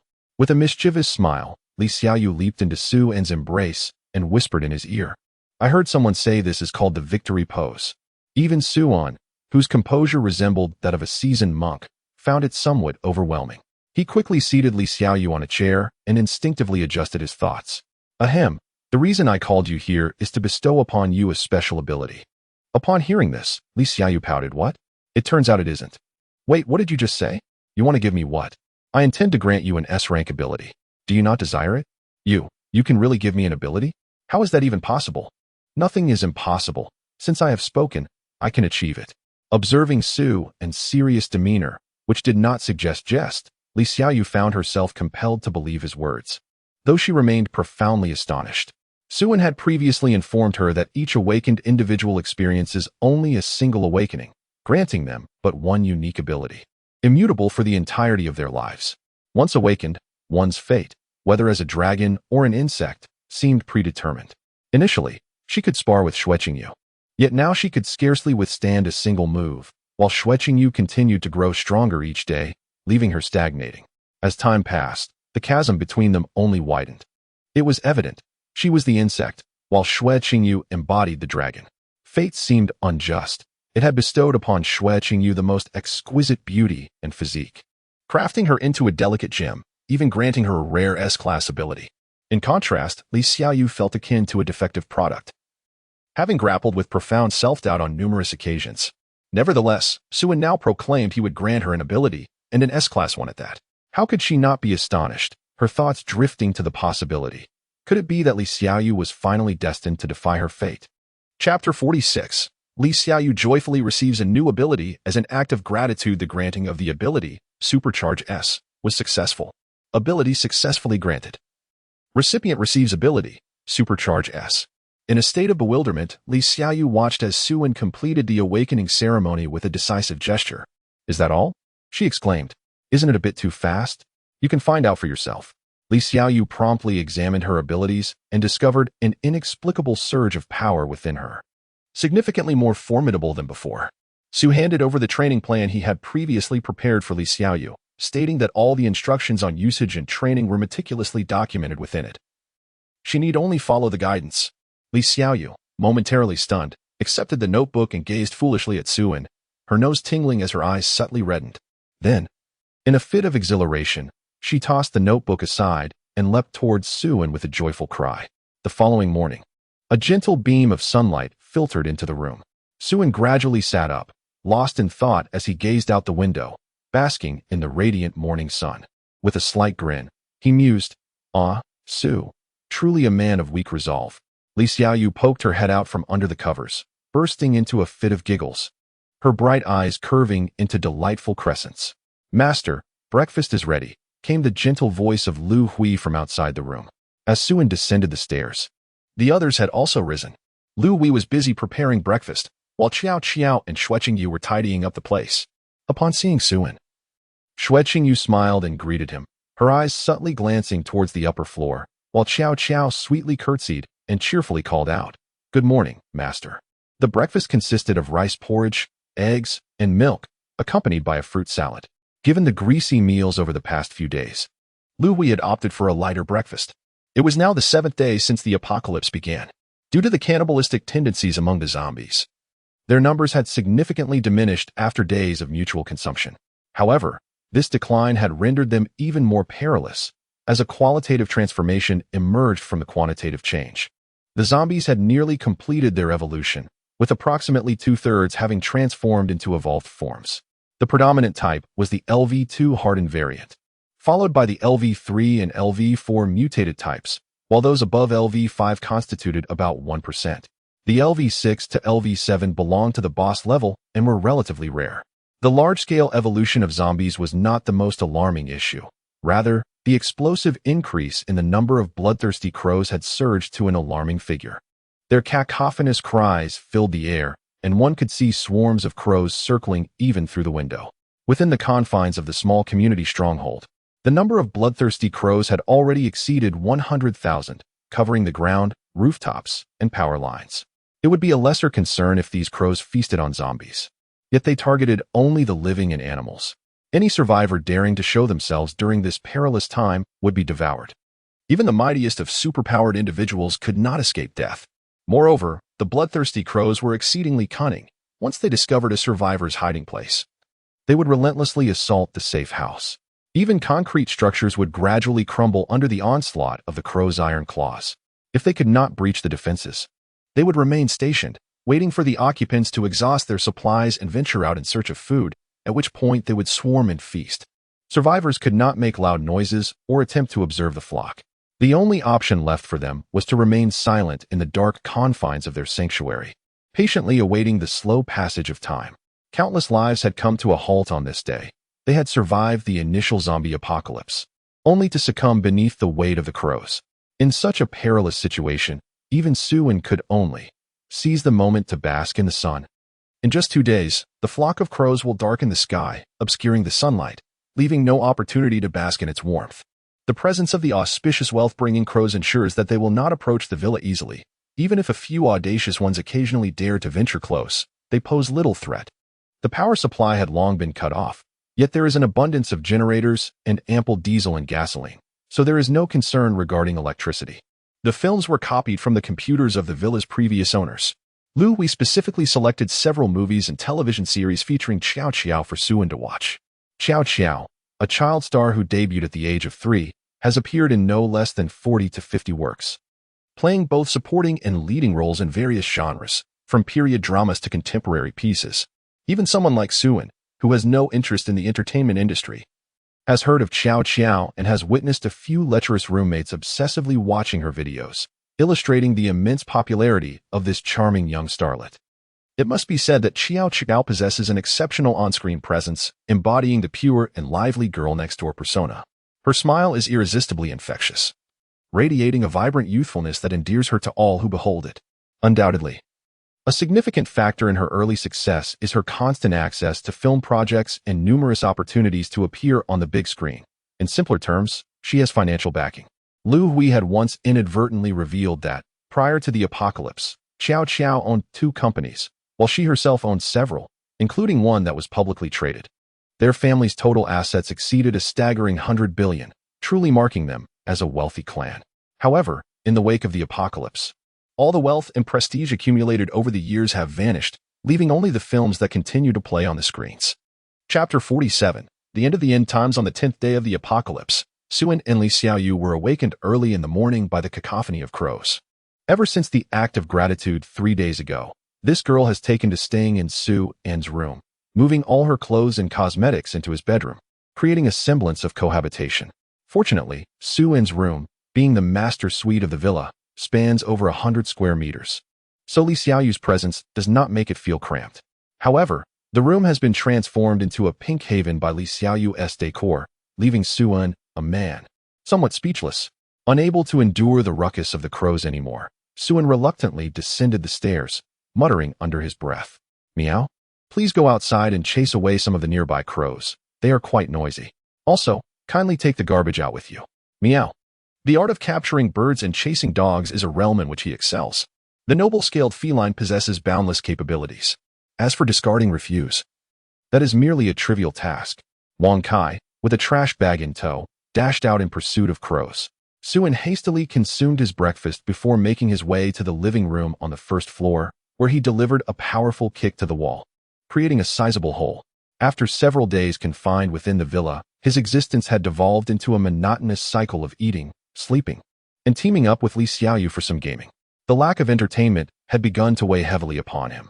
Thus, he resolved to construct a passageway using his ability with sand and stone, linking to the community swimming pool, and beckoned a few young ladies to join him for a swim. A sip of wine, a bite of meat, and the gentle strains of a piano played by the little maid provided a semblance of joy. Life, though strained, managed to continue. 18 days since the apocalypse, the flock of crows has ceased to expand, their numbers stabilizing. The reason lies in the fact that further growth would leave them with no space to inhabit. The site is a dense mass of bloodthirsty crows, overwhelming utility poles and signal towers, transforming the skies into a sea of crows. The plight of the survivors is now so dire that words fail to encapsulate their despair. Those with sufficient food reserves may endure a little longer, but the majority are nearing their limits, with provisions long since depleted. Coupled with 11 days of perpetual darkness, fear and hopelessness cling to the hearts of all, leaving them to ponder how much longer this existence will persist. Many have foolishly sought to satiate their hunger by hunting the bloodthirsty crows, only to fall prey to viral infection and become one of the undead. Suen, too, has suffered grievous losses. He has utterly forfeited his right to bask in the sun. This led to Suen's profound dissatisfaction with the wretched, bloodthirsty crows, prompting Wang Kai to undertake the daily task of expelling them, 3 times a day for 2 hours each time.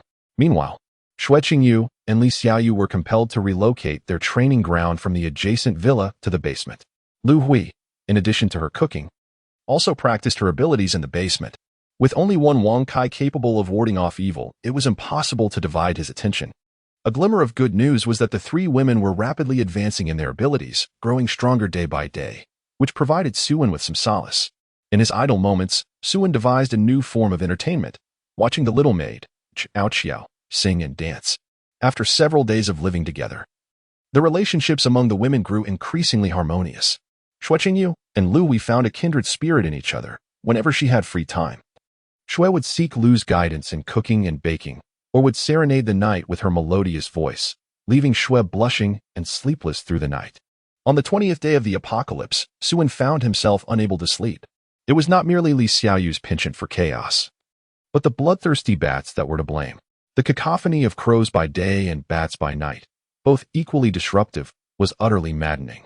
With only one Wang Kai, it was unrealistic to expect him to work tirelessly day and night to fend off both nuisances. Suen thus resolved to temporarily spend his nights in the basement. This sentiment was shared by others as well. On this day, Suen did not languish idly as usual. Instead, he utilized his sand manipulation ability to construct a grand workshop outside, where he began to fabricate items he would soon require.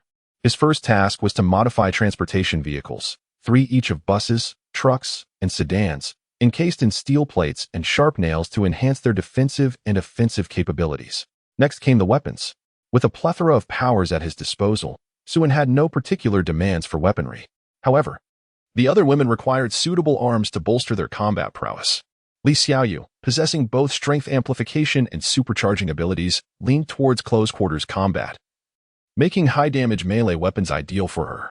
Thus, Suin forged a massive saber from refined steel, measuring 60 centimeters in width, 15 centimeters in thickness, and with a blade length of 1.2 meters, culminating in a total length of an astonishing 1.5 meters, nearly matching Li Xiaoyu's height, weighing over 580 pounds. The hilt featured a large iron ring, to which a chain was attached, allowing it to be wielded as a colossal throwing knife, if necessary. Each swing generated a fierce whooshing sound, and with a single strike, even a car would be cleaved in twain. The only flaw was its rather rugged appearance, which seemed somewhat incongruous for a girl to wield. In contrast, Xue Qingyu's weapon was designed to be more elegant, a set of refined steel lightning rods, totaling 900, each measuring 7 centimeters in length with a diameter of 1 centimeter. They could serve as ranged weapons and were designed for efficient conductivity. Although Xue could not yet control such a multitude of lightning rods simultaneously, her capacity would undoubtedly increase in the future. As for Lu Hui, there were currently no suitable weapons for her, given that her fire abilities were purely elemental, and few materials could withstand the extreme temperatures of A-grade fire abilities. Even if such materials existed, they would be ineffective. Her only hope lay in the possibility of discovering an appropriate weapon from future treasure chests. Despite the lack of a fitting weapon, Lu Hui did manage to acquire a flat-top pot crafted from refined steel from Suin, seemingly preferring kitchenware over weaponry. As for the little maid, Chao Qiao, Suin generously gifted her 10 sets of white silk skirts for agility. Chapter 48. The second phase is about to commence on the 25th day of the apocalypse, as the sun rose, casting its first rays upon the earth. The once dominant flock of crows vanished without a trace, as if they had never existed. After more than half a month, the surviving individuals finally emerged from their dim shelters, embracing the long-missed sunlight. With the cacophony of the crows silenced, tranquility returned to the world, albeit with an eerie quietude. However, the aftermath of the bat and crow onslaught had left little life in its wake. Aside from zombies and a few mutated animals, no other creatures could be seen. There were even no flies or mosquitoes. The buildings and structures lay in ruins, battered by the relentless crows and bats, collapsing and decaying. With power poles, signal towers, and trees strewn about in disarray, none remaining upright. In the span of merely half a month, the world had transformed into a desolate wasteland, signaling the decline and regression of once thriving civilization.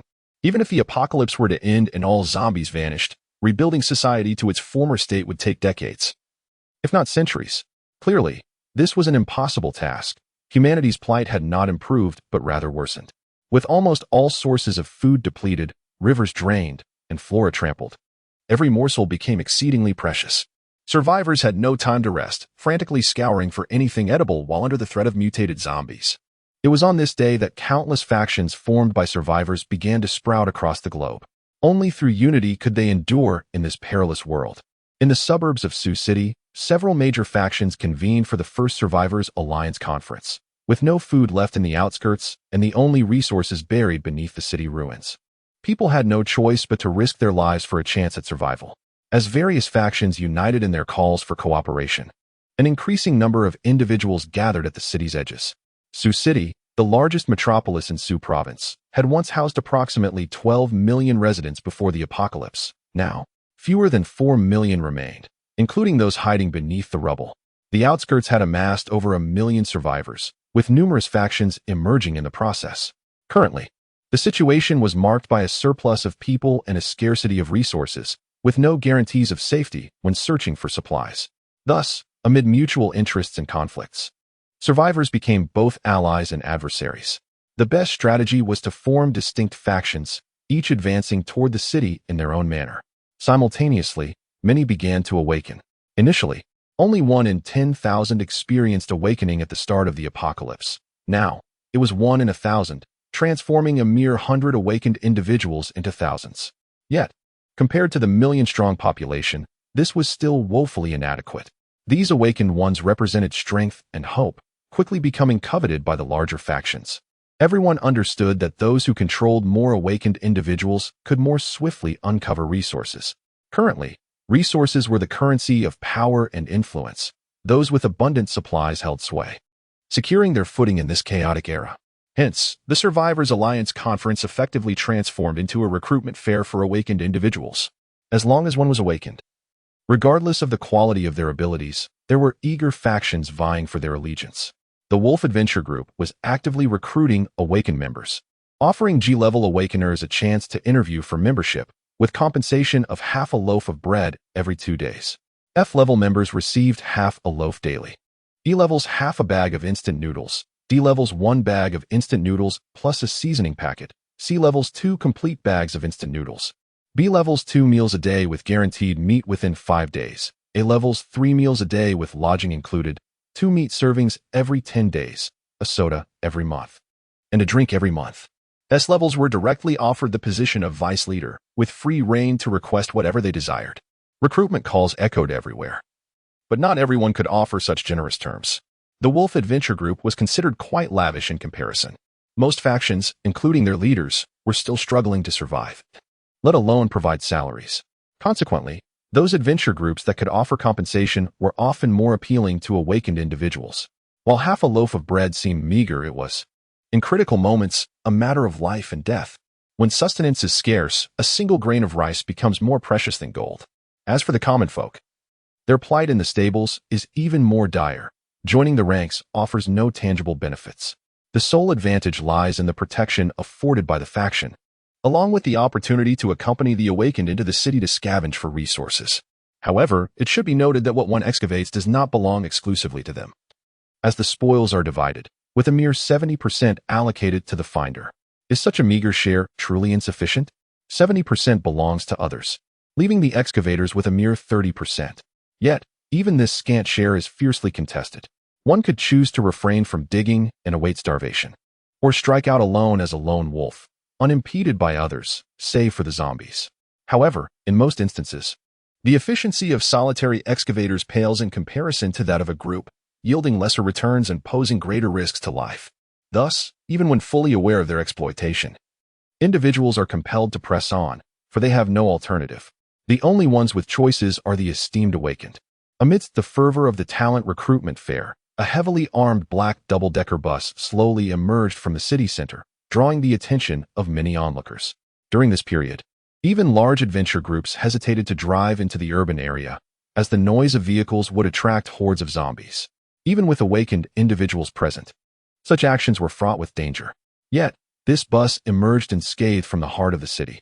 How audacious, to drive in and out of the city like this. The last adventure group to attempt such a feat has likely met their demise. It must be at least an S-rank adventure group, led by an S-rank ability user. More than likely, for otherwise, no one would dare to act so recklessly. Oh, how I wish to join such an adventure group. I would gladly accept an 80-20 split of resources. I would be content with a 90-10 split. As the crowd buzzed with excitement, the black bus came to a halt in the recruitment area. The doors swung open, revealing a dashing man clad in sunglasses, beach shorts, and a floral shirt, who gracefully descended while carrying a table, followed by 4 women. With a resounding thud, the man set the table down. A striking young woman hurriedly brought over a small sofa, and the man seated himself with an air of confidence, the 4 women standing gracefully behind him, each uniquely beautiful. The man retrieved a loudspeaker from the table and cleared his throat. Good afternoon, everyone. The Eternal Life Adventure Group is officially recruiting members, offering generous benefits. Successful applicants will receive 3 meals a day, with 1 meal including meat, a bottle of soda every 2 days, a new outfit each month, a bar of soap, and 3 pounds of fruit. Additionally, accommodation consists of 2 persons per room, with shared bathing and restroom facilities. New recruits will receive a set of clothing, a towel, a toothbrush, and toothpaste as a welcome gift. Spaces are limited. Those interested should apply promptly. Upon finishing, the man turned off the loudspeaker and fell silent. A wave of excitement rippled through the crowd. What extraordinary benefits! I never dared to dream of such a thing. What are we waiting for? Quickly apply for the position. Charge ahead. Chapter 49. The recruitment of new team members is officially underway. As waves of survivors rushed in, comprising men, women, young, and old, Suin couldn't help but twitch at the corners of his mouth. He had underestimated their yearning for a stable life. You forgot to mention the recruitment criteria, dear. Li Xiaoyu hastily shouted into a loudspeaker. We are only accepting female team members. We are not recruiting men at this time. Thank you. Upon hearing this, The male compatriots were left dumbfounded. After all this effort, you're telling me you won't accept men? Is this some sort of trick? What does that mean? Is it gender discrimination? I, Jinfu, am the first to object. It is us men who are the main force behind resource excavation. Why should we be excluded? I am an E-rank awakener. Do you understand the value of an awakener? We shall not leave today, let it be as it may. If there is no desire to hire, then no one shall be employed. As the situation escalated, it reached a point of chaos. Lu Hui, dressed in professional attire, seized the loudspeaker from Li Xiaoyu. Suddenly, a surge of fiery energy enveloped her, and as the flame was unleashed, it struck the ground, resulting in a tremendous explosion that created a pit over a meter deep. Those within close proximity were even propelled away by the force. This is an A-class awakener. How formidable. The power is astonishing. A mere touch could incinerate someone alive. Lu Hui surveyed the terrified crowd, her voice cold as she declared, I hope no one attempts to provoke my master's displeasure. Otherwise, you will bear the consequences. Those wishing to apply may form a line. Any who cut in shall not be considered. I reiterate, we are only recruiting female members. There are no special abilities required. Ordinary individuals are welcome as well. As her words fell, a long queue of women quickly formed, while the men could only watch helplessly. After all, who could contend with such might? To symbolically refute would require a bravery I do not possess, for I might be consumed by flames. Moreover, it is evident to even the most naive observer that this group is comprised of more than a solitary awakened individual, particularly that girl wielding the colossal broadsword. The blade appears to weigh at least several hundred pounds, yet she carries it with an agility that is nothing short of remarkable. One can only speculate about her level of awakening. An A level is not beyond the realm of possibility. A single strike could easily spell death 10 times over. Alas, it seems I am not destined for such a fate. While I may not join, my daughter could. Is it not said that ordinary individuals are welcome to? Indeed, I shall summon my niece. I have a cousin, and I have an elder sister. The conditions set forth by the Everlasting Adventure Group are unparalleled throughout the entirety of Sioux City. The only comparable opportunity might lie with S-level awakeners serving as vice captains within large factions. Yet, how many S-level awakeners could there possibly be? In a city of several million, it is unlikely one could muster even 10. If I could gain entry, I would gladly toil like a beast. Soon, the news of the exceptional treatment for female members in the Chongqing Adventure Team, free from awakening conditions, spread rapidly. Within less than an hour, thousands of applicants gathered, young and old, men and women, even those well over 100 years of age.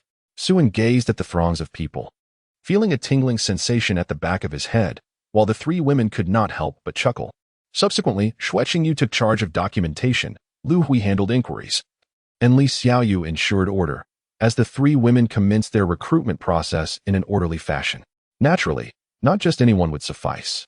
The first criterion was that applicants must possess striking appearances, not necessarily breathtakingly beautiful, but at least on par with the belle of the class, with an aesthetic score of 80 being the absolute minimum. The second, and perhaps the most crucial requirement, was loyalty and obedience.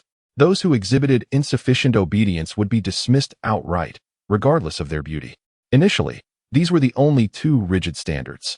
But Li Xiaoyu suddenly added a third: cleanliness. This cleanliness specifically referred to physical cleanliness, denoting a state of being that could not be purified by any means. She was looking out for everyone. If Suen were to contract something, none of them would escape unscathed. Lu Hui cast a knowing glance in Suen's direction, a subtle smile gracing her lips as she incorporated this criterion. Xue Qingyu shot Li Xiaoyu a disapproving look but ultimately acquiesced. Though Li Xiaoyu's remarks were rather crude, they did hold a kernel of truth, better safe than sorry.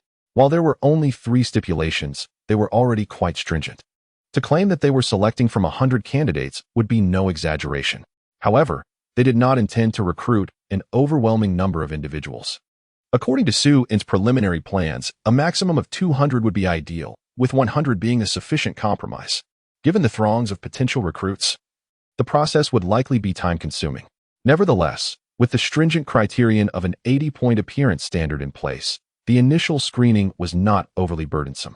While the women busily engaged in their tasks, Suen leaned lazily in his seat, sipping juice and listening to music, with the attentive maid Xiao Qiao serving him by his side. As he savored his drink, he scanned the crowd through the vehicle's window, searching for signs of awakened individuals.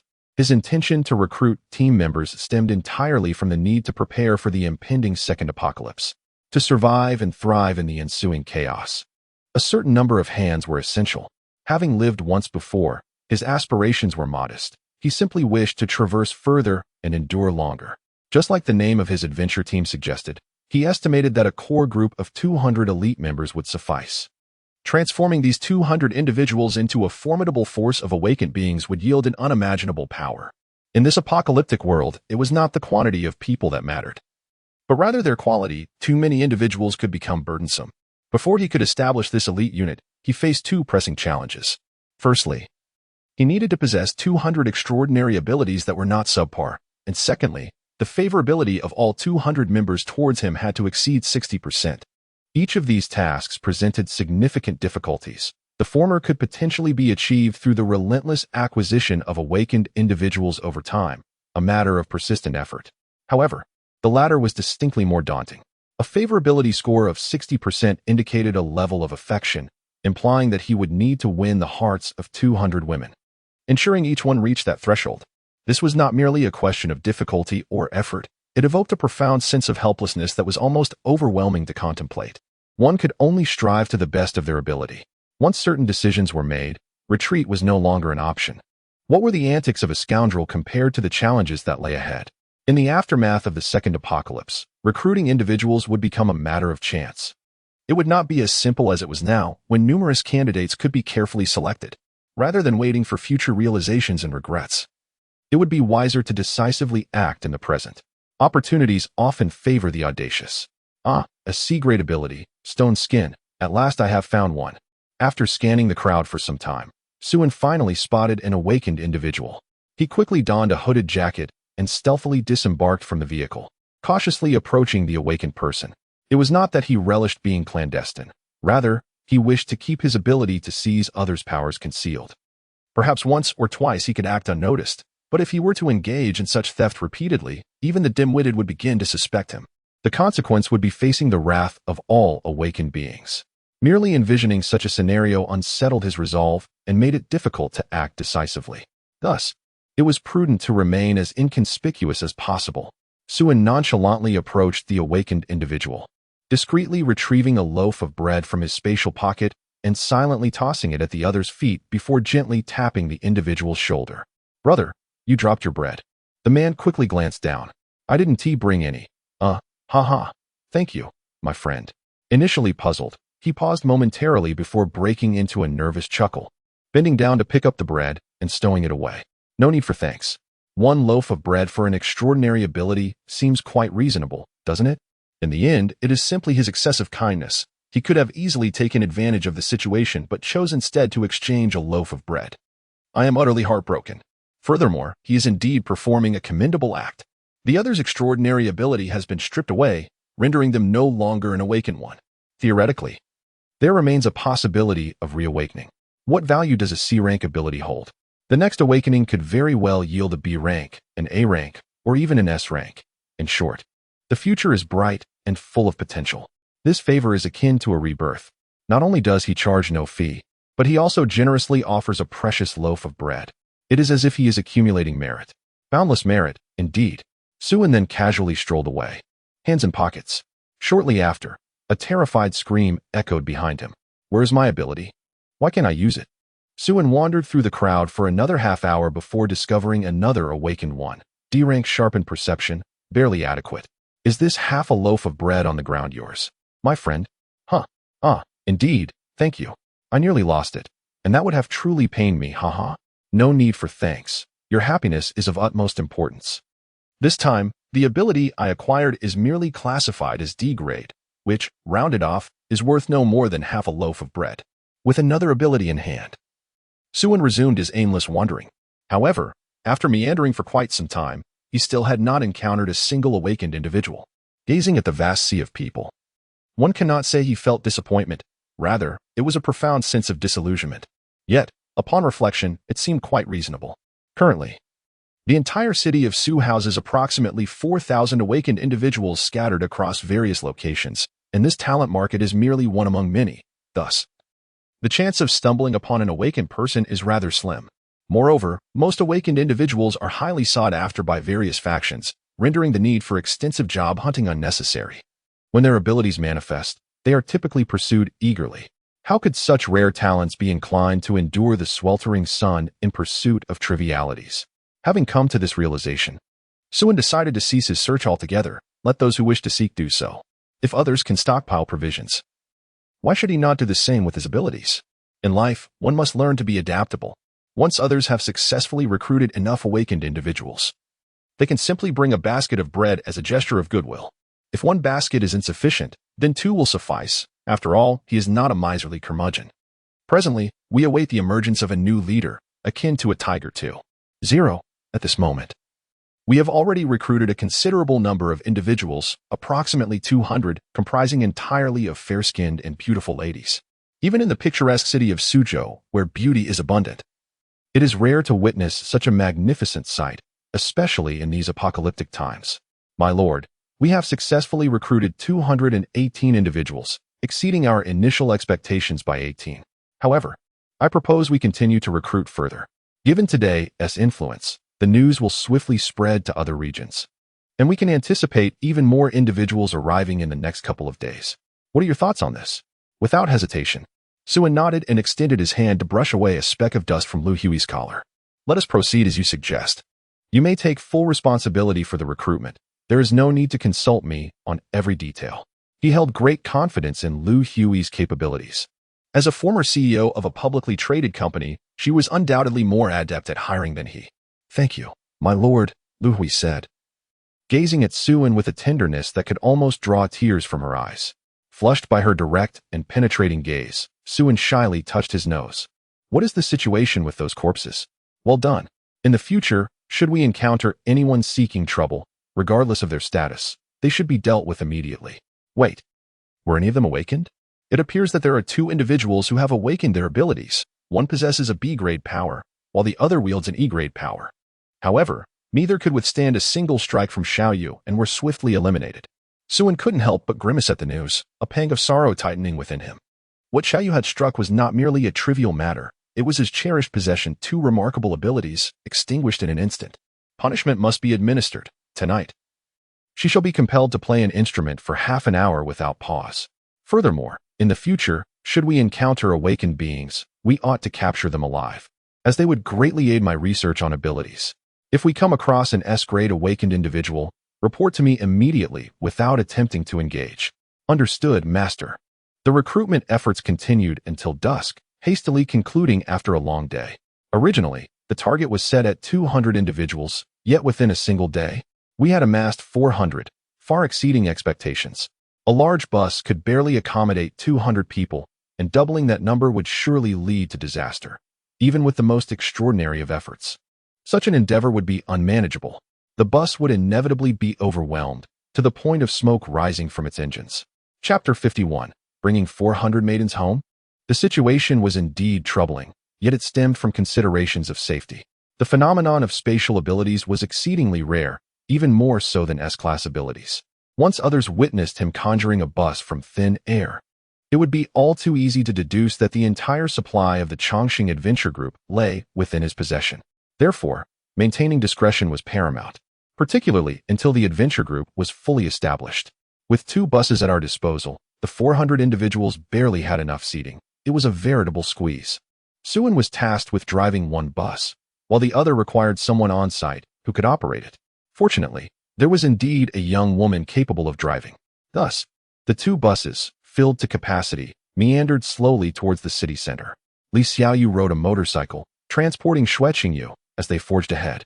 The young women inside the bus, upon seeing their route directed towards the city, were quick to erupt in screams of fright. To the average person, the city was akin to a den of cannibals, teeming with flesh-eating zombies. Driving boldly into such a place was tantamount to courting death. Consequently, over 20 young women demanded the bus to halt, leaping from the vehicle in a desperate dash for safety. Suin did not intervene. He considered it a natural selection process. The more that fled, the better. He made it clear to everyone that their destination was indeed the city, and he could not guarantee their personal safety.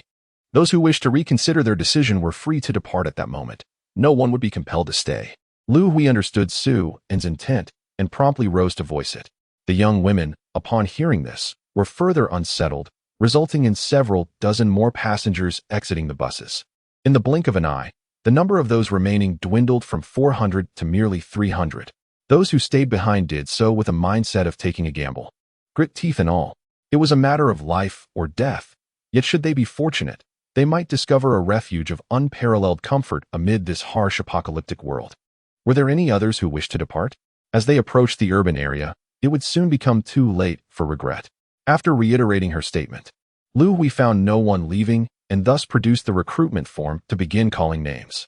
Those who had departed had their names circled, and if they wished to return for an interview in the coming days, they would be immediately excluded. Following this brief interlude, the bus resumed its journey, gradually penetrating deeper into the city. Faced with this forsaken territory that few dared to tread, the hearts of the young women on board raced with trepidation. Initially, they encountered only scattered hardened zombies, but soon they were besieged by an unrelenting tide of corpses and advanced mutated zombies, bloated ones that would explode. Agile jumpers who flew through the air, and constrictors with tongues that could extend over 10 meters, alongside corrosive types that spewed green acid. A myriad of zombie varieties, many of which they had never encountered before, filled the scene. At that moment, they comprehended profoundly why the depths of the city were deemed a forbidden zone for humanity. This was no longer a realm for humans. It belonged solely to the undead, and they were advancing further into this forbidden territory. Those with weaker constitutions were already stifling sobs, realizing, as Hui had warned, that it would be too late to turn back once they reached this point. They could only surrender to fate. Of course, these zombies were merely intimidating to the novice survivors who had long evaded the urban sprawl. With two S-class awakened individuals leading the way, there was little cause for concern, especially with Suan, a humanoid self-operating auxiliary, providing additional security.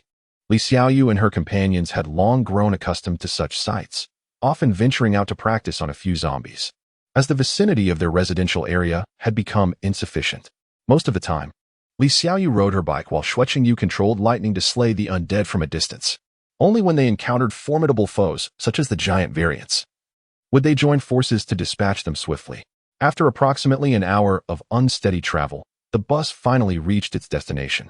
Li Xiaoyu, carrying her broadsword, leaped from the bus and charged towards the approaching horde of zombies. With a single swing, she could reap several zombies, and even the hardened variants crumbled before her like paper. Gradually, Li Xiaoyu found herself invigorated by the thrill of battle, laughing maniacally as she cried out, "Die, die. All of you die, ha ha ha." It seemed she had awakened some peculiar instincts within her. Meanwhile, Xueqingyu focused on remotely eliminating specialized zombies, such as the explosive types and those that spat corrosive acid, which were ill-suited for close combat.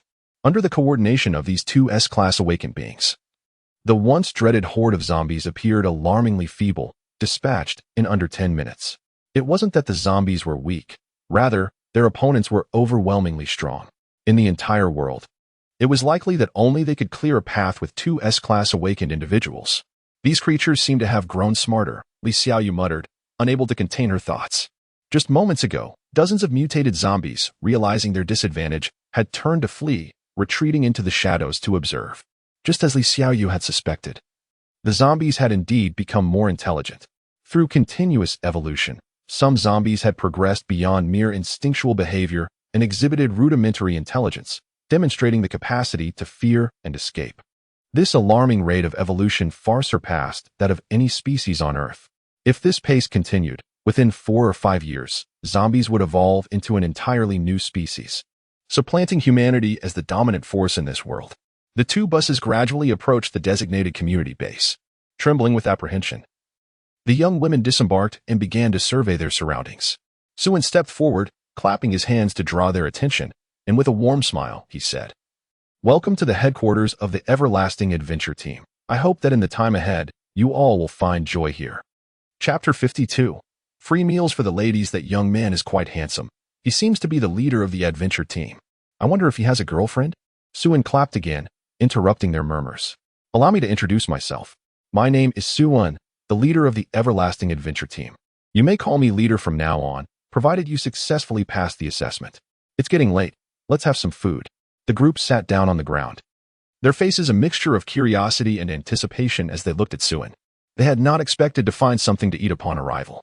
"Oh, How wonderful it would be to have some porridge. A piece of bread would suffice. I haven't eaten in 2 days, they whispered among themselves. Suin retrieved 4 large iron pots and a stand from a delivery truck, setting them before the group. He filled the pots with water, stacked firewood beneath, and with a flick of his wrist, ignited the wood, flames dancing to life. Before long, steam began to rise from the pots.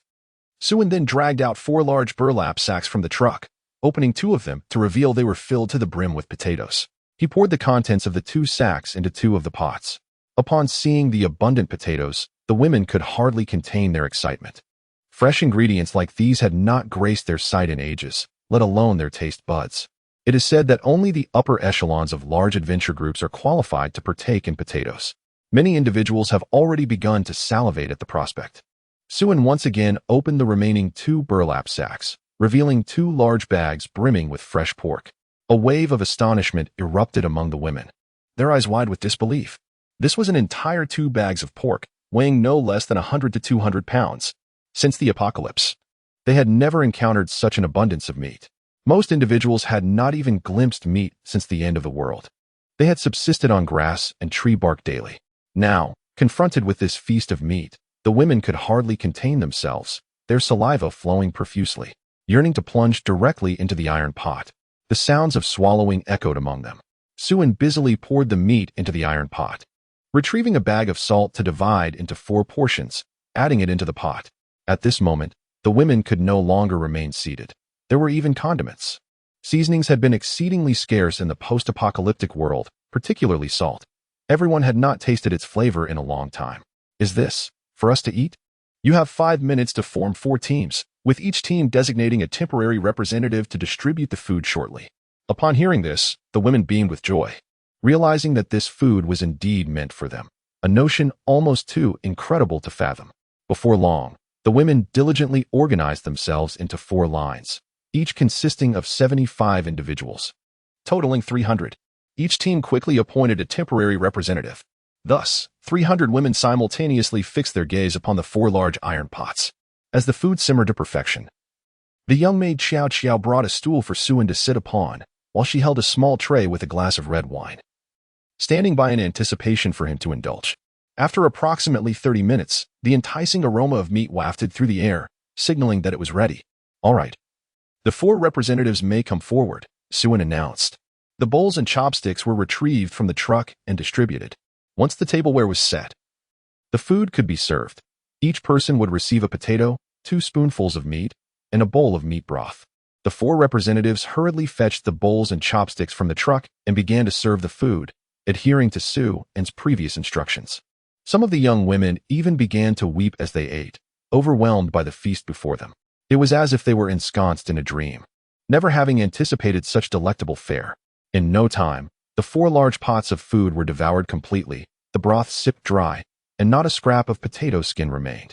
Observing that the young women had finished their meals, Suin smiled and remarked, "It appears you are quite satisfied with your leader's culinary skills. Delicious beyond words." "Thank you, esteemed leader," they exclaimed. "Long live the leader. Leader, I wish to bear your offspring." The air filled with jubilant cheers, creating a raucous atmosphere. Suin raised his hand to quell the exuberance. "It is delightful to hear that you enjoy it. Now, let us discuss your terms of service. Before you become official members of the team, you shall receive 2 meals a day, with meat served every other day, maintaining standards similar to those of today. Feel free to voice any questions you may have. After today, I shall not offer further explanations. Seize this moment to inquire." A round-faced girl raised her hand to report. "Speak," Suin prompted. The girl stood, her face a mask of confusion. "Are we not official members yet?" "Extremely exceptional, surpassing any adventure group I have ever encountered. Even Class A Awakeners do not enjoy such treatment." The other girls unanimously agreed. Suin nodded and gestured with an open hand, inquiring, "What can you offer to our adventure group?" The young women exchanged glances, rendered speechless by their circumstances. Such treatment was almost akin to that accorded to S-Class Awakeners. Yet they were merely ordinary individuals, capable at most of gathering resources and performing laborious tasks, likely earning far less than they consumed. Previously, they had been too preoccupied with job applications to ponder their situation, but now it became evident that they did not merit such generous treatment. Each woman present possessed a modicum of confidence in her own beauty, for they were indeed selected from a multitude as stunning candidates. Yet in the current world, the appearance of an ordinary person holds little value. It is the awakeners whose beauty commands worth. The treatment from the Eternal Adventure Group was such that, without even considering a month's worth, the food for merely 3 days could purchase all of them. I can manage with just 1 meal every 2 days, one stated. Me too. Even that is quite ample.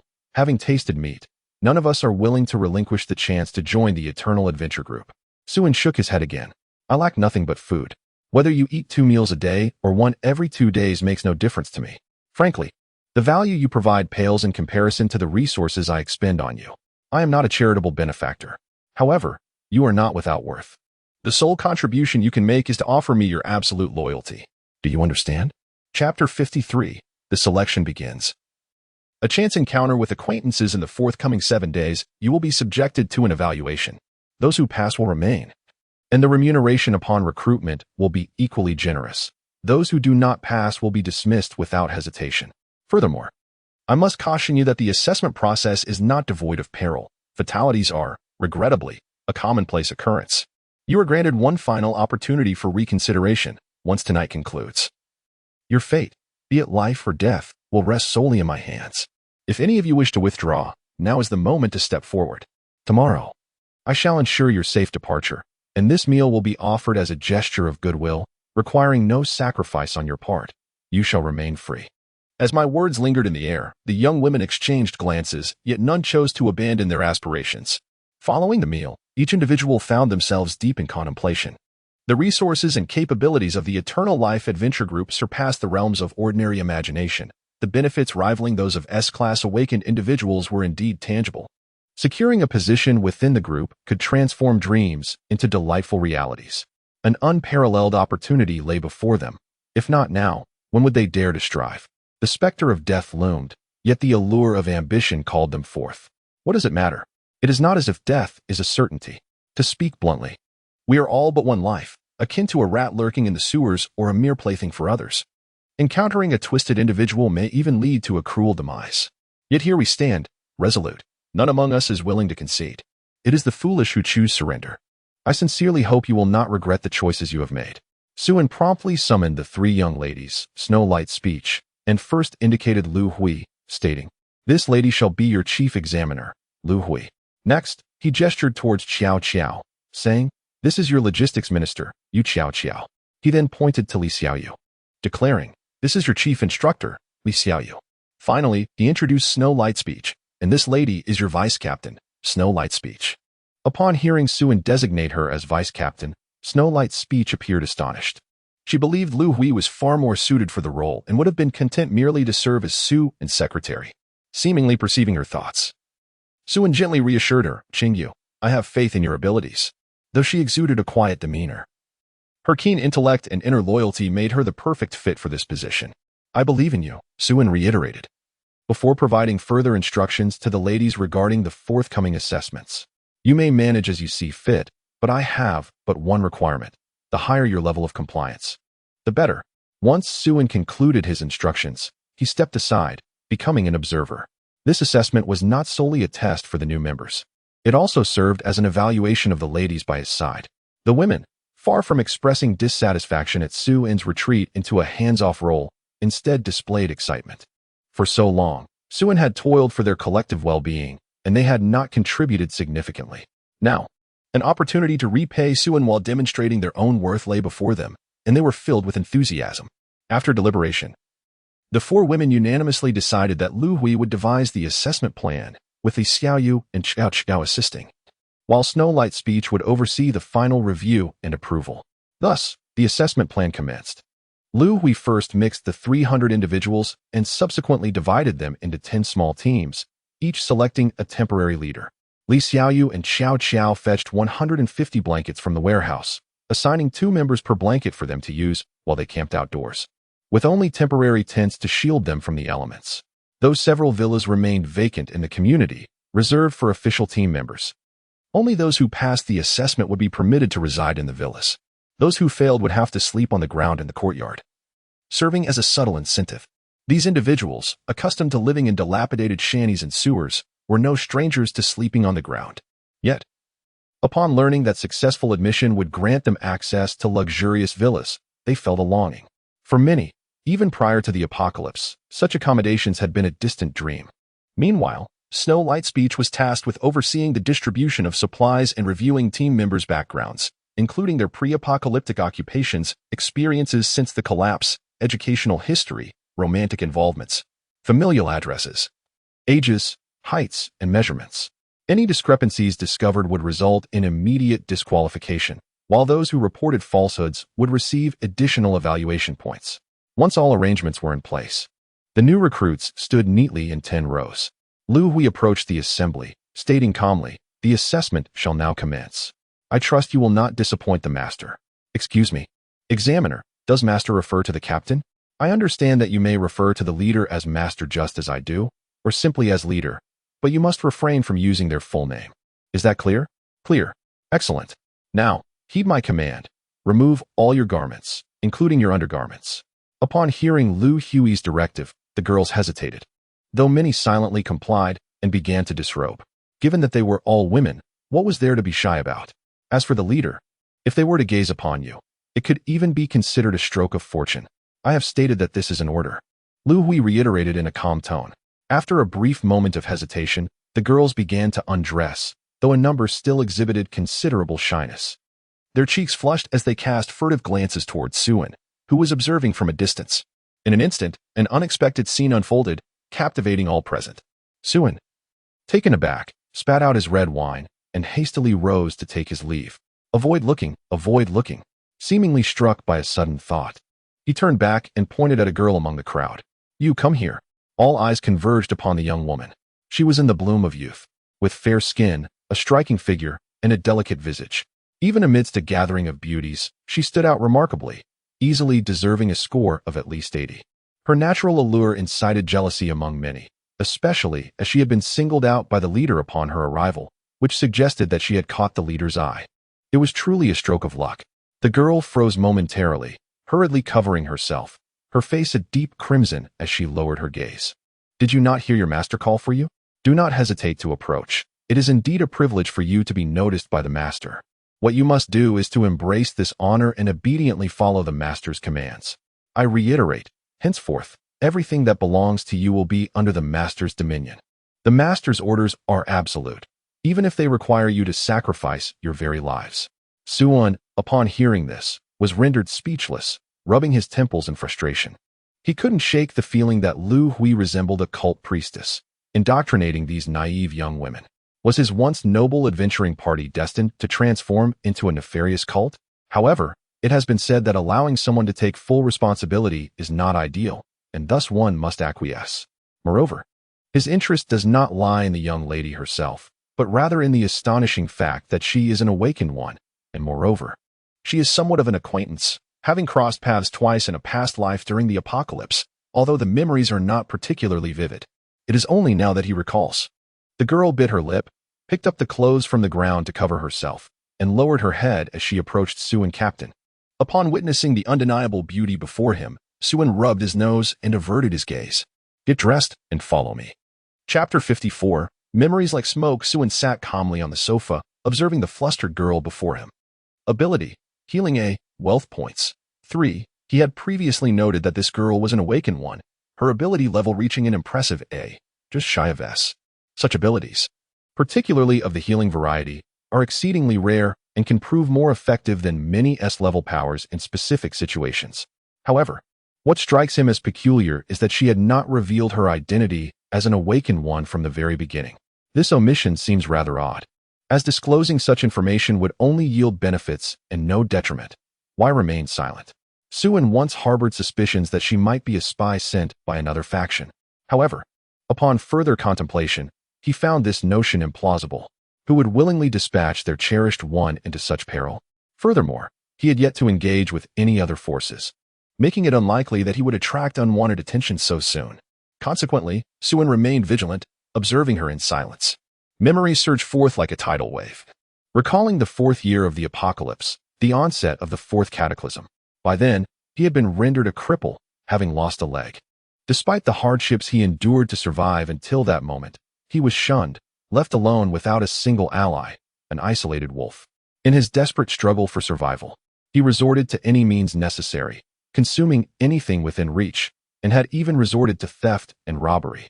Ultimately, as starvation loomed, he brazenly attempted to steal from the Black Rose, the women's faction established by Yu in his previous life. Caught in the act, he was promptly apprehended and subjected to a severe beating, convinced that his end had come. After all, no man had ever crossed the Black Rose and lived to tell the tale. Strangely, however, he was inexplicably released, becoming the sole man to escape the clutches of the Black Rose. Not only was he set free, but they also bestowed upon him over 100 pounds of grain, an immense fortune during a time when food was scarcer than ever, tenfold compared to the early days of the apocalypse. As if this were not enough, they also presented him with a wife, an A-grade recovery-type awakener named Xia, one of the 10 most beautiful women of the Black Rose, renowned as the Angel of Midsummer. It was said that some would willingly offer 2 jars of old Mother Spicy sauce just for a glimpse of her, and after the third apocalypse, a single jar could be exchanged for 2 school beauties, illustrating Xia's immense popularity. At that time, Suen merely accepted the grain, too intimidated to claim the beauty for himself. It was not a matter of desire, it was a matter of impossibility. Xia was far too adored, and any acceptance on his part would undoubtedly result in him being torn apart by her fervent admirers. Weakness itself was a crime. Even a fortuitous windfall might be beyond one's grasp. Undeniably, it was the generous gift from the Black Rose that enabled him to survive through the 4th apocalypse and reach the 10th year of the end times. Yet, until his dying day, Suen could not fathom why the Black Rose had chosen to assist him, leaving a debt of gratitude he never had the chance to repay. The girl before him was none other than Xia, once one of the 10 most beautiful women of the Black Rose. However, he had not dared to scrutinize her closely at the time, thus the memory of her was not deeply etched in his mind. He had failed to recognize her due to her attire, even amid the plethora of women he had encountered in 2 lifetimes. Xia's figure would undoubtedly rank among the top 10. It was astonishing to find himself reunited with Xia so swiftly in this life, a twist of fate, indeed. Turning towards her, he inquired gently, "I am quite curious as to why you choose to conceal your identity as an awakener. With your A-grade status, you would receive commendable treatment in any adventuring group you joined." Upon hearing Suen's words, Xia's face turned pale, and she instinctively took 2 steps back. How? How could you possibly know that? Suen smiled softly, offering no explanation. "Please, share with me the reason behind your decision to hide your identity in our adventuring group. Do not tell me it is merely for the sake of better treatment. That has no bearing on your concealment and would only serve to raise further suspicion." Xia bit her lip, unable to meet Suen's gaze, hesitating as if she struggled with her words. "Why do you not wish to speak?" Still unable to speak, Suen's expression gradually turned cold. Xia immediately waved her hands in desperation. "No, I only saw you. That is why I applied for the job." "Oh, do we know each other?" "I don't recall. I saw you at the Long Hu gang. It was you who killed all the members. And that is how I was saved." Suen wore a puzzled expression. Did I? Although he had merely passed through the Long Hu gang, he was certain he had not seen Xia there. Moreover, all the women inside the gang were scantily clad, and given Xia's substantial assets, it was improbable that she would leave no impression at all. Yes, I was initially confined in a cage behind the ballroom, so you couldn't see me. Later, after after the others helped me escape, I caught a glimpse of you from a corner," Xia hurriedly clarified. Suen stroked his chin thoughtfully for a moment before glancing at the progress bar above Xia's head. Favorability 50. Such a high level of favorability indicated a considerable degree of trust and affection towards him, which was unlikely to arise between complete strangers. Considering what Xia had previously mentioned, it was quite possible that the reality was indeed as she described. "Were you clothed at that time?" "Indeed. Lord Tiger commanded me to obey his orders. When I refused, I was imprisoned. They merely deprived me of food, but they did not lay a finger on me." Xia's face flushed slightly as she tugged at her tattered garment. Suen, with a half-smile, continued to inquire, "Are you so confident that you can conceal your identity as an awakened and still join our adventure team?" Feeling guilty, Xia lowered her head, burying her face in her chest, playing the ostrich and saying nothing. Suen shook his head and chuckled helplessly. "This little girl is attempting to take shortcuts. It must be Li Xiaoyu who assured you she could help you join, am I correct?" Xia, flustered, raised her head and stammered, "It has nothing to do with Xiaoyu." I, I. Suin waved his hand, saying, "There's no need to be so anxious. This is not a grave matter. Given your qualifications, you are entirely eligible to join our adventure team. However, I hope you will refrain from attempting to conceal anything in the future. Do you understand?" "I understand, esteemed captain. I will never do so again, I swear." "Very well, you may leave now. Also, please bring Li Xiaoyu to me. It truly has nothing to do with Xiaoyu. I never informed her about my abilities. Ever since I was captured by Lord Tiger, I have been too fearful to disclose my powers. Over time, I unconsciously began to hide it. I have already said this is merely a trivial matter. It is in the past. I have other matters to discuss with Xiaoyu." Really? Ah, I shall go at once. Please do not be upset, Qingxiao remarked, sensing Su En's displeasure, before hastily departing with her head lowered. Shortly thereafter, Li Xiaoyu, with a beaming smile, nestled against Su En, playfully massaging his back and legs, exhibiting an air of devotion. "Darling, I was in the wrong. Please do not be angry. When you were with the Long Hu gang, you must have wished to assist her. For you were acquainted previously, weren't you? You've met at the comic convention a few times. Qingxia is quite a renowned figure in the cosplay community. Her portrayals of Ari and Soraka are exceptionally authentic. After witnessing them, you will surely be enamored. She is simply stunning, truly captivating." Chapter 55. Qingxia joins the group. Half an hour later, Suin emerged from the villa, brimming with vitality, while Li Xiaoyu trailed behind. At that moment, the new members in the courtyard were diligently filling out forms. "Sister Xiaoyu, why is your face so flushed?" Xiao Xiao inquired, her expression laced with curiosity upon noticing Li Xiaoyu's rosy cheeks. The weather has been exceedingly hot lately, and I indulged in some spicy snacks, which has caused a bit of heat." Li Xiaoyu chuckled nervously in explanation. "Sister Xiaoyu, you must invite me the next time you enjoy something delicious. We are best friends, destined to share both blessings and troubles together." "Indeed, I shall certainly remember," Li Xiaoyu responded, nodding earnestly. Meanwhile, Lu Hui, overhearing their exchange, cast a flirtatious glance at Li Xiaoyu, her expression tinged with playful disdain. After glancing at Su En, her face flushed slightly, yet she said nothing. Su En then approached Qingxia, who was filling out the information, and gently tapped her shoulder while activating the ability of plunder. "Come forth, you." Detected plunderable object. Please select plunder direction. Ability replication. Replication successful. Acquired ability. Healing A. Almost forgetting about the ability replication. Su En considered that if Qingxia's compliance and affection levels were high, there would be no need for separation. Startled by Su En's sudden tap, Qingxia jumped, and upon realizing it was Su En, she hurriedly greeted him, her brow furrowed with concern, fearing he had come to address the previous incident.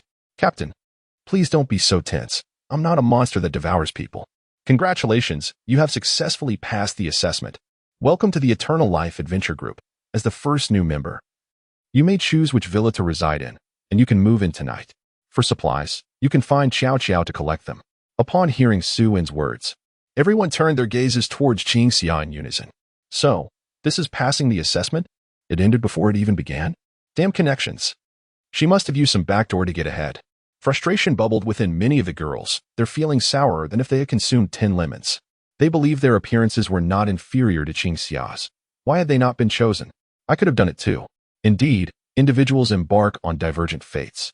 Qingxia momentarily stood in surprise, but once she regained her composure, she hurriedly bowed in gratitude towards Su En, exclaiming, "Thank you, esteemed leader. I shall strive diligently." Su En nodded in response, expressing, "I eagerly anticipate your performance. If I recall correctly, your primary profession is that of a physician, is it not? You shall accompany the examiner during assessments, assisting in monitoring the health of the team members and tending to the injured. Is that acceptable?" "Absolutely," Qingxia affirmed repeatedly, her confidence unwavering in this domain. Prior to the apocalypse, she had been a gynecologist, and after the onset of the New World, she awakened her healing abilities. Her expertise in medicine was beyond reproach. After Su En finished speaking, she turned to depart. The others gazed at Qingxia with even greater envy. Not only had she directly joined the team, but she had also ascended to the management tier. At that moment, Su En's voice drifted back. "I almost forgot to mention, she is an A-class healer. How to allocate her duties, you may decide as you see fit."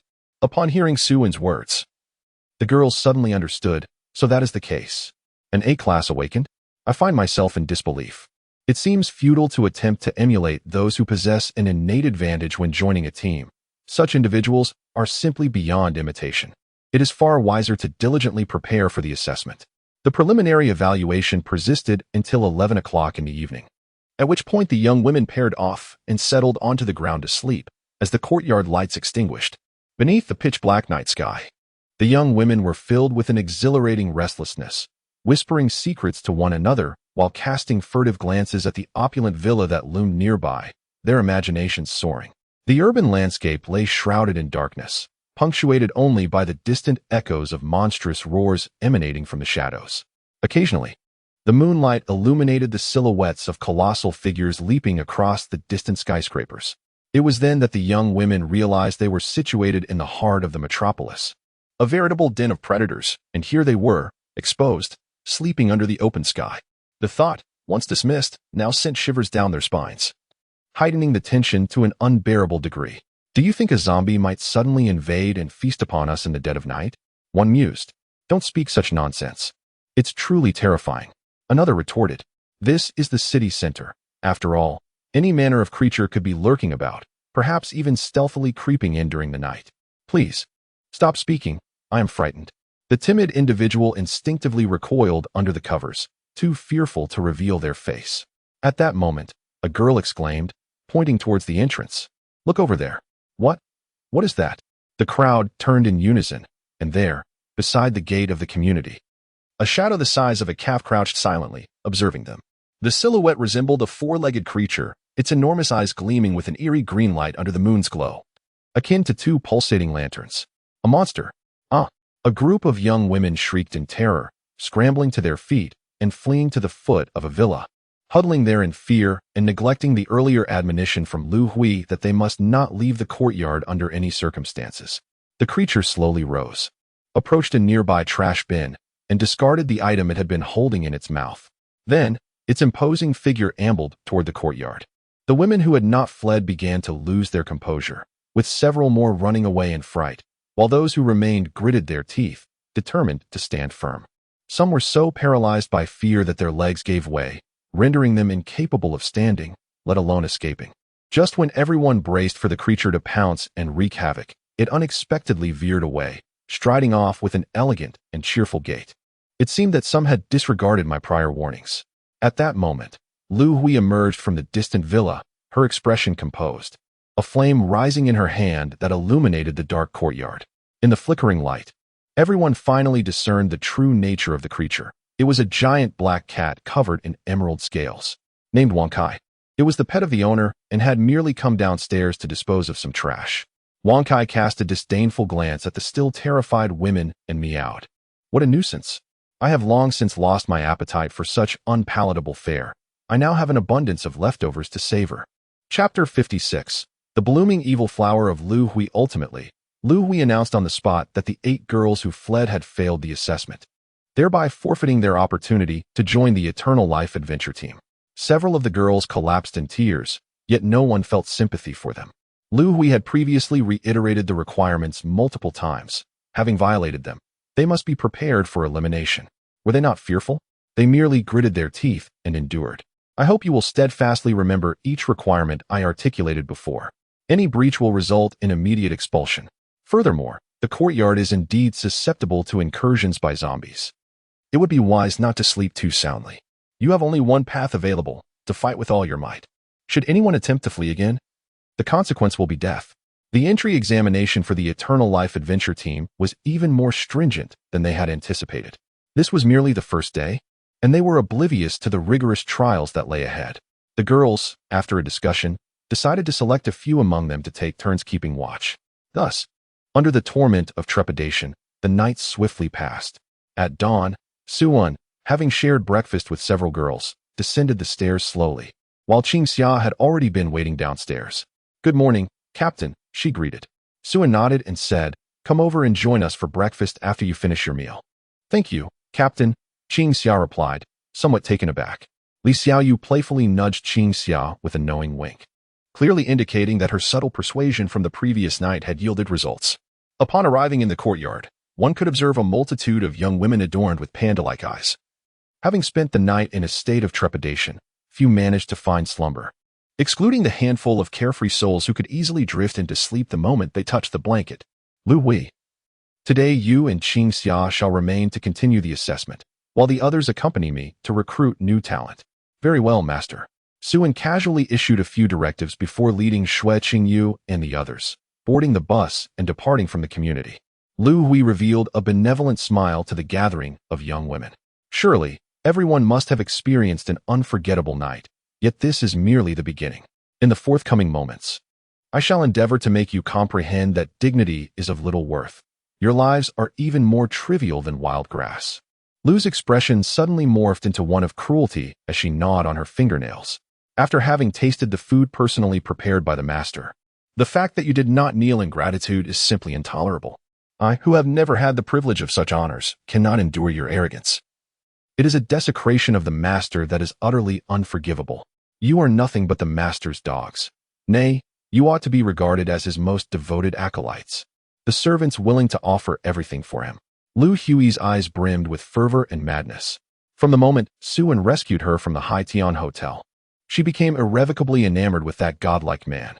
When Suan bestowed upon her extraordinary powers, her infatuation swiftly transformed into fervent worship. She regarded Suan as a deity. Her affection for him was so intense that it bordered on insanity. Having never tasted the sweetness of love in 30 years, she buried this feeling deep within, allowing it to ferment to its utmost potential. However, when Li Xiaoyu proposed an additional entry requirement of cleanliness for team members, the speaker may have been oblivious, but the listener's heart was sharply pricked. Moreover, she was a full decade older than Suan, her youth already a distant memory. While I was yet to be born, you have already aged. This reality filled her with inferiority and anguish, leading her to weep helplessly in the dead of night, ensnared in profound self-doubt. Ultimately, nurtured by these distorted emotions, a malignant bloom known as madness quietly unfurled. She offered up everything, even her very soul. Were Suan to witness Lu Hui in her current state, he would undoubtedly be taken aback, for he could never fathom that the elegant and noble young woman could harbor such a frenzied side, akin to the most zealous of cultists. At this moment, he had arrived with Xue Qingyu and others at the recruitment site from yesterday. To his astonishment, the crowd was even larger than the day before. As the bus came to a halt, a tidal wave of women surged forward. Here they come. The Eternal Life Adventure team is recruiting. Hurry and line up, or you'll miss your chance. Oh dear, don't shove. Can't you young ladies show a bit of courtesy to this elderly gentleman? Ah, dear grandmother, may I inquire your age this year? 70, yet my legs remain sprightly. Humph, in my youth, I was quite the beauty. One can never tell. I might just be chosen. Ah, would you really choose to honor your duties? As it transpired yesterday, Suan was tasked with the mundane duty of observing, while Li Xiaoyu and Xue Qingyu were responsible for collecting information. However, benefiting from their previous experience, they decided to directly inquire about the candidates' romantic histories and other fundamental details during today's interviews, thereby eliminating unsuitable candidates more efficiently. This, however, increased their workload significantly, prompting even the diligent little maid, Xiao Xiao, to lend her assistance. Suan found himself languishing in the vehicle, either daydreaming or inadvertently scanning for other awakened individuals. The outcome was, regrettably, predictable. He failed to encounter even one. Nevertheless, he harbored no great expectations, and thus felt no disappointment. The sole matter requiring contemplation was whether there were enough awakened individuals from other families to warrant a visit. He had prepared his gilded bread for such an occasion. In a fit of boredom, Suan succumbed to a brief slumber in the vehicle. I must say, young lady, your methods of recruitment are quite unconventional. This is not a beauty pageant. Allow me to guide you. One ought to select those with robust physiques. Do you understand?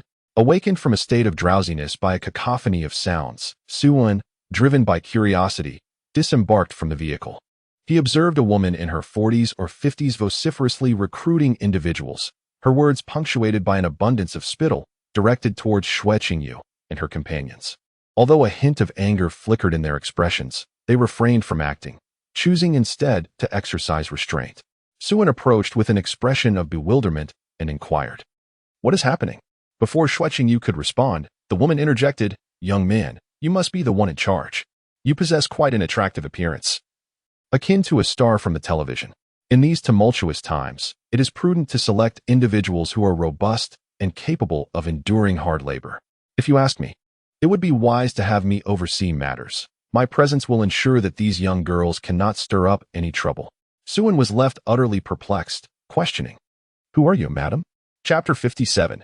Ignorance of rules is to have no rules, master. She is an awakener. Yesterday, you mentioned that any information regarding awakeners should be preserved for you, Xiao Qiao explained as she approached. Upon hearing her words, Suin finally understood. Indeed, there were 2 lines of small text above the plump woman's head. Ability, bounce C. Wealth value, 60. You young people should pay close attention and learn well. Observe how Auntie manages this affair so splendidly, the deity remarked, becoming increasingly arrogant, even contemplating pushing Xue Qingyu aside to take her place in the review position. Suin felt a wave of exasperation. He had no intention of indulging her. He swiftly delivered a resounding slap that sent the hefty woman flying. The moment she was struck, he activated his ability to plunder, replicating and extracting her wealth value in a seamless threefold transaction. Teach me how to do things. The woman slowly rose, clutching her swollen cheek, her mouth now devoid of many teeth, gushing blood. She immediately screamed, "Help! Someone's been murdered at the Alliance conference." Suin raised his hand and hurled a lightning sphere, which obliterated the woman into mere fragments. Now, that is what I call murder. In the future, when encountering such awakeners, simply reduce them to a mere stick figure. As long as they draw breath, it suffices. Just then, a middle-aged man with a hood and a scruffy beard emerged from the crowd, clapping his hands. A smirk danced upon his lips as he chewed on a cigar, accompanied by a man and a woman. "My dear brother, what an impressive display of anger. Are you not aware that one cannot slay indiscriminately at the Alliance conference?" Upon observing the 2 lines of small text above the man's head, Suin narrowed his eyes slightly. Ability, scorching divine corruption, wealth value, 18,000, another S-class. Boasting the supreme venomous ability of scorching divine corruption. This particular ability is rather unique, ranking extremely high among S-class combat abilities. It possesses maximum lethality and mortality rates. Yet its combat effectiveness and endurance are at the lowest tier. The venom released by this ability is essentially lethal upon mere contact. Even an S-class awakener infected by it would find themselves gravely weakened, losing nearly half their vitality, if not succumbing entirely. However, its drawbacks are quite evident. The range of ability activation is less than 1 meter, and its usage is limited in frequency. Nevertheless, its capacity for covert poisoning is formidable. Once the gastric mucosa comes into direct contact with the venom, salvation becomes a distant hope, thus rendering its lethality unparalleled. However, the exceedingly short attack range and limited release frequency significantly undermine its combat endurance, hence the term extreme. The leader of the Serpent Adventure Group, Ma San, is a formidable figure indeed. This renowned organization is not merely an ordinary group. Its leader, known as Ma Lu Taipan, is rumored to be an S-rank awakener. The venom he releases is said to be 100 times more potent than that of the Taipan snake, with a single drop capable of annihilating hundreds of zombies. His presence is truly remarkable. It is my first encounter with such a person. The Chongqing Adventure Group is in dire straits. Numerous adventure groups have collectively established a rule prohibiting murder at the Survivors Alliance conference. Violating this regulation would incite attacks from other groups. They had already committed murder yesterday, seemingly oblivious to the gravity of their actions, and now they have struck again.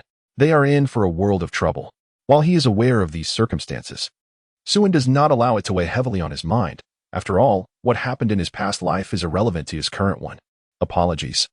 I have not encountered this rule before. Suin leaned against the car, languidly remarking. The man observed Suin's brazen demeanor, a flicker of coldness reflecting in his eyes, though it quickly dissipated as he chuckled heartily. It's not surprising that you're unaware. You seem unfamiliar to me, not someone I've seen at the Alliance of the 100 conference. The Alliance of the 100? I have not attended. If memory serves correctly, it was a gathering organized by various factions 3 days ago, the details of which remain shrouded in mystery. After all, I did not partake in it in my previous life, nor have I in this one. While others were engaged in meetings, I was by the poolside, enjoying a barbecue with the ladies. Initially, I contemplated attending, but upon further reflection, I decided against it. Following the conference, the Survivors Alliance was established, accompanied by numerous rules. For instance, one must apply in advance to recruit members at the Survivors Alliance gathering. Indiscriminate killing is prohibited. and one cannot seize the awakened from other adventure groups, among various other tedious regulations. Thus, I opted not to attend at all. Having never participated, I am entirely oblivious. Unfamiliar with the rules implies there are none. All regulations lie beyond the realm of my abilities. Within the scope of my powers, my words constitute the rules. While it is often said that ignorance absolves one of guilt, it seems rather inappropriate that my brother has taken a life yesterday and continues his reckless behavior today, remarked Ma San with a smile. Oh, does that imply that Captain Ma wishes for an explanation from us? Ma San waved his hand dismissively, not necessarily. I am merely curious whether your esteemed adventure group hails from afar, as I have never heard of you before. In the current climate, rules serve only to restrain the weak. Lu Hui's abilities had reached an A-grade level yesterday, and an adventure group boasting an A-grade awakener can easily disregard such regulations. Ma San had heard whispers of a peculiar adventure group recruiting ordinary individuals at exorbitant rates, which piqued his interest enough to come and investigate. He was intrigued by the rumored fire-type A-grade awakener and curious about the financial prowess of the Chongqing adventure group. As no other entity in Sudi could possibly offer such generous terms, even he would not dare to be so magnanimous. He could not afford even a fraction of such benefits. The Viper Adventure Group, though renowned as a formidable force, still faced material shortages. Sustaining their awakened members required immense effort, and they had to dispatch numerous individuals daily to scavenge for supplies in the city. If they paused for just 2 days, the third would see their grain supplies dwindling perilously. This plight was not unique to the Viper Adventure Group. All manner of adventure groups, large and small, found themselves in similar straits. Ultimately, they were all merely struggling to stay above the line of subsistence, with ordinary folks managing a meal every 3 days. While the most they could afford was a single meal a day, often divided into 3 portions for the sake of appearances. Given the standards of the Chongqing Adventure Group, it would not take long before they faced ruin. Being merely a small adventure group, it was not surprising that Captain Ma had never heard of them. Their numbers were simply too few, hence their recruitment efforts. I see, Ma San pondered.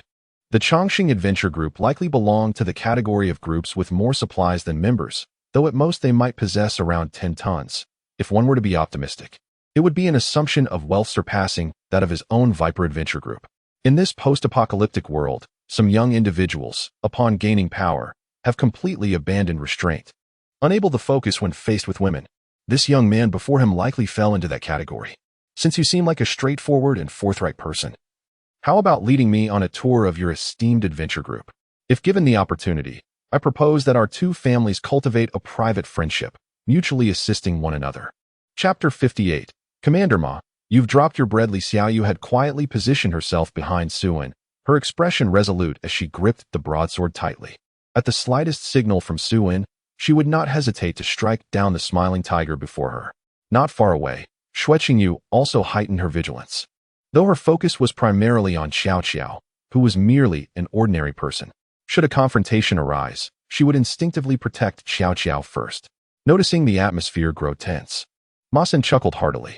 Ladies, please do not be overly anxious. I harbor no ill intentions. As he spoke, Ma San extended his hand towards Suin. Forgive my lack of introduction. I am Ma San, the leader of the Viper Mercenary Group. May I inquire your esteemed name, young sir? Seeing this, Suin raised an eyebrow, suspecting that the old man might be attempting to poison him. Aware of the potential treachery, Suin nonetheless did not refuse. Instead, he extended his hand to Ma San and, with a broad grin, introduced himself as the leader of the Chongqing adventure team. Their handshake elicited an even brighter smile from Ma San, whose serpent-like eyes sparkled with mirth. Suin, equally delighted, thought to himself how splendid it was to have such a spirited uncle rushing to deliver goods. Detected plunderable target. Please select plunder direction, duplicate abilities. Plunder wealth, ability duplication successful, acquired ability, divine scorching poison S, wealth plunder successful, acquired wealth value of 18,000 points, transferred to the broad domain space. Oh dear. Leader Ma, your bread has fallen. Ma San, bewildered, glanced down and indeed spotted a half loaf at his feet. That is not mine. Ahem. Thank you for the reminder, my friend, he chuckled, bending down to pick up the bread. One cannot truly appreciate the cost of living until one is in charge. This half loaf could hire 2 awakened individuals. Regardless of its origin, it was best to seize it. Sighing, Suin couldn't help but express his admiration. This bread appears to be gilded. Surely it must require no less than 10 tons of resources to exchange for it. What audacity, leader Ma? Ma San, perplexed, thought to himself, what nonsense is this? Is this lad unwell? In this day and age, who would trade resources for gold? A loaf of bread adorned with golden edges cannot possibly exchange for over a dozen tons of supplies. Such naivety is laughable. It is evident that this individual has yet to encounter the treacherous realities of the world, a mere greenhorn. There is certainly no shortage of provisions at home. At the very least, there are 20 tons. Ma San's heart raced with anticipation. He must seize it all. He signaled discreetly to the man beside him, who nodded in understanding before vanishing into the crowd. Earlier, when Suin unleashed his lightning, he had discerned the underlying truths. Though fleeting, the aura exuded was undoubtedly of at least A-grade electrical abilities, perhaps even S-grade. In a confrontation, victory was not guaranteed. However, during their handshake, he had already implanted a poison seed within his opponent. With merely a thought, the poison could erupt, compelling even an S-grade ability wielder to submit. Unless, of course, the other party possessed the scorching divine corruption ability as well.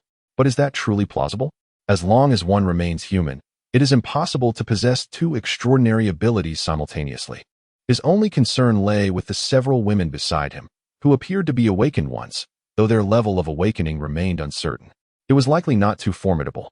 He merely needed to subdue and capture them, for awakened beauties were indeed rare and could fetch a handsome price at auction.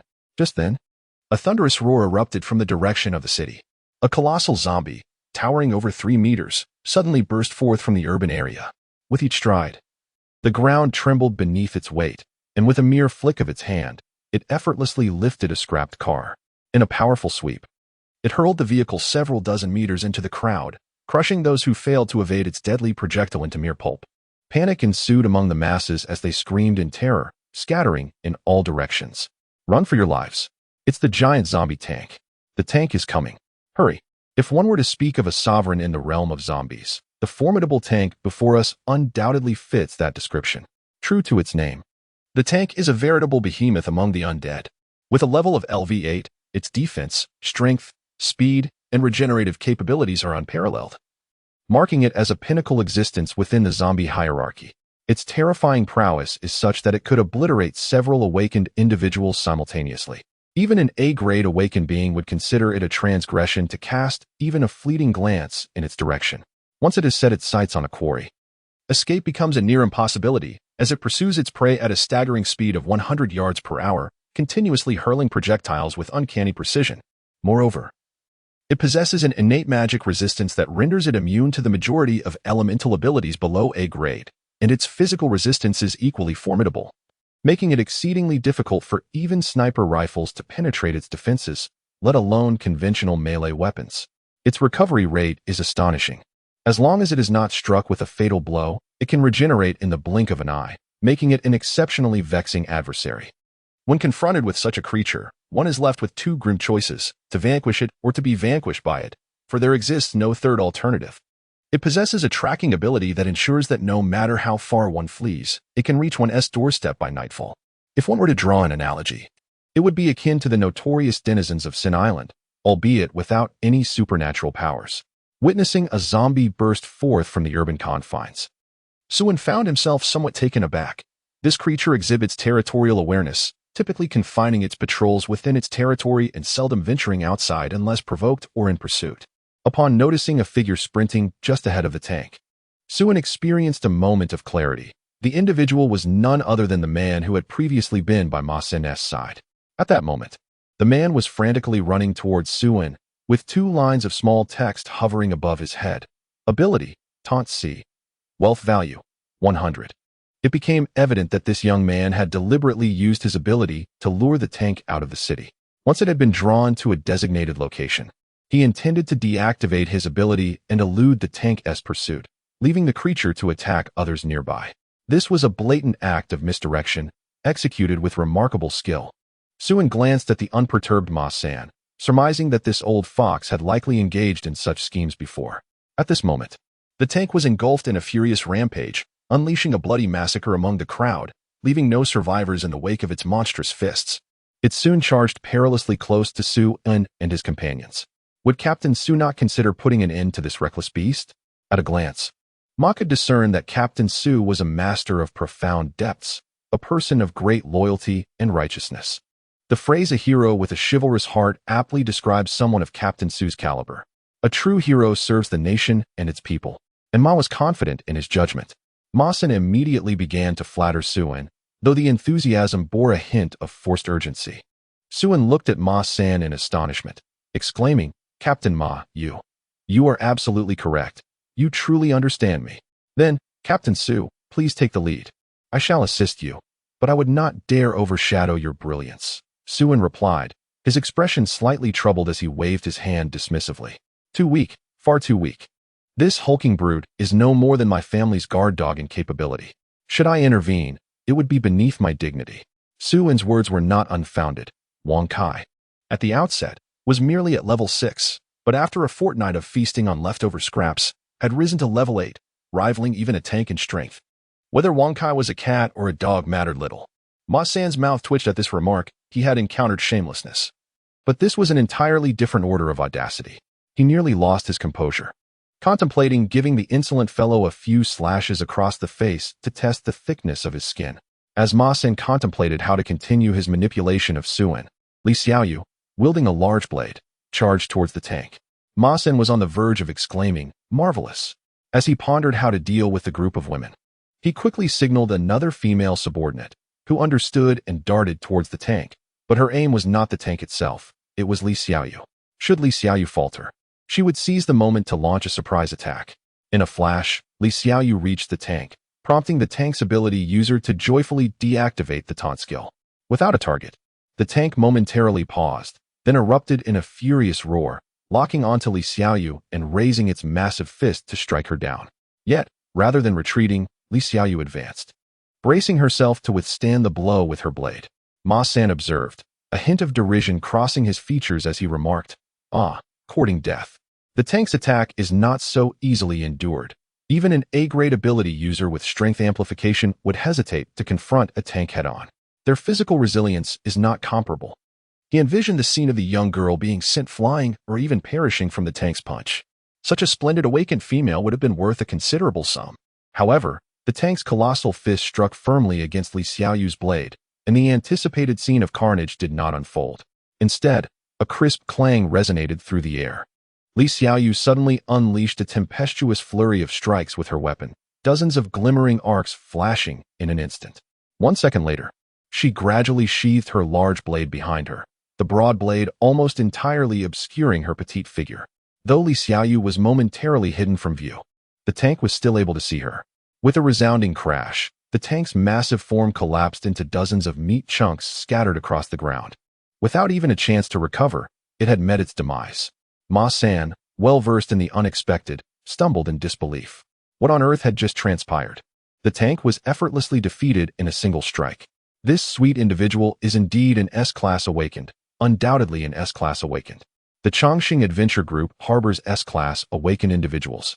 And not just one, but two. I've bitten off more than I can chew, Ma-san cursed under his breath. He never anticipated that the Chongqing Adventure Group possessed such formidable strength. Otherwise, he would not have recklessly approached them. At the very least, he should have allied with several other adventuring groups to confront them. Fortunately, they had yet to engage in open hostility. Otherwise, he would be in a dire predicament, as he had no confidence in overcoming that exceedingly terrifying young woman. Moreover, there were two others who had not yet made their move. Who knew what levels of awakened they might be? Ma-san was suddenly filled with a desire to retreat. He had his sights set on the tempting prize that was the Chongqing Adventure Group, but not at this moment. He was a snake, not a lion. Ambush was his forte. "Captain Ma, didn't you say you wanted to visit my home? How about we go now?" Suen said with a smile, gazing at Ma-san. A cold sweat broke out on Ma-san's forehead as he hurriedly waved his hand. No. I just remembered that I have some urgent matters to attend to at home. I shall defer my visit to your esteemed adventure group for another day when I have more leisure time." "Ah, urgent matters. They cannot be delayed." Suen replied, his expression tinged with disappointment. Suddenly, as if struck by a thought, he added, "Then perhaps I shall visit your adventure group instead." Just as a casual call. Ma-san was taken aback. "Just you alone? Are you here for a visit? I can manage on my own." Ma-san couldn't help but scrutinize Suen with astonishment, secretly clicking his tongue in disbelief. This fellow must be out of his mind, voluntarily seeking trouble. He burst into a hearty laugh. Ha! If Captain Su has taken the initiative, how could I possibly refuse? I shall certainly host you splendidly, my brother. Please, do come in. By the way, may I inquire how many awakened members your esteemed adventuring party possesses? Mawson did not ponder for long and casually reported a rather approximate number. Not too many, perhaps around 40 or 50. They are all rather undesirable candidates that would not catch Commander Su's eye. Before long, Suin descended with a basket of bread, which roughly appeared to be around 40 or 50. A small token of appreciation, nothing more, said Su, displaying politeness. Ma-san, with a beaming smile, accepted the bread, feeling that it looked somewhat familiar. Commander Ma, do hold on tight. It's particularly heavy. Rest assured, I can manage whatever amount comes my way. This bread is indeed gilded. Commander Su, you truly have a sense of humor. And you, Commander Ma, are not so bad yourself. Their laughter resonated, each harboring secret thoughts. Chapter 60. The Poisonous Snake Adventure Team. We shall accompany you. Upon hearing Su-in's intention to visit the Poisonous Snake Adventure Team, Li Xiaoyu and Xue Qingyu displayed expressions of concern. The wicked are not to be feared. It is those like Ma-san, the smiling tiger, who are the most troublesome. No one can predict when such a person may strike from behind with a cold blade. The brighter the smile, the more unsettling it becomes. Moreover, the Poisonous Snake Adventure Team is a sizable group, as Ma-san mentioned, consisting of at least 40 or 50 awakened individuals. Although they were uncertain of Su-in's true strength, facing such a multitude of awakened beings was no trivial matter, especially with Ma-san, an S-rank awakened, stationed there. No need for concern. It is merely a visit. I can manage alone. But, before the two women could voice their thoughts, they were embraced from either side. Rest assured, I will be fine. Going alone is more convenient for me. You two stay here and continue recruiting. Let us raise the standards today, aiming for around 200 individuals. As Suin was enveloped in the embrace, Li Xiaoyu was unfazed, accustomed to their closeness, while Xue Qingyu quivered slightly, her cheeks flushed, her heart racing. Suin had never before initiated such intimacy with her. Please take care of yourself. We will await your return at home. Watching Suin whispering with the two women, a trace of malice flickered in Ma-san's snake-like eyes, his gaze towards Suin tinged with disdain. A lecherous worm, not to be feared. In these times, resources are everything. After exchanging whispered remarks, Suin turned to Ma-san. Shall we proceed, Commander Ma? I have long admired your adventure team. Of course, Ma-san replied, grinning as he instructed his subordinates to lead the way. Commander Ma, are we to walk there? Ma-san was momentarily taken aback. In this day and age, who still harbors the notion of relying on a vehicle? How precious gasoline is. Every drop must be conserved.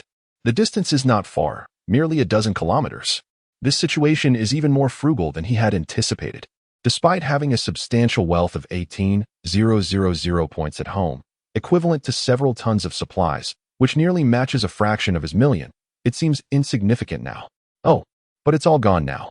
Well, that's of no consequence. Let us just walk a bit further. Under Ma-san's guidance, the group proceeded towards the stronghold of the Venomous Snake Adventure Team. In his previous life, Suin was solely preoccupied with survival, never taking the time to observe the true state of the apocalypse. In this life, devoid of any shortages and with a more tranquil disposition, he could not help but gaze around as they traveled. As far as the eye could see, desolation reigned supreme. The land was barren due to the ravenous flocks of crows. Not even the tiniest green leaf could be found among the weeds. Survivors huddled in small groups, scavenging the earth like wild dogs. The remnants of food on the ground had nearly vanished, leaving only a glimmer of hope buried beneath the soil, either grass roots or insects hiding in the dirt. If fortune smiled upon them, they might unearth a plant with a slightly higher starch content, deeming the day a bountiful harvest. Should they also discover a few small insects? The crunchy flavor of chicken, with protein content 6 times that of beef, would suffice for survival. It could be said that most individuals clung to life by relying on plant roots and insects, with the sacred soil nearly depleted. Everyone bore the pallor of sickness, their eyes sunken and ribs protruding. Even a minor cold could prove fatal, rendering this plight even more despairing than the famines of ancient times. Various dilapidated camps resembled dying beasts, sprawled across the wasteland, lamenting in the wind. The sounds of sorrow drowned out any laughter of children, and a gust of wind stirred up clouds of dust, stinging the eyes. Suin regarded the scene before him with an impassive demeanor. Once, He too was among these refugees, struggling alongside Li Xiaoyan. Yet, his sustenance consisted of grass roots. While she survived on the supplies he had risked his life to unearth in the city. Ultimately, under Ma San's leadership, Suin arrived at the stronghold of the venomous snake adventure team. After the apocalypse, Ma San and his group had successfully claimed this territory, taking refuge from the crows and swarms of bats. However, most of the upper floors of the complex had collapsed, ravaged by the relentless onslaught of the birds and bats. The walls bore countless claw marks, and not a single pane of glass remained intact, now replaced with wooden planks and cardboard. Despite its dilapidation, this abode was considered rather luxurious compared to the squalid conditions most endured. The difference was negligible to that of a doghouse. Ma San led Suin directly into a living room furnished with a table, sofa, carpet, and artwork, a modest tea table adorned with a lone green plant. One might call it a living room, provided it wasn't tea so drafty.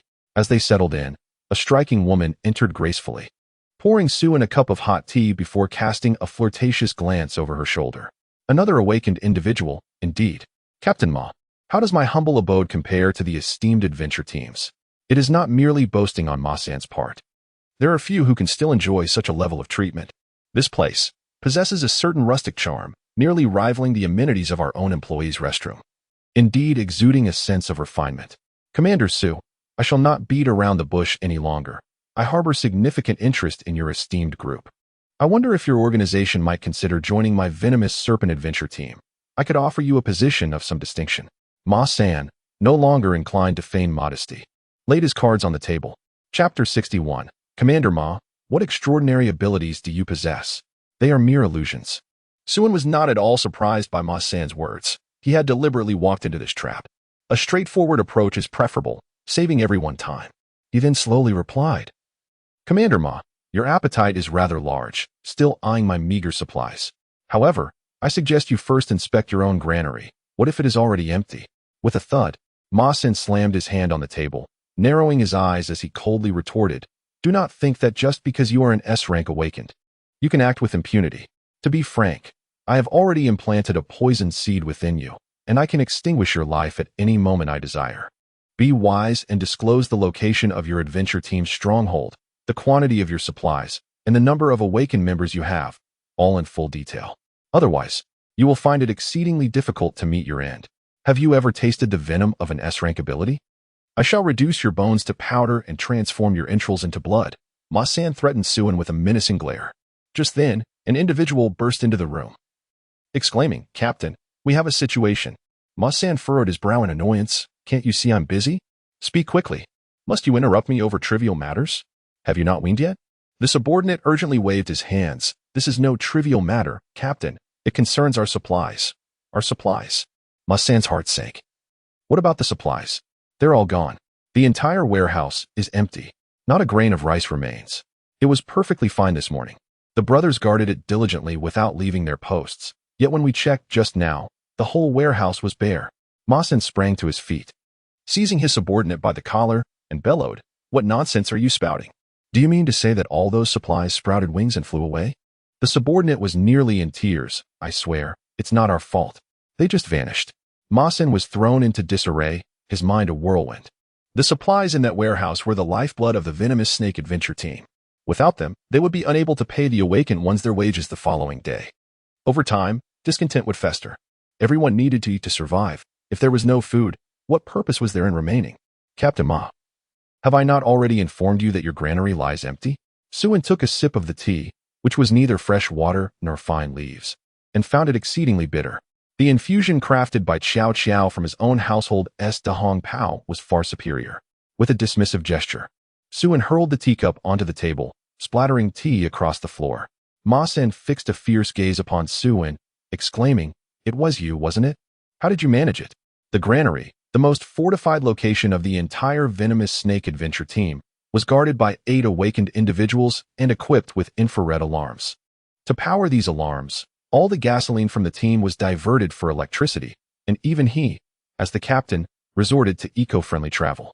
He could not fathom how Suin had silently emptied the entire granary while remaining in his company. Could there be other accomplices? Was it possible that it was not Suin who had set his sights on the Chongqing adventure team, but rather the reverse?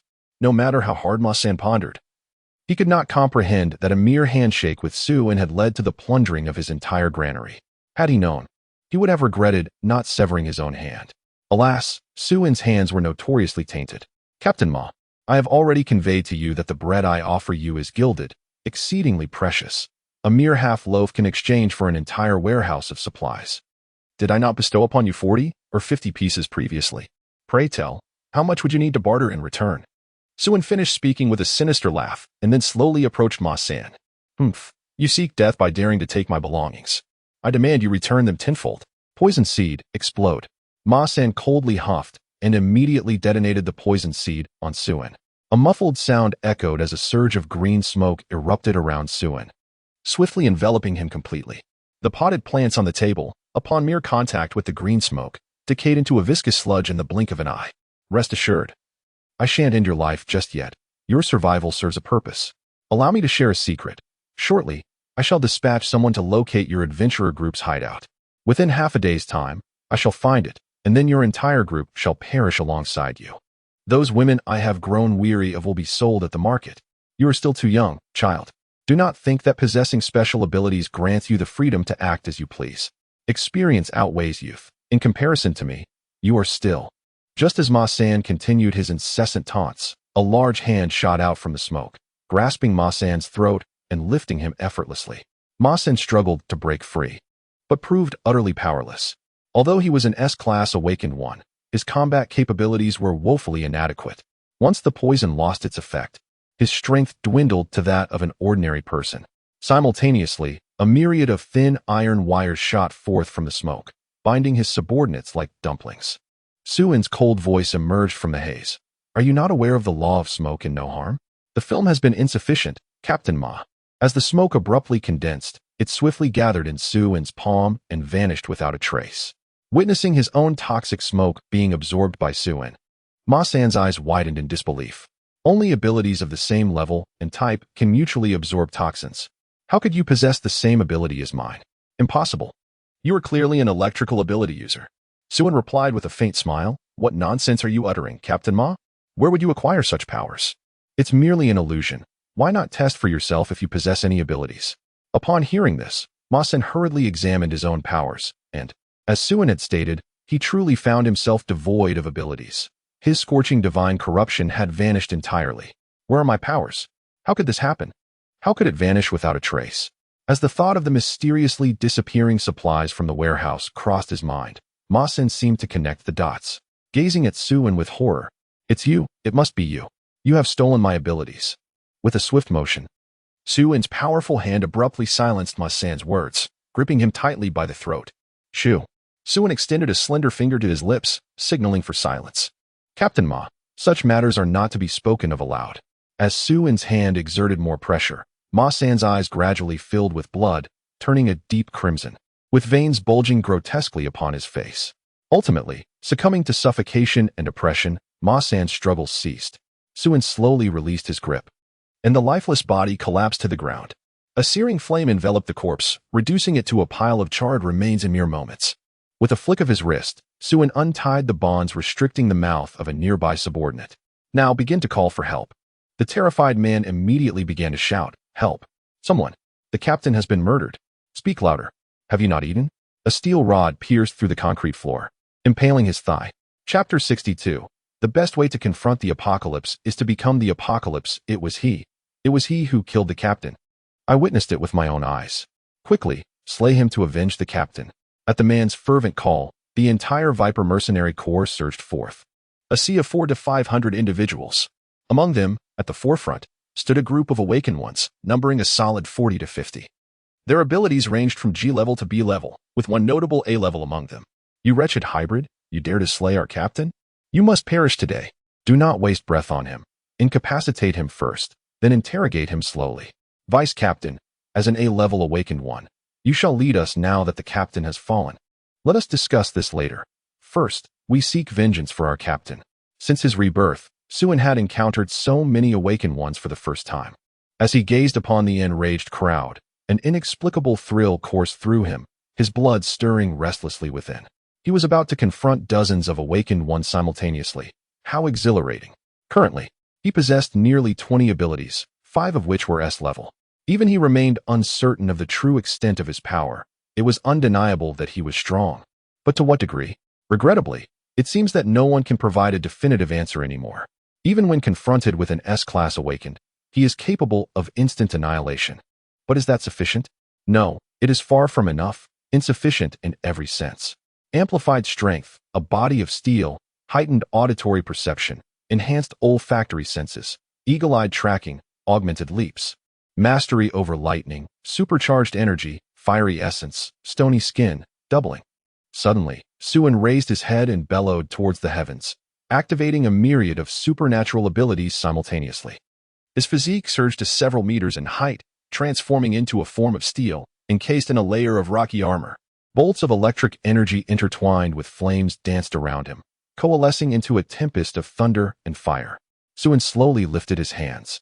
As thousands of steel rods erupted through the walls, coiling behind him like scorching divine venom, each tip imbued with lethal energy. The sudden upheaval left the members of the Venomous Serpent Adventurers Guild in a state of shock. He possesses S-class abilities. No, not merely one, but many. He has an abundance of powers. A monster. How could a human possibly wield so many skills? He is indeed a monster. Suin regarded the astonished crowd with indifference. He had endured 9 apocalyptic events, witnessed the earth consumed and civilizations obliterated, seen the heavens collapse, and gazed upon the eye of the amidst endless deserts. He had beheld the azure behemoths at the edge of the vast ocean and locked eyes with deities on the new continent. In the face of cataclysm, even the mightiest S-class awakened are but humble ants. What does it matter if he can slay an S-class instantaneously, under the weight of disaster? He too cannot dictate his fate. He merely clings to life. The limits of human strength are ultimately finite. The best way to confront the apocalypse is to become the apocalypse itself. Become the apocalypse itself. I am the apocalypse. A low rumble echoed as the earth trembled. Clouds of sand and debris surged upward, obscuring the sun and veiling the sky. It resembled a furious beast emerging from the ground, devouring the entire Poison Snake Adventure Group stronghold in one swift motion. Welcome to the apocalypse. As the last rays of the setting sun cascaded upon the land, the colossal sand fortress looming over the Poison Snake Adventure Group's base slowly began to crumble. What once stood proud had transformed into a mere ruin. Suin sat naked atop a hill formed from charred corpses, quietly watching the sunset. He retrieved a cigarette from his spatial pouch and lit it with a piece of still-burning flesh. Taking a deep drag, he contemplated the fate of the Poison Snake Adventure Group, now reduced to a pile of remains, awakened ones, ordinary folk.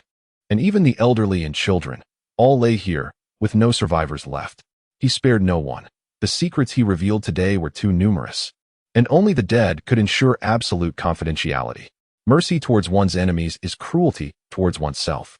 A story lingered in his memory. A large adventure group had brutally maimed a C-rank awakened, subjecting him to humiliation before discarding him in a mass grave, allowing him to fend for himself. To them, he was merely an insignificant ant, unworthy of concern. Yet, it was this very ant that ultimately led to the group's downfall, exacting vengeance by devouring the heart of the man who had harmed him. This tale served as a reminder never to underestimate any adversary, no matter how feeble they may appear. The best way to sever hatred is to extinguish the flames of revenge before they can take root. Suin leapt down from the heap of corpses and donned a fresh set of clothes, which, despite their newness, could not mask the stench of burnt flesh clinging to him. He then retrieved his motorcycle from his spatial pouch and sped away. The commotion caused by the Poison Snake Adventure Group was immense, drawing a crowd of onlookers. Yet, as they surveyed the scene, they found only ruins and piles of charred bodies, with not a single living soul in sight. In the span of just half a day, the once prominent Poison Snake Adventure Group in Sioux District had been utterly annihilated. Sources revealed that they had provoked a rival group known as Eternal Life, leading to their eradication, an encounter that occurred in the morning, with their demise following in the afternoon. The swiftness of their destruction was nothing short of astonishing, and soon the news of the Poison Snake Adventure Group's demise spread like wildfire across Sioux District, reaching nearly every adventurer. Chapter 63: Abundant Powers After Another Day of Recruitment.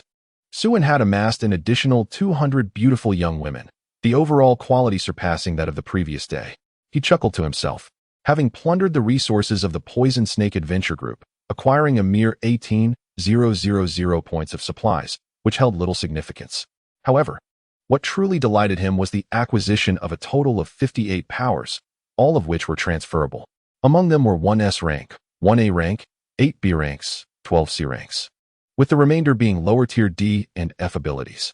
These powers represented the most significant gains of his venture, and his strength had once again undergone a transformative leap, enabling him to annihilate the Poison Snake adventure group in a fraction of the time it previously required. In contemporary terms, an hour would suffice abundantly. Upon confirming Suin's safety, Xueqingyu gradually exhaled a sigh of relief. We have gathered enough individuals. Shall we depart now? Much like the previous day, the bus was filled to capacity with an array of lovely young women, making its way back into the city. However, as they left, news was disseminated outside that tomorrow would mark the final opportunity for the Chongqing Adventure Group to recruit new members. Failing to seize this chance would render future entry into the group nearly impossible. As Suin disembarked, he was taken aback by the scene before him. The courtyard was strewn with young women, exposed and vulnerable. Some lay on the ground weeping, others curled up in corners trembling, while a few exhibited vacant stares as if their souls had been stripped away. It was difficult to fathom the inhumane treatment they had endured in such a brief span of a single day. Lu Hui approached with a gentle smile, her demeanor still exuding nobility and grace. Beside her, Qing Xia remained silent, her head bowed, and upon closer inspection, her body trembled slightly, her pale face suggesting that she had been thoroughly frightened. Suin cast a glance at the varying states of despair among the young women and inquired with confusion, "What has happened to them?" The master need not concern himself. It is merely a slight reprimand to encourage them to be more obedient, Lu Hui replied, her smile unwavering. Suin hesitated, contemplating, is this truly what one would call a slight reprimand? It is nearly being ruined, yet he ultimately remains indifferent. Lu Hui's admiration for him is unwavering, and her loyalty is unparalleled. She would never engage in actions detrimental to him. Let her indulge in her whims, as long as the objective is achieved. After all, the privileges of the Eternal Life Adventure Group are not easily won. Once the decision to stay has been made, one must be adequately mentally prepared. My lord, I have selected 20 qualified candidates, among whom 2 are exceptionally beautiful and pristine. Would you like to take a look? Suin repeatedly waved his hands. No, I need to take a shower first. Lu Hui's high loyalty is indeed a blessing, yet at times it borders on excessive, verging on madness. Besides, with so many women around, how could he possibly manage? He certainly lacks any kidney enhancement abilities that could withstand such strain. However, aside from Suin, everyone else perceives these women as mere offerings for his enjoyment. Even Xueqingyu shares this sentiment. There may be other underlying reasons, but this is indisputable. Otherwise, why not recruit stronger and more practical men? Suin would undoubtedly cry out in protest, for the conditions for bestowing abilities require a minimum admiration level of over 60. To think that a multitude of men might harbor special brotherly feelings for him, just the thought is enough to make him shudder. He could tolerate a surprise visit from a girl, but an ambush from good brothers would truly drive him to the brink of violence. The image of his 2 roommates left an indelible mark on his tender psyche, instilling such fear that he requested a dormitory change from his homeroom teacher the very next day. Yet, he could not shake the feeling that those 2 friends regarded him with an unsettling gaze. Consequently, even during holidays, he chose to spend the night at internet cafes rather than risk staying in the dormitory. The notion of fencing haunted him as a childhood trauma, evoking feelings of both aversion and dread. After preparing a comfortable bath, Suin reclined within, relishing the warmth of the water, with the absence of any crows. The solar water heater was functioning again, allowing him a luxurious soak. In a world where most water resources were depleted, bathing had become a rare luxury. Just then, the bathroom door creaked open, and the little maid Qiao Qiao, her cheeks flushed, entered. "Master, may I scrub your back?" Suin did not decline, resting on the edge of the tub and enjoying her ministrations. The day had been exhausting. Were it not for his earlier replication of Qing Xia's restoration ability, he would have long succumbed to fatigue. Murder was indeed a laborious endeavor, particularly when the targets were awakened beings. While relishing the moment, Suin silently organized the various abilities he could bestow, around 60 in total. However, the majority were of little merit, with those below C grade being utterly disregarded. He had summoned these individuals to enhance combat strength, and abilities of C grade or lower were simply not worth considering. After a rough estimate, he realized he could bestow about 20 viable abilities, yet his goal, was to amass 200 or more. This meant he still needed to annihilate at least 10 venomous snake adventure team members to meet his quota, a thought that filled him with exasperation. The sole piece of good news was that his proficiency in ability plundering had reached 75. With an additional 25, he could ascend to level 3. Ascending from level 1 to level 2 required the acquisition of 10 abilities, while advancing from level 2 to level 3 necessitated 100. Thus, he was merely 25 abilities away from leveling up. He pondered whether reaching level 3 would unlock new functionalities. As Sue sighed in contemplation, Xueqingyu stealthily slipped away from the bathroom door. He longed to invite her in, yet when faced with the moment, his courage faltered ever so slightly. After his bath, Sue donned a bathrobe and made his way to his dedicated office, a luxurious space crafted specifically for him by Lu Hui. Lavishly adorned, the office featured a velvet carpet that was perhaps the least remarkable element among an array of antique artworks. The desk, meticulously carved from precious golden Namu wood, was worth millions prior to the apocalypse, and even in this new world, it remained a coveted item among the leaders of various adventure teams. However, Suen was perplexed to find his desk cluttered with Xiao Qiao's provocative photo collections and her alluring posters plastered across the walls, many of which Lu Hui had recently arranged. Suen could not fathom Lu Hui's intentions. Perhaps it was a manifestation of maternal love, her desire to fulfill her daughter's dream of stardom even amidst this apocalypse. Not dwelling on this further, he took out his notebook and began to sketch and write. The first apocalypse was dubbed the zombie apocalypse. After enduring the onslaught of crows, there would be 3 days of respite. The current zombies were a naturally evolved variety, and these bows were enhanced biological weapons, far more formidable than their predecessors. The initial level of these bows was, at least LV8, representing the pinnacle of common zombie evolution. Yet, with high danger came great opportunity. Laboratories of varying sizes and danger levels existed, with the most expansive ones housing superior resources, albeit with even greater threats lurking within. The relentless assaults would persist for a week, and those unable to withstand would be devoured by the tide of corpses. Only those who survived would qualify for the second apocalypse. Suen's task was to leverage his past experiences to map out the forthcoming laboratory locations, evaluating their size and resource richness to seize the most advantageous ones swiftly. Among these labs, a few contained unique and invaluable outputs that must be monopolized. The laboratories were categorized into 6 safety levels, with level 6 being the most perilous yet richest in resources, numbering no more than 10. Level 1 represented the lowest quality, with the highest quantity, so deplorable that he could hardly bring himself to glance at them. His focus lay on safety levels 4, 5, and 6, with level 6 refreshing once a week, and he was confident he could conquer them all.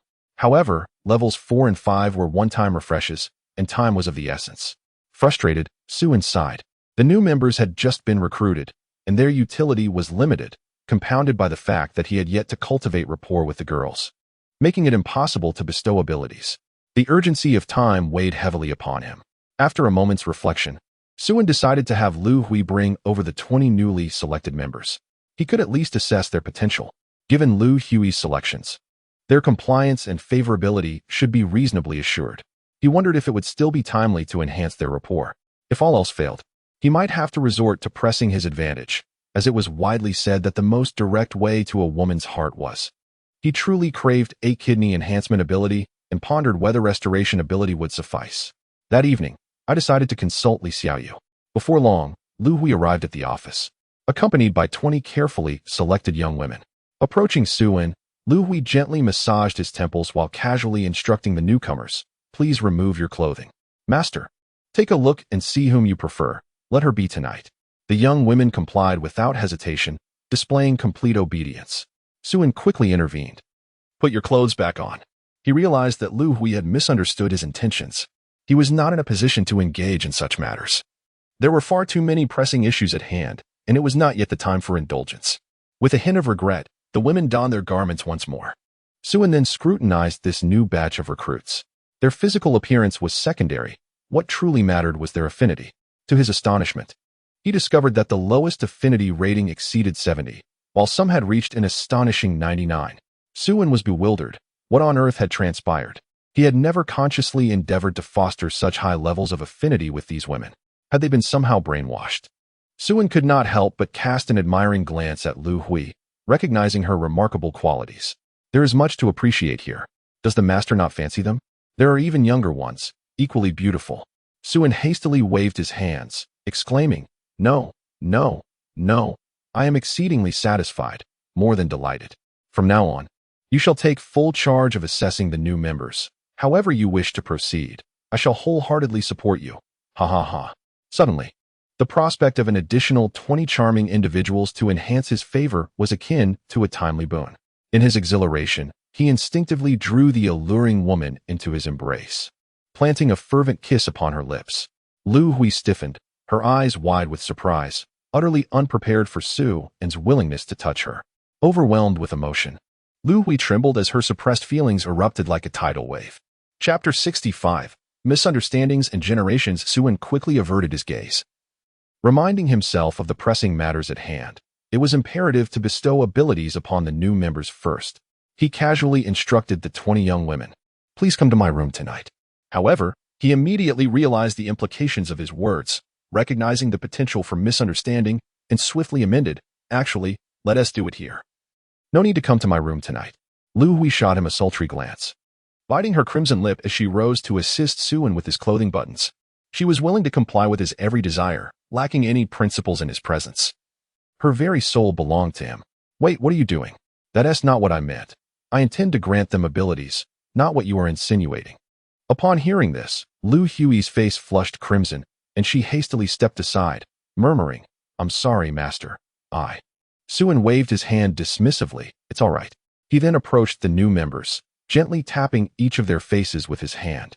In an instant, the transformation of 20 artificial awakeners was complete.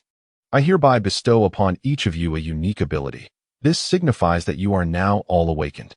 The young women felt the changes within themselves, their eyes widening in astonishment, as if confirming Lu Hui's words. Their master was omnipotent, as magnificent as a deity. With absolute loyalty, they would receive unimaginable gifts and blessings. In that moment, no one doubted Lu Hui's assertions. Suin's gaze became increasingly fervent and reverent, with their favorability surging dramatically. 8 of them experienced an instantaneous rise to 100, while the lowest was at 91. They then knelt in unison, expressing their gratitude. "Thank you for your benevolence, master." Suin, witnessing their devotion, nodded in satisfaction, marveling at how swiftly their favorability had increased. "You need not kneel, rise. Just remember to keep this matter forever concealed in your hearts. Do not discuss it among one another. This is the highest secret of our organization and must not be revealed in the slightest. Do you understand?" "Understood, master. We shall remain silent even in death. Now, you may proceed downstairs to seek out instructor Li Xiaoyu, who will guide you to the underground training facility. Strive to master your extraordinary abilities promptly, for time is of the essence, and do not allow complacency to hinder your progress." With that, the new members joyfully descended the stairs to train with Li Xiaoyu. In an instant, they transformed from ordinary individuals into awakened beings, as if caught in a dream. Reflecting on the lavish treatment within the group, which even S-rank awakeners would envy, the young women were moved to tears. Their master had been exceedingly kind to them, and joining the Changshengmen adventure group to serve him was undoubtedly the proudest decision of their lives. Lu Hui did not accompany the new members as they departed. She had noticed Suin bending slightly when he stood up, a gesture she understood all too well. Gradually, she positioned herself behind Suin and, with a breath as fragrant as orchids, inquired, "Would you like my assistance, master?" Suin hesitated momentarily before responding, "Perhaps another day. Let us have Qiao Qiao come over first." "You wish to see Qiao Qiao?" Lu Hui bit her lip, contemplating before agreeing. "Very well, I shall summon Qiao Qiao." Suin, worried that Lu Hui might misinterpret his intentions, quickly clarified, "I intend to grant Qiao Qiao an extraordinary ability. After all, she holds a significant position within the organization, and it would be inappropriate not to bestow her with one." This thought led Suin to ponder. Could it be that Lu Hui had also influenced Qiao Qiao's mindset? It should not be the case. Lu Hui smiled faintly, choosing not to say anything as she went downstairs to summon Qiao Qiao. Suin sighed deeply, collapsing into his chair. He feared that everyone now perceived him as nothing more than a yellow grub, a reputation that could not be cleansed even by jumping into the Yellow River. By heaven's conscience, he had merely a slight entanglement with Li Xiaoyu. He had never laid a hand on anyone else. It felt somewhat unjust to be wrongfully accused. Yet, He found himself unable to refute these claims.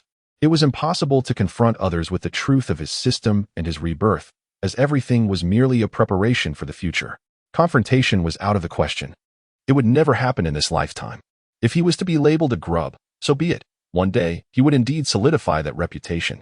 Once the first apocalypse had passed and the adventurers group had stabilized, he would set forth with vigor.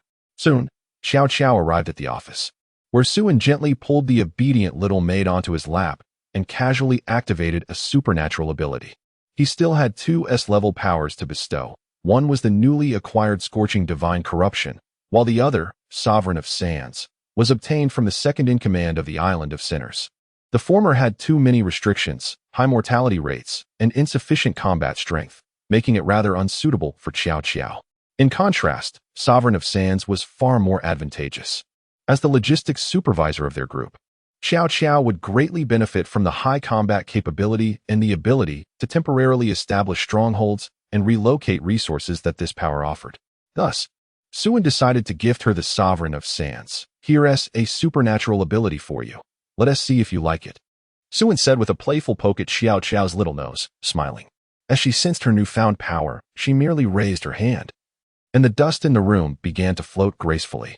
Subsequently, Xiao Xiao dove into Suen's embrace, exclaiming, "Thank you, master. You're the best." Suen tenderly stroked her silky hair, his expression softening. Though still young, Xiao Xiao was exceptionally well-behaved and sensible. Whenever he beheld her pure, unclouded smile, he felt an overwhelming sense of relaxation wash over him. In this dark and desolate world, she was like a delicate and pristine flower, a rare treasure. Unconsciously, he had begun to regard this thoughtful little maid as if she were his own younger sister. "Master, when it's just the two of us, may I call you something different?" she asked timidly. "Of course, you may call me whatever you wish." Xiao Xiao nestled closer, murmuring softly, "Suen, it seems that the bond between these siblings has deteriorated from its inception. Something feels amiss." Chapter 66. Li Xiaoyu requests assistance to share the burden of harm. As night falls, what can one do? Naturally, it is time for the routine submission of assignments. The stimuli experienced during the day were somewhat overwhelming. For the sake of mental and physical well-being, it is indeed essential to occasionally temper the atmosphere. In recent days, there has been a notable influx of new recruits, over 400, including today's, each requiring individual assessment and selection. As the head coach of the team, it is only natural that Li Xiaoyu has many responsibilities to attend to. However, what Suen did not anticipate was that, at this moment, Li Xiaoyu was not preoccupied with the affairs of the new members, but rather engaged in persuading Xue Qingyu. "Qingyu, I will speak candidly. Please save the child." As the gentle snowfall whispered around her, Xue Qingyu felt a rush of crimson color flood her cheeks. "It was your own decision to go. How was I to know his attack power was so formidable? Each strike is a critical hit, more terrifying than an endless onslaught," Li Xiaoyu remarked. Still haunted by the encounter. I cannot. I understand nothing. I am of no assistance to you," Xue Qingyu insisted, shaking her head with fervor. Observing Xue Qingyu's persistent timidity, Li Xiaoyu urged her forward. "You must seize this opportunity. Look around. In just a few days, the courtyard has been graced by the presence of hundreds of beautiful sisters. And just look at Sister Lu Hui and Xiao Qiao. They are practically glued to Suen's bedside. If you delay any longer, you will miss the last train." "Surely not." Xue Qingyu's gaze faltered. "The sisters in the courtyard are not inferior to you, and I wonder how long Suen can endure. If it were me, I would not be able to hold back. I would change partners daily. No, thrice daily. Someone as shy as you would take years to muster the courage. And forgetting is quite normal." At a loss for words, Xue Qingyu was acutely aware of her own cowardice. Otherwise, she would not have harbored a secret crush on Suen throughout her university years, never even daring to ask for his phone number. After 2 years of unspoken feelings, they had exchanged scarcely a handful of words. Yet, when it came to matters of the heart, she found herself utterly confounded, unable to discern the truth in Li Xiaoyu's words. Noticing Xue Qingyu's hesitation, Li Xiaoyu immediately began to encourage her. "If you do not understand, I can teach you. We are the best of friends. How could I not assist you? No one understands my old friend Wang better than I do. Let us go tonight. Or perhaps tomorrow. We will definitely make it happen." "All right, agreed. Just don't back out at the last moment." The following morning, after having breakfast, Suen returned to the talent market with several young women. Due to the announcement made the previous day that today would be the last opportunity for recruitment into the Chongqing Adventure team, the turnout was exceptionally high. Moreover, following Su and S annihilation of the venomous snake adventure team, the reputation of the Chongqing Adventure team had soared, further enhanced by their unparalleled benefits. The number of applicants could only be described as a sea of people. Even before their arrival, a long queue had formed overnight. Some young women had even trekked overnight to apply. Although zombies were scarce in the wild, the long-distance journey still posed significant dangers, potentially lethal. Nevertheless, this did not deter the young women from aspiring to join the Chongqing Adventure team. Su couldn't help but wonder if all the beautiful women in Su District had converged here to apply. Even if not all, it was certainly close to that. Fortunately, 20 young women had officially joined the team the previous day. To prevent overwhelming Chongqing with too many applicants, Su decided to bring 10 new members along. As he anticipated, the turnout was indeed overwhelming. One recruitment point was insufficient, necessitating the establishment of 5 simultaneous recruitment locations. However, the recruitment process was not without its challenges, as there were always individuals seeking trouble. A rugged vehicle arrived at the recruitment site and came to a halt. A middle-aged man, impeccably dressed in a suit, emerged from the vehicle accompanied by several awakened individuals. "Are you the esteemed team leader, Su? I have long heard of your reputation. I am Wu Xian, president of the 100 Alliance." The man introduced himself with great courtesy. Su raised an eyebrow, directing his gaze towards the man's head. Ability: instant teleportation. Wealth value: 110,000. It was a space-type ability, not of the storage variety, but rather combat-oriented. This was a commendable ability, a pinnacle among escape skills. The wealth value was notably high, at a full 110,000, significantly surpassing that of Ma San. Even his guards consisted of 2A level and 2B level awakened individuals, underscoring the formidable status of this 100 Alliance president. The 100 Alliance had orchestrated the Survivor Alliance conference, and it was evident that Wu Xian was a key leader among the factions. Despite his refined demeanor, he maintained a high level of vigilance, keeping a safe distance from Su, showing no inclination to shake hands or greet him.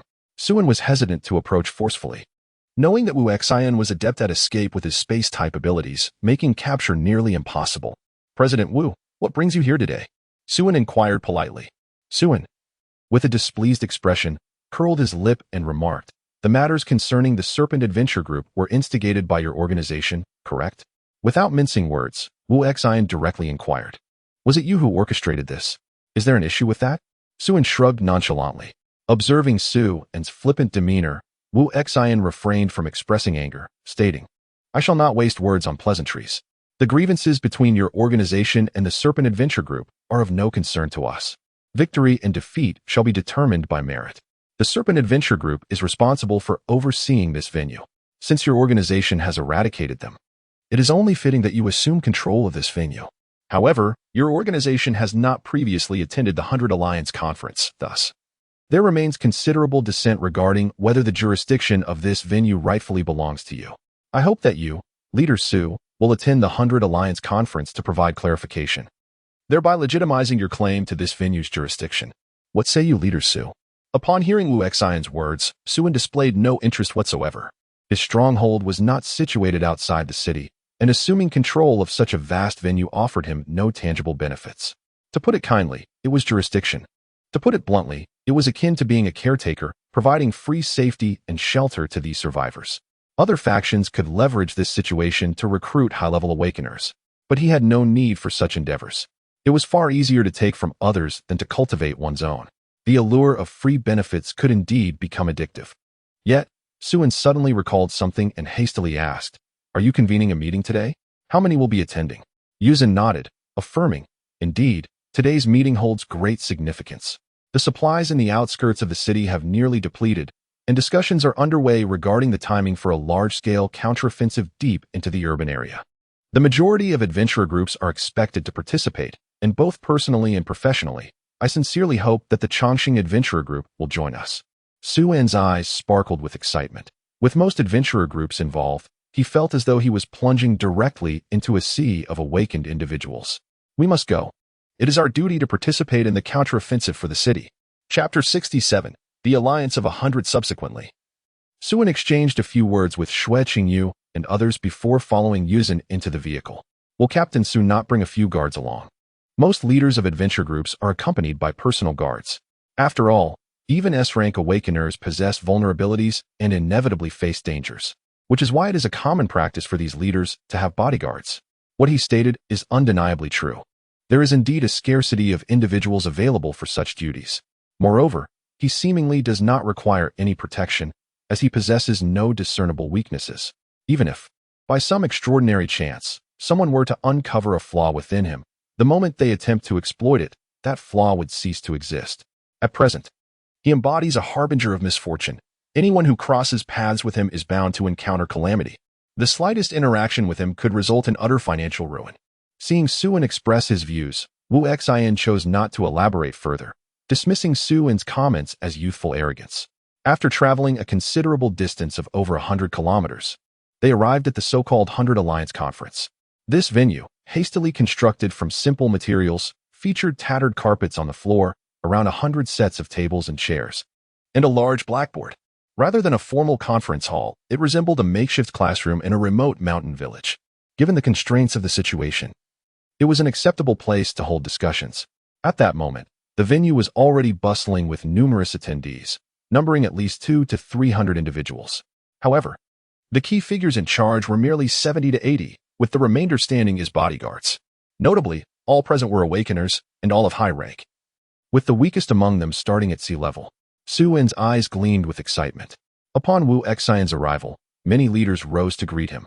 Wu Xian exchanged pleasantries with practiced ease before making his way directly to the podium, gesturing towards Suin. Leader Su, please take a seat in the front row. The closer one sat to the front, the more formidable their adventure group was considered. The Viper Adventure Group was a top-tier force, and having obliterated them, the Chongqing Adventure Group's strength was indisputable, warranting a front-row position. Suin leisurely made his way to an available seat in the front row and sat down confidently. Allow me to introduce you all to the leader of the Chongqing Adventure Group, Leader Suin. I trust the name of the Chongqing Adventure Group is familiar to everyone? It was not merely familiar. In just a couple of days, the reputation of the Chongqing Adventure Group had exploded within the circles of Su Di. The sudden rise of this adventure group had piqued the curiosity of many, particularly due to their exorbitant recruitment offers, which left many envious. Others regarded them with trepidation. Given their swift annihilation of the Viper Adventure Group, a display of strength that surpassed that of over 99% of adventure groups, only those ranked within the top 5 could possibly rival them. A murmur of discussion rippled through the crowd. Today, Leader Su is also here to participate in the counteroffensive meeting, contributing to the cause of the counterattack while also seeking jurisdiction over the 16th Conference Hall. The strength of the Chongqing Adventure Group is beyond question. Is there anyone who dares to oppose this? The venue on the 16th, which was originally under the jurisdiction of the venomous Serpent Mercenary Corps, fell silent upon hearing Yuzin's words. The attendees exchanged glances, each opting for silence. Prior to the arrival of Suin, the main figure, dissenting voices had echoed loudly. Yet now, with his presence, none dared to speak. While it is easy to criticize behind someone's back, confronting them publicly requires a different kind of audacity, one that is closely tied to strength. Everyone fears becoming the next venomous serpent adventuring group. Just then, a scar-faced man propped his feet on the table with a thud, casting a provocative gaze at Suin. I expected the leader of the Chongqing adventuring group to be a formidable figure, but it turns out he is merely a brash young lad. The scar-faced man craned his neck towards Suin. Upon hearing his words, Yuzin on the podium shook his head in resignation, for indeed, what one fears often comes to pass. This scar-faced individual, known as the Mad Wolf, is the leader of the Wolf Fong adventuring group. He is an S-class awakener, commanding a following of over 200 awakeners, placing his group among the top 3 adventuring factions. The Mad Wolf is notorious for his violent temperament, rumored to have been a hitman before the apocalypse, with blood on his hands. After awakening in the post-apocalyptic world, he ruthlessly annihilated his former gang, even fashioning a wine cup from the skull of his former leader. The number of lives lost at his hands may well exceed that of the zombies he has slain, earning him the title of a veritable deity of death. Few dare to provoke him in all of Su territory. With the Mad Wolf openly opposing, it seemed unlikely that matters would resolve amicably. Suin cast a faint glance at the Mad Wolf. Ability, Endless Fury S. Wealth Value, 78,000. This S-class enhancement ability is renowned for its high recovery and lethal power. Once activated, every cell in the user's body undergoes explosive enhancement, dramatically elevating combat prowess. As the duration of the ability increases, so too does the user's strength, without leaving any lasting repercussions once the ability is deactivated. It is a rare power, albeit one that exerts considerable pressure on the user's temperament. Prolonged use can lead to an overwhelming sense of rage that affects the user's mental state. Over time, those lacking a strong will may devolve into mindless killers. Hence, most who can wield endless fury appear composed and refined, only to become brutally violent once the ability is activated. Displaying a stark contrast. Clearly, the Mad Wolf struggles to master this formidable power. Yuzin could manage it better. As for the Mad Wolf's substantial wealth value, second only to Yuzin's, Suen regarded it with indifference, likening it to the leg of a mosquito, insignificant yet still worth a modest acknowledgement. Chairman Yuzin, may I inquire which venue is under the jurisdiction of this Mad Wolf? Suen slowly rose and grinned, declaring from this day forth, Venue 456 shall belong to my Eternal Life Adventure Group. Who is in favor and who is opposed? Upon hearing Suen's words, the crowd was taken aback. Good heavens! This lad is utterly audacious. More reckless than a wild wolf, he is nothing short of a madman. Nay, a fool. I wager that within 5 minutes, he shall be torn to shreds by the wild wolf. That ruffian has long irked me. But we cannot dismiss the possibility that the newcomer might also be an S-rank awakener. The outcome remains uncertain, even among S-rank individuals. There are disparities. Do you comprehend the value of endless fury? This young man is doomed, mark my words. I challenge anyone to a wager. I bet a sack of rice on it. Oh, but I refuse to gamble. Come now, if Wild Wolf loses, I will grant you 10 sacks of rice. Should that lad falter, you need only offer me half a sack. Do not act as if you cannot afford it. I will not partake. Indeed, I cannot afford to lose. Everyone is well aware of Wild Wolf's prowess. In a one-on-one confrontation, none present could match him. Not even President Wu Xian may stand a chance. Wild Wolf's temper is as volatile as a powder keg, igniting at the slightest provocation. Only this newcomer dares to challenge him. Youth has its advantages, emboldening one to speak without restraint, yet they may not realize how perilous it is to provoke Wild Wolf. Upon hearing Suen's brazen declaration, Wild Wolf momentarily froze before bursting into hearty laughter. You seek to claim my territory? Young man, are you attempting to bring me to tears with laughter? With a thunderous crash, he shattered the table with a single blow, slowly rising to his feet, his body enveloped in a crimson hue, and his eyes gradually transforming into a deep scarlet. He was consumed by an unbridled fury, unleashing the endless wrath with extreme agitation. Suen, undeterred, activated multiple enhancement abilities simultaneously. In a swift motion, he vanished from his original position, only to reappear directly before the Mad Wolf. With a fist brimming with explosive force, he struck towards the Mad Wolf's abdomen. The Mad Wolf chuckled heartily, showing no inclination to evade or defend, confident in his own resilience. Boom. The impact resonated with a dull thud, a gust of wind erupting from behind the Mad Wolf, creating a gaping hole in the wall. Yet, he remained steadfast, not budging an inch. Ha ha ha, you think you're merely tickling me? Come on, I'll let you throw another punch. If I take a step back, it'll be a first for me. Suddenly, the Mad Wolf's laughter froze on his lips as a wave of weakness washed over him. The enhancements from Endless Wrath rapidly dissipated, vanishing in the blink of an eye, and no matter how he attempted to activate his abilities, they proved futile. With a deft motion, Suen seized the Mad Wolf's head with one hand, effortlessly lifting his robust form off the ground. I am not negotiating with you. This is a command. Do you understand? The frenzied wolf felt a chilling crack in its skull, as if its head were on the verge of bursting. It could only emit a series of anguished cries. It seems you do not comprehend, Suen declared suddenly, exerting force to crush the wolf's skull, causing a spray of crimson and ivory to splatter everywhere. In a flash, he struck down the bewildered guard beside the wolf, rendering him unconscious and lifting him effortlessly. Having completed these actions, he slowly turned to face the assembly, calmly inquiring, I shall ask once more, who is in favor and who is opposed?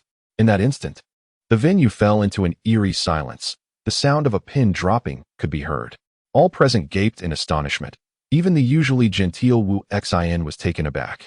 One punch, merely a single punch, had dispatched the frenzied wolf? Its brain obliterated? What manner of monstrosity is this? It had transcended the bounds of humanity. Who would dare to oppose now? Even the president, Wu Xin, lacked the courage to utter a single dissenting word, let alone the others. Those with timid dispositions felt as if they were committing a crime merely by casting a glance at Suen. The moment an opportunity arose, they intended to yield. Since no one opposed, the venues numbered 4, 5, 6, and 16 would henceforth belong to the Black Rose Mercenary Corps. Suen had no intention of taking over these 4 venues. Instead, he gifted them to Black Rose. Indeed, Black Rose had also arrived. He was somewhat taken aback, having initially thought that without Xue Qingyu, Black Rose would not materialize, yet here it was. At that moment, the leader of Black Rose was the woman known as the Ice Sorceress, Bai Li Bing, a cold figure clad in black and wielding a black umbrella. In her youthful 20s, her exquisite features revealed little emotional depth, embodying a woman whose abilities, temperament, and mannerisms were strikingly frigid. Rather than a person, she resembled a meticulously crafted ice sculpture. When Black Rose was first established, it boasted 2 S-rank awakeners. One was Xue Qingyu, and the other was Bai Li Bing herself. Xue Qingyu possessed the S-rank ability of lightning control, while Bai Li Bing wielded the S-rank power of Eternal Moment, a top-tier ice ability. With these 2 formidable S-rank awakeners at its helm, Black Rose swiftly ascended to become a superpower in Su Di. Although Xue Qingyu was no longer present, Black Rose still had Bai Li Bing backing it, maintaining its position among the foremost adventurer groups in Su Di. Upon his arrival, Suen quickly discerned Bai Li Bing's presence, leading him to conclude that Black Rose still existed in this life. Although he was uncertain why Black Rose had aided him in his past life, he acknowledged the debt of gratitude he owed.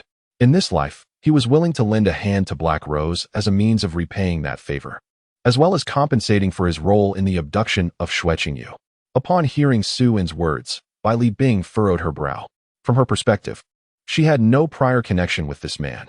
They had never crossed paths before the apocalypse, nor after. Today marked their first encounter.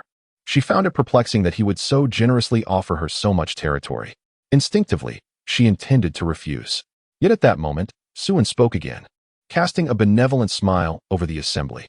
I have a pressing matter to attend to, so I must take my leave.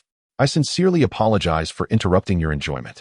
Once I have resolved my affairs, I shall pay my respects at your residences, particularly to the friend who quietly spoke ill of me earlier. I shall make sure to listen attentively. With a chilling laughter, Suen turned, carrying the individual in his grasp as he departed. The Mad Wolf was dead, and he needed to hasten to the Mad Wolf's domain to take over. Losing even a single awakener was a substantial loss. As for the others, they could remain and be dealt with at a leisurely pace. The more assertive he appeared, the more fear he instilled in others, the greater their fear. The more they would strive to strengthen themselves in self-preservation. This was precisely the outcome he desired. Understanding how to fatten themselves up, the sheep truly became a source of ease for him. Chapter 69, presenting an exorbitant gift to the Eternal Life Adventurer group after Suen departed. The venue was engulfed in a prolonged silence, with no one daring to break the stillness. The atmosphere felt stifling. Who was it that suggested Captain Su would be killed by the Mad Wolf? Not me. I never said that. Don't look at me. I didn't either. WDNMD. It was I who said it. My cabinet is moved. I don't want to play anymore. It was merely a few careless words. Surely, it wouldn't lead to resentment. Or so they hoped. What is a calamity that befalls one unexpectedly? This was it. No one anticipated that Suen would arrive and depart within 3 minutes, taking the Mad Wolf's life while leaving behind some rather unfriendly remarks. If previously everyone had merely regarded the Eternal Life Adventurer group with caution, now they were steeped in profound terror. Fearing they might be the next target of Suen. Captain Zhang, you were the loudest just now. Don't you have half a Yunnan ham at home? I suggest you slice off a portion to present as a gift. After more than a month of apocalyptic trials, the finest gourmet ingredients now consisted of cured meats and hams, yet these were exceedingly scarce. Even the leaders of major adventurer groups might not indulge in such luxuries. Only a select few possessed a piece or two, which they hoarded jealously. Offering half a ham as a gift was an extravagant gesture of unparalleled magnitude. What enmity could not be resolved with half a ham? It was likely that the Eternal Life Adventurer group would cherish such a delectable delicacy. Captain Zhang's complexion fluctuated between shades of green and purple, contorting in distress. He understood the reasoning, yet that was still half a Yunnan ham. In the present moment, it is a rare treasure. Even he is reluctant to consume it. Merely inhaling its fragrance each day brings him to a state of bliss. To gift it away. brings a heartache so profound it is almost suffocating. The Eternal Life Adventure Group is certainly not lacking in provisions, with generous treatment and a daily supply of meat. Yet, Captain Zhang's gaze betrays a hint of evasion. He truly finds it hard to part with it. Old Zhang, let us not indulge in superficial pleasantries. When we seek new recruits, do we not promise them meat? Ask yourself honestly, does what we provide truly qualify as meat? A morsel the size of a finger, divided into 10 portions, is that what we call having meat? It may deceive others, but do not allow yourself to be misled. Who among us does not crave meat? Who does not yearn for sustenance? Who does not desire ham? Do not merely utter a few disparaging remarks. Should you offer me half a ham? Even if you were to slay my horse, I could still smile and let bygones be bygones, perhaps even avert disaster through financial loss. However, let us not wait until someone extinguishes you, leaving the ham unprotected. Commander Zhang sat slumped in his chair like a deflated balloon. I shall ponder this for a moment. No one found Commander Zhang's demeanor inappropriate. Anyone in his position would feel heartache, even to the point of death before surrendering to ham. Meanwhile, Wu Xian on the podium was lost in deep contemplation. He possessed a broader perspective than others. When Suan made his move earlier, he had failed to discern the nature of the other's ability, let alone its rank. However, he surmised that the ability was formidable, likely at least of S rank. Compared to the others, who trembled in fear at Suan's ambiguous yet menacing words, he remained notably composed. To him, Suan was merely indulging in bravado, seeking to gain face before the public. It is only natural for the youth to desire esteem. As long as he is a rational individual, it would be implausible for him to confront many adversaries alone. No matter how strong the Chongqing Adventure Group may be, they could never contend with the entirety of the United Hundred Alliances. Commander Zhang, you should deliver the ham to Commander Su tomorrow. Not just you, but all of us should contribute. Let us gather our resources and offer approximately half a ton of rice and flour to Commander Su. Upon hearing Wu Xian's proposal, the crowd was left in utter disbelief. We are to send the ham, and also rice and flour?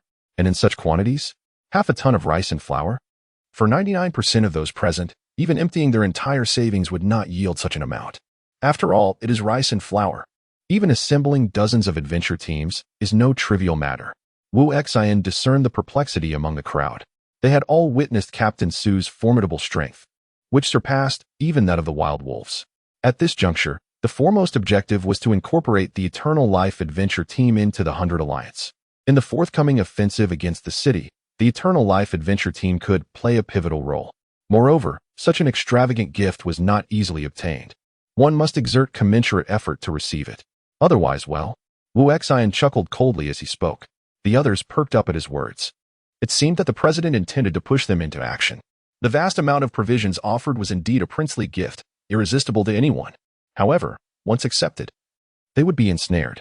They could either obediently serve as vanguards in the impending assault on the city or face the wrath of the Hundred Alliance.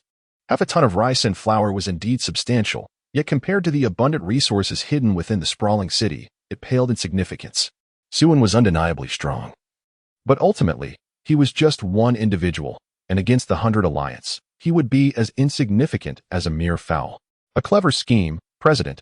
I concur. I agree. Let us take them down. Count me in. Before long, all the adventure teams unanimously endorsed Wu Xian's decision, except for the Black Rose, which declined to participate. Bailey regarded Wu Xian with a frosty gaze, a sardonic smile gracing her lips. Those who had survived in this apocalyptic world and established their own factions were no naive fools. It appeared that Wu Xian aimed to have the Eternal Life Adventure team lead the charge, yet his true intention was to engulf the entire team. Everyone present was acutely aware of this. The operation to reclaim the city would undoubtedly be fraught with peril. The current state of the city center was a mystery to most, yet danger was a certainty. As the vanguard, the Eternal Life Adventure team would face the unknown horrors of the mutated zombie hordes on unfamiliar battlegrounds, inevitably suffering devastating consequences. Unless, of course, the Eternal Life Adventure team resided in the city center and was intimately familiar with the area. But was that even a possibility? Is the city center currently a habitable place for residents? The severely weakened Chongqing Adventure Group will soon be devoured by the masses. Su Xian appears refined and cultured, yet his heart is darker than ink. Otherwise, he would not have ascended to the position of president. Li Bing remained silent, rising to leave the conference room with her guards. Suan directly bestowed 4 territories upon the Black Rose, although she was perplexed by his motives. The four territories represented a tremendous fortune, especially since Black Rose possessed only one. This favor carried significant weight, and she could not repay malice with kindness. Moreover, as a women's adventure group, Black Rose faced considerable challenges in these turbulent times. Remaining uninvolved was the wisest choice. Observing Bai Li being silent as she departed, Su Xian narrowed his eyes slightly and instructed a subordinate to investigate the relationship between the Chongqing Adventure Group and the Black Rose. He also ordered another team to locate the Chongqing Adventure Group's stronghold, sending a portion to lie in ambush nearby. As he spoke, Su Xian tightened his bow tie, a sinister smile creeping onto his lips. Chapter 70, New Function. Ability Fusion. Su greeted a few women before promptly boarding the bus. He had spent less than an hour within the Wolfang Adventure Group, yet in that brief time, he had annihilated the entire Wolfang mercenary group. Not a shred of pity or sympathy lingered in his heart, only a flicker of anger burned within, a side effect of the endless fury. However, it must be said that the endless fury of the Mad Wolf was indeed powerful, for otherwise, he could not have eradicated the Wolfang Adventure Group in such a short span. The Wolfang mercenary group was undeniably among the elite, boasting 318 awakened individuals, including 18 of the A grade. Thus, it could be asserted that the Wolfang Adventure Group was one of the top forces in Sudi. This time, he acquired 318 abilities and approximately 30 tons of supplies from the entire Wolfang mercenary group. While the quality of these supplies was rather mediocre, they constituted a considerable fortune in the entirety of Sudi. Not everyone was like Lord Tiger or the Island of Sinners. Opportunities to stockpile resources were fleeting, and at present, even if one were extraordinarily powerful, it was too late to hoard supplies. Simultaneously, due to the recent acquisition of 318 abilities, his ability to plunder had successfully advanced to level 3, with a proficiency of 39. 5. He also gained a new function, Same Attribute Fusion. Same Attribute Fusion allows the fusion of abilities of the same attribute to obtain a higher level ability. This Same Attribute Fusion was akin to a bug level ability. With this power, he could fuse inferior abilities into superior ones, transforming waste into treasure. This was the true golden finger. With the advent of fusion, the creation of an entire S-grade adventure group was not beyond the realm of possibility. Consequently, Su spent the better part of the day in the bus, diligently fusing abilities: Iron Arm F, Stone Skin F, Calcification E, Muscle Enhancement E, Iron Skin E, Steel Body A, Diamond Skin A, Radiant Body S, Fire Ability A, Scorching Breath A, Bone Burning Flame S, Water Ability A, Pure Ice A, Eternal Moment S, Infinite Perception A, Toxin Enhancement A, Failed Physics in middle school. By evening, he had successfully synthesized 8 S-grade abilities and 40 A-grade abilities. However, these were all that remained. Although several hundred abilities may seem abundant in practice, they were insufficient, and after synthesis, only a handful remained.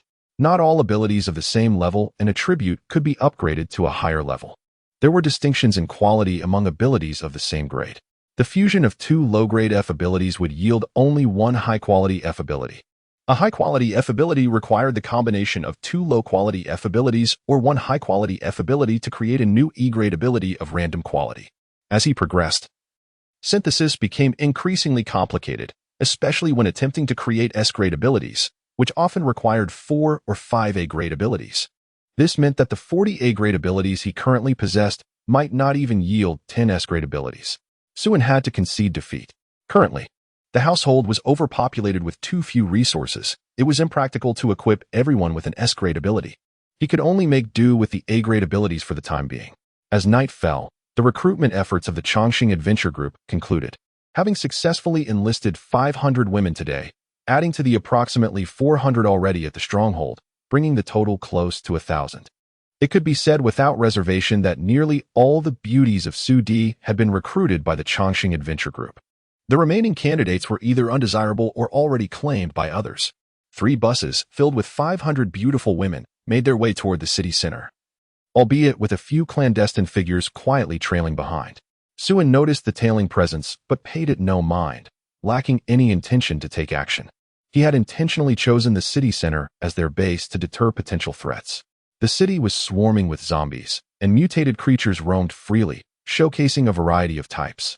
Without the guidance of 2 combat-capable S-grade awakened individuals and extensive knowledge of zombie identification, safely reaching the city center was nearly impossible.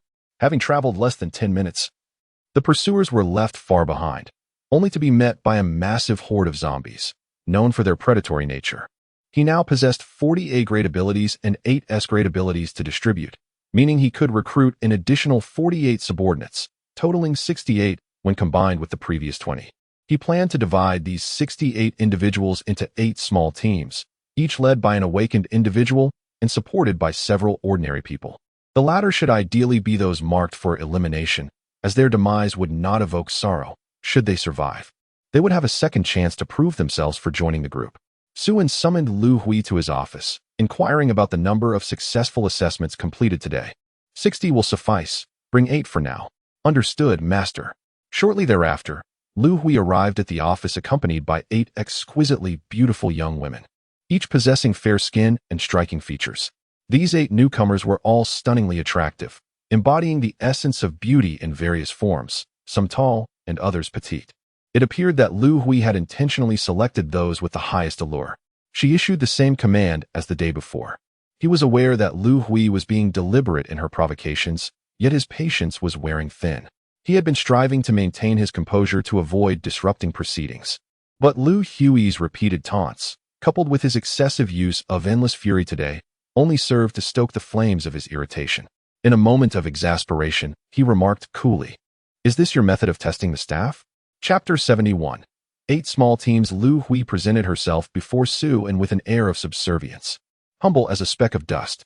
The prolonged distortion of her emotions had transformed her into a different person altogether. She endeavored with all her might to appease Suen, who reclined in his chair, feeling an onset of discomfort. He had been acutely aware of Lu Hui's gradual changes.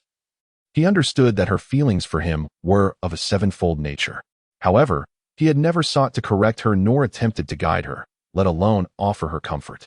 Perhaps it was her fervent loyalty, bordering on madness, that he most desired to witness. From beginning to end, he was a coward, selfish to the core, fearful of betrayal. Like the inhabitants of Sin Island, he was a coward who reveled in controlling the destinies of others, a villain at heart. Were there such a thing as slavery superpowers? He would not hesitate to shackle everyone around him. He too was twisted, harboring deep-seated malice and cowardice towards the world. Despite possessing an advantage, he remained unchanged, akin to a withered weed cowering in a foul ditch during the winter. Born ordinary, his only impetus for rising was the fear of the future. Time passed unmeasured until Qiao Qiao entered the office, feeling somewhat flustered, a mixture of anxiety, fear, and an indescribable anticipation swirling within her. Like a marionette, she approached with trepidation. The night air was cool as Suen leaned back on the balcony, surrounded by his maids, both young and old. He was not entangled in any worries. Rather, he felt an inexplicable sense of relief, a profound lightness enveloping both body and mind. A total of 48 extraordinary abilities had been dispatched, including the 20 from yesterday, resulting in 68 awakened individuals. Tomorrow, they would be divided into 8 teams, each tasked with infiltrating 8 distinct laboratories. Among these, 6 teams would be led by an S-class awakened individual, accompanied by 8 additional awakened members and 20 ordinary people. These 6 teams would primarily focus on the laboratories rated with a safety coefficient of 4. The remaining 2 teams would be led by Li Xiaoyu and Xue Qingyu, targeting laboratories with a safety coefficient of 5, while he himself would tackle the one rated at 6 alone. Lu Huiqiao and Qing Xia were responsible for logistical support and the treatment of the injured. They aimed to conquer as many high-quality laboratories as possible before the main force could react. That night, everyone slept uneasily. The newly empowered women were diligently familiarizing themselves with their abilities, while Xue Qingyu found herself restless, for a new occupant had taken residence in Suen's room. In the early hours of the following day, before dawn had broken, a formidable convoy of 17 large trucks departed from their stronghold, making their way towards the outskirts of the city. Suen, riding his spirited steed, Wang Kai, led the procession. It had been quite some time since they had ventured out, and Wang Kai was brimming with excitement, bounding about until Suen delivered a few gentle taps on his head, after which he settled down with a feigned air of grievance. As the convoy exited the urban area, the first light of day began to emerge. "Look, so many vehicles are leaving the city. How impressive. It seems like members of the Chongqing Adventure Group," someone remarked. "No wonder, only they would dare to navigate the city streets so boldly. They possess that kind of power." I heard that even the Wolf Fong Adventure Group was annihilated by the Chongqing Adventure Group just yesterday. Incredible! It's a pity my daughter was not hired and could not join the Chongqing Adventure Group. Where could they be headed? How does one navigate into the wilderness? Who can say? Perhaps it is Captain Su leading the ladies on an excursion. I have heard that in the Chongqing Adventure Group, Captain Su In is the sole man among a multitude of enchanting women. Just the thought evokes a sense of envy. However, such envy is unfounded. Even with numerous beautiful women, one would find it challenging to provide for them, especially when one's own situation remains uncertain. It is prudent to seek roots while they still exist, for they are becoming increasingly scarce. Under the watchful gaze of the survivors, 17 buses traversed the densely populated survivor camp, heading toward the wilderness. After a half-hour journey, the convoy came to a gentle halt in an expanse of desolation. "Let us set up camp here," Suin commanded, and the ladies swiftly unloaded the pre-prepared tents and basic fencing materials from the trucks, beginning to erect the campsite. Lu Hui and Xiao Qiao took charge of the logistics, igniting fires to prepare meals, while Li Xiaoyu led a group of individuals with special abilities to clear the area of wandering zombies. The land was flat and expansive, stretching endlessly before them. Once fertile and arable, it had now transformed into an endless wasteland, devoid of survivors, save for the occasional aimless zombie wandering across the desolate landscape. As noon approached, various laboratories, both large and small, began to emerge across the wilderness. Their current location fortuitously lay within a zone designated for laboratory spawns, where labs would manifest in the surroundings, but not directly upon their camp. This afforded them protection from the newly spawned laboratories, allowing them to be the first to engage in any ensuing conflicts. Suin stood at the forefront of the wilderness alongside Xueqingyu, comparing the map to confirm the spawn locations of the laboratories in advance. Suin was responsible for verification, while Xueqingyu diligently recorded the findings. Everyone was bustling with fervor. While the Chongqing Adventure Group was occupied, the Baiming Association was equally engaged. Under the leadership of Wu Xian, a substantial gift comprising half a ton of rice and flour, along with a ham, had been meticulously prepared. Several leaders convened, intending to present the Chongqing Adventure Group with a headless meal. Observing the abundant supplies of rice and flour, many could not help but swallow hard, for they were indeed valuable provisions. The ladies of the Chongqing Adventure Group would undoubtedly be wide-eyed at the sight. Even I felt a stir of temptation. Let alone those women. Has the stronghold of the Chongqing Adventure Group yet to be discovered? Chapter 72. The second phase officially commences with a grim expression.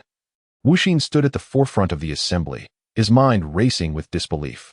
He could scarcely fathom that the Chongqing Adventure Team had obliterated the Wolf Fong Adventure Team, leaving not a single survivor behind, perfectly mirroring the fate of the Venomous Snake Adventure Team. The Wolf Fong Adventure Team was significantly more formidable than their predecessors, with their overall strength vastly superior, yet the outcomes were identical, both annihilated within a single day. This unsettling realization instilled within Wuxin a profound sense of foreboding, hinting at the potential loss of his position as leader. Without a doubt, Suin emerged as a formidable contender for the leadership throne, further solidifying Wuxin's resolve to absorb the Chongqing Adventure Team into his own. In this realm, there could only be one ruler. Regarding the circulating rumors that the Chongqing Adventure Team had established their stronghold in the city center, Wuxin dismissed such notions as sheer fantasy. It was inconceivable that anyone could construct a stronghold in the heart of the city. At best, it could only be situated on the outskirts. Thus, early in the day, he rallied dozens of large adventure teams from the 100 Alliance to converge at this location, determined to uncover the whereabouts of the Chongqing Adventure Team's stronghold. Time was of the essence. It was imperative to launch a counteroffensive in the city. As the seconds ticked by without news from the scouts, Wuxin had no choice but to command the assault on the city. The assembled army of thousands of awakened individuals slowly advanced toward the urban center, not only to reclaim the territory, but also to unearth the lair of the Chongqing Adventure Team. However, despite their alliance, each harbored ulterior motives, reluctant to take the lead. They could only cautiously explore the outskirts of the city. Wuxin remained unperturbed, viewing this as an opportunity for training. He did not intend to delve into the city center himself. Such perilous endeavors should be left to the Chongqing Adventure Team. Yet, even at the city's fringe, the sheer size of their contingent attracted a relentless horde of the undead, 1/3 of which were mutated variants, accompanied by several tanks. The zombies were not mere mindless guardians. Should the noise escalate, even the city-dwelling undead would emerge en masse. Consequently, the coalition's progress, even at the periphery, became increasingly arduous. Within half an hour, several individuals had already fallen to the ravenous horde. Each person valued their life, gripped by fear, retreating at the slightest sign of danger, and as morale waned, the advance ground to a halt. Observing the stagnation from the rear, Wuxin nearly erupted in frustration. Grabbing a megaphone, he bellowed, "Comrades, do not cower. Do not falter. Let us unite and press onward. Before you lies the resource-rich city. With each step forward, we draw closer to abundance. Bread awaits us, milk shall be ours. Forge ahead. Rally your spirits. Nourishment lies just ahead. Sweet bread awaits beneath our feet. Today, we shall witness history and partake in a long-awaited feast." Under the encouragement of Wuxin, the crowd gradually became exuberant, their minds ignited by thoughts of the delectable bread and food. They were invigorated, as if imbued with a newfound vigor. For the sake of bread, instant noodles, and that beloved homemade spicy sauce, they roared, "To battle! To battle! Today, I shall feast, and none shall hinder me." Wuxin's encouragement proved effective, yet its impact on the zombies was even more pronounced. The clamorous throng attracted a greater horde of the undead. Although they were still on the outskirts of the city, the number of zombies was already comparable to that found deeper within. Gazing at the surging tide of the undead, Wuxin felt a chill run down his spine. Is this truly the city? What would it be like at its heart? He pondered how the Chongqing Adventure Group managed to establish their base on the edge of the city and endure against such odds. In this apocalyptic world, survival was challenging for everyone. On the other side, the new stronghold of the Chongqing Adventure Group had been tentatively erected. While still rudimentary, it was sufficient for temporary shelter. Today's meal consisted of a meat dish accompanied by 2 vegetable dishes and white rice, ensuring ample sustenance before the impending battle. Suen reiterated during the meal that the upcoming assault on the laboratory must be swift yet prioritize absolute safety. Any laboratory that could not be secured would be set aside in favor of others. Each of you is a treasure to our adventure group. Your lives belong to me, and your fates should be decided by my hand. Until I grant permission, do not recklessly seek death. Do you understand? The demise of an ordinary individual may not elicit much concern. However, the death of an awakened one is a significant loss, for they have painstakingly risked their lives to acquire their extraordinary abilities. Each loss diminishes our ranks. Upon hearing Suen's words, which seemed to carry a reprimand yet were imbued with genuine care, the female members felt a surge of emotion, their fondness for him visibly increasing. They echoed his sentiments in unison. As for Suen's assertion that a laboratory would spontaneously appear, none doubted the veracity of his words. Within the Eternal Life Adventure Group, Suen stands as the unquestionable core and pillar, even embodying the faith of many. If he claims something will materialize, it surely shall. This time, Suen chose not to bring all the awakened ones along. Instead, he left 2 A-rank awakeners to guard their base, while also screening new members. For safety, he had constructed towering walls of sand and stone around their stronghold, complete with numerous traps. Furthermore, the high-level zombies in the vicinity had been largely eradicated, ensuring complete security. As for man-made disasters, one would need the capability to reach the city center, locate the base amidst the urban sprawl, and breach the thick walls without being ambushed by zombies during the process. As time progressed, the sun reached its zenith at noon. A resounding rumble echoed as the earth trembled. One by one, steel fortresses erupted from the ground like mushrooms after rain. These fortifications varied in size, with the smaller structures standing 5 or 6 stories tall, while the larger ones comprised interconnected edifices soaring to a height of over 100 meters. In the blink of an eye, the once desolate wilderness transformed into a veritable jungle of steel fortifications. The female members of the Eternal Life Adventure Group surveyed their surroundings, awestruck by the monumental structures that had emerged. The fortresses were predominantly a deep, dark hue, their surfaces cloaked in unknown vines and fungi, resembling monstrous creatures that had burst forth from the earth, exuding an air of both majesty and eeriness. Remember my words, do not attempt to harvest any plants from here. All the flowers contain deadly toxins, and the fungi harbor lethal viruses. Should you succumb to poisoning or infection, it would be fatal. There are numerous monsters within, each with its own type and weaknesses. I have compiled detailed information on how to defeat them, which I expect you all to memorize. I hope you will cherish this final opportunity to join our ranks, Suen declared as he leaped onto Wang Kai's back. Now, with all that said, let us embark on our journey. Chapter 73. The 100 Alliance. Tomorrow, I will return to the city. A small team remains at the base, while the remaining 7 teams have set off along the predetermined routes. Before their departure, the young women each embraced Suen warmly, with some already shedding tears in emotional farewell. For certain individuals, this parting could very well signify a final farewell, as each person embarked on this journey with a resolute acceptance of their fate. Yet, no one held Suen accountable for her perceived indifference. This was their own choice. However, this did not imply that they could comfortably embrace their circumstances. It was now a time when Suen needed them, and likewise, an opportunity for them to demonstrate their worth.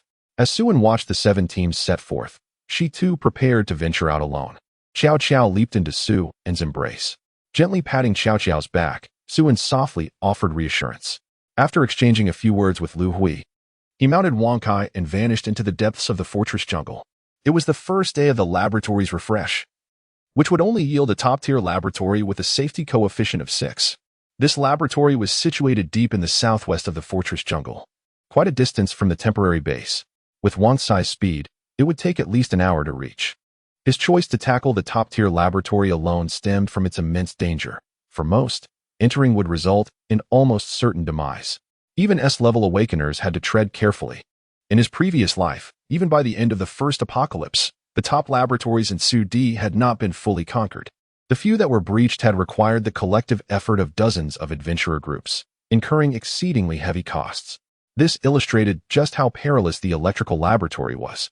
In other words, anyone accompanying him would be a burden, unable to assist, and likely impeding progress. Only a creature like Wang Kai, a mutated being, could keep pace. Following Suen's directives, Wang Kai sprinted ahead, encountering occasional monsters and writhing mutated plants, all of which Suen dispatched with his ranged abilities. When faced with larger obstacles, Wang Kai adeptly maneuvered, sprinting laterally along walls with agility and explosive power. After approximately an hour of relentless running, the pair emerged from the fortress jungle into a vast circular plain. This expanse lay isolated within the heart of the steel fortress, blanketed in blood-red flowers that appeared as a sea of crimson.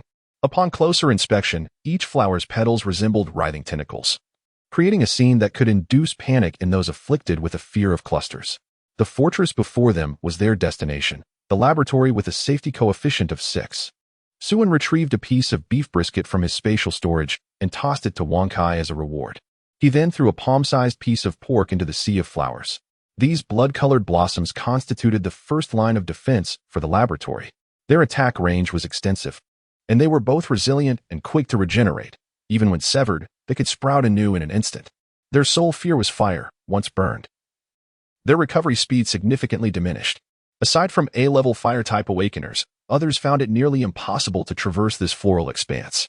"Stay close, you fool," Suen called to Wang Kai as he approached the sea of flowers. In an instant, a multitude of red tentacles surged toward him. Fiery heat erupted from Suen's body, creating a path through the blooms. In under 3 minutes, the duo reached the laboratory's entrance, only to turn back and see the flower sea had already returned to its original state. The laboratory's door had been utterly destroyed, leaving only a frame, but a large mass of pink fungi blocked the entrance. Sensing the presence of the living, the fungal mass began to inch towards Suen. Another blast of S-level flames reduced the fungi to ash, revealing the passage into the interior. With confidence, the pair strode into the laboratory. Outside the city, at this moment, the Baimengui army had been engaged in fierce battles within the city for 4 to 5 hours, making slow progress. Wu Xian commanded the troops to scour the perimeter, collecting any resources they could find. Unfortunately, the supply was limited, and after several hours, the gains were far outweighed by losses. The seemingly vast army of awakened beings appeared disproportionately small against the relentless tide of zombies, suffering increasing casualties. What further vexed Wu Xian was the continued inability to locate the hideout of the Chongqing adventurer group. As if that were not enough, a sudden earthquake shook the ground, lasting less than a minute but causing the already unstable high-rises in the city to collapse. The awakened army was thrown into disarray. Their formation shattered as the zombie horde capitalized on the chaos, launching a brutal assault. Even Wu Xian, with his typically steady demeanor, felt his composure falter. He had no choice but to order a retreat, resolving to fight again the following day. Chapter 74. Artificial Organic Controllable Biochemical Weapons. Suen had already ventured into the depths of the laboratory. True to its designation as a Level 6 secure facility, Each few steps he took revealed an array of grotesque, mutated creatures.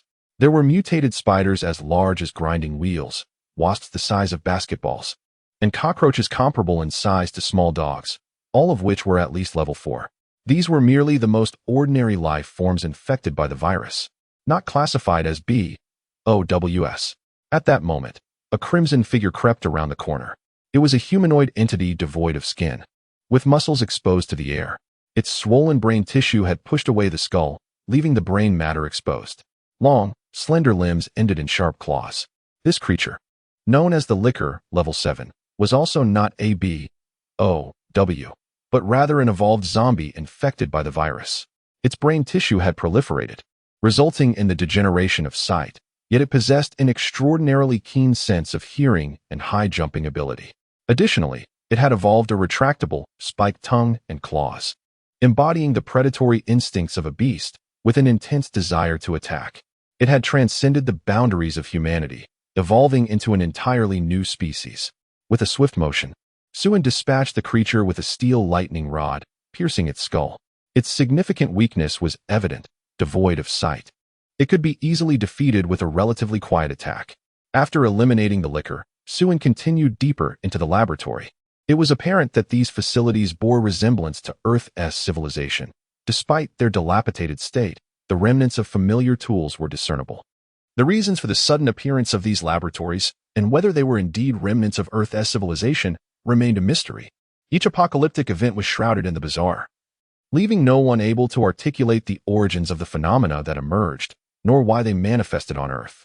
Perhaps only those who reached the end of the apocalypse would uncover the answers.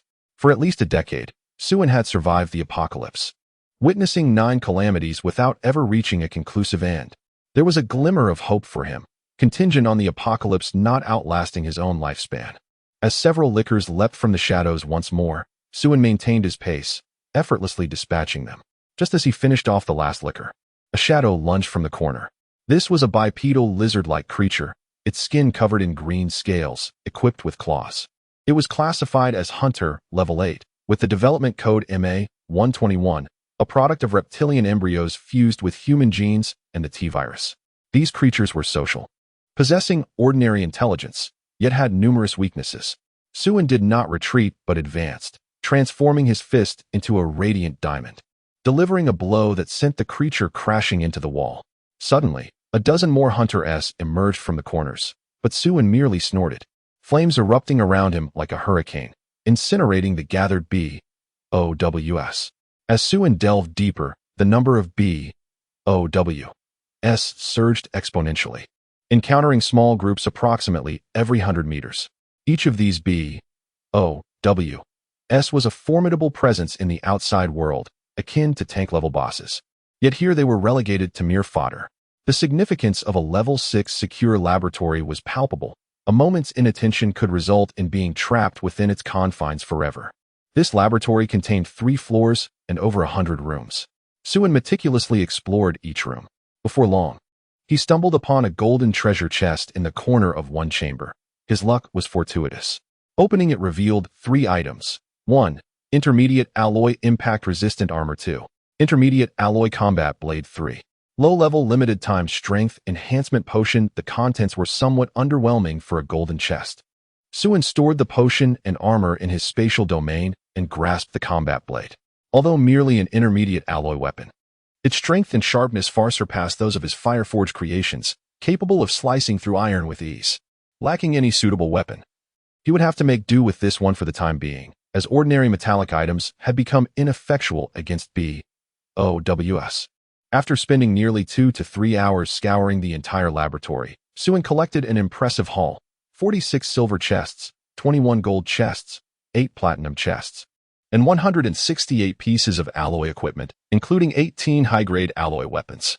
He also gathered 268 bottles of enhancement potions, 1,800 vials of catalyst, and 100 bottles of nutrient solution, alongside 12 elemental ability enhancement devices, 8 pairs of strength-enhancing gloves, and 6 pairs of speed-enhancing boots. He also found 3 blueprints for intermediate and low-grade alloy equipment. However, the odor was quite overwhelming, a pungent stench that was hard to describe. While the equipment was manageable, the blueprints were particularly rare. Such items could only be found in platinum chests, which were exceedingly scarce, nearly impossible to encounter in laboratories rated below level 4. They were rarer than even high-grade alloy equipment. Yet, they were of little practical use. Without manufacturing equipment, the blueprints would remain theoretical, likely destined to become mere scraps of paper. As Suen had never witnessed anyone find the means to fabricate them in his previous life. Nevertheless, he collected them all into his spatial domain, holding on to a glimmer of hope that he might one day discover the necessary equipment. This substance, when consumed by humans, leads to instant demise, while animals that ingest it explode. It can only be used to irrigate plants, hastening their maturation. Crops that typically take 6 months to ripen can fully mature in just 3 days. However, they become overripe, and plants treated with the catalyst are laced with deadly toxins. Anyone who consumes them meets a grim fate. Some even undergo mutations, rising to chase and devour humans, transforming into monstrous beings. The alarming aspect is the substantial yield. The true potential of the catalyst will only be revealed upon the arrival of the second apocalypse, turning what was once deemed refuse into coveted treasure. At that time, a single vial of catalyst will be worth far more than an entire sack of meat. This notion sparked in Suen the idea of acquiring large quantities of the catalyst. How many vials of catalyst could one obtain in exchange for a loaf of bread? Would it be a sack, or even a truckload? Perhaps a grain of rice for a vial? No, make it 2. Chapter 75. Treasure chests abound, stacked like small mountains. After surveying the entire laboratory, Suen still hesitated to leave. There was a deficiency. The output was far too meager. Is this truly the yield expected from a level 6 laboratory? Despite the presence of hundreds of bows and thousands of mutated creatures, an ordinary large adventuring party would likely suffer severe injuries, or worse if they ventured into this area. However, Suen perceived the danger level to be significantly insufficient. The variety of bows was far too limited. The sole item produced by the lab, with a safety rating of 6, had yet to be discovered. After circling around several times, he finally found a vertical passageway beneath a collapsed metal plate. With a flick of his wrist, Suen cast a fireball into the depths of the passage. The flame flickered as it descended, illuminating the surrounding darkness before being quickly overwhelmed by a swarm of shadows that lunged towards the light, plunging the corridor back into obscurity. Taking advantage of the residual glow, Suen caught a glimpse of the creature's form, a humanoid giant frog adorned with a profusion of gray-green, protruding scales. LV9 Hunter, Development Code MA-124. The product of the fusion of amphibian fertilized eggs with human genes, combined with the T-virus, social, cunning, and brutal. Fears the cold. This marked a new model of Bao, exhibiting superior attack, defense, and speed compared to Hunter. Nevertheless, it retained many of the weaknesses characteristic of amphibians, such as a fear of cold and a necessity to inhabit dark, damp environments. Otherwise, its mucous skin would rapidly evaporate, leading to dehydration and death. Due to its amphibious genetic makeup, Hunter lacked sharp claws, instead possessing a massive, toothy maw and highly corrosive gastric acid. It preferred to swallow its prey whole, subsequently digesting it with potent acids while its resilient stomach walls confined the victim, allowing it to savor the agonizing process of being dissolved. After a moment of contemplation, Suen unleashed his water-based abilities into the passage. The sound of rushing water drove the giant frogs into a frenzy as they surged toward the entrance. Seizing the opportunity, Suen cast an electric strike that incapacitated the frogs in their tracks. He then employed his ice powers to freeze the damp creatures into solid sculptures. Activating Brilliant Body, he leapt into the fray. With a resounding crash, an ice sculpture shattered, scattering chunks of flesh across the floor. Suen conjured a fireball to illuminate the dim surroundings, revealing a space reminiscent of a sewer. The water on the ground had frozen solid, and dozens of frozen frog sculptures surrounded him. Though these hunter creatures appeared immobile, they were merely in a temporary state of dormancy. Utilizing a high-alloy combat knife, Suen methodically butchered the frozen frogs into pieces. Meow, Wang Kai leapt down alongside him, promptly seizing a chunk of frog flesh for itself. Suen's lips twitched. Aren't you afraid of poisoning yourself? Meow. Delicious. This creature was hopeless, willing to devour anything in sight. Earlier, it had already consumed a considerable amount of bao. Only a mutated being like Wang Kai could indulge in such culinary delights. For an ordinary person or a typical cat or dog, even a mere lick could lead to infection by the T-virus, turning them into mindless zombies. Suen chose to ignore it, while Wang Kai was a bit foolish. It knew what was edible and what was not. He then turned to venture deeper into the sewer. Wang Kai, clutching a frog leg, hurriedly followed him, able only to paddle along and scavenge. An LV-8 mutated creature was hardly a match in this environment teeming with bows.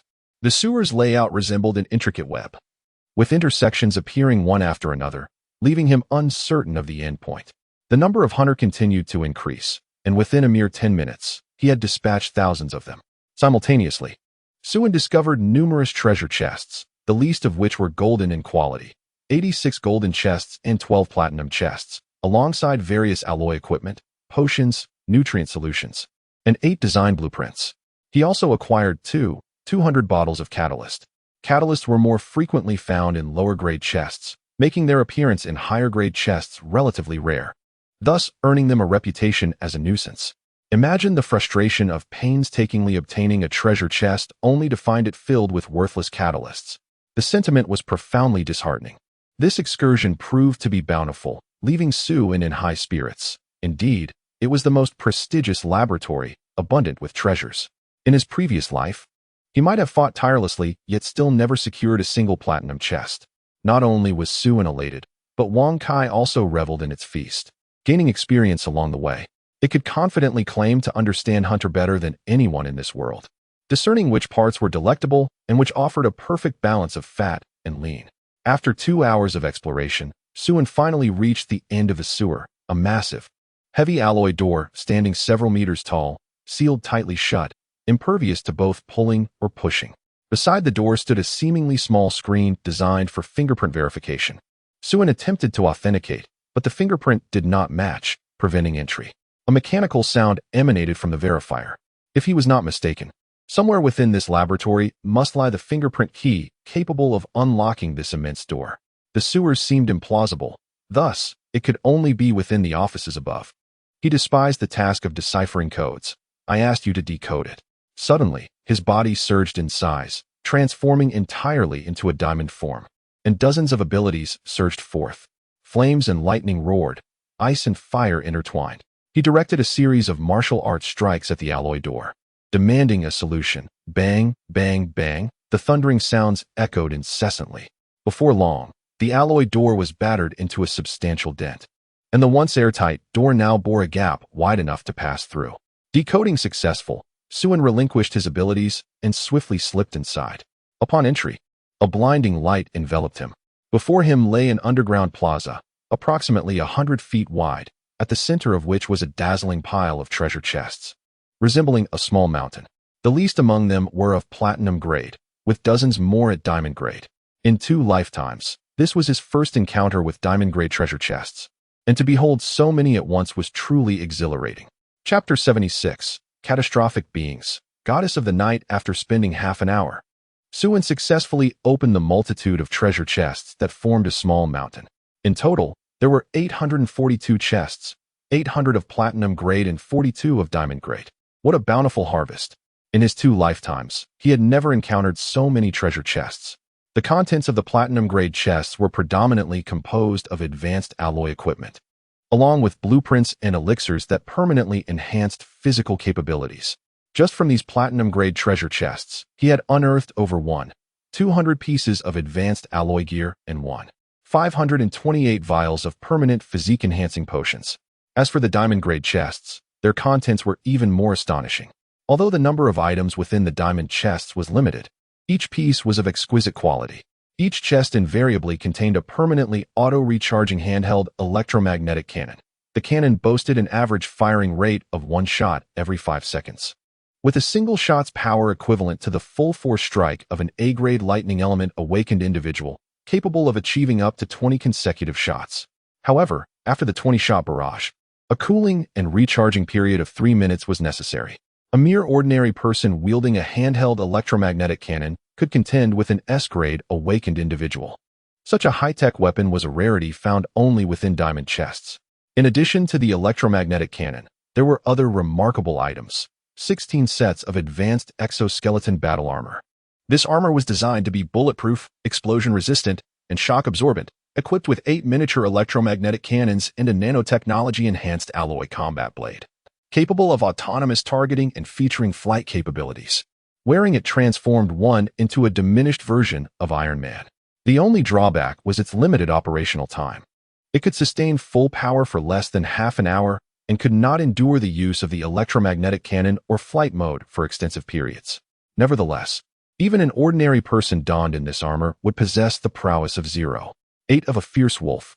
If an S-grade combat awakened individual were to wear it, they would be virtually invincible in one-on-one confrontations.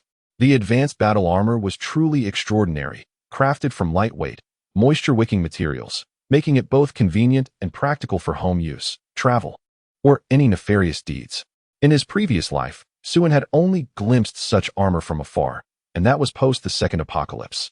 A suit of high-tech exoskeleton armor could be described as priceless, irreplaceable by any amount of provisions. Yet now, he had acquired 16 sets without hesitation. Suen promptly donned one, though it was regrettable that wearing it resulted in a tight-fitting suit that conformed closely to his body. Despite its excellent flexibility, it lacked the sensation of confinement. However, it was still rather form-fitting, making it somewhat inappropriate to wear in public. Aside from the high-tech battle armor, there was also a unique blueprint for an electromagnetic tower automatic defense turret, an evidently impressive creation. Alas, like the other blueprints, it lacked the necessary manufacturing apparatus, rendering it merely a visual delight. Finally, there remained 9 top-tier nanoweapons. When not in use, these weapons could be transformed into accessories for easy carrying, but when needed, they could revert to the preferred weapon form. Suen was in dire need of a reliable weapon, and these 9 nanoweapons precisely fulfilled that urgent requirement. Content with his findings, Suen surveyed his surroundings once more, ensuring he had not overlooked anything. His attention was drawn to a large metallic alloy canister at the edge of the square. There was something substantial remaining.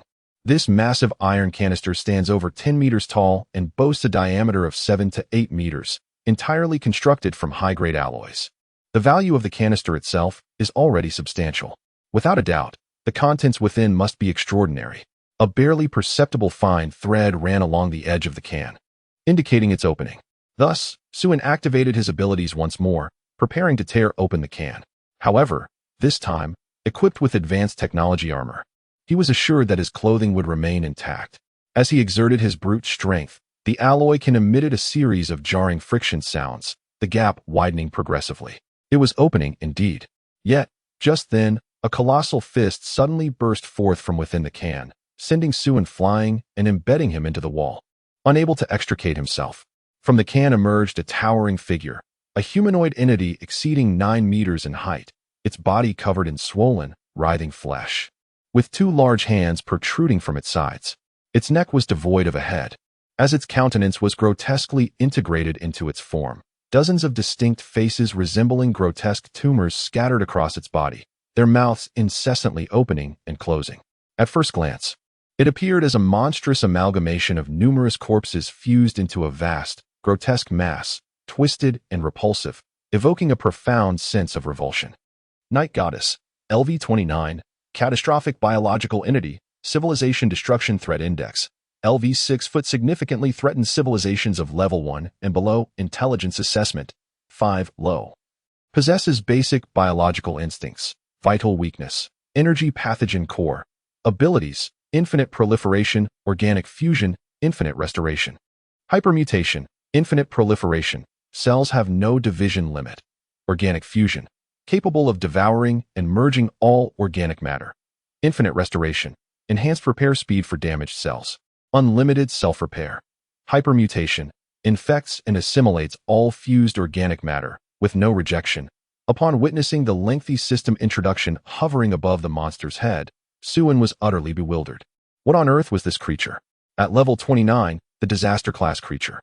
It seems that he accidentally released something truly formidable. Chapter 77, Godly Abilities, Guardian of Civilization. Undoubtedly, this is the most powerful being Suen has encountered thus far. With an initial level soaring to 29, even the bow pales in comparison. Its abilities are grotesquely extraordinary.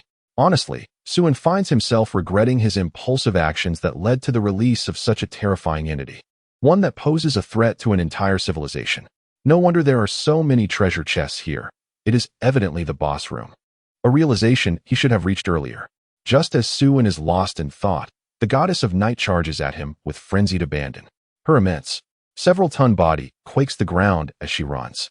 Suin, having just emerged from the wall, can only respond in a panic, receiving a solid punch. Bang! The several-meter-thick wall, reinforced with alloy, is brutally breached. Suin is sent flying into the sewer, rolling for dozens of meters before crashing against the wall. Thud, thud, thud. The goddess of night smashes through the alloy door and follows suit. However, instead of immediately lunging at Suin, she extends her massive hand to gather the corpses of the bows scattered on the ground, swiftly absorbing and merging with them. Her body grows continuously, swelling several meters in an instant. As she assimilates the bow corpses, she indiscriminately hunts other creatures in the sewer: cockroaches, bats, spiders. Anything in sight is consumed and merged. She levels up to 30, leaving Suin feeling a sense of dread. This is merely in the sewer. Should she escape from the laboratory and absorb the tide of corpses and other organic matter, who knows how enormous she could become? At that point, even the mightiest forces would struggle to contain her, and she could very well annihilate the entire civilization of Earth. Suin has no time to ponder further. He unleashes all his abilities: enhancement, defense, elemental manipulation, perception, everything at his disposal. He first incinerates the bow corpses on the ground with flames, evaporating the other creatures in the sewer before the goddess of night can grow even more powerful. Upon seeing her food snatched away, the goddess of night falls into a frenzy, setting her sights on Suin and charging at him with wild abandon. Suin has no choice but to confront her head-on. Retreat is no longer an option. If she escapes, the destruction of 1 or 2 cities might be inconsequential, but the annihilation of an entire civilization would leave him with no escape. In this dire situation, he finds himself to blame for his impulsiveness in releasing this creature. The two collide with tremendous force. To Suin's surprise, the creature's defenses are far weaker than he anticipated, allowing him to penetrate through her massive body, leaving a gaping wound. Yet, in less than 10 seconds, the wound swiftly heals, as if it had never been inflicted. This is indeed troublesome. Suin is compelled to launch another attack, penetrating the goddess of night repeatedly. However, no matter how much damage he inflicts, even if he cleaves her into pieces, she can recover in the blink of an eye, as if the very concept of injury does not apply to her. Upon noticing the information above the monster's head indicating vital point, energy mutation core, Suin contemplates. It stands to reason that within this creature lies something akin to a core. To slay her, he must destroy this core. However, its location and size remain a mystery, and it may even shift within her body. Determined, Suin channels his fire abilities with fierce focus, unleashing scorching flames that evaporate the surrounding water, rendering the damp sewer exceptionally dry. The temperature of the flames continues to rise, transitioning from fiery red to yellow, and then to a brilliant blue-white. Under the intense heat, the walls begin to crack and peel, while the concrete ceiling produces a cacophony of explosions as debris rains down.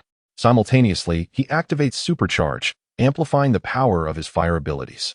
As the flames grow ever hotter, the goddess of night instinctively senses the threat and begins to retreat. Suin cannot allow her to escape. He propels himself forward, commanding the flames to engulf her in a massive fire vortex. Under the onslaught of blue-white flames, the goddess of night emits a heart-wrenching scream as her bloated form begins to carbonize and evaporate. Yet, this is not the end. Suin again employs his wind abilities. The combination of fire and wind creates searing blades of heat that relentlessly shred and tear at the goddess of night. The 3 S-class abilities work in concert, with Supercharge maximizing the flame's potency, while the wind stokes the fire, forming a tempest capable of slicing through steel, exponentially increasing its destructive power. In less than half a minute, the once mighty form of the goddess of night is reduced to countless fragments. These morsels are unable to merge before being consumed by the flames, and shortly thereafter, the goddess of night is reduced to mere ash, leaving behind only a blood-red orb the size of a fist. Suin hastily extinguishes the flames and retrieves his nanoweapon, transforming it into a saber, cleaving the orb in two. Thus, the disaster-class monster is vanquished, a feat accomplished in a mere 5 minutes. Truly formidable. Thus far, no creature has been able to withstand his relentless assaults for such an extended period. The primary reason for this is undoubtedly the night goddess's limitations imposed by her environment, as she has not assimilated an abundance of organic matter. Otherwise, whether she could be vanquished would be another matter entirely. Beep. Host detected the extermination of a catastrophic level creature. Acquired title, Guardian of civilization, acquired divine ability, civilization. Seed of fire, unique, civilization. Seed of fire allows the host to randomly draw 10 level 1-2 civilization items each day. Upon hearing the system's notification, Suin found himself momentarily stunned, his heart racing wildly. Another divine ability? He had built his fortune upon the prowess of this divine ability of plunder. He was acutely aware of the might of divine abilities. What S-level abilities could compare to it? It was akin to a younger sibling in its presence.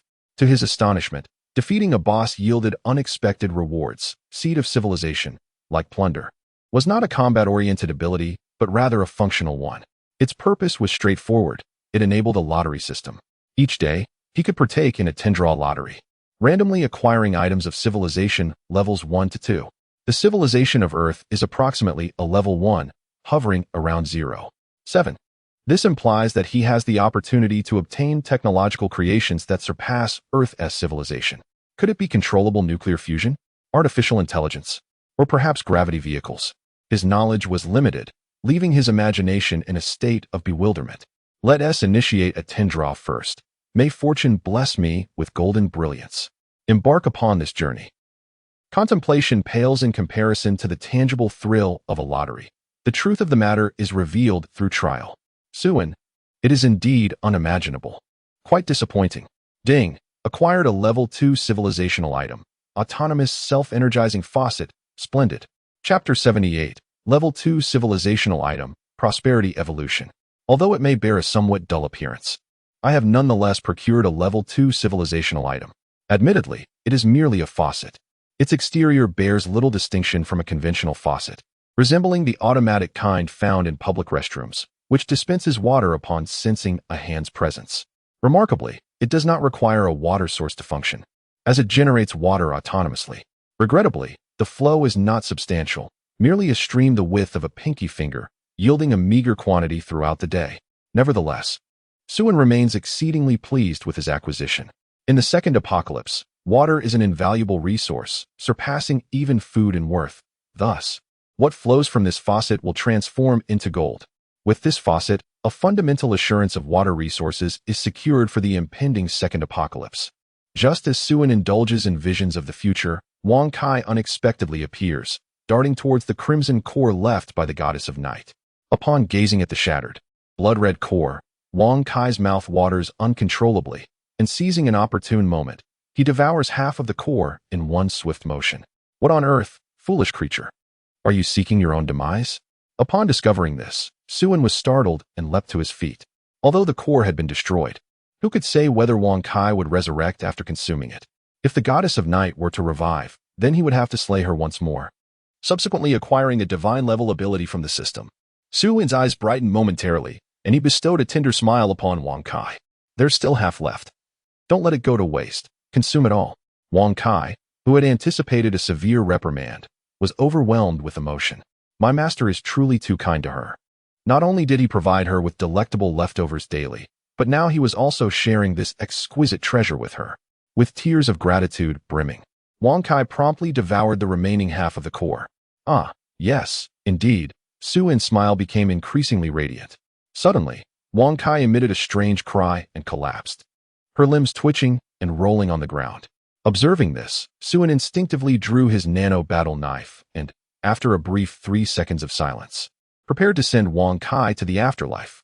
Just then, Wang Kai began to swell and distort, her body fluctuating in size until she stabilized at the dimensions of an ordinary house cat. Super mutated creature, energy-eating scaled cat LV-15, skills, infinite growth, infinite recovery. The goddess of night did not resurrect. Instead, Wang Kai fortuitously gained a portion of her abilities, evolving into a new mutated being. Upon noticing the information hovering above Wang Kai's head, Suin smirked in dissatisfaction and sheathed his nano-battle knife, considering it merely an upgrade for his mount, a small consolation. Off you go, you fool, he said. Wang Kai chirped joyously and hurried to catch up, but not before casually taking the alloy canister with her, dismantling the reinforced door and packing it away. The survivors, belatedly aware, gradually approached the laboratory area. None could decipher the nature of these sudden steel fortifications. The bold crept inside, hoping to uncover valuable treasures, but most who entered never returned. It was all too likely that misfortune awaited them. Nevertheless, driven by curiosity, an increasing number of individuals ventured into the laboratory. Ultimately, one managed to escape, having discovered a silver treasure chest within, which contained an unprecedented low-grade alloy battle knife and a bottle of nutrient liquid. The alloy battle knife was sharp enough to slice through steel effortlessly, capable of dispatching hardened zombies with a single stroke. Consuming the nutrient liquid instantaneously alleviated hunger and filled one with vigor. People descended into madness, frantically rushing into the steel fortress. However, confronted by the bows and mutated creatures within the laboratory, they were nearly defenseless. Often, hundreds would fail to conquer a single laboratory, sacrificing their lives in vain. Most present were ordinary individuals, with very few awakened beings among them. The main force of the awakened, the Hundred Alliance, had only just retreated from the city, battered and exhausted, their initial counterattack having ended in failure. By the time the Hundred Alliance received word and arrived at the laboratory area, night had fallen. Upon learning that the laboratory produced treasure chests and abundant resources, the Hundred Alliance unhesitatingly decided to convene a meeting. The content of the meeting was primarily as follows. Discussions arose regarding the ownership of the laboratory and the allocation of specific areas, the qualifications and order of tasks, and whether to take a meal break. After much deliberation, the group spent an entire night reaching a consensus. Ultimately, the Alliance of 100 Clans publicly declared that, in order to establish an orderly and harmonious environment and to ensure the safety of the survivors, they would temporarily impose regulations on the laboratory area. Any unauthorized exploration of the laboratory without the Alliance's consent would be deemed illegal and improper, with violators subject to punishment, including the possibility of execution for severe infractions. Those wishing to explore the laboratory must first join an adventure team affiliated with the Alliance, thereby gaining the right to explore the laboratory legally. However, not all laboratories are open for exploration. Only those under the jurisdiction of the respective adventure team may be accessed. Furthermore, to compensate for the substantial costs incurred by the Alliance in maintaining order in the laboratory area, individuals must pay a personal income tax on any gains from their explorations. The tax rate varies based on the abilities of the awakened individuals. Those classified as grade A or above are exempt from taxation, while ordinary individuals are required to remit 80% of their personal income. Chapter 79. The creation of the strongest legion. In total, 16 individuals from the 8 teams perished, averaging 2 casualties per team, which represents a death rate of 10%. This outcome was achieved despite Sue's prior dissemination of crucial information regarding the laboratory's precautions and the weaknesses of various types of bows. Fortunately, none of the awakened individuals lost their lives, which could be considered a silver lining amidst the misfortune. In contrast, other adventure teams, upon their initial exploration of laboratories with a safety coefficient above 3, would typically experience at least an 80 casualty rate, even with an S-grade awakened individual leading the charge. On one hand, there is a need to replenish the ranks of fallen personnel. On the other, there is an intention to cultivate a new batch of awakened individuals to conquer more laboratories. If there are insufficient abilities, one might seek refuge in other adventure teams. With his current prowess, he could traverse the entirety of Sue District with ease, dismissing the likes of the 100 Alliance as mere trifles. Nevertheless, the majority of his alloy equipment was of intermediate grade, with superior variants comprising less than 1/10 of his arsenal. Among his possessions were 3 vials of antiviral serum, in addition to the one Sue had acquired during the initial days of the apocalypse, bringing his total to 4. This serum was exceedingly rare, with minimal production and immense demand, as both awakened individuals and ordinary people were vulnerable to the zombie virus. While awakened individuals possessed slightly higher resistance compared to the average person, immunity remained unattainable. Consequently, the serum was in short supply. 4 vials could easily be exchanged for 4 tons of supplies, yet such material wealth held little allure for Suen, who preferred to reserve the serum for his own people. Suen convened the 68 capable women, administering 3 doses of a permanent physical enhancement serum to each, thereby augmenting their overall combat abilities, albeit limited to 3 doses due to diminishing returns thereafter. He himself found little need for the serum, as its benefits to him were negligible, so minuscule they could be disregarded. Instead, he chose to allocate it for the benefit of others.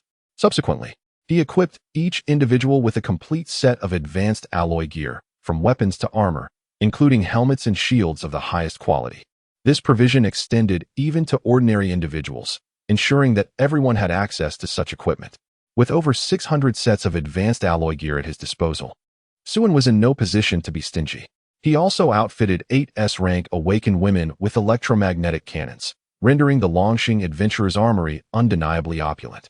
Within the confines of Su District, aside from the Longxing Adventurers, it was unlikely that anyone could assemble even a single set of advanced alloy gear, let alone a few sets of inferior quality. Typically, even the upper echelons of large adventurer factions would struggle to procure a full set of advanced alloy gear for themselves. Managing to obtain even a piece or two would allow them to boast of wearing an elite ensemble. The Longxing Adventurers achieved in a single day what many other factions could scarcely dream of. Though not as lavish as the urban strongholds, their setup was still commendable, boasting all necessary amenities, including spacious sleeping arrangements. Now, with the Longxing Adventurers firmly on the path to stability, the need for Su to personally oversee operations diminished significantly. His initial cadre of women proved to be remarkably capable in all respects. As dawn broke, Suin and Li Xiaoyu temporarily departed from their makeshift stronghold. Emerging from the laboratory sector, Suin roamed about with Wang Kai, contemplating which adventuring faction to visit next. There remained ample bread, though it was uncertain who would be fortunate enough to partake. At this juncture, survivors had gradually relocated their encampment from the outskirts of the city to the periphery of the laboratory, a mass of humanity stretching endlessly. However, the progress in breaching the laboratory's defenses had been disappointingly sluggish.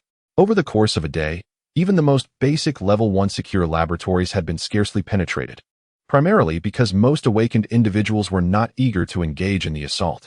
Instead, under the banner of the 100 Alliance, they had sealed off the laboratory zone and intimidated ordinary citizens against crossing the warning line. Anyone daring to trespass into the laboratory area faced ruthless extermination, their corpses displayed as grim warnings. Despite the laboratory zone being more perilous than the city center, ordinary individuals, in their desperation to survive, felt compelled to rush in, risking their lives. The best outcome would be to discover a piece of low-grade alloy equipment, a vial of nutrient solution, or a physical enhancement serum within. The laboratories harbored not only dangers, but also the glimmers of hope for survival. Yet the grim reality was that even the most determined efforts might yield no opportunity. One's life had become utterly worthless. Only those willing to surrender a substantial amount of supplies as a membership fee to the 100 Alliance earned the privilege to court death. This world had long since transformed into a realm where the material outweighed the human experience, even as it bore the semblance of its former self. Chapter 80. Suin, do you intend to extort me? Suin leisurely approached the outskirts of the laboratory, with Wang Kai, now the size of an ordinary domestic cat, playfully following behind. Upon seeing Suin exit the laboratory area, 2 members of the 100 Alliance hastily surrounded him, demanding, "What is your name? Do you possess the Alliance's approved exploration credentials? If you've discovered anything, please present it. You will be taxed according to your search qualification level." Suin was momentarily taken aback by this barrage of questions. "Are you attempting to extort me?"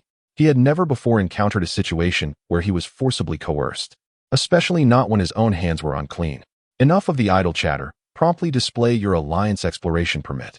Unable to do so, are you? You possess quite the audacity. Kneel and clasp your head.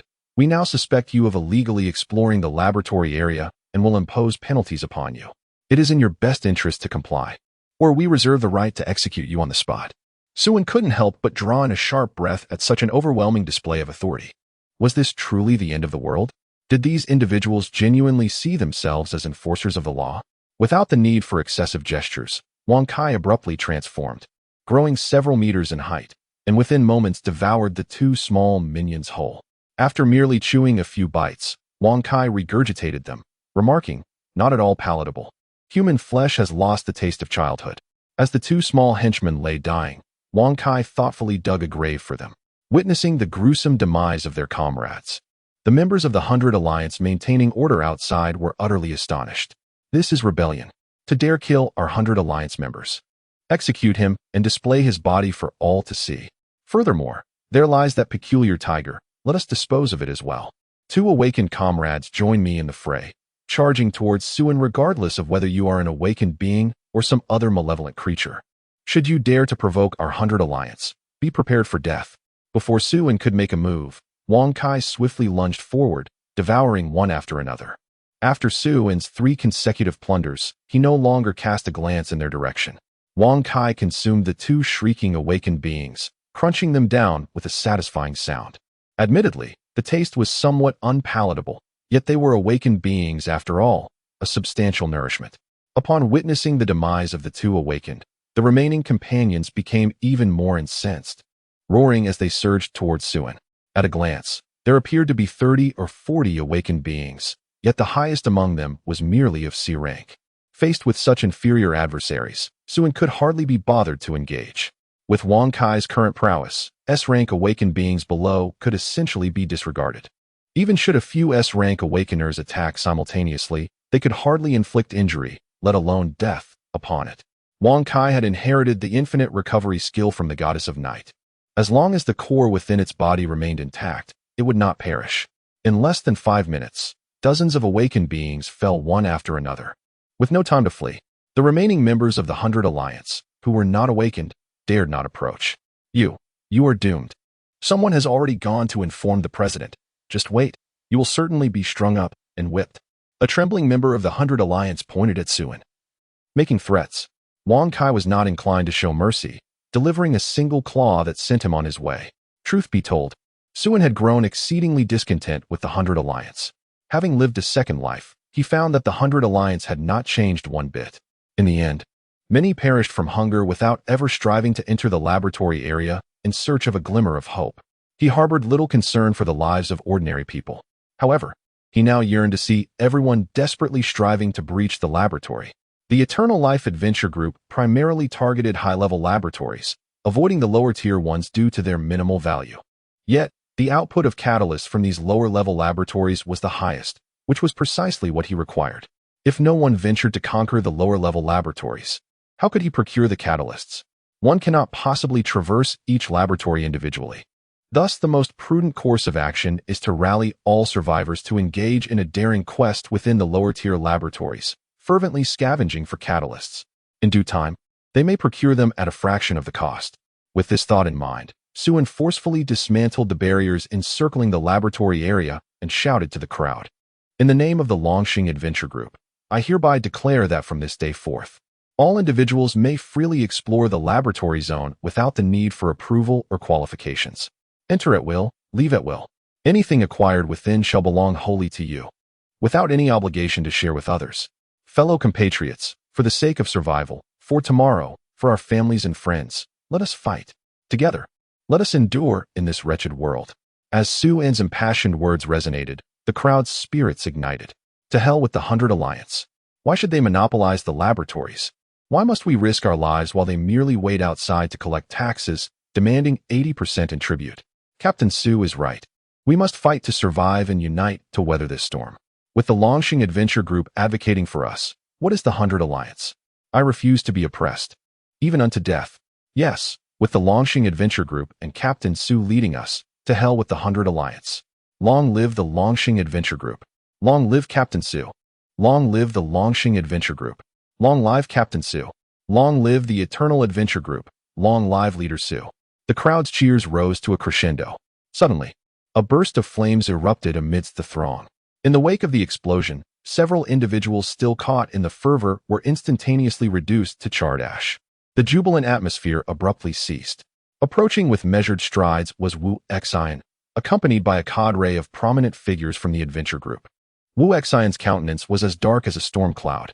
Just yesterday, in a bid to locate the stronghold of the Eternal Adventure Group, the 100 Alliance had paid a considerable price, yet their efforts bore no fruit.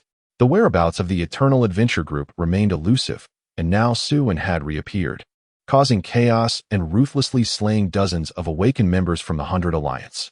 Wu Xian's blood pressure had reached its zenith. Leader Su, who granted you the audacity to spout such insolence? The rules established by the 100 Alliance are unyielding, and you lack the standing to demand alterations. Chapter 81. Suin, you have gone too far at this moment. Behind Wu Xian stood several hundred individuals, all of whom were awakened beings, including several high-ranking A-level awakeners, and notably, 5 S-level awakeners among them. These individuals were either members of Wu Xian's Golden Crow Adventure Group or senior members and leaders from various other prominent adventure groups. It can be said that Wu Xian had gathered the core strength of the entire Su region. It is no wonder that Wu Xian could wield such formidable power in these chaotic times. He indeed possessed the capability. Wu Xian was also remarkably composed, having afforded Su an ample face, and upon hearing of Su and's disruptive intentions, he promptly summoned his main forces to arrive. Upon witnessing Wu Xian and his entourage, the crowd fell silent, not daring to utter a word or even breathe. In the presence of high-level awakeners, ordinary people were akin to mere weeds. Despite the multitude, most were gaunt and pallid, barely able to fill their stomachs, lacking strength and powers to counter. Faced with Wu Xian and his formidable group, they possessed neither the courage nor the capability to resist. Upon seeing Wu Xian lead such a formidable assembly of high-level awakeners, Suin couldn't help but beam with delight. Wu Xian was indeed accommodating. Just as he was in need of abilities, Wu Xian had personally come to deliver them. With a seemingly playful smile, Suin glanced at Wu Xian and remarked, "What's this, President Wu? Is it that the words of your 100 Alliance are the law, while those of my Chongqing Adventure Group are not?" A woman beside Wu Xin suddenly stepped forward and declared, "You arrogant brat. Do not presume that by slaying the mad wolf you can act with impunity. In the presence of our 100 Alliance, you amount to nothing. Do you believe that I will not take your life today?" Wu Xin raised his hand to signal her to remain calm. The abilities of Suin were exceedingly enigmatic, rendering him unable to perceive them clearly. The Wolf Fang Adventure Group could be extinguished at will. Thus, he sought to avoid direct confrontation whenever possible. Although he was utterly confident in his ability to eliminate Suin, he knew that in the throes of death, Suin would undoubtedly retaliate, taking down numerous awakened ones in the process. Each of these individuals represented valuable pieces in his strategic game. Losing even one piece diminished his leverage to exploit the common populace effectively. A significant number of awakened individuals were indispensable. Otherwise, should the ordinary folk rise in revolt, he would be unable to suppress them. He then turned to Suin with a smile and said, "If your dissatisfaction stems from your adventure group's exclusion from the 100 Alliance, I, in my capacity as the president of the 100 Alliance, hereby officially permit the Chongqing Adventure Group to join our ranks. The benefits and territories that rightfully belong to you will not be overlooked. To express our apologies, we are willing to offer your group half a ton of rice flour and half a ham as compensation. How does that sound, Leader Su?" The reason for Wu Xin's capitulation lies solely in his desire to temporarily placate Suin. The moment Suin dispatched the Mad Wolf with a single blow, Wu Xin harbored intentions of annihilation towards him. A person capable of threatening his position could not be spared. With half a ton of rice, flour, and ham as bait, he presumed Suin would be unable to refuse such temptation. No one could resist such a lure. Even he would find it challenging, and thus he felt confident. Upon hearing these words, Suin regarded Wu Xin as if he were a fool. "To present such trifles and expect me to associate with you? Wu Xin, whom do you look down upon? Do I appear to be in want of provisions? Such a meager offering is scarcely sufficient to feed my dog. Wankai, meow, not a dog but a cat." Upon hearing Suin's remarks, Wu Xin's complexion shifted from pale to dark. He dared to dismiss half a ton of rice and flour as mere trifles? His Golden Crow Adventure Group, the largest in Sudu, would covet such an offering. Such pretentiousness is hardly warranted. It can only be interpreted as a desperate attempt to save face while suffering in silence. Then what does the esteemed Leader Su desire? I desire nothing. As I stated previously, from now on, those who wish to enter may do so at will, and those who wish to exit may leave freely. None shall interfere. We bear no animosity. Do not overstep your bounds. Wu Xin's expression grew increasingly grim. Wu Xin, I am not negotiating with you. Do you comprehend? Suin let out a cold laugh, sensing that the negotiations were on the verge of collapse. The awakeners behind Wu Xian began to stir restlessly. "President Wu, why waste words with him? Just kill him. With so many of us here, are we afraid of a mere brat?" At that moment, Bai Li Bing, clad in black and holding a black umbrella, stepped forward slowly.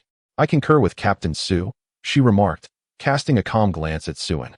It was not her intention to align herself with him. Rather, she was compelled by circumstance. Due to Suin's prior dealings with the Black Rose, Wu Xian harbored suspicions of clandestine interactions between the Black Rose and the Chongqing Adventure Group. Consequently, the Black Rose was excluded from participating in this laboratory operation. Members of the Black Rose were equally denied access to the exploratory zones of the laboratory, and there was no profit to be gained. To obtain eligibility, they would have to become vassals of Wu Xian's Golden Crow Adventure Group, a notion Bai Li Bing was decidedly opposed to. She understood all too well the ramifications of a female military group becoming subservient to another adventure faction. Moreover, Wu Xian had long harbored intentions towards her, a fact that was well understood among them. To be frank, she held little affection for Suen either. She had conducted private investigations and discovered that the Chongqing Adventure Group had only recruited 3 times, exclusively selecting beautiful women, none of whom were awakeners. They were no different from the men she despised. None were virtuous. While being an object of desire might be tolerable in this chaotic world, merely securing a meal was the aspiration of many. Whether as a plaything or a team member, there was little distinction. Yet, the Chongqing Adventure Group lured innocent young women into their trap with promises of exorbitant rewards, a deception she loathed above all else. In her eyes, Suen was merely fixated on the Black Rose and was attempting to curry favor, for there were indeed many beautiful girls within their ranks. Had it not been for dire necessity, she would never ally herself with Suen. Now, she could only hope that Suen possessed sufficient leverage to compel Wu Xian to reach a compromise. Otherwise, the Black Rose would be equally precarious. She had no choice. Seeing Bai Li Bing, the icy beauty, voluntarily align herself with Suen surprised him, especially since she, like the previous incarnation of Xue Qingyu, was a man as despair. Suen initially believed that Bai Li Bing's willingness to join forces was a result of the earlier territorial arrangement, and he was too preoccupied to ponder it further. He had no intention of letting the matter rest. Even if Wu Xian did not erupt in fury, he would not spare this group. His purpose today was to seize the abilities. With a malicious glance at Wu Xian, he raised his voice to the crowd. From now on, you may freely enter and exit the laboratory area, and there will be no more taxes to the 100 Alliance. Do you all agree? With a gesture of agreement, the crowd fell into a profound silence upon hearing Suen's words. Many wished to raise their hands, but under Wuxin's cold glare, they obediently lowered their heads, fearing to make any movement. I agree. A frail and filthy little girl timidly raised her hand, speaking in a soft voice. She had not eaten for several days. Her parents had succumbed to starvation days prior, and her sister had been taken away. When she finally found her sister, only a lifeless body remained. Now, she existed alone in this world, unaware of the perils that lurked in the laboratory area. She had merely heard whispers of a drink within that could quell hunger. She longed to partake in it, wishing to fulfill her parents' last wishes and live on. You have no place to speak here, little creature. A fire element awakened behind Wuxin flung a ball of flame towards the girl. Just as it seemed she would be reduced to ashes, Suen exchanged a knowing glance with Wang Kai, who sprang forth like lightning, shielding the girl and swallowing the flames whole. Following this, he let out a satisfied belch, exhaling a large smoke ring, a display of utter defiance. Wuxin, how bold you are, daring to lay a hand on a member of my Chongqing Adventure Group. Suen broke into a grin, while Wu Xian clenched his teeth with a resounding crunch, exclaiming, "This is nothing short of calling a stag a horse. Suen, cease your nonsensical claims. She is certainly not a member of your Chongqing Adventure Group." Suen, unfazed, beckoned to the girl, "Come here." At his words, the girl hesitantly approached, her gaze cast downward, too timid to meet Suen's eyes. This was a lesson instilled in her by her parents before their passing. Whenever encountering a man, she should avoid looking up and, if possible, evade altogether. Suen, however, showed no offense. He gently placed his hand atop her head and patted it reassuringly. "From this moment forth, she is a member of my Chongqing Adventure Group." He then turned to Wu Xian, demanding, "The 100 Alliances should now provide me with an explanation. Don't you think? Why did you attack my team member? This is utterly unacceptable. Such egregious behavior must not be tolerated." Chapter 82. The Duel at the 100 Alliance. Seeing Suen's obstinate behavior, Wu Xian's temper flared, and he completely abandoned any notion of placating Suen. He then addressed the crowd behind him with a cool demeanor, instructing, "Eliminate him swiftly. This fellow is rather peculiar." As soon as Wu Xian's words left his lips, the crowd, bursting with pent-up frustration, charged towards Suen. "Damn it. I've longed to end this brat's life," one of them exclaimed. "Listening to him raises my blood pressure. It's high time we took action. Why waste words on him? Just don't damage him too much. He is rather handsome. I'd like to keep his corpse intact for my amusement. Ha ha ha." Suen remained composed, standing still without a hint of fear. The onlookers assumed he was paralyzed with fright, their jeers echoing around him. Suddenly, Wang Kai sprang into the fray, relentlessly attacking the awakeners, either mauling them or tearing them limb from limb, flinging the remnants at Suen. In an instant, blood splattered everywhere, and screams filled the air. Suen nodded in satisfaction. This was the demeanor a pet should possess, ready to shield its master in appropriate circumstances. Under Wang Kai's merciless assault, dozens of awakeners were annihilated in the blink of an eye. Suen handled the looting, while Wang Kai captured the victims, their teamwork remarkably seamless. Wu Xian was taken aback by the ferocity of the large cat Suen commanded. He had thought it merely an ordinary mutated creature. A B-rank awakener was swiftly incapacitated, and even A-rank ones could scarcely withstand a few strikes. Wu Xian's gaze towards Suen grew increasingly frigid, tinged with profound jealousy. Such a divine beast should be rightfully his. How could a mere youth wield such power over an extraordinary creature? He had attempted to tame mutated beings before, but all his efforts had ended in failure. These creatures were typically savage and bloodthirsty, viewing humans as mere prey, and would never heed a human's command, let alone be tamed. Everyone, focus on restraining that large cat while the rest of you take down that brat, Wu Xian ordered. His composure beginning to crack as the losses mounted. He could not afford such a toll. The remaining 5 S-rank awakeners exchanged discontented glances, one muttering, "Fine. You may be the leader now, but I demand 20% of the supplies from the Eternal Life Adventure Group. Don't forget, I'm still here." Although Wu Xian was ostensibly the leader, it did not imply that all were his subordinates. Everyone was merely cooperating temporarily for their own gain. Among S-rank awakeners, pride was a universal trait. The resources of the Eternal Adventure team shall be divided among us, a notion that left Wu Xin in a state of profound dismay. Initially, he had intended to gradually seize control, monopolizing the treasures of the Eternal Adventure team, but now he was compelled to relinquish a portion of the benefits. The remaining 5 S-rank awakened beings, now content, prepared to engage. Among them, 3 were close combat specialists, swiftly advancing towards Suen, while the other 2, possessing elemental abilities, positioned themselves at the rear to provide long-range fire support. As the 5 S-rank awakened beings launched their simultaneous assault, Suen broke into a grin. Choosing to advance rather than retreat, activating Resplendent Body, he transformed into a dazzling, diamond-like figure, rendering other abilities ineffective. The 6 combatants clashed in an awe-inspiring spectacle. The thunderous explosions reverberated through the ground, creating massive craters from the barrage of attacks. The onlookers had long retreated to a safe distance, fearful of the repercussions. Yet they watched with bated breath, their hearts aching for Suen. They all hoped for his victory, but the prospect of facing 5 S-rank awakened beings seemed insurmountable. Alas, it was Su, the leader, who had put himself in this perilous position for their sake. The blame lay with their own ineptitude, unable to contribute in any meaningful way. To overpower one with numbers is hardly the mark of a hero. The scoundrels of the 100 Alliance were indeed despicable. In a battle of S-rank awakened beings, not only ordinary people, but even other awakened ones dared not intervene lightly. The residual force alone could prove lethal. Suen could have exploited the 100 Alliance just as they did, yet he chose to stand firm, seeking justice for others. His resolute form appeared remarkably noble amidst the desolation of this world. The survivors lowered their heads in discontent, some filled with shame, others with rage, worry, or despondency. Meanwhile, Bali Bing did not lend assistance nor flee. She observed Suen being besieged, not merely as a spectator, but as one waiting for an opportunity. Should Suen falter, she would intervene to rescue him. If he were to achieve a Pyrrhic victory, she would strike down the remnants of the 100 Alliance. Previously, she would have remained uninvolved regardless of the outcome, but once she intervened, neutrality would no longer be an option. However, Suen's selfless act of monopolizing the vast 100 Alliance for the benefit of others had altered her perception of him.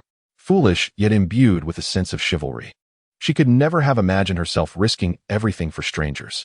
Moreover, Suen's ability to hold his ground against 5 formidable S-rank awakened beings showcased his formidable strength, something Bai Li Bing acknowledged she could not match. Perhaps this man was worth her wager. As long as Suen survived today, the battle's outcome remained uncertain. Given time to recuperate and gather strength, he might yet become a rival to the 100 Alliance. The Black Rose could flourish and advance further. The fierce battle had raged for less than 3 minutes, during which Suen found himself increasingly beleaguered, clearly falling into a disadvantageous position, prompting gasps of alarm from the survivors. Some began to quietly rally their support for him, which gradually swelled into a tide of encouragement. Observing the fervent crowd, Wuxin scoffed derisively at the rabble. With a swift movement, he vanished from sight, reappearing behind Suin. He discerned that under the assault of the 5S rank awakened beings, Suin was beginning to falter. The resplendent body was showing signs of strain. The diamond-like armor on his back had diminished, revealing a gap in his defenses. Seizing this opportunity, Wuxin activated his teleportation ability, materializing behind Suin, and drew a dagger to deliver a treacherous strike. Despicable. Captain Su, be wary of your rear. As the sight of Wu Xian's ambush unfolded, many gasped in alarm. Those with timid hearts shut their eyes, unable to bear witness to the gruesome tableau of Su in being fatally pierced by a dagger. I've caught you now. Hehehe. Unexpectedly, the seemingly defeated Suin erupted into an eerie grin. With the swiftness of lightning, he reached back and seized Wu Xian by the throat with unerring precision. What? Wu Xian was struck with terror. Suddenly realizing he had fallen into Su's carefully laid trap, he attempted to teleport away, but to his horror, he discovered that his abilities had inexplicably ceased to function. He was utterly unable to break free from the powerful grip constricting his throat. You have already met a worthy end. I have never needed an excuse to take a life. You are the first, and you shall also be the last. With that, Suin mercilessly crushed Wu Xian in his grasp. In his final moments, Wu Xian could not fathom why his powers had failed him, departing this world with unfulfilled rage. He held a prestigious position and a promising future ahead. His unwillingness to accept this fate was palpable. Why can some possess such strength? It is not fair. With that last breath, Wu Xian succumbed. Chapter 83, Madness Unleashed. Have you heard of the True God sect? Is it unfair? Suin cast aside Wu Xian's lifeless body with a flick of his wrist. No, this is entirely fair. To Wu Xian and his companions, Suin's strength was astonishingly formidable, yet to the common man, Wu Xian was equally an unreachable entity. If one were to delve deeper, it becomes evident that this world has never truly known fairness, neither before nor after the cataclysm. The reason Suin willingly endured the brutal assaults from 5S rank awakened was merely to feign vulnerability, luring Wu Xian into a trap. Otherwise, with Wu Xian's ability to teleport, he would have fled in an instant, eluding capture. With Wu Xian's demise, Suin found himself unburdened by past concerns. His despondency vanished in an instant as he delivered a devastating blow to one of the S-rank awakened, simultaneously unleashing a trio of thefts. Suin withdrew his bloodied hand, rotated his sore shoulder, and heard the satisfying crack of his bones. Enjoying the thrill, he declared, "Now it's my turn."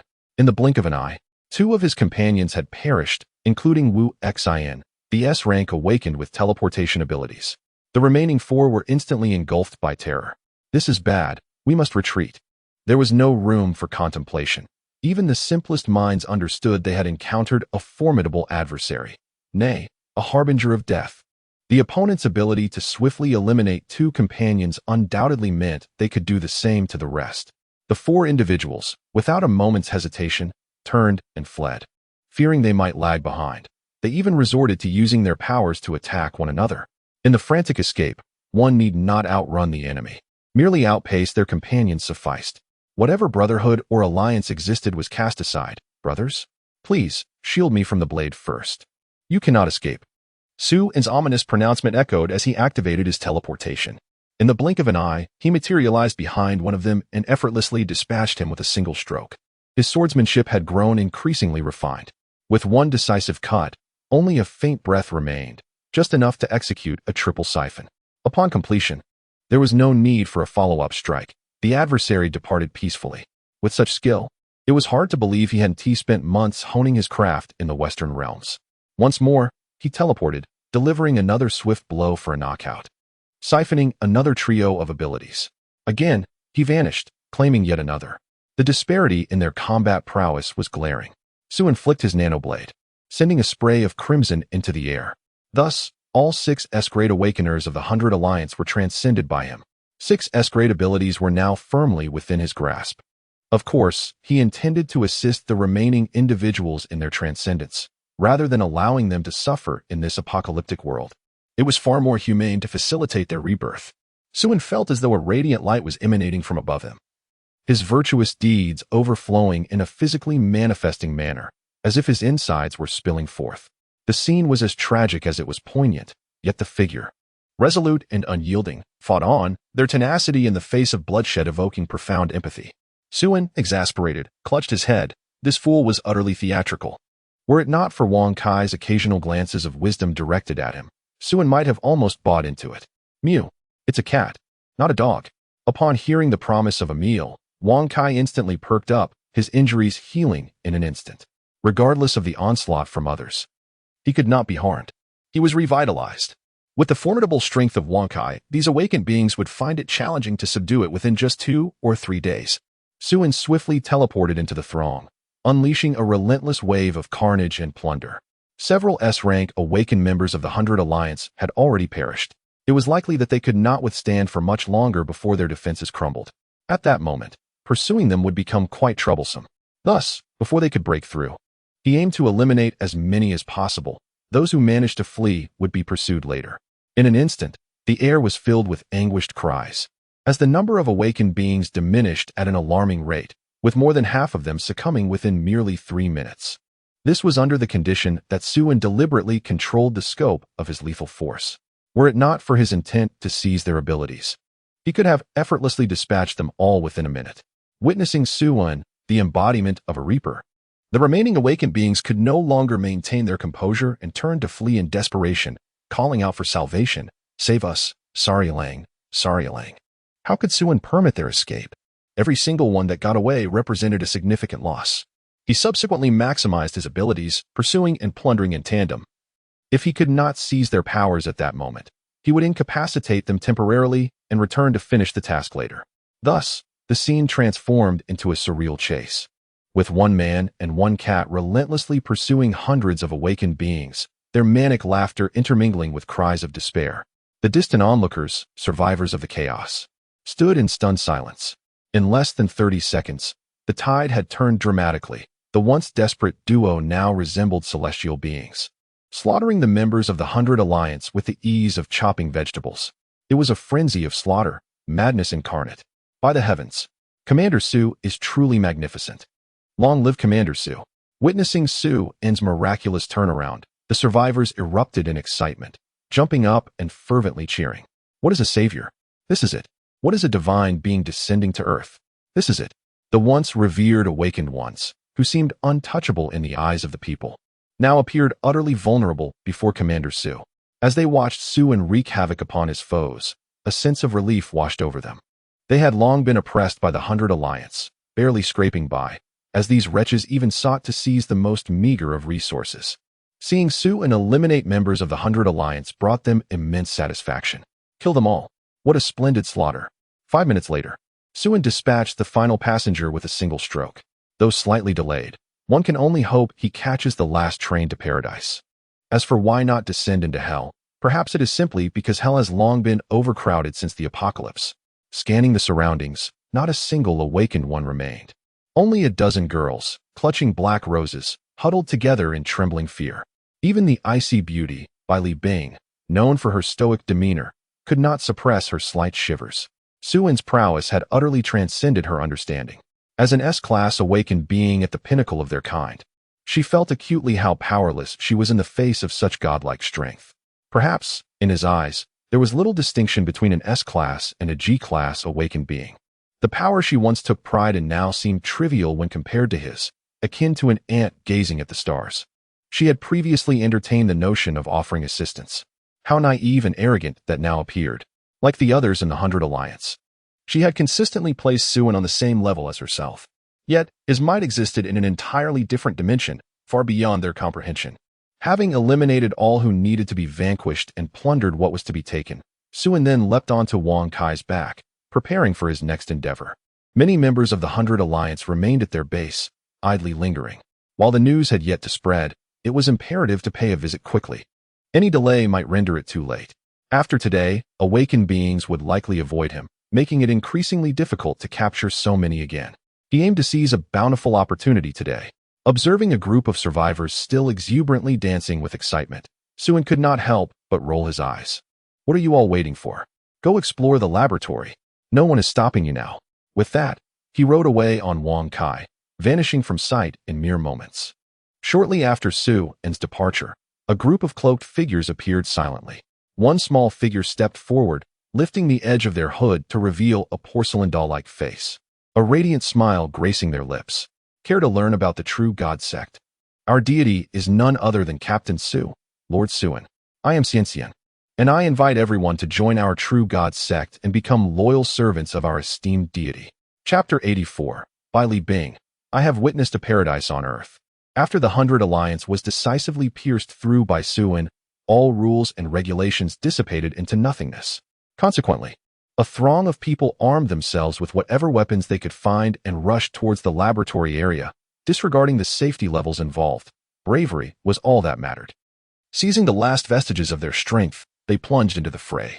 The outcome was evident, a harrowing struggle with dire consequences. Yet, even such a fate was preferable to the despair of starvation. As the number of conquered laboratories increased, so too did the acquisition of alloy equipment, leading to a decline in casualty rates. For now, however, it was a matter of risking their lives for a chance at survival. Suen's reputation soared, and the mention of Captain Su elicited admiration and reverence from all. After all, it was thanks to Suen that they had the opportunity to explore the laboratories without the burden of exorbitant taxes. The treasures they found were entirely theirs. Some even brought their families to join this so-called true God sect, rumored to be a cult dedicated to venerating Captain Su.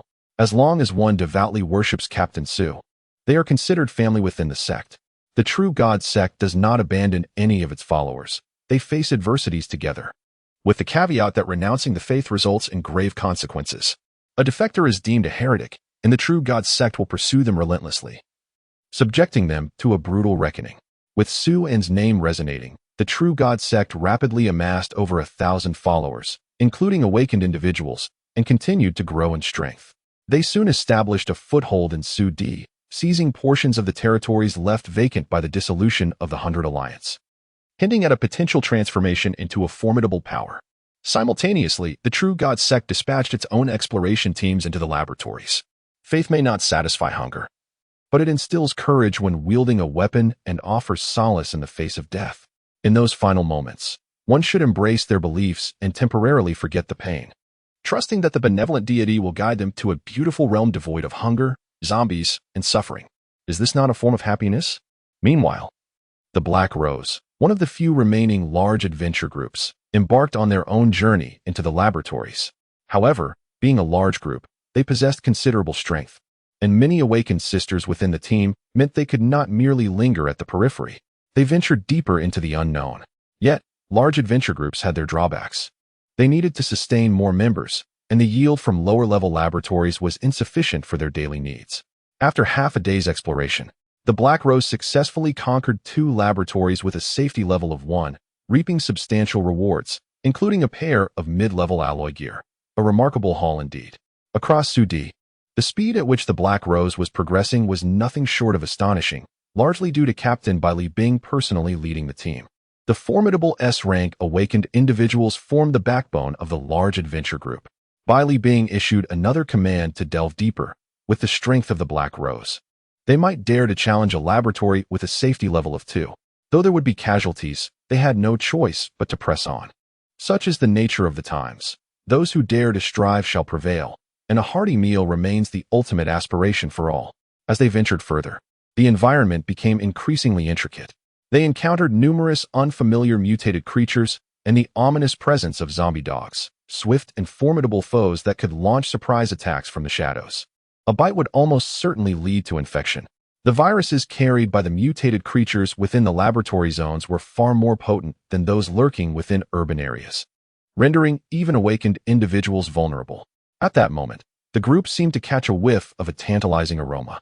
It was as if they had awakened from their fatigue, drawn by the sumptuous scent, pork. Yes, unmistakably the rich fragrance of braised pork, a scent they had longed for after over a month without any meat. Just the thought of it made their mouths water, enough to satiate 2 bowls of rice, though they knew there was likely not enough to share.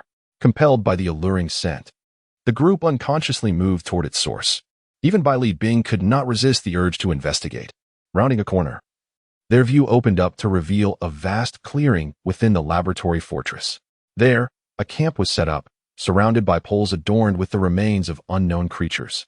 Within the camp, young and beautiful women bustled about, all wearing dazzling high-tech alloy armor and wielding weapons they had never seen before.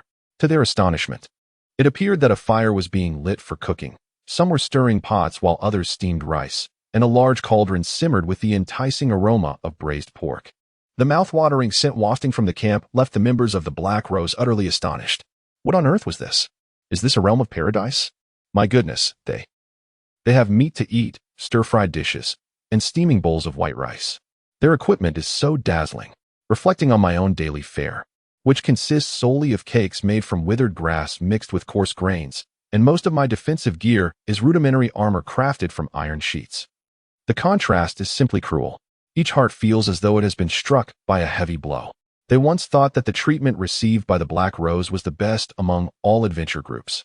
Yet, how can the disparity among fellow humans be so vast? Bailey Bing's eyes widened in disbelief. As the leader, she understands all too well the implications of sustaining such a large group of people while enjoying white rice and braised pork. To put it bluntly, it is utterly impossible. Not only is fresh meat a luxury, but fresh vegetables are also scarce. They are left to gnaw on wild plants for their vitamins. Yet, the inhabitants of this camp are indeed simmering braised pork and stir-frying fresh vegetables. What sort of people are they? The denizens of the camp quickly identified the presence of the Black Rose and instantly formed a well-trained formation, poised for action.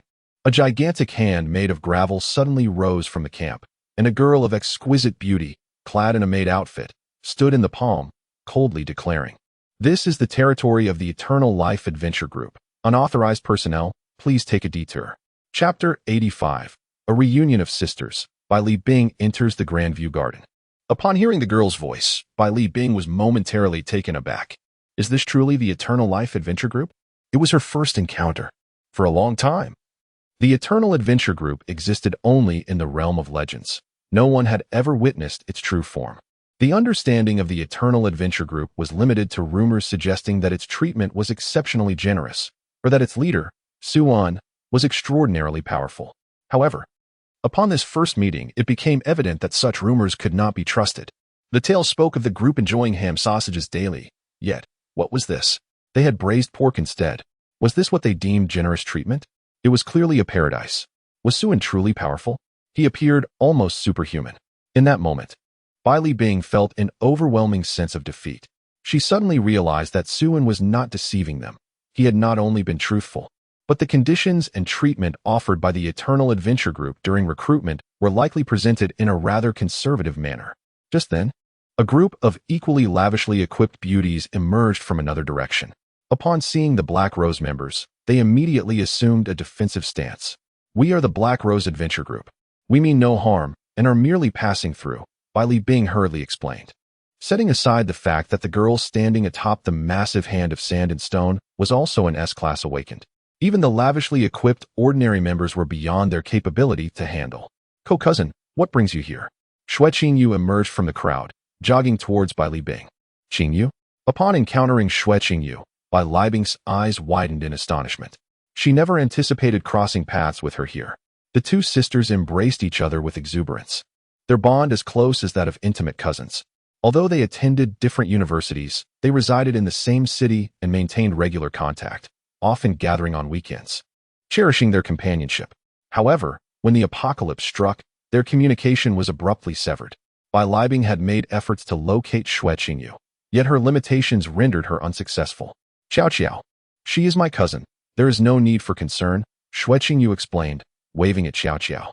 Upon hearing this, Xiao Xiao nodded in understanding. "All right, Sister Qingyu." Subsequently, she gently withdrew her sandy hand, allowing it to settle on the ground. The girls in the camp relaxed their guard, returning to their previous activities. "Cousin, let us converse inside," Bai Li Bing suggested. "Very well," Xue Qingyu replied, leading the group into the camp. As Bai Li Bing observed the Chongqing Adventure Group up close, she truly grasped the essence of luxury. The members were adorned in new clothing and footwear, a stark contrast to her own tattered attire. Moreover, each individual exuded a fragrant aroma, unmistakably indicative of shampoo and soap, and some even wore perfume. It was not that they lacked cleanliness. After all, who among women would willingly endure the stench of sweat? Due to limited circumstances, not only can they hardly afford perfume, but even soap is beyond their means. Furthermore, water resources are scarce, and potable water is somewhat tight. How can they bathe daily? It is not just their attire that must be new, but their utensils as well. In front of several rooms, there are even brand new carpets laid out. Some of the young women are even indulging in makeup. At such a time, who thinks of cosmetics? But wait, where do they even acquire such products? Li Bing, known for her resilience and reticence, is slightly taken aback. She gently inquires, "Is this how you usually live?" Xue Qingyu smiles apologetically and responds, "Not really. We are just stationed here. The conditions are somewhat inferior compared to the headquarters." Li Bing, perplexed, thinks to herself, "Is this what one would call inferior?" She finds herself at a loss for words. If she didn't know Xue Qingyu's character, she might have thought her to be boasting. "By the way, Qingyu, how did you end up in the Chongqing Adventure Group?" Li Bing, fearing Xue Qingyu might continue elaborating, hastily changes the subject. "It's like this." Xue Qingyu takes Li Bing's hand and leads her to a table. Recounting her experiences after meeting Su and Li Bing listens with astonishment, her expression peculiar as she gazes at Xue Qingyu. Why does it feel like something is amiss? Is this the demeanor one would expect in a world rife with despair? Her sole concern seems to be having gained several pounds and fretting over how to lose weight. "Listen, is this how a person speaks?" She exclaims. "Wait, Qingyu, are you saying you are now the vice leader of the Chongqing Adventure Group?" "Indeed, Suan appointed me," Li Bing remarked, furrowing her brow. "He hasn't coerced you into anything, has he?" Xue Qingyu shook her head repeatedly. No, he has been very kind to me." In truth, Xue Qingyu secretly wished Suan would compel her into doing something. Li Bing raised an eyebrow, harboring doubts. Yet she held a profound trust in Xue Qingyu's words. Based on her understanding of Xue Qingyu, she was a woman of gentle exterior yet indomitable spirit.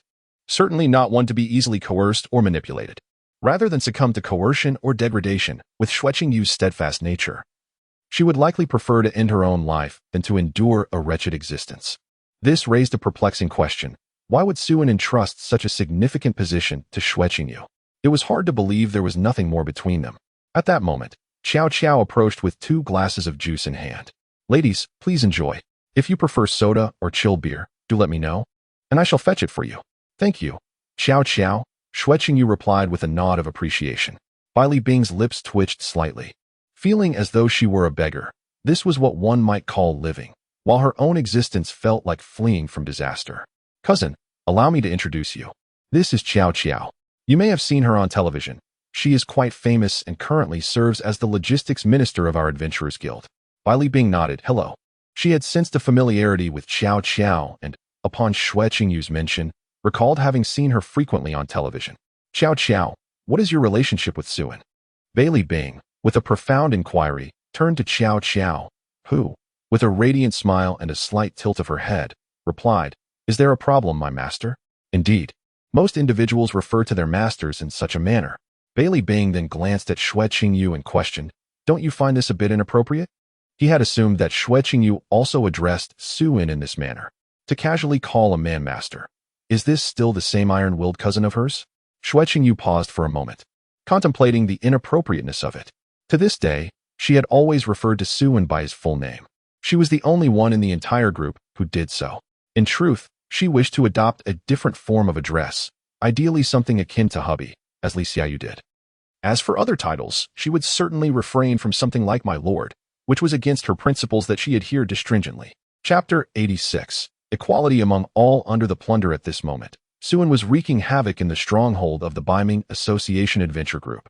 Regardless of the abilities, he replicated and stripped them all. Wealth points were mercilessly seized, leaving not a single point untouched. Not only was he after the abilities and wealth points, but anything of potential utility was also taken without hesitation. Chairs and benches, they were appropriated. Bedding and mattresses, taken to serve as a dog bed for Wonkai.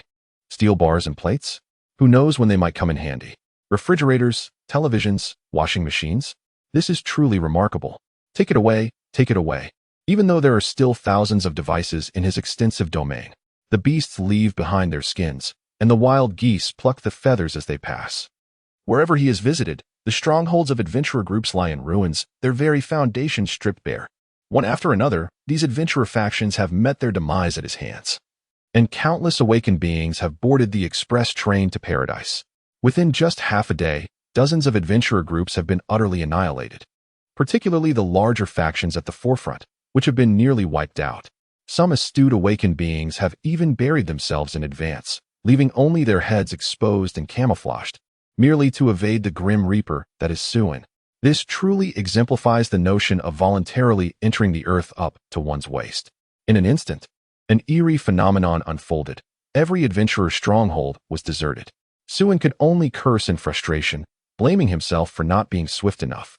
Having only dealt with around 1,000 awakened beings in half a day, his professional capabilities and efficiency require enhancement. Even so, the number of awakened beings he has dispatched thus far likely exceeds half of the total in Su District. The high-level awakened beings in the forefront have been nearly eradicated. Perhaps in the eyes of the awakened, Suin embodies the very essence of doomsday. When compared to other regions, the number of awakened beings in Su District is undoubtedly much lower. However, their overall strength remains ambiguous, for this Grim Reaper has established dominion over Su District, accompanied by his specialized assault on awakened beings. Regardless of how many awakened beings there are, they become mere fodder. Following a day of extraordinary power plundering, Suin's proficiency in plundering abilities has reached its zenith. Leveling from 1 to 2 requires 10 abilities, with each ability corresponding to 10 proficiency. Advancing from 2 to 3 necessitates 100 abilities, with each corresponding to 1 proficiency. Ascending from 3 to 4 demands 1,000 abilities, with each correlating to 0. 1 proficiency. Presently, he stands at level 3 with 100 proficiency, having met the requirements for advancement. Ding, congratulations to the host for the upgrade of plundering ability, with an additional new feature, under plundering. All beings are equal. Equality of all beings. The inherent skill to plunder all carbon-based life forms. Upon hearing the system notification, a twitch graced Suin's lips. Well, now he can plunder not only from humans but also from non-humans. He is straying further down the path of becoming non-human, thus. A question arises. Can the skills plundered from mutated creatures or zombies be utilized by humans? One might wonder if it is appropriate to say can, particularly in the context of the goddess of the night's boundless proliferation. Once invoked, it could lead to an immediate transformation into a Cthulhu-like eldritch being, morphing into an infinitely swollen mass of flesh. The mere thought of such a grotesque image sends shivers down one's spine, especially with so many beautiful maidens awaiting him at home. He certainly does not wish to become that indescribable entity. While acquiring such a being might be acceptable, utilizing it for oneself is another matter entirely. With that in mind, Suin decided to deliver a swift slap to Wansai's head. Wankai meow meow meow. Hand it over. Detected potential target for plunder. Please select the direction of plunder. Skill replication. Plunder wealth. Skill replication successful. Acquired mutated creature skill. Infinite growth. Infinite recovery. Wealth plunder successful. Obtained 1024 wealth points, stored in the expansive space. Please check promptly. Both of Wansai's primary abilities had been replicated, and even the wealth points had been seized. The vast space now contained several boxes of dried fish and numerous cans of cat food, along with a tome entitled The Comprehensive Guide to Breeding and Reproduction of Domestic Cats. This is indeed quite remarkable. The sustenance is understandable, but that book. This cat is rather unrefined. Meanwhile, Suin discovered that he could see the affection level above Wang Kai's head, an astonishing 100. However, upon reflection, it was hardly surprising. After all, he was Wang Kai's provider and protector, a veritable deity in the eyes of this gluttonous creature. Since he could seize the skills of mutated beings, it was time to test the capabilities of zombies. Suin promptly retrieved a can of fish-flavored cat food, recently acquired from Wang Kai, and placed it on the ground. He commanded Wang Kai, "Go fetch me 2 zombies, one weak and one a bit stronger. These treats shall be yours."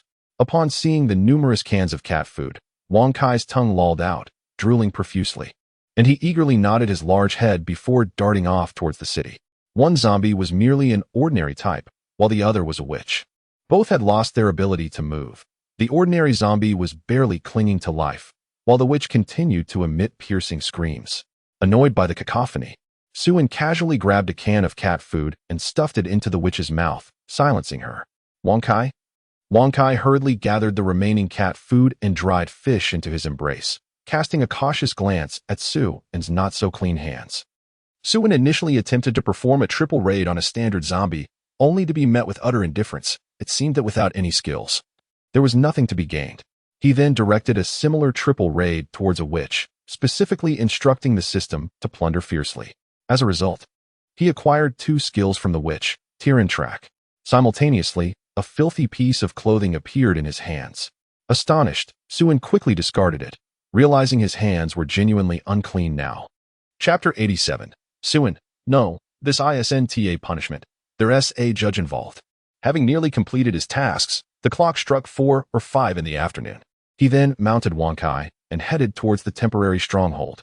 Upon his arrival at the outskirts of the laboratory area, he observed survivors pouring in en masse, many of whom were returning with bountiful supplies. As Suin rode in, a ripple of admiration and gratitude swept through the crowd, their gazes filled with respect. Some individuals discreetly bowed their heads in silent gratitude. Suin, however, paid little attention to the others, instead focusing on a girl huddled in a corner. She appeared to be around 11 or 12 years old, her face smeared with dirt, and her large eyes scanning the surroundings in search of something. Upon spotting Suin, her eyes lit up with excitement, and she instinctively began to rise and run towards him. However, noticing her tattered and filthy clothing, she shyly lowered her gaze, nervously fiddling with a stain on her pants. In his earlier haste to find an excuse to deal with Wuxin, he had inadvertently recruited a new member. He beckoned to the little girl with a gentle smile. Upon hearing his call, her face brightened, and she dashed to Wang Kai's side, gazing up at Suin with hopeful eyes.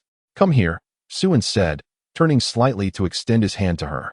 The girl quickly wiped her grubby hands on her clothes before daring to grasp Suin's hand. Thank you," she stammered shyly. Suin smiled warmly, unbothered by her hesitation. Wang Kai then leapt high into the air, entering the laboratory area, disappearing from the crowd's sight in a few bounds. The onlookers watched enviously as Suin took the little girl away. Everyone aspired to join the Chongqing adventure team. Yet it was a regrettable truth that no new members were being accepted at that time. The little girl was indeed fortunate, but surely it was not solely luck that had brought her here. Earlier, when Captain Su faced off against the 100 Alliance and sought the opinions of the crowd, this innocent girl had been the only one bold enough to raise her hand in support. It was only natural for Captain Su to make an exception and recruit her. The crowd couldn't help but berate themselves for their timidity. Had they raised their hands back then, they might also have found themselves in the ranks of the Chongqing adventure team. Whatever the treatment, with Captain Su as a steadfast ally, one could walk with pride and dignity, earning respect wherever they went. "Commander, sir," came the calls, as Suin nodded, bringing the little girl before him. "This is a newly recruited member of our team. Please look after her and assign her some minor tasks." Given her tender age, it was improbable to let her explore the laboratory. Lu Hui glanced at the little girl, then at Suin, inquiring, "Do you have a fondness for such young ones?" "Master?" Suin was taken aback, exclaiming, "No, that wouldn't be appropriate. There are consequences, and I would suffer heavenly retribution."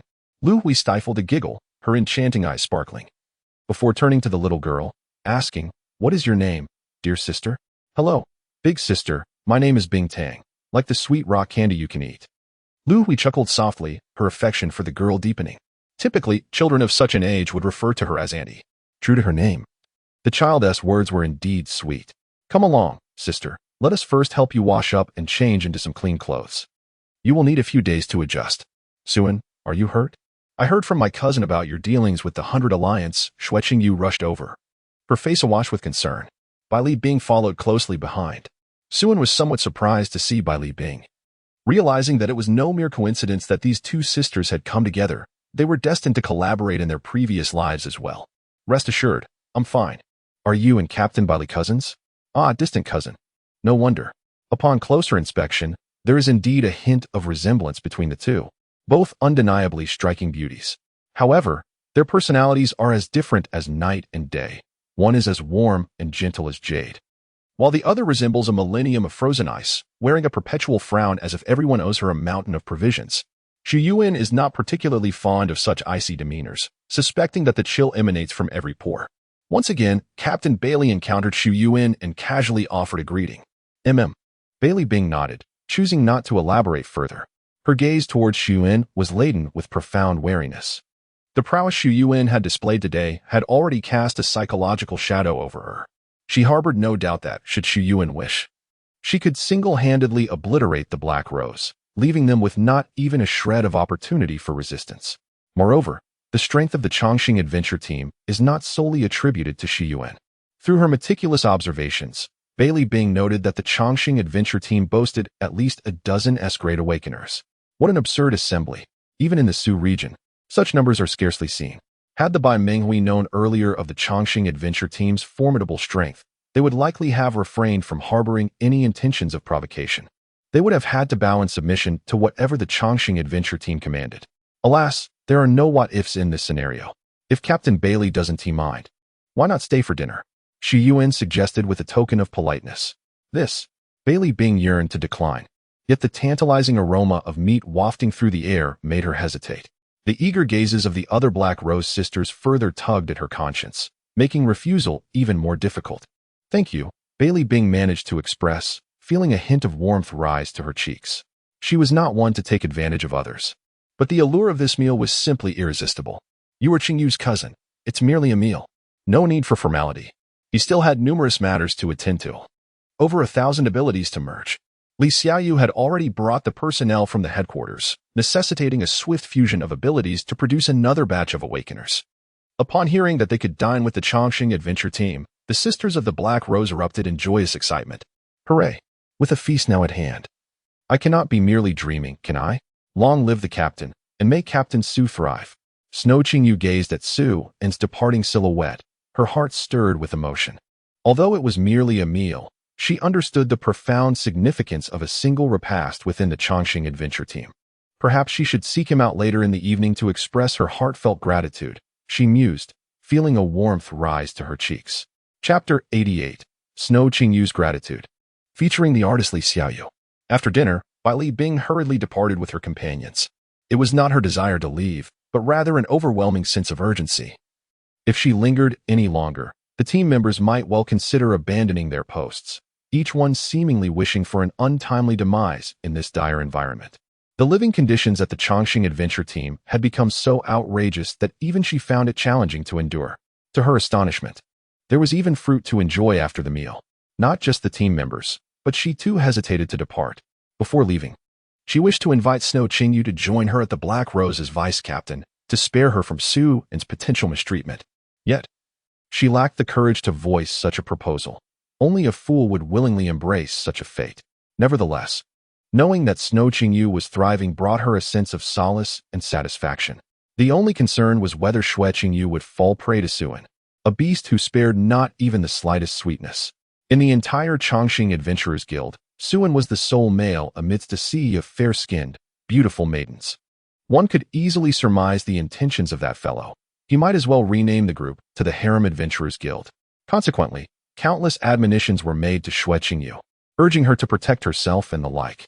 Shui Qingyu nodded repeatedly, yet her mind was occupied with devising a plan to express her gratitude to Su in that evening. Bai Li Bing's warnings went in one ear and out the other. If Bai Li Bing were to discover this, she would undoubtedly be infuriated. Her cousin had indeed changed. At this moment, Suan leaned quietly against the chair in his makeshift office, silently merging his powers. The amalgamation of over 1,000 abilities indeed posed a considerable challenge, a task of significant magnitude. Fortunately, he had previously garnered experience and had formulated a synthesis chart in his mind. He had gradually discerned the combinations of abilities with similar attributes that would yield new powers. In the blink of an eye, he had successfully synthesized 14 S-class abilities. Alongside the 6 from Wu Xin and others, he had amassed a total of 20 S-class powers. The overall quality of this batch of abilities was evidently superior to any he had acquired before, for the 100 Alliance was the most formidable awakening force in Su District. Despite having been somewhat diminished, it still held considerable prestige. However, the resources of the 100 Alliance were lamentably scarce, even when combined. Several dozen adventure groups only amounted to a mere 200 tons. Another day of longing for Master Hu ensued. Once fully synthesized, he would have at least 50 or 60 S-class abilities. Yet, he did not intend to synthesize them all into S-class. Despite having already gleaned from nearly half of Su District's awakeners, the quantity of abilities remained insufficient. The entire group comprised around 800 young women, over 90% of whom regarded him with unwavering admiration, their loyalty unshakable. Initially, he had planned to retain only 200, but it had become glaringly unrealistic. He simply could not bear to part with these hundreds of beautiful sisters, each exemplifying the pinnacle of attractiveness. They had been recruited during the early days of the apocalypse and had undergone rigorous selection. Who would be willing to discard such treasures? It would be exceedingly difficult to recruit such exceptional individuals after the first wave of the apocalypse. Nurturing a few hundred mouths was well within his means, causing him no stress whatsoever. He resolved to keep the majority, although it would necessitate even greater efforts on his part. Truly, he felt like a workhorse destined for exhaustion. The prospect of acquiring 800 S-class abilities seemed overwhelmingly daunting. For the time being, he could only retain a portion of A-class and B-class abilities to make do. S-class abilities were not freely bestowed. Only those who performed exceptionally well could attain them. This would also serve as a motivating factor, fostering a formidable cohesion centered around him, transforming the Chongqing Adventure Group into an impregnable fortress both within and beyond. Although the 100 Alliance appeared powerful in Su District, in the grand scheme of the apocalypse, it was nothing of consequence, even trailing behind the Black Rose. The apocalyptic era was a time of chaos, a period where numerous factions rose to prominence. As the apocalypse enveloped the earth, the indomitable human spirit would inevitably erupt in glorious brilliance, with stars rising to guide people through the darkness. The Chongqing Adventure Group had a long journey ahead, not merely to shine as the brightest star in the night, but to confront the apocalypse itself, ultimately tearing apart the great hand that tightly gripped their throats. At that moment, Shui Qingyu pushed open the door and entered. "Have your cousins departed?" Snow Qingyu nodded gently, her voice soft and melodic as she expressed her gratitude. "Thank you, Suin. It's merely a trifling matter, no need to dwell on it." Suin replied with a subtle smile. It was just a meal, and he truly hadn't given it much thought. However, it was not everyone who could procure a meal from him. On one hand, the Black Rose had bestowed kindness upon him, and on the other, Bailey Bing was Snow Qingyu's cousin. As the vice-captain of the Chongqing Adventurers Guild, he felt obliged to extend this courtesy to her. His feelings towards Snow Qingyu, the campus belle, were complex. In his previous life, their interactions had been scant. He vaguely remembered assisting her with her luggage on her first day at school. The moment he laid eyes on that pure and gentle girl, he was captivated, yet overshadowed by a profound sense of inferiority, so much so that he would steal glances at her covertly. At that time, he had already begun to pursue Su Xiaoyan, leaving little room for any admiration for Snow Qingyu. Though later, he became vaguely aware of Su Xiaoyan's duplicitous nature, he remained oblivious. A fool ensnared in his own narrative. As a man, he was perpetually youthful at heart, endlessly learning and continuously running into metaphorical walls. Before the apocalypse, his encounters with Snow Qingyu were few. Afterwards, they dwindled even further. When they met again, one was a mere wreck, prostrate on the ground, missing a leg, too ashamed to meet her gaze, while the other stood as the esteemed leader of a top-tier adventurers guild. Unbeknownst to Suin, Snow Qingyu was already in tears, yearning to grasp those calloused and scarred hands, to throw herself into the arms of the senior she had admired for so long, longing to reclaim the love that had shattered before it could be voiced. Yet, she felt utterly powerless and inferior. She was a noble S-class awakened one, feared by all as the Black Widow, yet deep down, she remained the timid song in the eyes of Li Xiaoyu, lacking in courage. Fate can be cruel in such ways. Reflecting on the past, Suin couldn't help but sigh, beckoning Snow Qingyu over. Unconsciously, she approached, and just as she attempted to turn away, Suin enveloped her in his arms. Chapter 89. The production line of alloy equipment. The next morning, Suin awoke on the soft, sumptuous bed. In the early morning, the DNA stirred once again. For the sake of physical and mental well-being, indulging in a session of morning exercise is both reasonable and justifiable. Consequently, the long-suffering grand wooden bed, which had lamented day and night, could no longer bear the burden and has retired prematurely. Although the enhancement ability known as kidney amplification has yet to be discovered, the diamond-like physique can indeed control the enhancement of specific areas. His combat prowess has reached an unprecedented level. While Suin felt a tinge of frustration, he also contemplated the necessity of acquiring a new bed. Suddenly, an idea struck him. He recalled the advanced alloy door he had obtained from the laboratory with a safety rating of 6. Would it not be splendid to craft a grand bed from such a marvelous material? Do not merely speak of plain do diju above. It could easily serve as a family heirloom. Without hesitation, I sought out an empty space and retrieved 2 grand alloy doors from the expansive void. The quality remained intact, despite having been deformed by the goddess of night. With a little adjustment, they could be restored. The dimensions were adequate. Each door measured half a meter thick, 6 meters wide, and 10 meters long, requiring no trimming. After some correction and refinement, a luxurious alloy bed began to take shape. Yet, Suen felt that something was amiss. Indeed, it lacked 2 bedside tables. Thus, I retrieved additional items from the vast expanse, starting to arrange the high-grade alloy canister that housed the goddess of night. However, as I began to manipulate it, I noticed an anomaly. Within the canister, the interior ceiling was inexplicably affixed to a treasure chest, one of a design even I had never encountered, appearing more exquisite than diamond grade. Fortunately, it was fortuitously revealed. Otherwise, it might have languished in the void for an eternity. In future battles for loot, one must exercise greater caution. With eager anticipation, I slowly opened the treasure chest. A blinding red light erupted, revealing its contents. There was but one item, an iron sphere, the size of a basketball, featuring a dark opening at its center. Standard alloy equipment production line core. Current charge 0, charging material. High-grade alloy, goodness. Suen's eyes widened in astonishment. To think, he had unearthed equipment for manufacturing alloy gear. This was rather surreal. With this device, he could transform from a mere consumer to a producer, crafting his own equipment without intermediaries profiting from the exchange. Moreover, he possessed several design blueprints ready for implementation. However, this device was new to him. He had never heard of anyone obtaining such a thing in his previous life, leaving him uncertain of its operation. Upon reflection, it was understandable. The initial level of the goddess of night was a staggering 29. A typical S-class awakener, even with their skills fully honed, could only hope to contend with a level 9 bow. Defeating the goddess of night would require the simultaneous effort of numerous S-class awakeners. The mere thought was absurd. Additionally, the goddess of night resided deep within a level 6 security laboratory, surrounded by thousands of bows along the way. Even if a handful of S-class awakeners were willing to collaborate, it would take them at least a month to reach the innermost depths. Clearly, the claims made by the 100 Alliance about conquering 2 top-tier laboratories were hardly credible. Achieving even half of that would be extraordinary. Perhaps the difficulty of overcoming a top-tier laboratory was not determined by individual strength, but rather by the collective might of the region. Only through the united efforts of all S-class awakeners could such a feat be accomplished. However, this was evidently impossible. Consequently, top-tier laboratories became a paradoxical situation, theoretically conquerable, yet practically insurmountable, with success remaining elusive. Nonetheless, this was entirely reasonable. The ultimate output of a top-tier laboratory was exceedingly overpowered.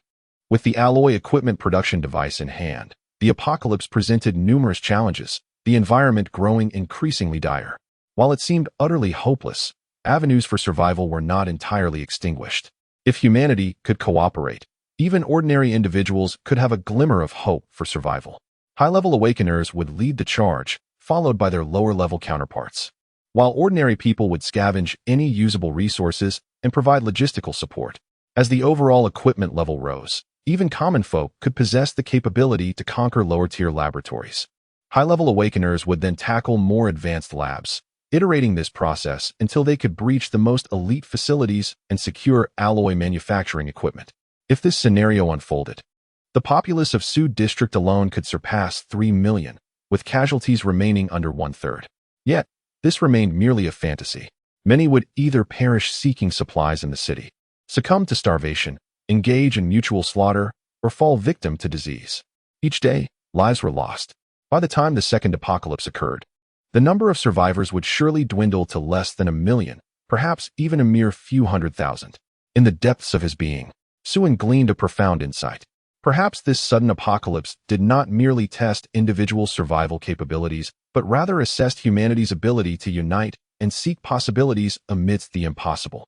Of course, such thoughts were fleeting musings. He was no savior, merely an individual filled with desires and flaws, content to survive alongside his companions, ensuring they had enough to eat each day. Overthinking served little purpose.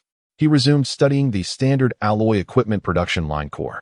The display indicated a charge of 0, suggesting that manual energization was necessary for activation, with high-grade alloy as the required material. Suen attempted to insert a high-grade alloy combat knife, which was swiftly consumed by the core, raising the charge from 0 to 0.05. Feeding it a piece of high-grade alloy armor increased it to 0.075. However, when he tried a mid-grade alloy combat knife, the charge remained at 0.075. Based on this charging rate, it appeared he would need to feed the core to 0.000 high-tech alloy combat knives or 4.000 pieces of high-grade alloy armor to initiate activation. What a joke. Even a glutton couldn't consume this much. He currently possesses merely over 400 sets of high-grade alloy armor. Even if he were to expend them all, he would scarcely achieve 50 of the required energy. Where could he possibly procure such an abundance of high-grade alloy? In a moment of distraction, Suen caught sight of the luxurious alloy bed nearby. It seemed that there truly was one. How unfortunate. The newly crafted alloy bed had yet to be experienced before it was to be sacrificed. Reluctantly, Suen fed the alloy bed to the core, along with the alloy can. As for the high-grade alloy equipment, he was genuinely reluctant to part with it. With 800 girls in the entire team, there was simply not enough surplus to nourish the core, and if the returns were unsatisfactory, the loss of equipment would significantly diminish the overall strength of the adventuring team, hindering their progress in conquering the laboratory. As the 2 alloy doors and the can were consumed, the energy reached 60. Suen chose not to feed any finished equipment and decided to pause. There was plenty of time ahead. Chapter 90. Expanding the team size after temporarily putting aside the matter of producing cores. Suen arrived at the square of the temporary base. The girls had risen early, with the logistics department preparing breakfast while others either organized equipment or engaged in warm-up exercises. After breakfast, the 8 teams would continue their assault on the laboratory, armed with the experience from the previous days and bolstered by high-grade alloy equipment, along with Suen's essential guidance. They were now akin to graduates equipped for dungeon raids. The casualty rate had plummeted. Losing even 1 or 2 members was now considered a significant loss. Upon Suen's arrival, everyone paused their tasks and greeted him in unison, their eyes filled with fervor and admiration. Within the Chongqing adventuring team, Suen's popularity had transcended mere admiration. He had become a near deity. Almost everyone regarded themselves as part of Suen's possessions. It was evident how successful Lu Hui's brainwashing tactics had been. Lu Hui not only instilled aspirations in them. Although the Chongqing adventuring team had yet to make contact with the outside world, they were not entirely isolated.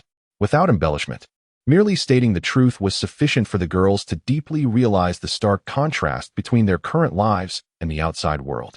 If the outside were to discover the true conditions of the Chongqing adventuring team, it would surely incite madness. They enjoyed plentiful food, restful sleep, and felt no security concerns, all while donning the finest equipment.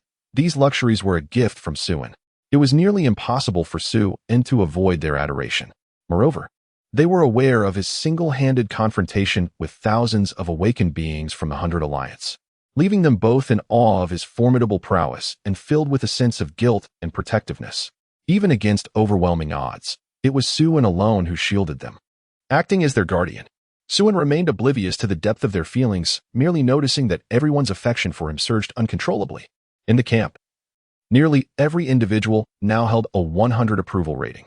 Satisfied, Suen nodded and surveyed the crowd, smiling as he declared that from this moment onward, everyone present, including those who had previously failed their assessments, would officially become permanent members of the Chongqing adventuring team.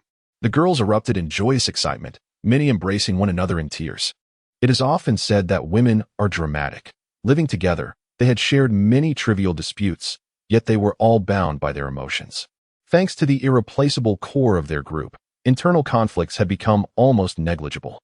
No one wished for former companions to fail their assessments and be expelled from the Chongqing adventuring team. For a long time, they had heard that membership in the Chongqing adventuring team was limited, and many would likely face elimination. Thus, despite their current comfort, the better their lives became, the more they feared being the ones to be cast out. Should they leave the Chongqing adventuring team, everything they had would vanish. Should that happen, many would see their faith in Suen crumble, potentially leading them to take extreme measures, even embracing the end as a foregone conclusion. Suen's words acted as a balm for their anxieties, allowing the girls to feel completely reassured. He still possessed 20 S-grade abilities to bestow, and it was time to cultivate a new batch of awakened fighters to expand the number of teams tackling the laboratory. The 10 girls he selected were all members of the previous 8 assault teams and had participated in operations against the laboratory. Each would receive an S-grade ability and lead a new team, thereby expanding the number of squads by 10. With high-grade alloys in short supply, it was imperative to broaden the scale of their endeavors. Upon entering the office, the girls wasted no time in shedding their inhibitions. Well, it seemed that this had unwittingly become a peculiar norm within the Chongqing adventuring team. Anyone who entered Su-en's office tacitly accepted the unspoken rule. Su-en did not bother to rectify this oddity. After all, these girls were his. The bestowing process was simple and effortless, resulting in the sudden emergence of 10 S-grade awakened beings. Before allowing them to depart, Su-en retained one particularly proud girl with twin tails. He wished to observe whether there would be any discernible differences in obedience between a regular team member and those around him, despite sharing the same 100 affection rating. 1 hour later, the proud girl exited the office with a flushed face and slightly swollen lips. It became evident that a 100 approval rating was indeed powerful. Her obedience not only matched but surpassed that of the other girls nearby. Though she feigned pride, her actions revealed her sincerity, rivaling even Lu Hui's demeanor. The S-grade team leader had been successfully established. Next, Su-en turned his attention to other A and B-grade awakened members. He directly summoned 100 awakened individuals, dividing them into 10 teams, each led by one of the previous team leaders. Though many abilities remained, he did not intend to distribute them indiscriminately. This was a special time requiring special measures. Future distributions would necessitate certain conditions and rules to be managed by Lu Hui, an adept in personnel management. Consequently, the number of assault teams expanded to 18, with all members of the temporary base fully engaged in operations against the laboratory.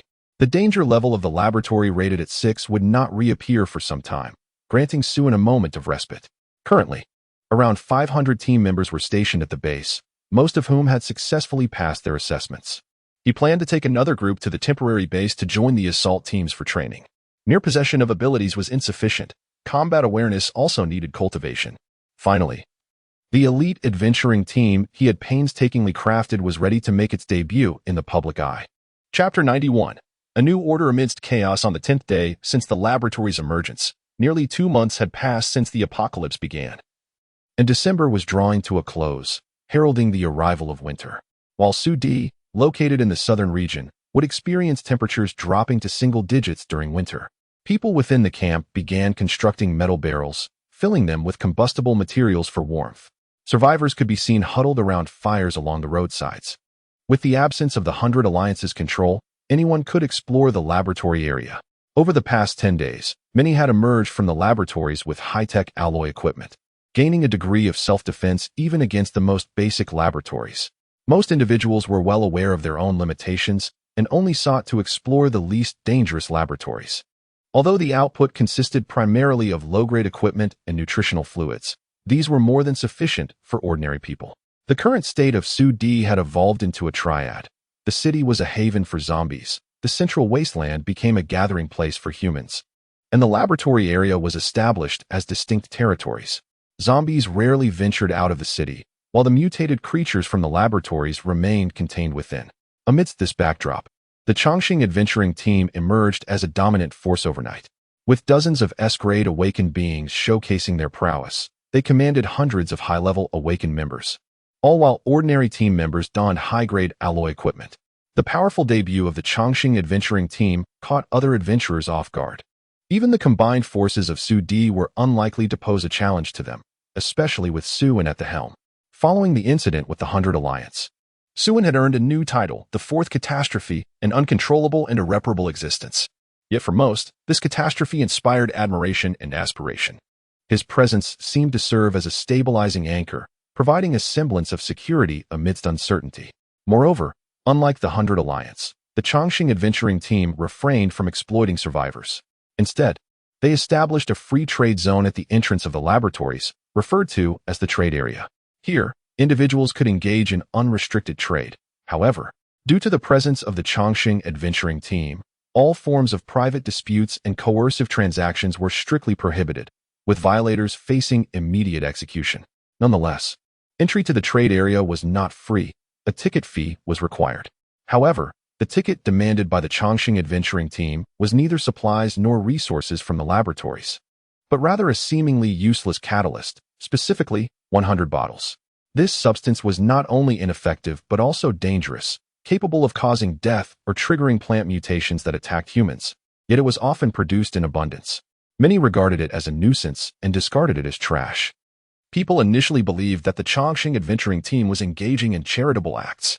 The low ticket price rendered the trade area perpetually crowded, with the capacity to accommodate thousands being consistently exceeded, leading to queues that extended well into the night. Not for any other reason, but for the safety and assurance it provided. As long as they paid the entrance fee, their personal safety within the trade area was guaranteed. No one dared to provoke the authority of the Chongqing adventuring team. The only downside was that one could not stay overnight in the trade area. Otherwise, many would have wished to settle there.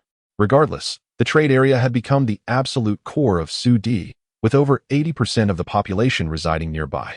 With the influx of population and initial trade activity, Sudi began to regain its vitality. Incidents of arson, murder, and plunder, once commonplace, had significantly decreased. This was largely due to the disdain Suen held for such infighting. In his words, the energy spent on such actions would be better utilized exploring the laboratories. As long as they had breath, they should seek out the laboratories. Consequently, in the residential areas surrounding the trade zone, few dared to engage in blatant acts of violence. Those who did, even without the Chongqing adventuring team's intervention, would find themselves swiftly apprehended by other adventuring teams, facing public execution at the trade area's periphery. Suen sat atop the temporary 5-story building's balcony, gazing down at the bustling trade area below. His maid Xiao Xiao attentively served tea, while the apprentice maid Bing Tang watered the flowers. Amidst the chaos of the apocalypse, Sudi gradually transformed into an orderly realm, a development Suen had never anticipated. The establishment of the trade area was merely intended to collect entrance fees and lay the groundwork for future acquisitions of catalysts. His disdain for violence stemmed solely from his desire for more individuals to venture into the laboratories and retrieve catalysts. Squabbling over trivial matters was of little consequence. I must die within the confines of the laboratory. However, all these changes are progressing in a favorable direction. The latest experiment with a security level of 6 will not be refreshed for another 4 days. He need not concern himself with the internal matters of the Adventurers Guild. Suen finds himself with little to do, spending his days basking in the sun and indulging in leisure, while the evenings are reserved for playing games with the ladies. Thus, life continues in a rather makeshift manner. Today, Suen intends to venture outside for a casual stroll, hoping to seize some opportunity along the way. Having not utilized his plundering ability for several days, he feels a slight itch to do so. Chapter 92. The Purity Test of the True God Cult this time. Suen dressed in a black tracksuit and donned a mask to avoid recognition. Being well-known is not necessarily advantageous, at least not for Suen. Almost everyone in Sudi recognizes him. Whether through portraits or photographs, he is seen as a benevolent figure, a hero who brings warmth to the masses. However, to the awakened ones, he is a nightmare. Now, it is common knowledge that Suen is the awakened slayer. Awakened individuals make a wide berth around him. This reputation has undoubtedly stalled his plundering endeavors. To be honest, he is not fixated solely on plundering abilities. The number of awakened individuals in Sudi has dwindled to around 2,000, who constitute the primary force in exploring laboratories. The absence of these individuals will inevitably lead to a drastic reduction in the production of catalysts, rendering any efforts fruitless. In due time, Sudi will witness the emergence of tens of thousands of awakened ones, providing ample opportunities for him to exploit. The only regret lies in the consistently low numbers of S-rank awakened individuals, with only a handful appearing during each awakening wave. His chances to directly seize S-rank abilities are limited. The bulk of his focus must remain on ability fusion. However, if he cannot plunder abilities, are there not other things to seize? For instance, skills from zombies or bows. Before embarking on his plundering venture, he must conduct a small experiment. It remains uncertain if the skills acquired from zombies can be utilized effectively or if they carry side effects. He cannot afford to gamble with his safety. The most prudent approach would be to find someone to test it on, offering a skill that appears to have side effects, and observing the outcome. However, bestowing skills and abilities upon others requires a goodwill metric, with a minimum threshold of 60. Using his own sister for experimentation is obviously not advisable. It is preferable to seek others. With this thought in mind, Suen leisurely made his way to the base of the True God cult. As for his mount, Wang Kai, it had been preoccupied with a strategy group, delving into laboratories alongside Li Xiaoyu. all in pursuit of consuming bows to upgrade and evolve. Suin had long heard of the True God cult, a religious faction that recruits followers under his name. Their rise has been remarkably swift in terms of sheer numbers. They have become the largest faction, boasting over 10,000 adherents. As for their actual strength, that remains to be seen. The entry requirements are ludicrously low. Anyone who professes faith in their deity can join, resulting in a wide disparity in abilities among members. Suin is not particularly well informed about the rest of their operations. Previously, he refrained from intervening because, aside from recruiting followers under his name, the True God cult had committed no misdeeds, displaying a commendable level of integrity. When he called upon everyone to explore laboratories, the cult responded most enthusiastically, continuing to lead the common populace in their efforts at the forefront of laboratory exploration. Curiosity piqued. Suin decided against taking action against the cult, opting for a leisurely visit to observe their operations. Whether they should be preserved or eradicated would be determined after he had assessed them. The cult's base is not far from the trade fair, situated around a small hill. Upon arriving at the entrance of the True God cult, Suin noticed individuals entering and exiting. Followers greeted one another with an unusual gesture resembling a prayer. There were also individuals queuing at the entrance, eager to join the cult. After a moment's reflection, Suin blended into the crowd, eager to discern the true nature of the True God cult. "Hey buddy, are you here to join the True God cult as well?" A lean man struck up a conversation with Suin, displaying a friendly demeanor. Indeed, he had come incognito, cloaked in a hoodie and mask, making it difficult for the average person to recognize him. "You must be a die-hard fan of Captain Su, right? What a coincidence. I too am an admirer of Captain Su. Is there a large number of fans?" The slender man looked at Suin with a hint of disdain. "You rarely venture outside, do you? That hardly qualifies as numerous. It is, in fact, quite substantial. Let me put it this way. Among the 10 individuals still capable of taking a breath, 9 are undoubtedly fans of Captain Su. If the Eternal Life Adventure Group were not currently closed to new members, I would even consider self-castration to secure a spot." Suin gasped, taken aback by this fervent fanaticism. "Surely it cannot be so extreme, my friend. I have heard that they only accept beautiful individuals." Upon hearing this, the slender man deflated like a punctured balloon. "Alas, such is my fate. I was born with a few extra ounces of flesh. Thus, I am left with no choice but to join the True God sect. Is it true that the True God sect has no entrance requirements? How could that be possible? There are indeed criteria, and they are quite stringent. If there were truly no standards, the True God sect would have long been overwhelmed by the throngs seeking entry. I was unaware of this. Please elaborate." Firstly, to join the True God sect, one must possess a high level of purity. Purity? Suin was utterly perplexed. Indeed, purity. The more devout your faith in Captain Su, the higher your purity level. Shortly, there will be individuals who come to assess our purity.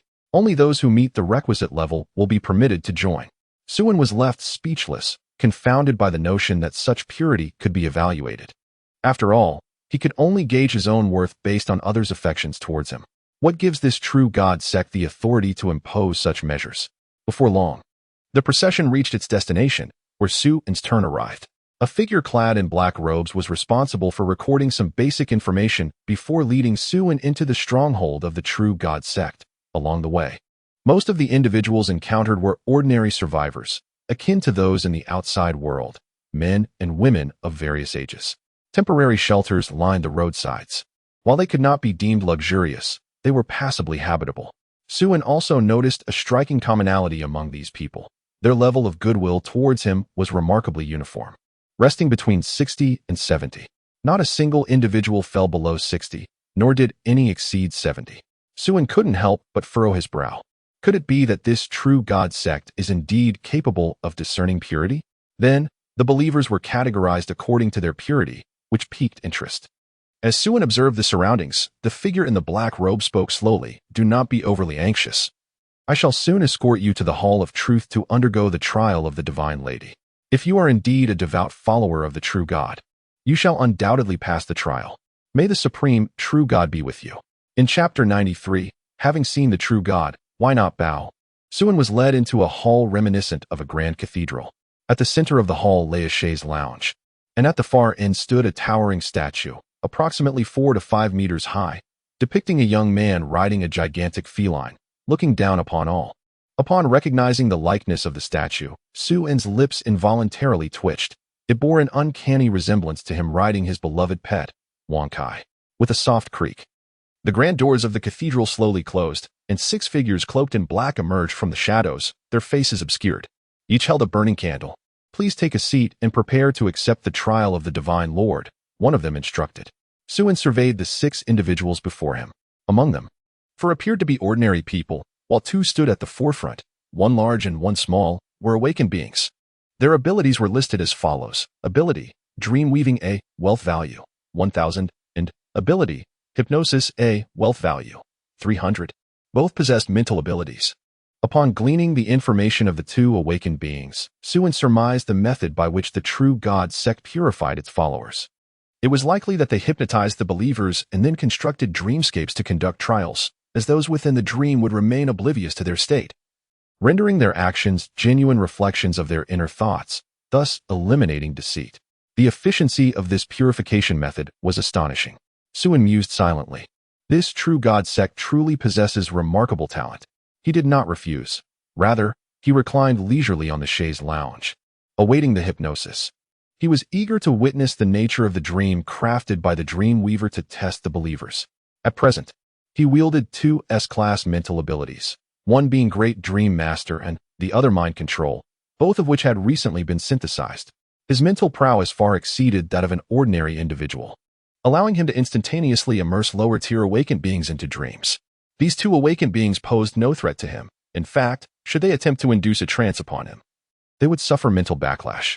Thus, Su-en engaged in self-hypnosis, entering a state between wakefulness and slumber while experiencing the dream meticulously woven by the others, all the while remaining vigilant of his surroundings.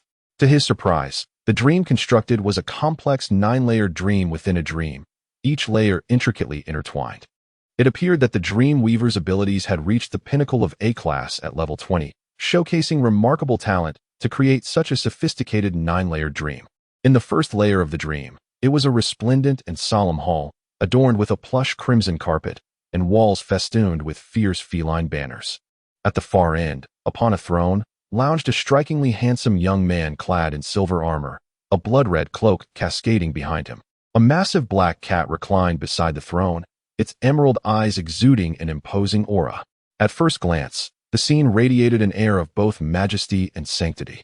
The young man slowly extended his arms, proclaiming loudly, "Having seen the true God, why do you not bow? Su-en, by your esteemed uncle." A counterfeit still so eager to put on a show. Is he not aware that everything is merely an illusion? Did he not realize that with a mere gesture, the first layer of the dream could be shattered? He then proceeded to the subsequent layers of dreams. The essence of these dreams involves the aspirants pledging their allegiance to Su-en, the true God, subsequently joining the True God sect, witnessing its rise and fall, experiencing both glory and decline. In the 9th layer of the dream, the true God Su-en directly loses all divine power, descending from the pedestal of divinity, becoming a despised figure.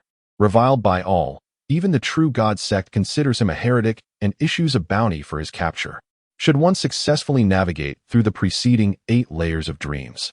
At this juncture, the aspirants within the dream have been following the True God Su-en for nearly several decades, having ascended to the upper echelons of the True God sect. If they manage to apprehend the fleeing True God Su-en, they would become the new leader of the sect. Moreover, they fortuitously discover the hiding place of the True God Su-en at this moment. If they capture the already reviled True God Su-en, the dream will collapse, concluding the trial in failure.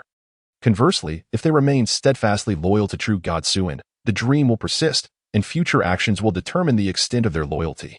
Is it true that the True God sect is genuinely assisting him in establishing a congregation of followers? It should not be so. It seems that a conversation with the higher-ups of the True God sect is in order. She then exited the dream state and stood up. Who are you? What is your purpose in our True God sect? The figure in the black robe pointed an accusing finger at Su-en. This was the first time she had found herself ensnared within a dream of her own making, evidently overwhelmed by the superior mental abilities of her opponent. The other cloaked figures, upon hearing this, immediately assumed a defensive posture, with one discreetly activating a silent alarm to alert the other followers. Before long, the hall's door burst open, and dozens of individuals, clad in identical uniforms of varying ranks, surged into the chamber, encircling Suin. Among them was a formidable S-class awakened female knight, adorned in heavy armor, leading the charge. She was a striking mixed-race woman, with chestnut hair, piercing blue eyes, and alabaster skin, exuding an air of competence and valor. The black-robed figure rushed to the knight's side, pointing at Suin, and exclaimed, "Sister Jean, this person is here to cause trouble.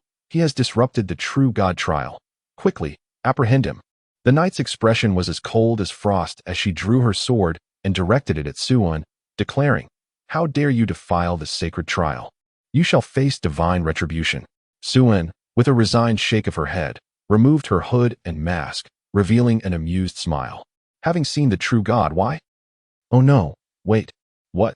Do you not even recognize your own true god?" Chapter 94. The origins of the true god sect. Upon beholding Suin's countenance, the followers were momentarily taken aback, then collectively knelt in reverence.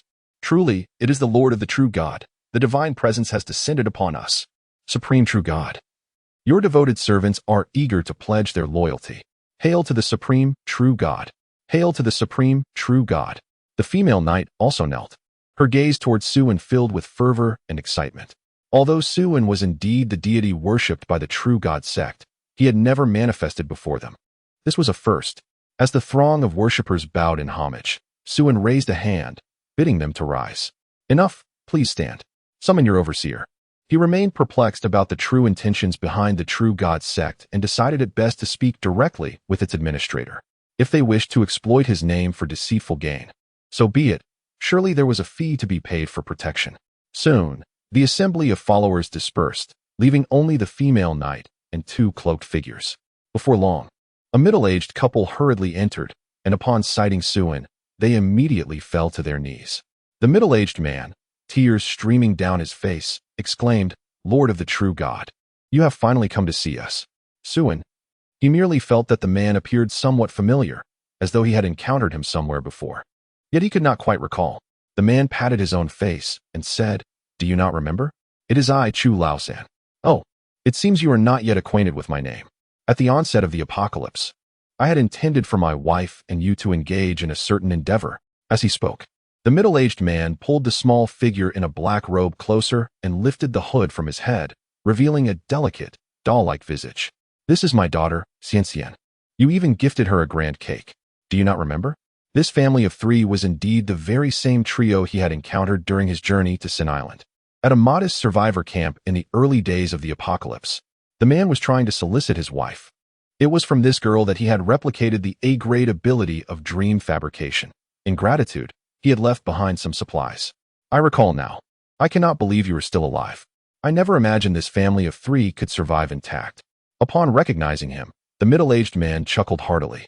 "We owe our survival to the supplies you left us and your guidance. Otherwise, we would have perished long ago." On the day of Suin's departure, he had heeded Suin's advice and immediately sought refuge in a cellar with his wife and child. The following day, a swarm of crows descended upon the camp, wreaking havoc for more than half a month. Thanks to the provisions Suin had left behind, they were able to emerge from the cellar, becoming the sole survivors of that small camp. "Did you establish this true cult?" The man nodded and then shook his head, explaining the situation. He recounted the events that had transpired. After emerging from their cellar, his family began to wander aimlessly. Thanks to Suin's prior warnings, they were aware that his daughter was an awakened one, capable of controlling the dreams of others. Thus, the family relied on her extraordinary abilities to make a living in various survivor camps, creating beautiful dreams for others in exchange for food. Their fortunes changed when they encountered a small cult known as the True God Sect. This sect, masquerading under the guise of the True God, was a fraudulent organization led by a woman draped in a white sheet, who deceived her followers into joining the sect. They were instructed to offer food to the True God and pray for guidance out of the apocalypse, while she secretly pocketed the offerings to indulge herself. Moving from one camp to the next, his daughter, Xianxian, immediately recognized the image of the True God and realized that this figure had helped them evade the flock of crows.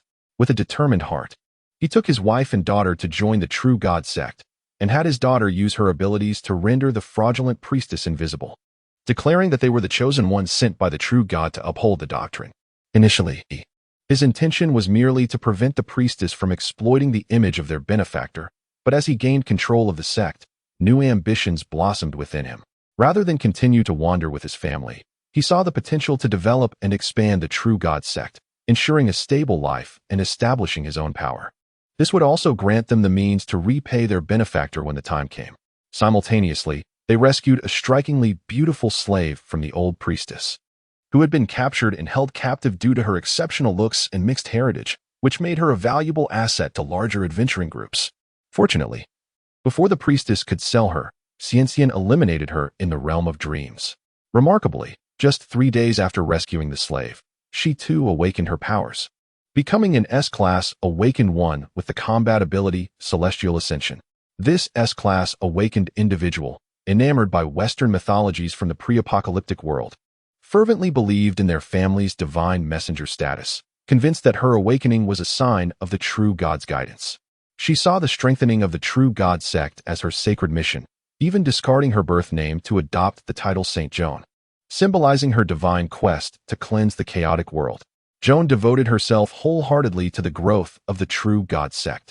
With her presence, the sect flourished, rapidly expanding to a congregation of hundreds. However, due to the dream trial established by the sect, it became challenging for insincere individuals to join, causing the growth to plateau. At that time, Suin had yet to emerge into the public eye, and his reputation was still modest, with most new members seeking refuge primarily due to Joan's S-Class status. It wasn't until Suin confronted the 100 League, single-handedly decimating their forces, that he became a figure of divine repute. The True God sect, in turn, seized the opportunity to expand, quickly becoming a leading power. The reason they did not immediately seek out the Chongqing adventuring group to find Suin himself was due to St. Joan's unwavering belief that if they focused on their responsibilities and bolstered the sect, the omnipotent True God would surely descend at the right moment to guide them. Chapter 95. A promising future for the True God sect. After listening to the man's account, Suin understood the origins of the True God sect. When he had captured Wang Kai, the creature had been revered as a divine beast by a group, led by none other than the priestess draped in white. This, it seemed, marked the initial genesis of the True God sect. As he reflected, it became evident that the sect had inadvertently sprouted from his unintentional influence, thriving remarkably along the way. Suin couldn't help but chuckle softly. Notably, he realized that the guards who had rushed in, as well as St. Joan, and even this family of 3, all held him in the highest regard, their fondness for him at a perfect 100%. What a curious phenomenon had they truly brainwashed themselves. For Suin, this could be considered a fortunate turn of events. At the very least, he would not lack for experimental subjects after extracting skills from the zombies. Subsequently, Suin entered a lavishly decorated and spacious chamber, adorned with a plush feather carpet, a clean and soft bed, neatly trimmed greenery, and walls adorned with his portraits. This room was meticulously prepared for him, serving as the most confidential and sacred place within the True God sect. Even the sanitation was personally attended to by St. Joan of Arc every day. Sometimes, St. Joan would sit at the door, knees drawn to her chest, lost in thought for an entire night, seemingly awaiting the divine arrival of her God to bestow upon her a sacred mission. Just as Joan had longed for, Suin truly arrived. This room, which had never housed another soul, finally welcomed its long-anticipated master. The entire True God sect was engulfed in fervor due to Suin's arrival. Most of the faithful had only seen his likeness in portraits and heard tales of his deeds, with few having glimpsed the man himself, often only from a distance. Soon, the followers of the True God sect were summoned, a sea of dark figures gathering. However, not everyone was permitted to meet Suin. The sect's regulations were exceedingly stringent. Only those of the first rank could stand before the True God and receive divine revelations. The levels of loyalty demonstrated in the True God trial were classified into 5 ranks. Those who performed adequately in the trial were deemed the lowest level 5th rank, belonging to the periphery of the True God sect, residing on the outskirts of the sect's stronghold. The next tier consisted of the more loyal 4th rank, followed by the 3rd rank. The 2nd rank represented individuals who had reached an extreme level of devotion, willing to unconditionally offer their lives to the True God. Lastly, there was the management level, known as the Divine Envoys, of which there were fewer than 10. The Xian family, comprising 3 members, was included. The mother was the High Priestess, the father the Grand Minister, and the daughter the Saintess. As for Joan, she held dual identities as both the Saintess and warrior attendant. After resting briefly in his chamber, Suin proceeded to the square to personally meet these so-called first-rank believers. The True God sect boasted tens of thousands of followers, yet only slightly over 1,000 had attained the first rank, a mere 10%. Among them were men and women of all ages, and as they gazed up at Suin standing on the loft, their eyes shimmered with fervid devotion. Indeed, it was the True God himself. This is my first encounter with the revered deity. Is the divine being here to guide us? Many devotees were moved to tears, kneeling fervently with their hands clasped in the prayer gesture invented by the True God Church. Suin leaned down to observe and noticed that most of these primary believers were ordinary people, with only a few being awakened. This was quite understandable. Awakened individuals typically possessed power and, even in the apocalypse, had the ability to survive, often harboring a sense of pride. In contrast, ordinary people were truly powerless, swept along by the chaos of the world, struggling to secure a meal. Thus, their devotion was intensified as they yearned for peace and protection. Aspiring to attain the formidable strength akin to that of Saint Joan of Arc simultaneously, the doctrines of the True God Church compelled Suin to regard them with newfound respect. They adhered to a singular faith in the True God. Once one joined the congregation, it was akin to becoming family. As long as one contributed labor, they would receive commensurate rewards. And even the most powerless child, if imbued with faith and striving within their means, could find hope for survival in this place.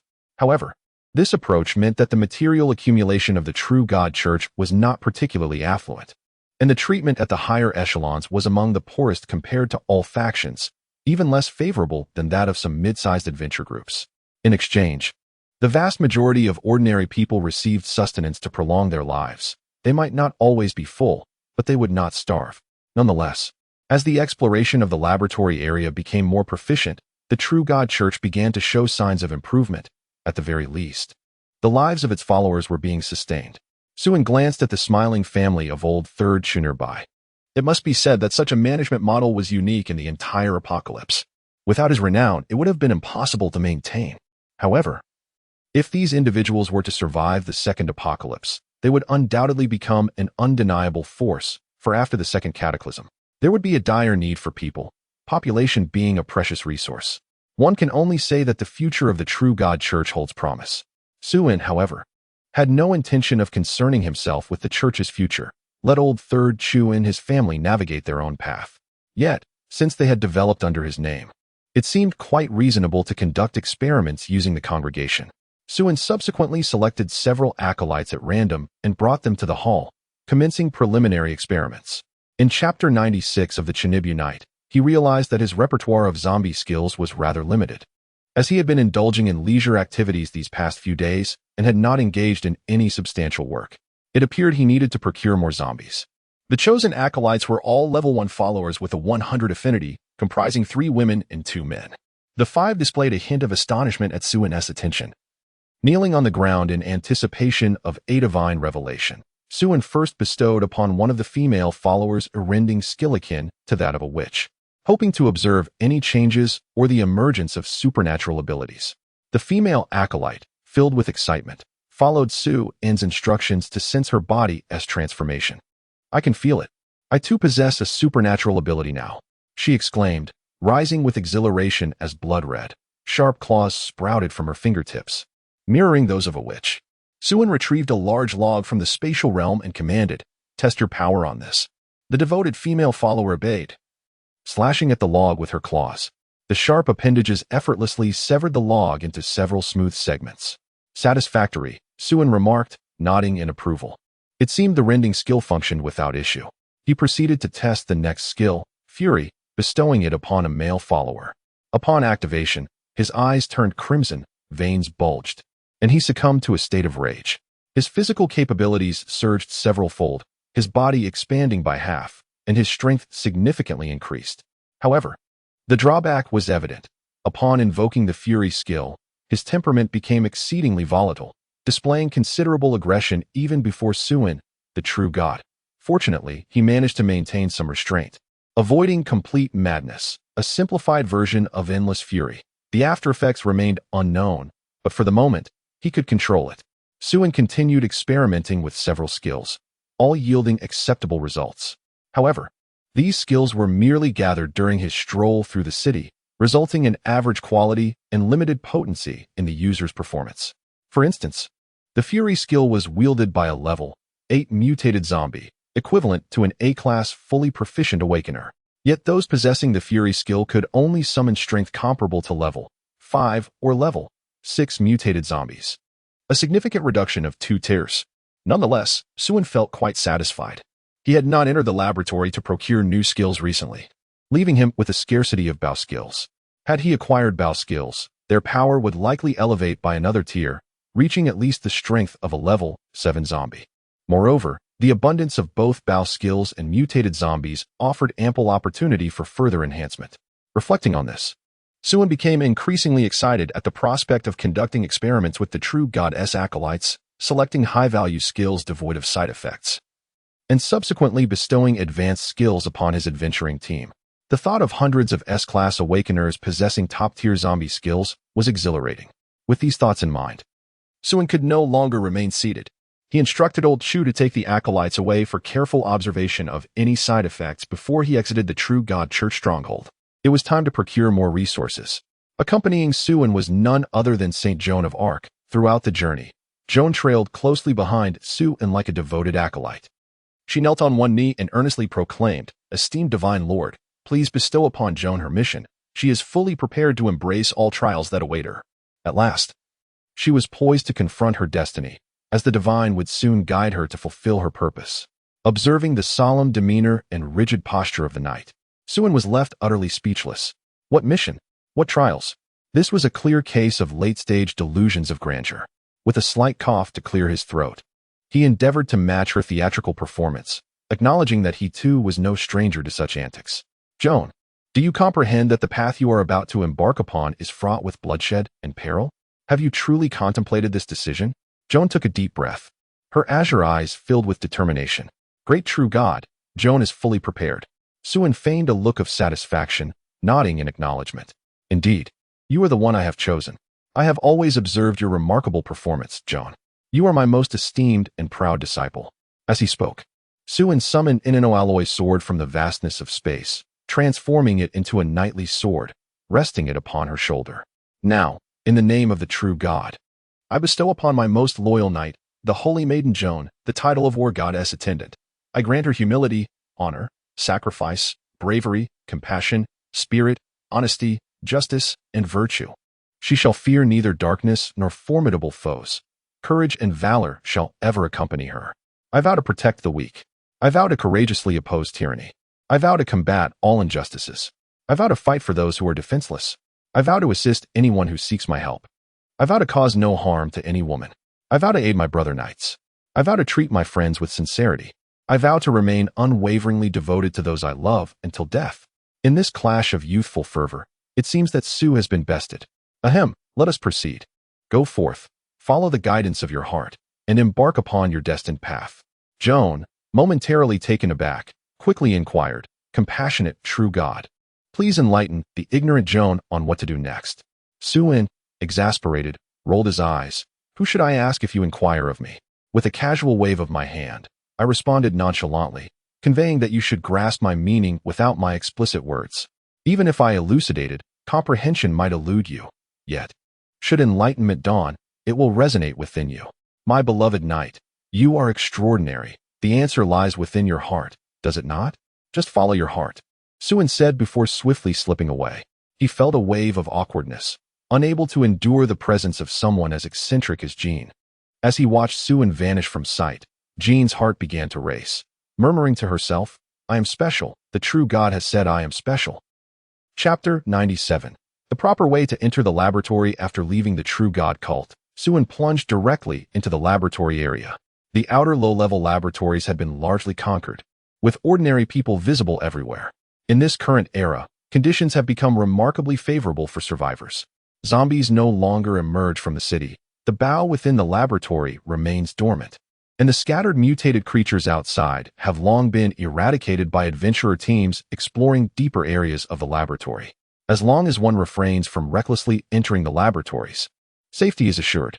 Survivors can effectively rely on sheer numbers, coordinating their efforts to conquer low-level laboratories. Teams led by those equipped with skills and experience can defeat a zombie, open a treasure chest, and retreat swiftly, only to return and repeat the process. Within a few days, they could conquer a low-level laboratory, and low-level treasure chests outnumber high-level ones. Although the equipment is slightly inferior, the nutritional fluids are guaranteed. For the vast majority, the pursuit of these resources is paramount, while the physical enhancement potions are merely unexpected bonuses.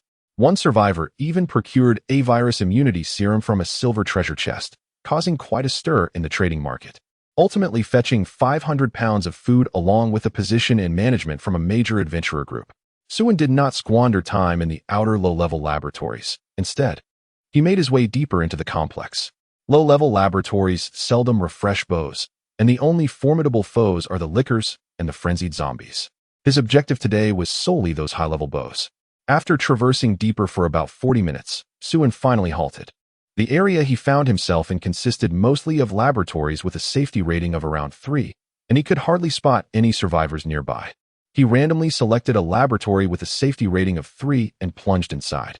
Given his current combat prowess, entering these laboratories was easier than stepping into a kindergarten. Large adventurer groups required 2 to 3 days to conquer one, while he needed less than 20 minutes.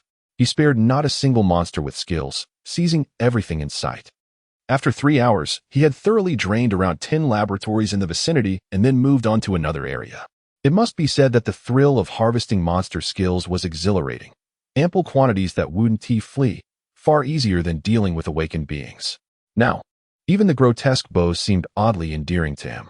Over the course of those 3 hours, he amassed around 500 to 600 monster skills. Yet, despite this success, Suin still felt it was somewhat slow. The thought of other adventurer teams ruthlessly slaughtering these adorable creatures filled him with heartache. These were precious skills. Others might eliminate them without yielding a single grain of rice. What a waste. Currently, the Chongqing Adventurer Group boasted 34 S-rank awakeners and about 300 A and B-rank awakeners, divided into 30 small teams. 28 of these teams were engaged in conquering laboratories, while the remaining 2 were stationed in the trading area to maintain order.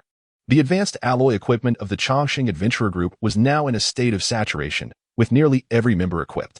Their efficiency in conquering laboratories surpassed all other adventurer groups, while others struggled for 2 days to conquer a laboratory with a safety rating of 3 or higher. Each team of the Chongqing Group managed to conquer slightly more than one in a single day. Collectively, the group averaged 30 laboratory conquests per day. If this trend continues, in less than half a year, the entire laboratory area will be thoroughly depleted by the Chongqing Adventurer Group. However, Suin had no intention of pursuing such a course. Moderation was key. He believed in sharing the spoils, leaving at least a drop of oil for others. The Chongqing Adventurer Group was disinterested in laboratories with a safety rating below 3. Suin considered himself quite generous, leading nearly 400 women in a grand procession deeper into the laboratories. Other adventurer groups along the way hastily made way. My goodness, what is the Chongqing Adventurer Group up to with such a grand spectacle? I see Shui Qingyu, the goddess of thunder. She is stunning. I prefer Li Xiaoyu, the petite girl wielding a large sword. So adorable. Lu Shishir is the most beautiful, an S-rank mind awakener in high heels and black stockings. Step on me, sister. All were impressive. Let me take a moment to admire. The Chongqing Adventurer Group was renowned not only for its formidable strength, but also for its stunning assembly of beautiful women, leaving many men drooling. A glance around revealed a sea of beauty. Many of the women in the Chongqing Adventurer Group were already well known outside, with admirers aplenty. This was due in part to the fact that the women were indeed breathtakingly beautiful, often standing out even without makeup. Furthermore, the treatment within the Chongqing Adventurer Group was extraordinary. The women donned new clothes and pants, and those with leisure would even apply light makeup. Their diet was nutritionally balanced, resulting in vibrant complexions and robust health. In stark contrast to the tattered, sallow-faced appearance of other survivors, they seemed to belong to entirely different worlds. In such a striking contrast, feeling inferior would require extraordinary resilience, akin to seasoned internet users. It could be said that any woman from the Chongqing Adventurer Group appeared as an unattainable fairy to the outside world. As for the leader Suin's reputation, he was dubbed the Fourth Calamity. What more could one say? It is beyond evaluation, transcending the realm of humanity. Witnessing the grand assembly of the Chongqing Adventure Group, an increasing number of adventurers congregated, eagerly awaiting the unfolding spectacle. Not to mention the several hundred enchanting fairies, The formidable array of approximately 30 S-class awakened individuals was utterly captivating. The combination of beauty and strength in this formidable battalion of women made every glance a reward. Upon receiving news, Li Bing, accompanied by her team, joined the fray, anticipating that Suan was poised to execute something monumental. Upon arriving at a high-level laboratory area, Suan commanded the 28 teams to position themselves at the entrances of 28 laboratories. However, rather than launching an immediate assault, they stood by, awaiting Su and subsequent instructions. The prospect of tackling the laboratory solo was too time-consuming, as the majority of his effort would be spent unlocking treasure chests. He intended to storm in, vanquish the monsters within, and leave the chest opening to his comrades, as this was the optimal strategy for navigating the laboratory. Chapter 98. By Li Bing's wild speculation, as it was their first operation alongside Suan, the women of the Chongqing Adventure Group were equally exhilarated. They stood tall, brimming with enthusiasm, eager to impress Suan, hoping that the leader might notice them and promptly elevate their status and remuneration. Suan beckoned a tall, alluring woman clad in black stockings, who promptly approached him, bowing respectfully. This woman, Lu Shishir, was among the initial 8 S-class awakened individuals that Suan had promoted. She held a standing just below the likes of Xueqingyu and Li Xiaoyu within the group, serving as one of Suan's direct subordinates. Her treatment was significantly superior to that of the other members. Moreover, this group of 8 women was among the most attractive in the adventure group. As Suan's personal guard, they meticulously maintained their appearance and health, gradually becoming the group's visual representatives. Consequently, these 8 guards garnered considerable fame externally, amassing numerous admirers. Lu Shishir embodied a mature, elegant demeanor, particularly accentuated by her long, well-proportioned legs, which sparked the imagination of many. Countless individuals fantasized about being playfully trampled by her high heels. Lu Shishir was not only astute and detail-oriented but also exuded a charming warmth, often assisting Xueqingyu, subtly indicating her rising potential within the management hierarchy. Suan tossed a mechanical watch to Lu Shishir. Please keep track of the time for me while I enter. And note how long I take from entry to exit. Of course, leader, Lu Shishir replied with a smile, her eyes shimmering with anticipation. Suan intended to fully exert himself in conquering a laboratory with a safety rating of 4, curious about the time required for such an endeavor. Having a precise time frame would aid in efficiently organizing his team to methodically open treasure chests and transport resources. Otherwise, even if he progressed swiftly, a lack of prior planning would lead to chaos, ultimately hindering their overall pace. After conveying his instructions, Suan strode towards the laboratory entrance. The simultaneous activation of several S-class abilities caused the ground to tremble, creating a crater approximately 4 to 5 meters wide and half a meter deep. The immense elemental energy intertwined, producing a cacophony of explosive sound as abilities collided. Concurrently, Suan activated the infinite growth skill he had acquired from Wang Kai. He noted that Wang Kai had been continuously evolving, with its level rising from 15 to 17, without any adverse effects, likely due to the infinite growth ability inherited from the goddess of night. Truthfully, Suan's advancement in abilities had begun to stagnate. As the variety of powers increased, the growth in combat strength shifted from multiplicative to additive, resulting in significant dilution of efficacy among abilities of the same attribute.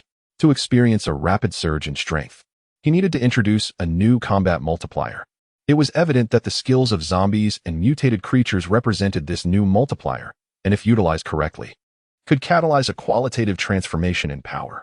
With this thought, Suan propelled himself forward with a powerful kick, charging towards the laboratory door at lightning speed.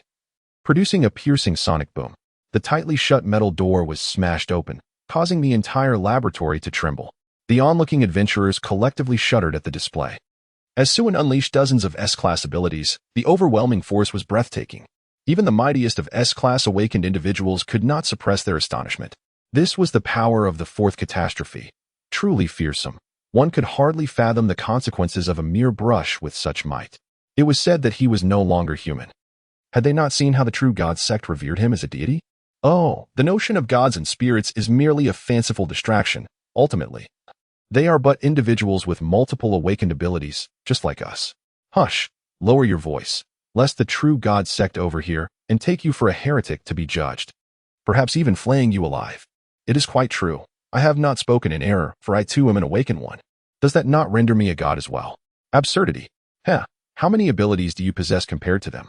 In the briefest of moments, I witnessed them unleash no fewer than a dozen S-level powers, and that may not even be the entirety of their repertoire.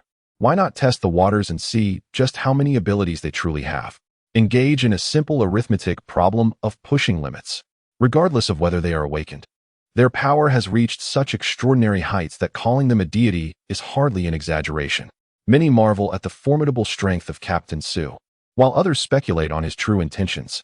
Captain Su has entered the laboratory alone, leaving the rest of the Eternal Life Adventure group waiting outside, with no inclination to assist. The tall and elegant beauty, Lu Shirshir, is even timing the event with a mechanical watch in hand. Could it be that Captain Su intends to solo a laboratory with a safety rating of 4? Oh, such a laboratory will require our expedition team at least 4 or 5 days to conquer. Truly, Commander Su is exceptional.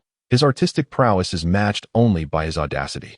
In a level 4 laboratory, numerous bows are present, and those formidable entities surpass any mutated zombies by a significant margin. As an A-class awakened individual, I would need to exert every ounce of my strength to take down even one, and it would take no less than 2 hours to achieve such a feat. With all this commotion, the bows will surely swarm towards us, which is a terrifying prospect. Can Commander Su manage it? I believe Commander Su can handle it. He might only need a bit more time. At most, he could conquer this laboratory within 7 or 8 hours. Impossible. It will take at least 10 hours. Do you think a level 4 laboratory is akin to a market where one can simply stroll through and be done? Human capability ultimately has its limits. The crowd expressed their varying opinions, while other large expedition teams engaged in discussions among themselves. Commander Bailey, I have heard that you are acquainted with Commander Su, and you must have a clearer understanding of his capabilities than we do. How long do you believe Commander Su will require?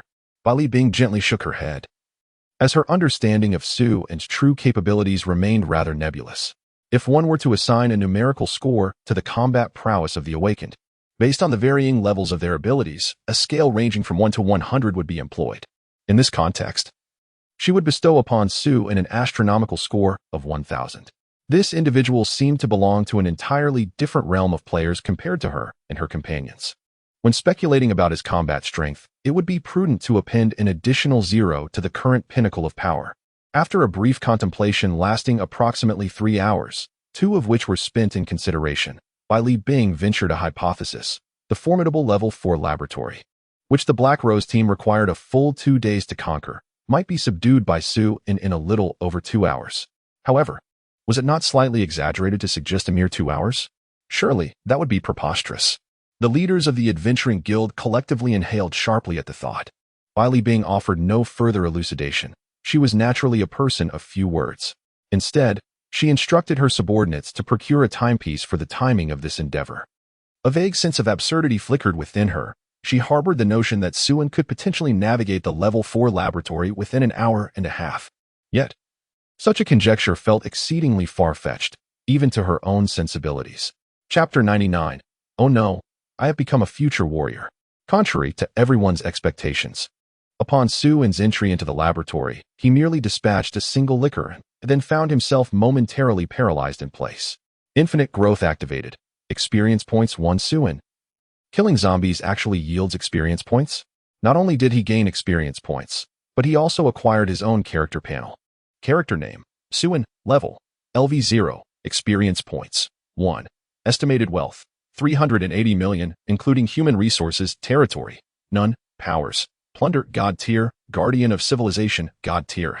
Lightning Control S Sandstone Sovereign S Wide Area Space S Great Dream Master S Mind Control S Divine Corruption S Radiant Body S Titans Might S Eternal Moment S Burning Bone Flame S Super Energy Storage S Frenzy Growth S Raging Waves S Teleportation S Godspeed S Revitalizing Wind S Roaring Flames of War S Endless Fury S Universal Detection S Weakness Perception S Fatal Strike S Dark Corruption S Terrifying Mark S Lullaby S Touch of Death S Tempestuous Currents S Killing Efficiency S Skills: Rend normal, Swift Movement normal, Frenzy normal, Jump Slash normal, Shadow Strike elite, Defense Enhancement elite, Tracking boss, Super Recovery boss, Infinite Growth disaster, Infinite Recovery disaster.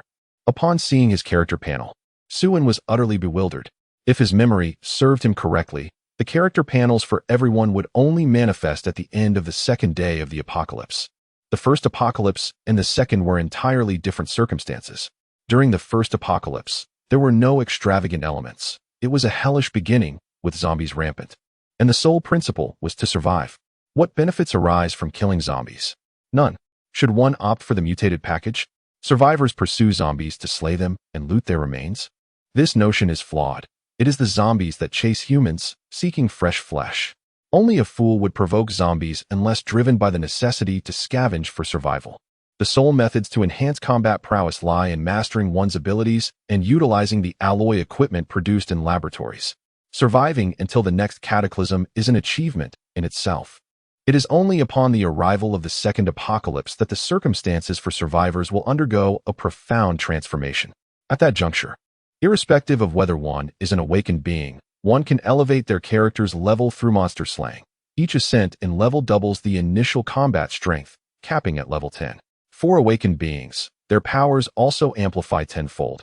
An A-class awakened reaching level 10 would surpass even the S-class awakened of the first apocalypse in terms of strength. Yet, the dilemma lies in the fact that this pertains to the second apocalypse. What relevance does it hold for the first? He remains entrenched in the first apocalypse. Yet he is 1 foot firmly planted in the second, advancing at a pace quicker than most through the apocalyptic iterations. While others seek to evade the overwhelming horde of zombies, he is already capable of accruing significant positive feedback through monster slaying, gaining skills and experience alike. Oh dear, I have become a future warrior. Fortunately, there is no risk of account suspension. A moment of exploitation brings fleeting joy, yet perpetual exploitation promises endless delight. Suwon, disregarding all else, immediately commenced the hunt for monsters. Skills acquired. Experience harvested. Although the experience points are quite meager, with a level 8 liquor granting merely 1 point and a level 9 bow yielding only 5 points. Even the smallest creatures in the second apocalypse provide far more experience. However, considering the cross-version monster slaying, a slight deficiency in experience is rather commonplace. Not to mention the abundant bows in the laboratory area, the city is also teeming with millions of zombies, ripe for the taking.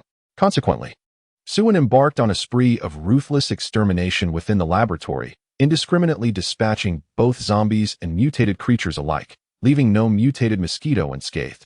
As for the bows, even better, they were simply adorable to the point of oozing. Yet, due to the necessity of being mindful of the varying experience points of the monsters, the pace of slaying was undeniably hindered. After a sluggish half-hour, crawling along like a tortoise, Suwon eventually managed to conquer the laboratory after nearly 40 minutes. With a forceful kick, he shattered a hole in the wall of the laboratory's top floor and, disregarding the perilous drop of 40 to 50 meters, leapt down. His form struck the ground like a cannonball, creating a sizable crater. Upon witnessing Suwon's emergence, a crowd of onlookers gaped in astonishment. Had he truly completed the laboratory in such a short span? It seemed improbable. After all, this was a level 4 laboratory with hundreds of rooms. Even a brisk tour would require at least an hour, not to mention the task of vanquishing those mutated monsters. Could it be that he simply stepped out for a brief respite, intending to resume the second half later? It is indeed reasonable. Upon witnessing Suwon emerge from the distance, Li Bing involuntarily shuddered. Suwon had leapt from the rooftop of the laboratory, signifying that this facility had been conquered in a mere 40 minutes. To accomplish the subjugation of a level 4 laboratory in such a brief span was astonishing, far shorter than her earlier conjecture of an hour and a half. She could not help but wonder if Suwon had merely strolled around before exiting. Meanwhile, Suwon had approached Lu Shishir, casually inquiring about the duration of the endeavor. Lu Shishir's face flushed with excitement as she replied, 37 minutes and 25 seconds. This was indeed a level 4 laboratory. The captain had triumphed in just over half an hour, an extraordinary feat as a member of the captain's entourage. She felt a genuine thrill and pride. Victory shared is victory multiplied. The other girls also beamed with delight, basking in the glory of their esteemed leader, invincible. Roughly 40 minutes. Suwon mused internally. Most of the time had been consumed documenting the experience points awarded by the monsters, which had delayed her significantly. Should she attempt it again? She believed she could reduce the duration several-fold, managing it within 10 minutes without issue. With the conquest time parameter established, the next consideration would be the time required for resource collection. Suwon promptly gestured to Lu Shishir, stating, I have eliminated all the zombies inside. Take a small team to search for resources. Be as swift as possible. Yes. Sure promptly assembled a small team and charged into the laboratory. Suin, on the other hand, produced a mechanical watch to keep time. You've worked hard, master. Please, take a moment to rest, he suggested. The diligent maid, Xiao, sweetly brought over a stool for Suin to sit upon, while she took the mechanical watch to monitor the passing time. Chapter 100, Solo Challenge? No, it's a race. After a considerable duration, Sure finally emerged from the laboratory, accompanied by her team members, each burdened with an array of supplies, returning triumphantly.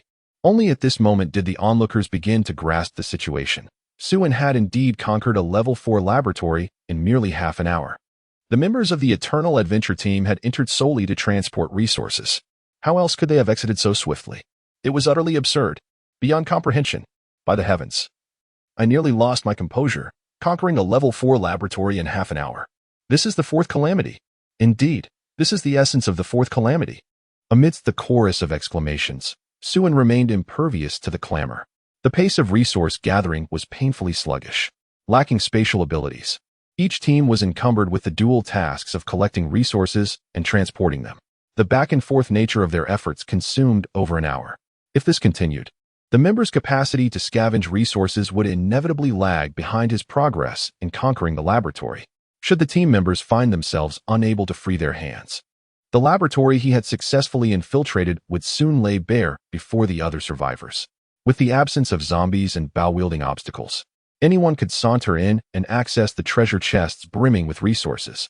Would he not then become an unwitting laborer, toiling for others without recompense? Such a scenario was untenable. Led by Li Xiaoyu and Xiao, a transport team was organized to ferry supplies, while the remaining squads merged into 8 larger groups. 6 of these groups were tasked with extracting materials from the laboratory, while the other 2 focused on maintaining order at the scene, vigilant against other survivors to prevent any opportunistic theft. For loading and unloading, Li Xiaoyu would bring additional personnel from the base. The journey from the base took approximately 40 minutes on foot, and with a bit of winding, it would take around 15 minutes by vehicle. Thanks to Xiao's ability as the master of sand and stone, she could manipulate the ground's sand and gravel to create a smooth path, swiftly establishing a direct highway to the base, reducing the one-way journey to just 10 minutes. Including the round trip for loading and unloading, a swift operation could be completed in about an hour. With several large trucks in simultaneous operation, the pace of transportation was undeniably adequate. After about an hour, 12 trucks were lined up and ready, and the 8 squads were fully integrated, each with clear responsibilities and poised for action. This spectacle left the onlooking survivors bewildered. What was the Chongqing Adventure team up to? In these times, no one was collecting scrap metal. Food was in dire scarcity, and rusty iron was abundantly available everywhere. Amidst the confused expressions in the crowd, Suin briefed his team before plunging back into the laboratory once more. Captain Su seems to be utterly captivated by the thrill of soloing dungeons. Half an hour per laboratory is indeed astonishing. Yet allowing so many subordinates to linger idly outside seems rather counterproductive.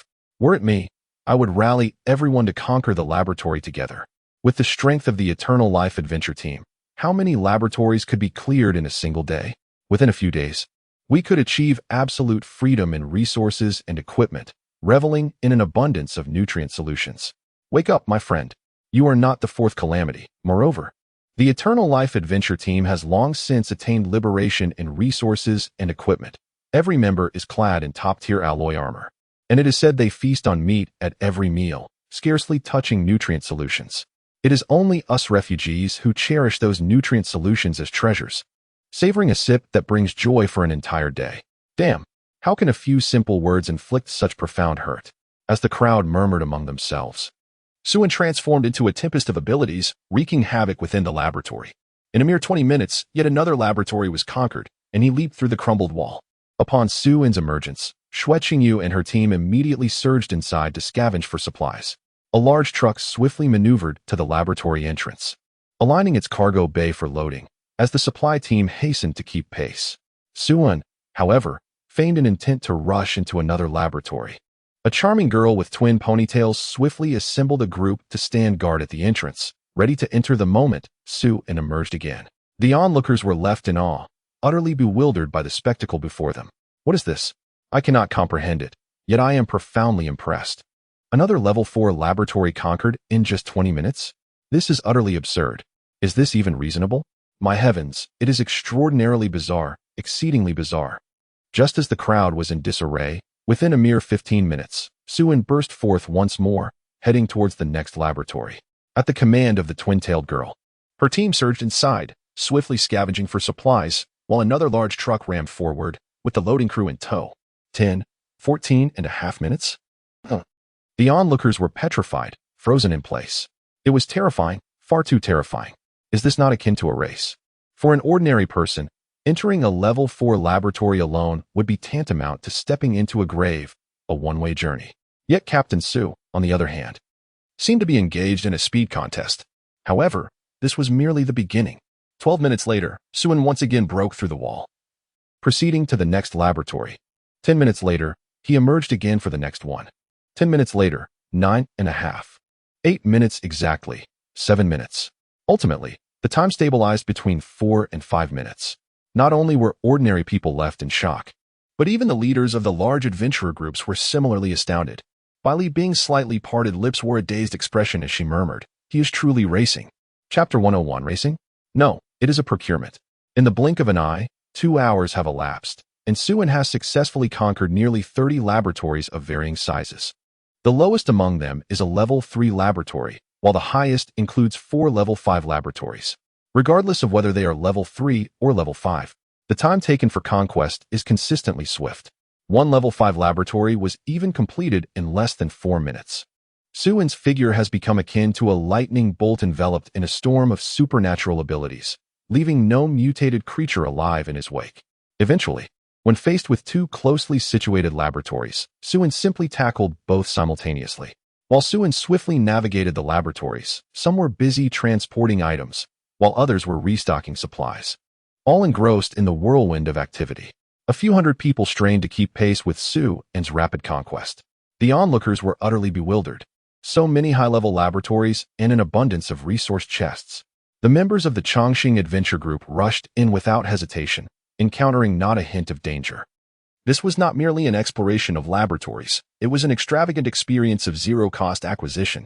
Golden chests and heaps of supplies were continuously carted away without pause. At this moment, people began to grasp the reality.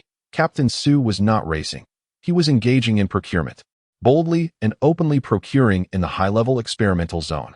Witnessing the trucks filled to the brim with treasure chests and supplies, the eyes of the onlookers nearly bulged in astonishment. With eyes ablaze with jealousy, the crowd seemed on the verge of bursting apart. A massive truck was laden with the entirety of what could easily constitute a sophisticated laboratory's resources. Such items would represent a fortune for any large adventuring group, and for smaller ones, they were beyond the realm of imagination. A high-level laboratory was not something within their reach, especially considering that the Chongqing Adventurers Guild had acquired it without the loss of a single soldier or a drop of blood. Jealousy and greed spread like wildfire among the throng, stirring many to restless contemplation of seizing the opportunity. In the face of overwhelming gain, human avarice ignites like dry hay doused in gasoline. What will we eat after the Chongqing Adventurers Guild has consumed so many experiments? Once they have monopolized everything, will we not be left with nothing to pursue? It is utterly unfair. They devour the meat while we are left with only the broth. Surely, they ought to spare us a portion, offering a few trucks to share. Indeed, it is only right that those who witness should partake. In these dire times, when everyone's circumstances are bleak, we should stand together and support one another. The greater one's abilities, the heavier the burden of responsibility. Guild leader Su should lead by example. Shouldn't he? Well said, for with great power comes great responsibility. A multitude of awakened individuals swiftly rallied, proclaiming notions such as with great power comes great responsibility, and those who witness share in the fate. Notably, the majority of those bold enough to voice such sentiments were themselves awakened, with scarcely any ordinary individuals participating. A staggering 99% of the common populace hastily retreated, wishing to distance themselves from the fray. For these ordinary people, Suen had rendered them an immense service. Had he not eradicated the 100 Alliance, they would still be suffering under oppression, possibly even facing starvation. Thus, they would not have the present opportunity to explore laboratories at will. The vast majority of ordinary individuals revered Suen as a deity, and the Chongqing Adventure Corps under his command held him in equal esteem. The treasures belonging to Su and were something they would not dare to covet, for who would wish to jeopardize their own life? Conversely, the fervently agitated awakened ones were clouded by greed, emboldened by their elevated status to believe they could coerce the Chongqing Adventure Corps into compliance through lofty rhetoric. Su En's dismantling of the Hundred Alliance, aimed at benefiting the common folk, along with his selfless establishment of trading and residential zones, led many to perceive him as a benevolent sovereign concerned for the welfare of all. They believed that by invoking public sentiment, they could compel him to yield. However, statements like if the Chongqing Adventure Corps consumes all the high-level laboratories, there will be nothing left for everyone elsewhere but empty rhetoric. How many of the present adventuring groups possess the capability to conquer high-level laboratories? In the entire region of Su, there are hardly 2 adventuring teams capable of such prowess. The commotion among the crowd escalated, exhibiting an eager inclination, with numerous individuals even crossing the red line previously delineated by the Chongqing adventuring team. It was evident that Su En's earlier decision to assign 2 squads for maintaining order was exceedingly prudent. The 2 divisions of the Chongqing adventuring team immediately surged forward, executing those who had crossed the red line. Given the equipment and capabilities of the Chongqing adventuring team, these awakened individuals posed no significant threat. Do not kill them outright. Leave them barely alive, for they may prove useful to my husband. Li Xiaoyu, originally responsible for transportation, urgently bellowed, wielding a colossal saber as he joined the fray. The young women understood the cue and refrained from lethal actions. Instead, they resorted to severing limbs. In a cacophony of anguished cries and desperate pleas for mercy, the awakened screamed in torment, blood splattering as dismembered limbs became commonplace. The awakened were thoroughly terrified, and the more timid among them began to flee. Yet, amidst the carnage and the intoxicating scent of blood, some succumbed to madness. Greed eclipsed their fear, and they sought to seize the supplies from the heavily laden trucks. Snow Qingyu, who originally coordinated the transportation, had no choice but to dispatch a portion of her team to intercept these greed-driven individuals. Not all adventure groups participated in this chaos. The leaders of several prominent factions hastily ordered their subordinates to steer clear of the conflict. Mindful of the dismal fate that had befallen the Hundred Alliance, they had no desire to become a second Hundred Alliance. Moreover, these large adventure groups, being well established and capable of sustaining themselves through their own merits, saw no need to pilfer from the Chongqing Adventure Group. The likelihood of successfully stealing provisions was dubious, and even if one were to gorge themselves, it would likely be their final meal before facing dire consequences. The term Fourth Calamity, as coined by ordinary folk, was merely a title for Su En. Within the ranks of the larger adventure groups, he was more commonly referred to as Yama Su, the Reaper. Black Rose similarly refrained from participating in the skirmish. Instead, she dispatched a contingent to assist the Chongqing Adventure Group in maintaining order. Even enlisting the aid of Bai Li Bing, Black Rose owed Su En a lavish feast, and with her cousin serving as the vice-captain of the Chongqing Adventure Group, she was compelled to lend her support for both personal and logical reasons. Not only Black Rose, but members of the True God sect also arrived, their followers clad in uniform garb, aligning themselves with the Chongqing Adventure Group. Dressed in knightly armor, the Saint Joan of Arc, with radiant wings behind her, floated majestically above the crowd, resembling a celestial warrior descended from the heavens. Her azure eyes gleamed with icy resolve as her ruby lips parted, uttering the words, "Heretics, be purged." Chapter 102. Good people are rewarded. Awakened ones gathered to offer their lives after Su En successfully navigated another level 4 laboratory and broke through the dome. He stood atop the building, gazing down at the chaos of the awakened ones below. His expression remained utterly unperturbed. This was all anticipated. Like famished wild dogs spotting an elephant, they were eager to pounce and take a bite, regardless of whether they could actually inflict harm. He could hardly be bothered with them. Whether there were hundreds or thousands of awakened ones, even 10,000 would be inconsequential if they could not achieve a one-to-many advantage. Efficiently transporting goods would be beyond their capabilities. The Chongqing Adventure Group would hardly deserve the title of the strongest adventurers. These inept individuals were not even worthy to serve as a whetstone for the Chongqing Adventure Group. Su En promptly leaped into another laboratory to continue his conquest, focusing on slaying monsters to gain experience and acquire skills. While he rapidly progressed through the laboratories, the Chongqing Adventure Group continued their operations, transporting supplies and engaging in combat.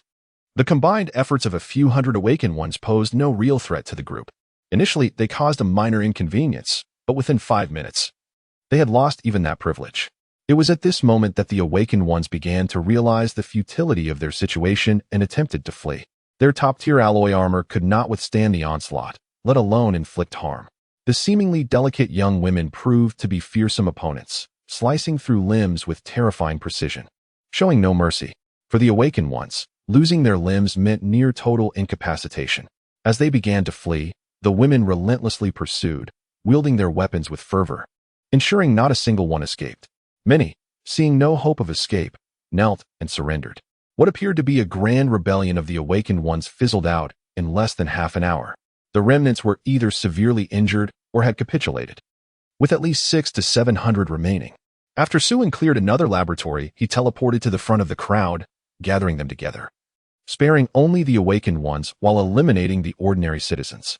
Following his conquest of 2 more laboratories, the women had effectively bound the captives. Suen appeared before these prisoners. "Captain Su, please spare us. We will never dare to oppose you again. We haven't gained anything substantial. We were merely speaking idly. You are our leader in Su District. Surely, you can't be that petty." "Indeed, Captain Su, with great power comes great responsibility. You should consider us ordinary people. We only wish to survive. Please don't be angry, Captain Su. I speak the truth. Since you possess such strength, you should take on the noble duty of saving the world. Your Chongqing adventure group comprises only a few hundred members, each equipped with top-tier alloy armor and abundant resources. Have compassion for us. Bestow upon us some of your intermediate or lower-grade equipment. If you do, it would be a monumental act of kindness.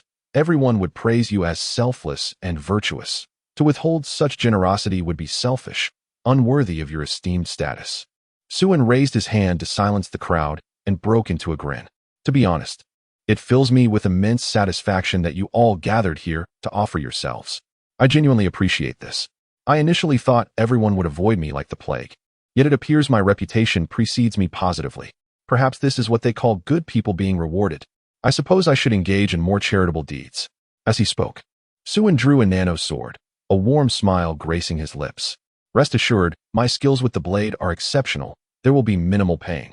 Grant me 5 minutes, and I shall ensure each of you finds peace in the afterlife." Upon hearing Suen's words, the awakened ones panicked, and the timid among them began to weep. Even those with severed limbs struggled against their agony, attempting to crawl away. Suen quickly raised his hand to halt their movements. "Do not move. You will only bleed more. Rest assured, your fate is sealed."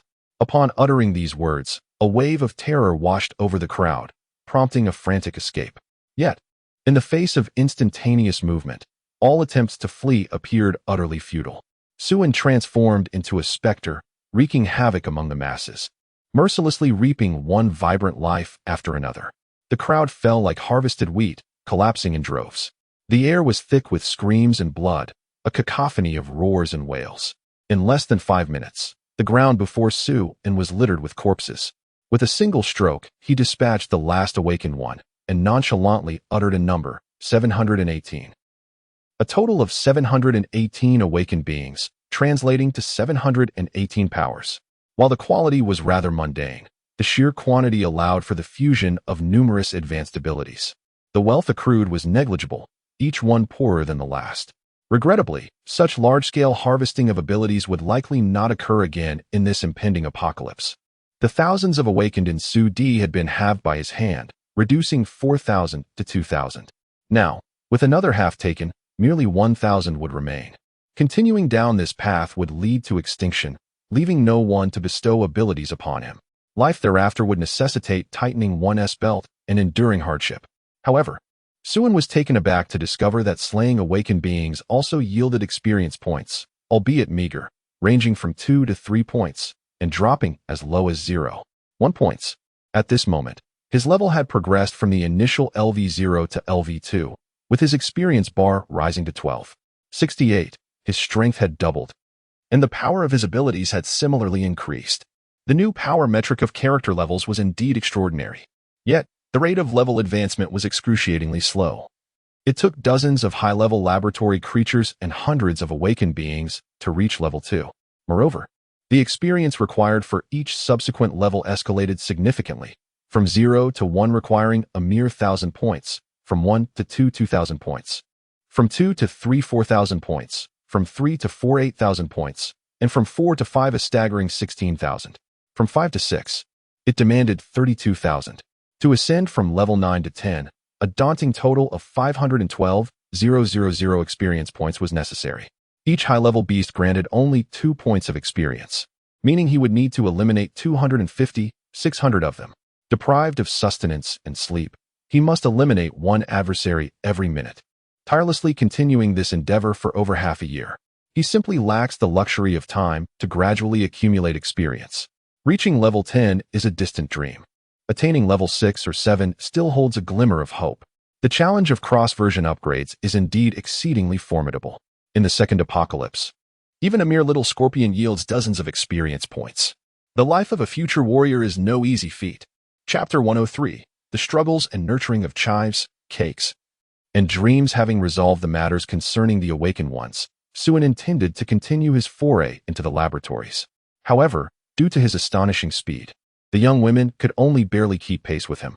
Consequently, it became impossible to ensure that each laboratory was thoroughly scavenged, resulting in roughly a 10% oversight. Suin decided to bestow these inadequately looted laboratories upon the True God cult and the Black Rose. The Black Rose, needless to say, required no further elaboration. Although the True God cult was not directly under his jurisdiction, it was akin to being a half-ally, sharing a close affiliation.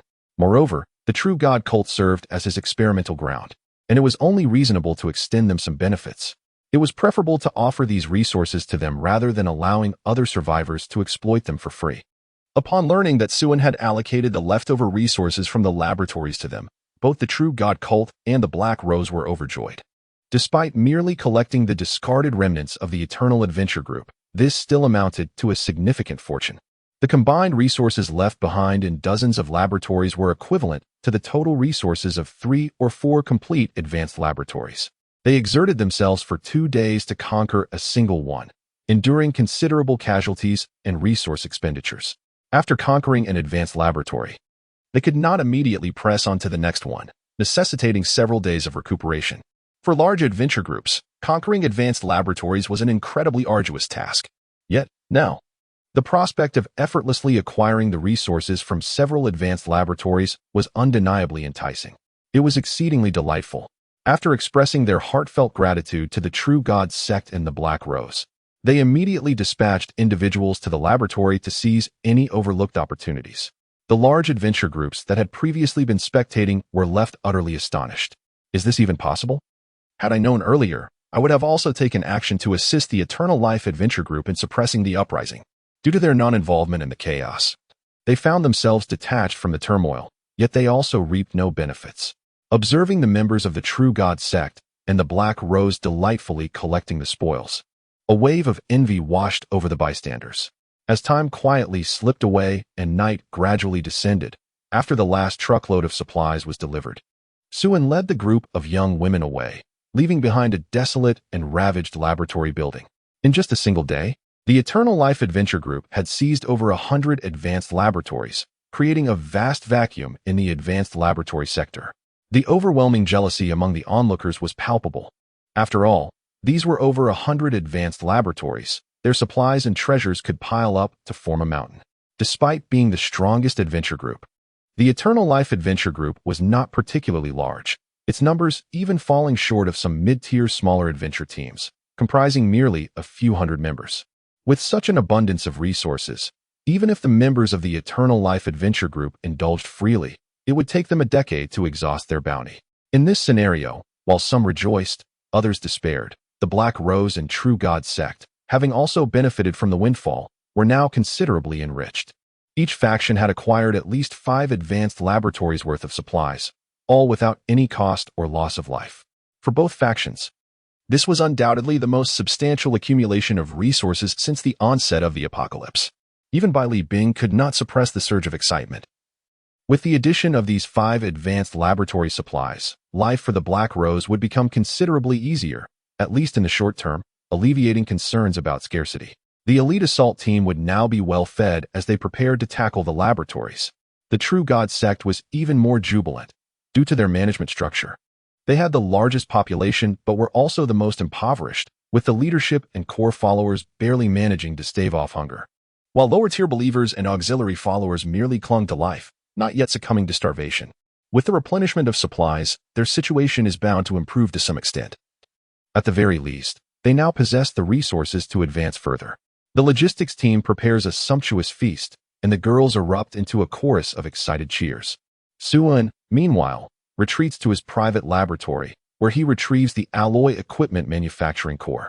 Currently, the equipment configuration of the Eternal Life Adventure Group consists of 2 sets of advanced alloy gear per person. One set has already been distributed, while the other serves as a backup. A substantial quantity of spare parts and advanced suits remains. It is only now that Suwon begins the activation of the alloy equipment core. He feeds the core over 3,000 pieces of advanced alloy gear, nearly depleting the storage of advanced alloy equipment, before finally charging the core to full capacity, achieving 100. As the energy gauge reaches its zenith, the alloy equipment core emits a dazzling brilliance, instantly expanding into a large black sphere with a diameter exceeding 5 meters. The ends of the sphere split apart, revealing a dark track that runs through the center, connecting both ends, resembling a security scanner in a subway, albeit with a different size and shape. On the side of the black sphere is an operational console, accompanied by a design blueprint scanner. Once the scanner completes its task, it automatically archives the design. By inserting the requisite materials into the entryway and selecting the desired item on the console, finished products can be produced automatically from the exit. However, not all items can be manufactured. Presently, this alloy equipment fabricator can only produce low-level alloy gear. Yet, as production increases, the fabricator will gradually evolve and upgrade, progressing from low-level to intermediate, advanced, and ultimately to nanoalloy grade. To transition from low-level to intermediate, a production of 1,000 low-level alloy gear is required. For intermediate to advance, the necessity rises to 10,000 intermediate alloy gear. Upgrading from advanced to nano-grade necessitates the production of a staggering 100,000 advanced alloy gear. The output rate stands at approximately 1 low-level alloy gear per minute, allowing for a transition from low-level to intermediate within a day, provided sufficient materials are available. However, the leap from intermediate to advanced proves to be more challenging, as the materials required for intermediate gear are double that of low-level gear. Continuous and uninterrupted production of materials will take a full 7 days. Surprisingly, the production materials are rather affordable, neither ordinary steel nor exorbitant alloys, but rather the construction materials from the laboratory's external shell, those dark iron casings known as alloy raw materials. There is no need for concern regarding raw materials. They are abundantly available. Suwon intends to focus solely on producing low-level and intermediate alloy gear, deeming the production of advanced gear unnecessary. Additionally, he must begin harvesting, having eliminated numerous awakeners. Only about 1,000 remain in Su-D, a reduction of nearly 3,000, 3/4 of their number. Awakeners are the backbone of the lab's assault. The progress of ordinary individuals is painfully slow, especially without alloy gear for protection. The mass demise of awakeners foreshadows a decline in assault speed, which will subsequently impact the production of catalysts. It is crucial to ensure that these ordinary survivors acquire alloy gear in large quantities, collectively enhancing their combat capabilities and restoring, if not accelerating, their assault speed. The optimal strategy is to allow the survivors to purchase low-level alloy gear using the catalysts they possess. For those unable to afford it outright, they can make a down payment and pay the remainder in installments. Once the installments are settled, a minimal amount of catalysts along with the newly acquired low-level gear can serve as a down payment for intermediate alloy gear, granting them early access to such equipment while continuing to pay off their debts. The pricing must be set high, to the extent that most can only afford the down payment for low-level alloy gear. In reality, the down payment would exceed the value of the gear itself, with the remaining installments reflecting the total value of the yet-to-be-possessed intermediate alloy gear. Once they acquire the intermediate gear, the installments will essentially amount to payments for advanced gear. With the enhancement of alloy gear, the survivors will dutifully return to the assault lab, consistently generating catalysts. They would willingly deliver these to Suwon, anticipating the day they can exchange their payments for higher-grade alloy gear. Such is the nature of the naive, who thrive on hope, relentlessly striving toward the elusive sun, only to be harvested at every turn. Theoretically, as long as one perseveres in settling their installments and upgrading their gear, they may one day attain the pinnacle of nanoalloy gear from Suwon. Regrettably, such a scenario is implausible. the apocalypse will not afford them ample time. What appears to be a promise is, in truth, a mere illusion. Chapter 104. Taking a breather for a festival. A short yet profound confession to the whole group, Suin does not rush to produce alloy gear. Instead, he leaves the alloy equipment fabricator in situ. Production will officially commence tomorrow. At this moment, the camp is adorned with festive decorations, with the girls busily preparing. In the center of the square, a roaring bonfire blazes brightly. At the far end of the square, a temporary stage has been erected, adorned with spotlights and flanked by speakers. Behind the stage, several generators hum steadily, supplying power. Below the stage, tables and chairs are arranged neatly. Lu Hui directs the logistics, as delicious dishes near completion, and bags of beverages and fresh fruits are being transported from the cellar, arranged meticulously on each table. Xueqingyu, accompanied by Lu Shishir, is coordinating the seating for the group members and the rotation of security personnel. After several hours of preparation, everything is ready, and the girls take their seats in order. Suin is gently urged onto the stage by the girls to deliver a speech. He takes the microphone, offering a slight smile. Many of you have awaited this day, yet I cannot guarantee that everyone will survive until the end of the apocalypse. In the future, you will face a world fraught with even greater dangers and challenges than now. No one knows where the end of this apocalypse lies. I cannot provide you with a definite future. At this juncture, Suin pauses for effect. However, I will do my utmost to lead everyone farther than anyone else. I hope that we can walk hand in hand in this apocalyptic world. Moreover, I aspire for each of you to become my pride in the not-so-distant future, to ensure that we can gather here again on the same day next year, for a brighter tomorrow, to endure in this tumultuous world. Forge ahead, my beloved girls. After sharing a few encouraging words with the members, Suin set down the microphone and descended the stage. An eruption of thunderous applause and cheers followed. Though Suin's speech was brief, it resonated with sincerity. Currently, everyone was utterly content with life in the Chongqing Adventure Group. In this dismal apocalyptic world, the concept of the future seemed tantalizingly distant, and no one knew where the end of this catastrophe lay. All that everyone wished for was for this current way of life to persist indefinitely. That alone would suffice. Truly, it was already enough to maintain such a lifestyle. Everyone willingly devoted their all. They yearned to become Suin's pride and to pledge their loyalty, contributing their part to this big family. Delicious food and drinks were served in succession, and a group of elegantly dressed young women rushed to the stage, taking their positions as music began to play. The ladies danced gracefully in time with the melody. Suin occupied the center seat in the front row, flanked by Lu Hui and others. Despite the hasty preparations, the performance was impressively executed, with some showcasing remarkable professionalism. Many of the young women present came from well-to-do families, naturally endowed with exceptional talents. Piano, guzhing, guitar, and drums were all within their capabilities. Some had studied dance before the apocalypse, performing with expertise in classical, modern, and ballet styles.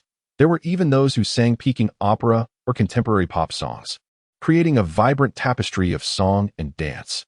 In many respects, the Chongqing Adventure Group was indeed a reservoir of talent. Suin was thoroughly entertained, having intended for the management team to assign scores for a final ranking. However, everyone unanimously rejected this proposal, insisting that only Suin's evaluation mattered. Ultimately, many took to the stage to showcase their signature skills solely for his approval. Suin's judgment held paramount importance. Thus, he reluctantly assumed the role of the sole judge, striving to score fairly and impartially, without favoritism, solely based on performance quality. Even when Li Xiaoyu attempted to bribe the judge with her own recorded artwork, Suin firmly declined, as he too had recorded. Who isn't an artist in their own right? The young women on stage displayed a remarkable diversity, each embodying the essence of the four noble plants: plum, orchid, bamboo, and chrysanthemum, with their distinct characteristics. Their beauty and figures were exceptional, making it challenging to discern a clear winner based solely on appearances. The content of the performances became the pivotal factor in determining the victor. Next, the charming duo of Li Xiaoyu and Xiao Qiao captivated the audience, while Lu Shishir's elegant piano solo exuded an inexplicable aura of nobility and grace. Among the performances, one young lady boldly declared her affection for Suin through song, culminating in original compositions that were both flirtatious and audacious.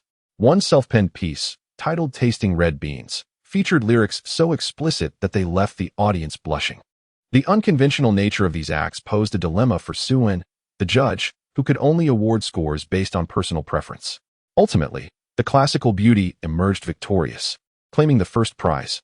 Originally, the reward was 100 consumption vouchers, but the winner insisted on exchanging them for Su-en's promise to fulfill a modest request, which he readily agreed to, not wishing to dampen the festive atmosphere. The second place went to Yukiki, who performed an engaging dance. While there were many charming young women in the Longxing adventure group, few matched Yukiki's vibrant persona. She seemed like a spirited character straight out of a two-dimensional animation. Only Xiao Xiao could rival her energy. Unfortunately, Li Xiaoyu and Xiao Chao as duo faltered during their dance, trailing slightly behind Yukiki. The second prize, initially set at 60 consumption vouchers, was also exchanged for a quirky request, a day of dating Su-en. The third place was claimed by Lu Shirshir's piano solo, which even an amateur like Su-en could recognize as a display of high skill and poise, certainly not merely due to her alluring appearance. Lu Shirshir's reward was equally peculiar. She asked to have her dormitory relocated next to Su-en's bedroom. Following these performances, 10 consolation prizes were awarded, each granting 20 consumption vouchers. With these vouchers, the recipients could redeem snacks, cosmetics, and other items at the internal convenience store of the Longxing Adventure Group. Believing his talents to be limited, Su-en could only offer a guitar performance, serenading every young lady present with paper is short, feelings are long. As he strummed the gentle, melodious notes, his slightly husky, yet magnetic voice resonated through the air. You accompany me into the summer of cicadas, traversing the clamor of the city. The song dances within your flower-like eyes, absent of your tenderness, losing the laughter among the blossoms. Time cannot halt, and the clouds await. I truly miss you in every rainy season. What you choose to forget is what I cherish most. Paper is short, feelings are long. Too many ripples remain unspoken. As the evening unfolded, the young women reveled in joy, laughter echoing endlessly, indulging in food and drink until many succumbed to inebriation. This left Su-en, the sole man in the group, in a challenging position, especially after his heartfelt serenade, as the members gazed at him with glistening eyes. Emboldened by the effects of alcohol, Su-en found himself unusually audacious, unaware of how much he had been taken advantage of amidst the chaos.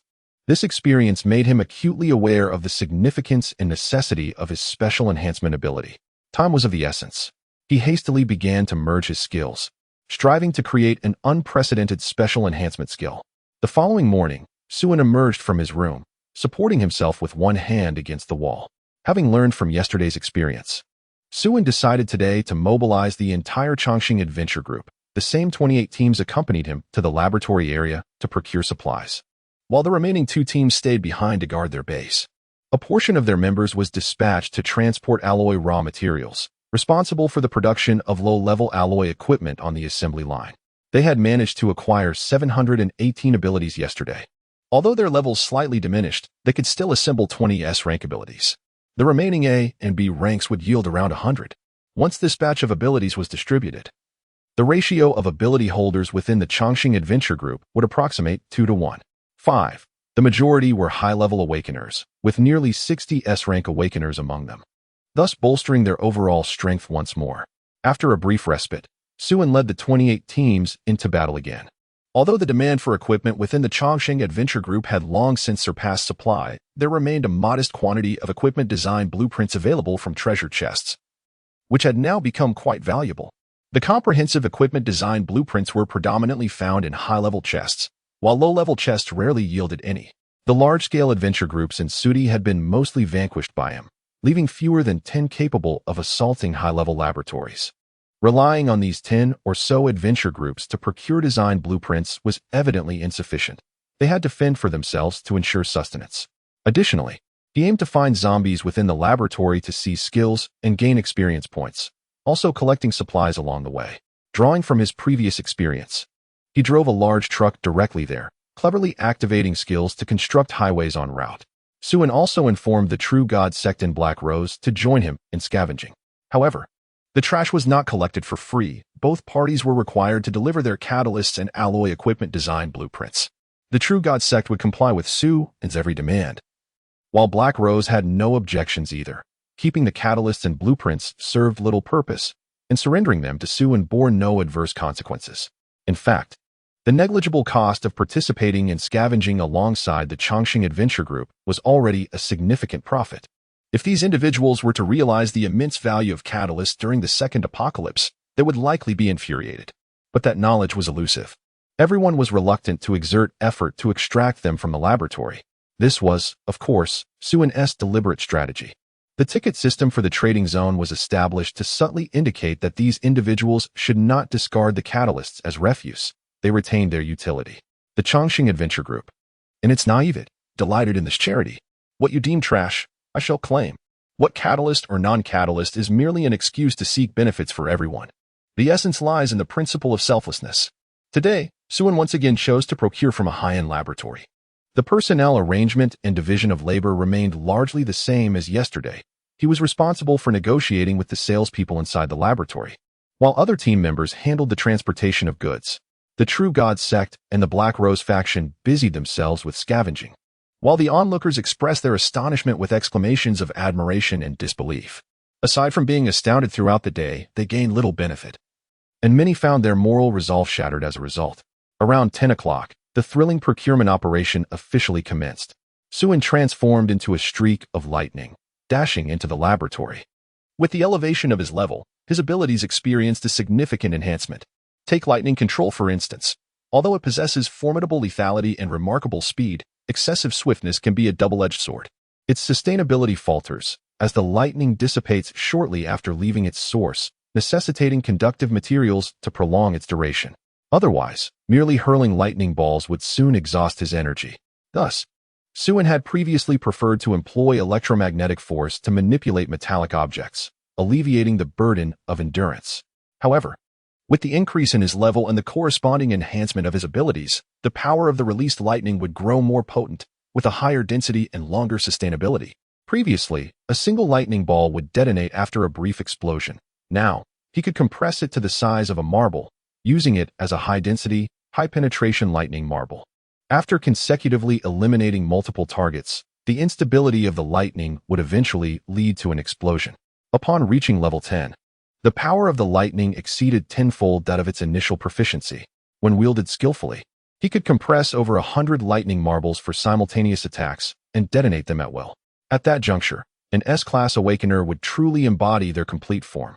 This illustrates the terrifying growth potential of S-Class Awakeners. The further one progresses, the greater the chasm between them and lower-tier Awakeners, eventually becoming a vast gulf. As for Suin, under the amplification of multiple abilities, he could already compress hundreds of lightning marbles. Once Supercharge was activated, the number soared into the thousands. And he could even envelop the lightning marbles with fire-based abilities, layering them with wind pressure. The true extent of their power, catalyzed by the fusion of multiple abilities, remained an enigma, even to Suin himself. Those who had partaken in the experience praised it, yet alas, few could survive. Chapter 106. Another day of procurement. This day's journey of procurement unfolded seamlessly, beginning at 10 in the morning and concluding at 8:30 in the evening. The Chongqing Adventure Team once again secured 126 high-end laboratories, nearly 20 more than the previous day. Treasure chests and supplies were transported in droves from dawn till dusk. Not to mention the exhaustion felt by the team members. Even Suin himself was on the verge of collapse. However, judging by the onlookers' expressions of envy and frustration, every effort was undoubtedly worthwhile. Some even cried out in fervor, "Bring the knife. I'm going to join the Chongqing Adventure Team." Today, Suin deliberately selected laboratories with a safety coefficient of 3 or above for procurement. Laboratories rated at level 3 and below were disregarded entirely. Consequently, a vast expanse of high-level laboratory zones was completely vacated. Surprisingly, these deep fortresses of experimentation proved to be more secure than the periphery. Devoid even of a single mutated mosquito, no further exploration would be conducted, not today nor tomorrow. Although there are still over 100 high-level laboratories, their scattered distribution complicates the process, rendering it time-consuming and ultimately futile. It would be more prudent to have the women devote themselves entirely to mining. With the presence of the alloy equipment manufacturing device, as long as the raw materials are sufficient, an endless supply of alloy equipment can be ensured. Moreover, during the recent frenzied plundering, he had amassed the skills of approximately 7,000 to 8,000 zombies and mutated creatures. He would require 2 days to synthesize these skills, which are vastly diverse in type and intensity, with unknown side effects. Unlike the zombie skills, the abilities of awakened ones are similarly categorized, albeit with a simpler classification, ordinary, elite, boss, and apocalyptic. The majority, over 90%, fall under the ordinary and elite categories, while boss-level skills account for about 1 in 500. Not a single apocalyptic skill was obtained, except for the infinite growth and infinite recovery replicated from Wong Kai. Thus far, he had encountered only one catastrophic creature, making plundering impossible. He could only hope for a successful fusion. Upon returning to the base, it was already brimming with alloy raw materials, all salvaged from the laboratories by his comrades. Suen promptly summoned Lu Hui and a few others to the storage point of the alloy equipment manufacturing device. He explained how to operate it, including how to set and replace equipment styles, among other steps. The women were astonished to see the alloy equipment manufacturing device. Even before the apocalypse, alloy equipment was an unseen marvel, with no known individuals capable of its production. Now, the only way to acquire alloy equipment was through exploring laboratories and opening treasure chests. Yet, Suen astonishingly produced an alloy equipment manufacturing device from seemingly nowhere. With the raw materials required for crafting being the ubiquitous and inexhaustible scrap metal, with this alloy equipment manufacturing device, the Eternal Adventure Group would never lack for alloy equipment. The enigmatic Suen left the women at a loss for words. He could effortlessly conjure mountains of resources, possessing everything one could possibly need, akin to Doryman's magical pouch. They could only wonder where he procured such a plethora of items. As for his abilities, they were even more bewildering. While other awakened ones possessed a single ability, he seemed to have an array of powers, and even the women who shared his life were uncertain of the extent of his abilities. Not only did he possess numerous powers, but he could also bestow them upon others. Currently, there are several hundred awakened individuals within the entire group, and nearly all of their extraordinary abilities have been bestowed by Suen, transcending the boundaries of ordinary cognition. He seemingly possesses the gift of foresight, leading everyone to this geographical treasure to establish a base even before the laboratory's emergence. It appears as though he had foreknowledge of the laboratory's sudden appearance and was aware of the most suitable location for their encampment. Now, he has even produced a machine that seems to defy the rules of the game. It is not just outsiders. Even Xue Qingyu and the other women are beginning to feel that the followers of the true God sect revering Suen as a true deity is not without merit. From certain perspectives, he indeed embodies the qualities of a god, omnipotent and omniscient. It is precisely due to the presence of such a powerful figure that the Eternal Life Adventure Group exhibits extraordinary cohesion, with minimal internal conflicts, as all members revolve around him as their focal point. If anyone else were to assume the role of leader, it would be impossible to achieve such unity. Women, by nature, are emotional, prone to jealousy, and often engage in infighting. The interactions among women can be highly dramatic. 3 women can easily create a saga akin to the legend of Zhan Huan, not to mention the potential conflicts among hundreds of proud and beautiful women. Without a definitive core guiding force, the gathering of so many women could lead to an eruption of contradictions. Li Bing surely understands this well. In the same vein, while the Eternal Life Adventure Group stands united, sharing a singular belief and goal, following Suen's directives with unwavering compliance, the Black Rose Group suffers from persistent internal strife.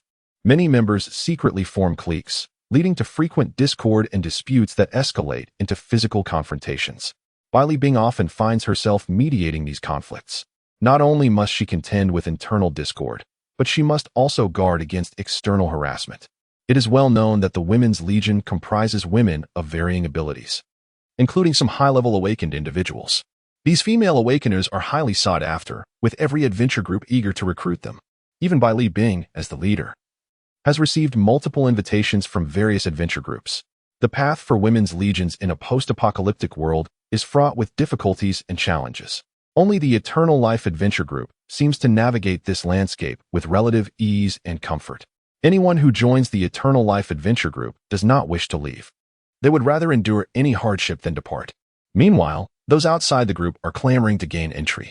However, as previously stated, the Eternal Life Adventure Group only recruits for a limited time, 3 days, and once that window closes, it will not wait for anyone.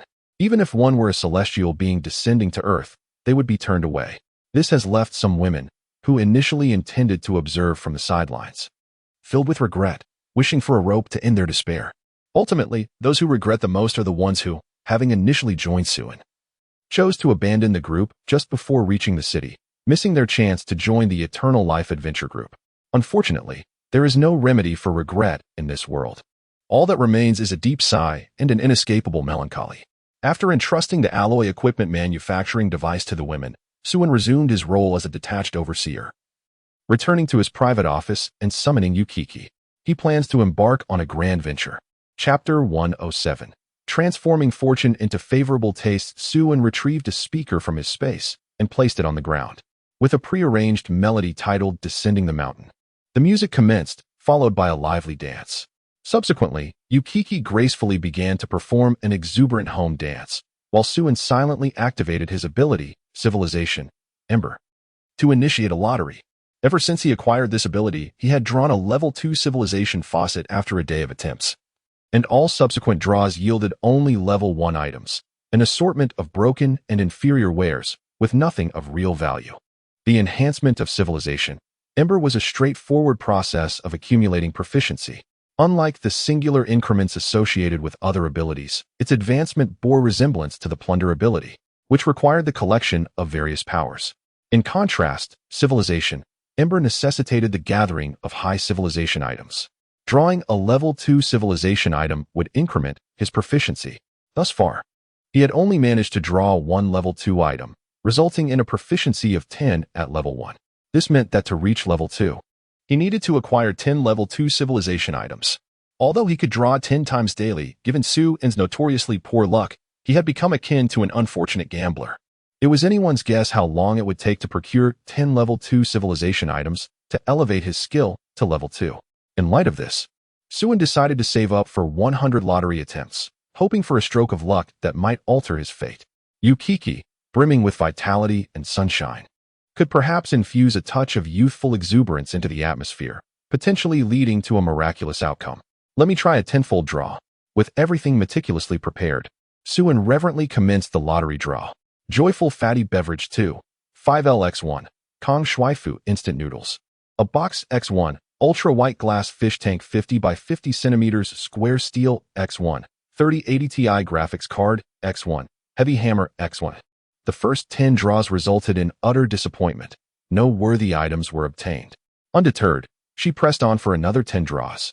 She refused to be disheartened. Pregnancy Test Kit X1, Mint-Flavored Green Chewing Gum X1, Steel Measuring Tape X1, Hatsune Miku Life-Size Figurine X1. The second batch of 10 draws also ended in failure. She persisted. Suin painfully closed her eyes. Cotton Swabs, 200-pack X1, Rubber Bands X1, a selfie of your idol, Kuin X1.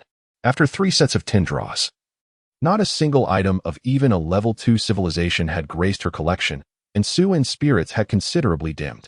She glanced at Yukiki, who was dancing joyfully. Could it be that her approach was flawed? Yes. The intensity was all wrong. Luck must be summoned, not merely awaited. With that thought, she waved her hand towards Yukiki, who promptly understood and approached her. It is widely acknowledged that the concept of luck is rather enigmatic. One cannot ascertain how to derive it from a fortunate individual. As a perennial unfortunate soul, Suin endeavored to exhaust every conceivable method at his disposal, pushing the boundaries further and further. After an hour, he felt invigorated, brimming with luck, and without hesitation embarked on a 20-draw spree. Dragon's Age Treasured Study Materials X1. Perpetual Nuclear Lighter X1 Level 2 Civilization Item. Upon hearing the system notification, Suin was instantly invigorated. He had finally acquired a level 2 civilization item. After expending a total of 50 draws, he managed to obtain just one, a feat not to be underestimated in its difficulty. Yet, it turned out to be a rather useless lighter. Given that he already possessed fire-related abilities, this lighter served no purpose other than as a mere decorative keepsake. Having completed these 50 draws, Suin decided against continuing, for at this rate, it would likely take thousands of attempts to elevate Civilization, Fire's seed to level 2. In summary, he concluded that his luck was insufficient and his metaphysical approach misguided. He then placed a gentle kiss on Yu Qiaoqiao's delicate face, causing the young girl to blush adorably. A sight to behold. Subsequently, he stepped outside, determined to adopt a new metaphysical strategy. Luck, after all, should it not be sought from foreign individuals? In the northern regions, a fair complexion is favored. Indeed, Joan of Arc embodies the essence of a mixed heritage, blending European lineage with a distinctly pale visage. In pursuit of acquiring advanced civilizational artifacts at the earliest opportunity, Su has resolved to make significant efforts. He promptly ventured into the True God sect, Upon his entrance, the multitude of devotees immediately knelt and offered prayers. Despite having undergone this experience numerous times, Suin could not suppress a twitch at the corners of his mouth. Feeling akin to a cult leader, "Brother True God, you have arrived," exclaimed the young maiden, Xian, as she joyfully leaped into Su and embrace, her laughter ringing with delight. Although life within the True God sect was quite rigorous, Xian, as the sect's saintess, at least had enough to eat. Though her delicate face still bore a hint of pallor, Suin affectionately tousled Xian's hair and retrieved a lollipop and a bucket of kung de from his space. Presenting them to her, "Where is Sister Joan? Please summon her to me." Xian, clutching a large bucket of fried chicken, had her little eyes gleaming with delight, and saliva instantly dripped down, which she hurriedly wiped away. "Thank you, Brother True God. I shall fetch Sister Joan at once." With that, Xian dashed off.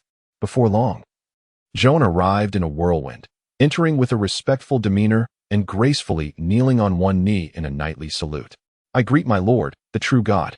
Rise, and accompany me to my chamber." "Yes, my master." After this exchange, Suin proceeded towards the room specially prepared for him by the True God, with Joan calmly trailing behind. Upon entering the chamber, Joan stood respectfully beside the door, her gaze steady and her lips sealed. Among the multitude of believers, Joan was indeed a rather unique individual. Unlike other devotees who wore their adoration and faith openly, often expressing their fervor with exuberance, she quietly fulfilled her duties, maintaining a serious demeanor. Upright, noble, elegant, and brave, these were the principles Joan had consistently upheld, placing great emphasis on her image as a knightess. Striving to embody the essence of her role, it seemed she had fully embraced the identity of a knightess. Suin found it somewhat challenging to critique such a principled figure. While she might have an air of youthful exuberance, there was undeniably a certain charm to her. The title of knightess was indeed fitting, aside from Joan. No other around him possessed such a unique character buff, which was rather intriguing. He then stepped behind Joan, playfully lifting a lock of her hair with his finger and gently inhaling its fragrance. This aroma is reminiscent of laundry detergent. A faint fragrance lingered in the air. Nowadays, the populace has turned its attention to conquering the laboratory area, causing the excavation of resources in the urban district to be postponed. Although there are still numerous supplies buried within the city, many food items have become utterly inedible after prolonged entombment. Even if unearthed, they would serve little purpose. Only a few vacuum-sealed foods and canned goods remain consumable. However, the stock of such provisions is rather limited, and the arduous effort to unearth them may not suffice to satiate hunger. The nutrient solution produced in the laboratory, albeit somewhat unpalatable, boasts high nutritional value and effectively staves off hunger, leading the populace to favor the laboratory over the city. With no one venturing into the urban area, a severe shortage of daily necessities has emerged. Items such as shampoo, soap, and shower gel have become exceedingly rare, and even laundry detergent is a precious commodity. Suin contemplated retrieving a bottle of osmantha-scented shower gel from the expansive space, gesturing towards the bathing area. "Go ahead, exchange your luck for a fragrance that I prefer." Chapter 108. The Small Society Within the Eternal Life Adventure Group. Suin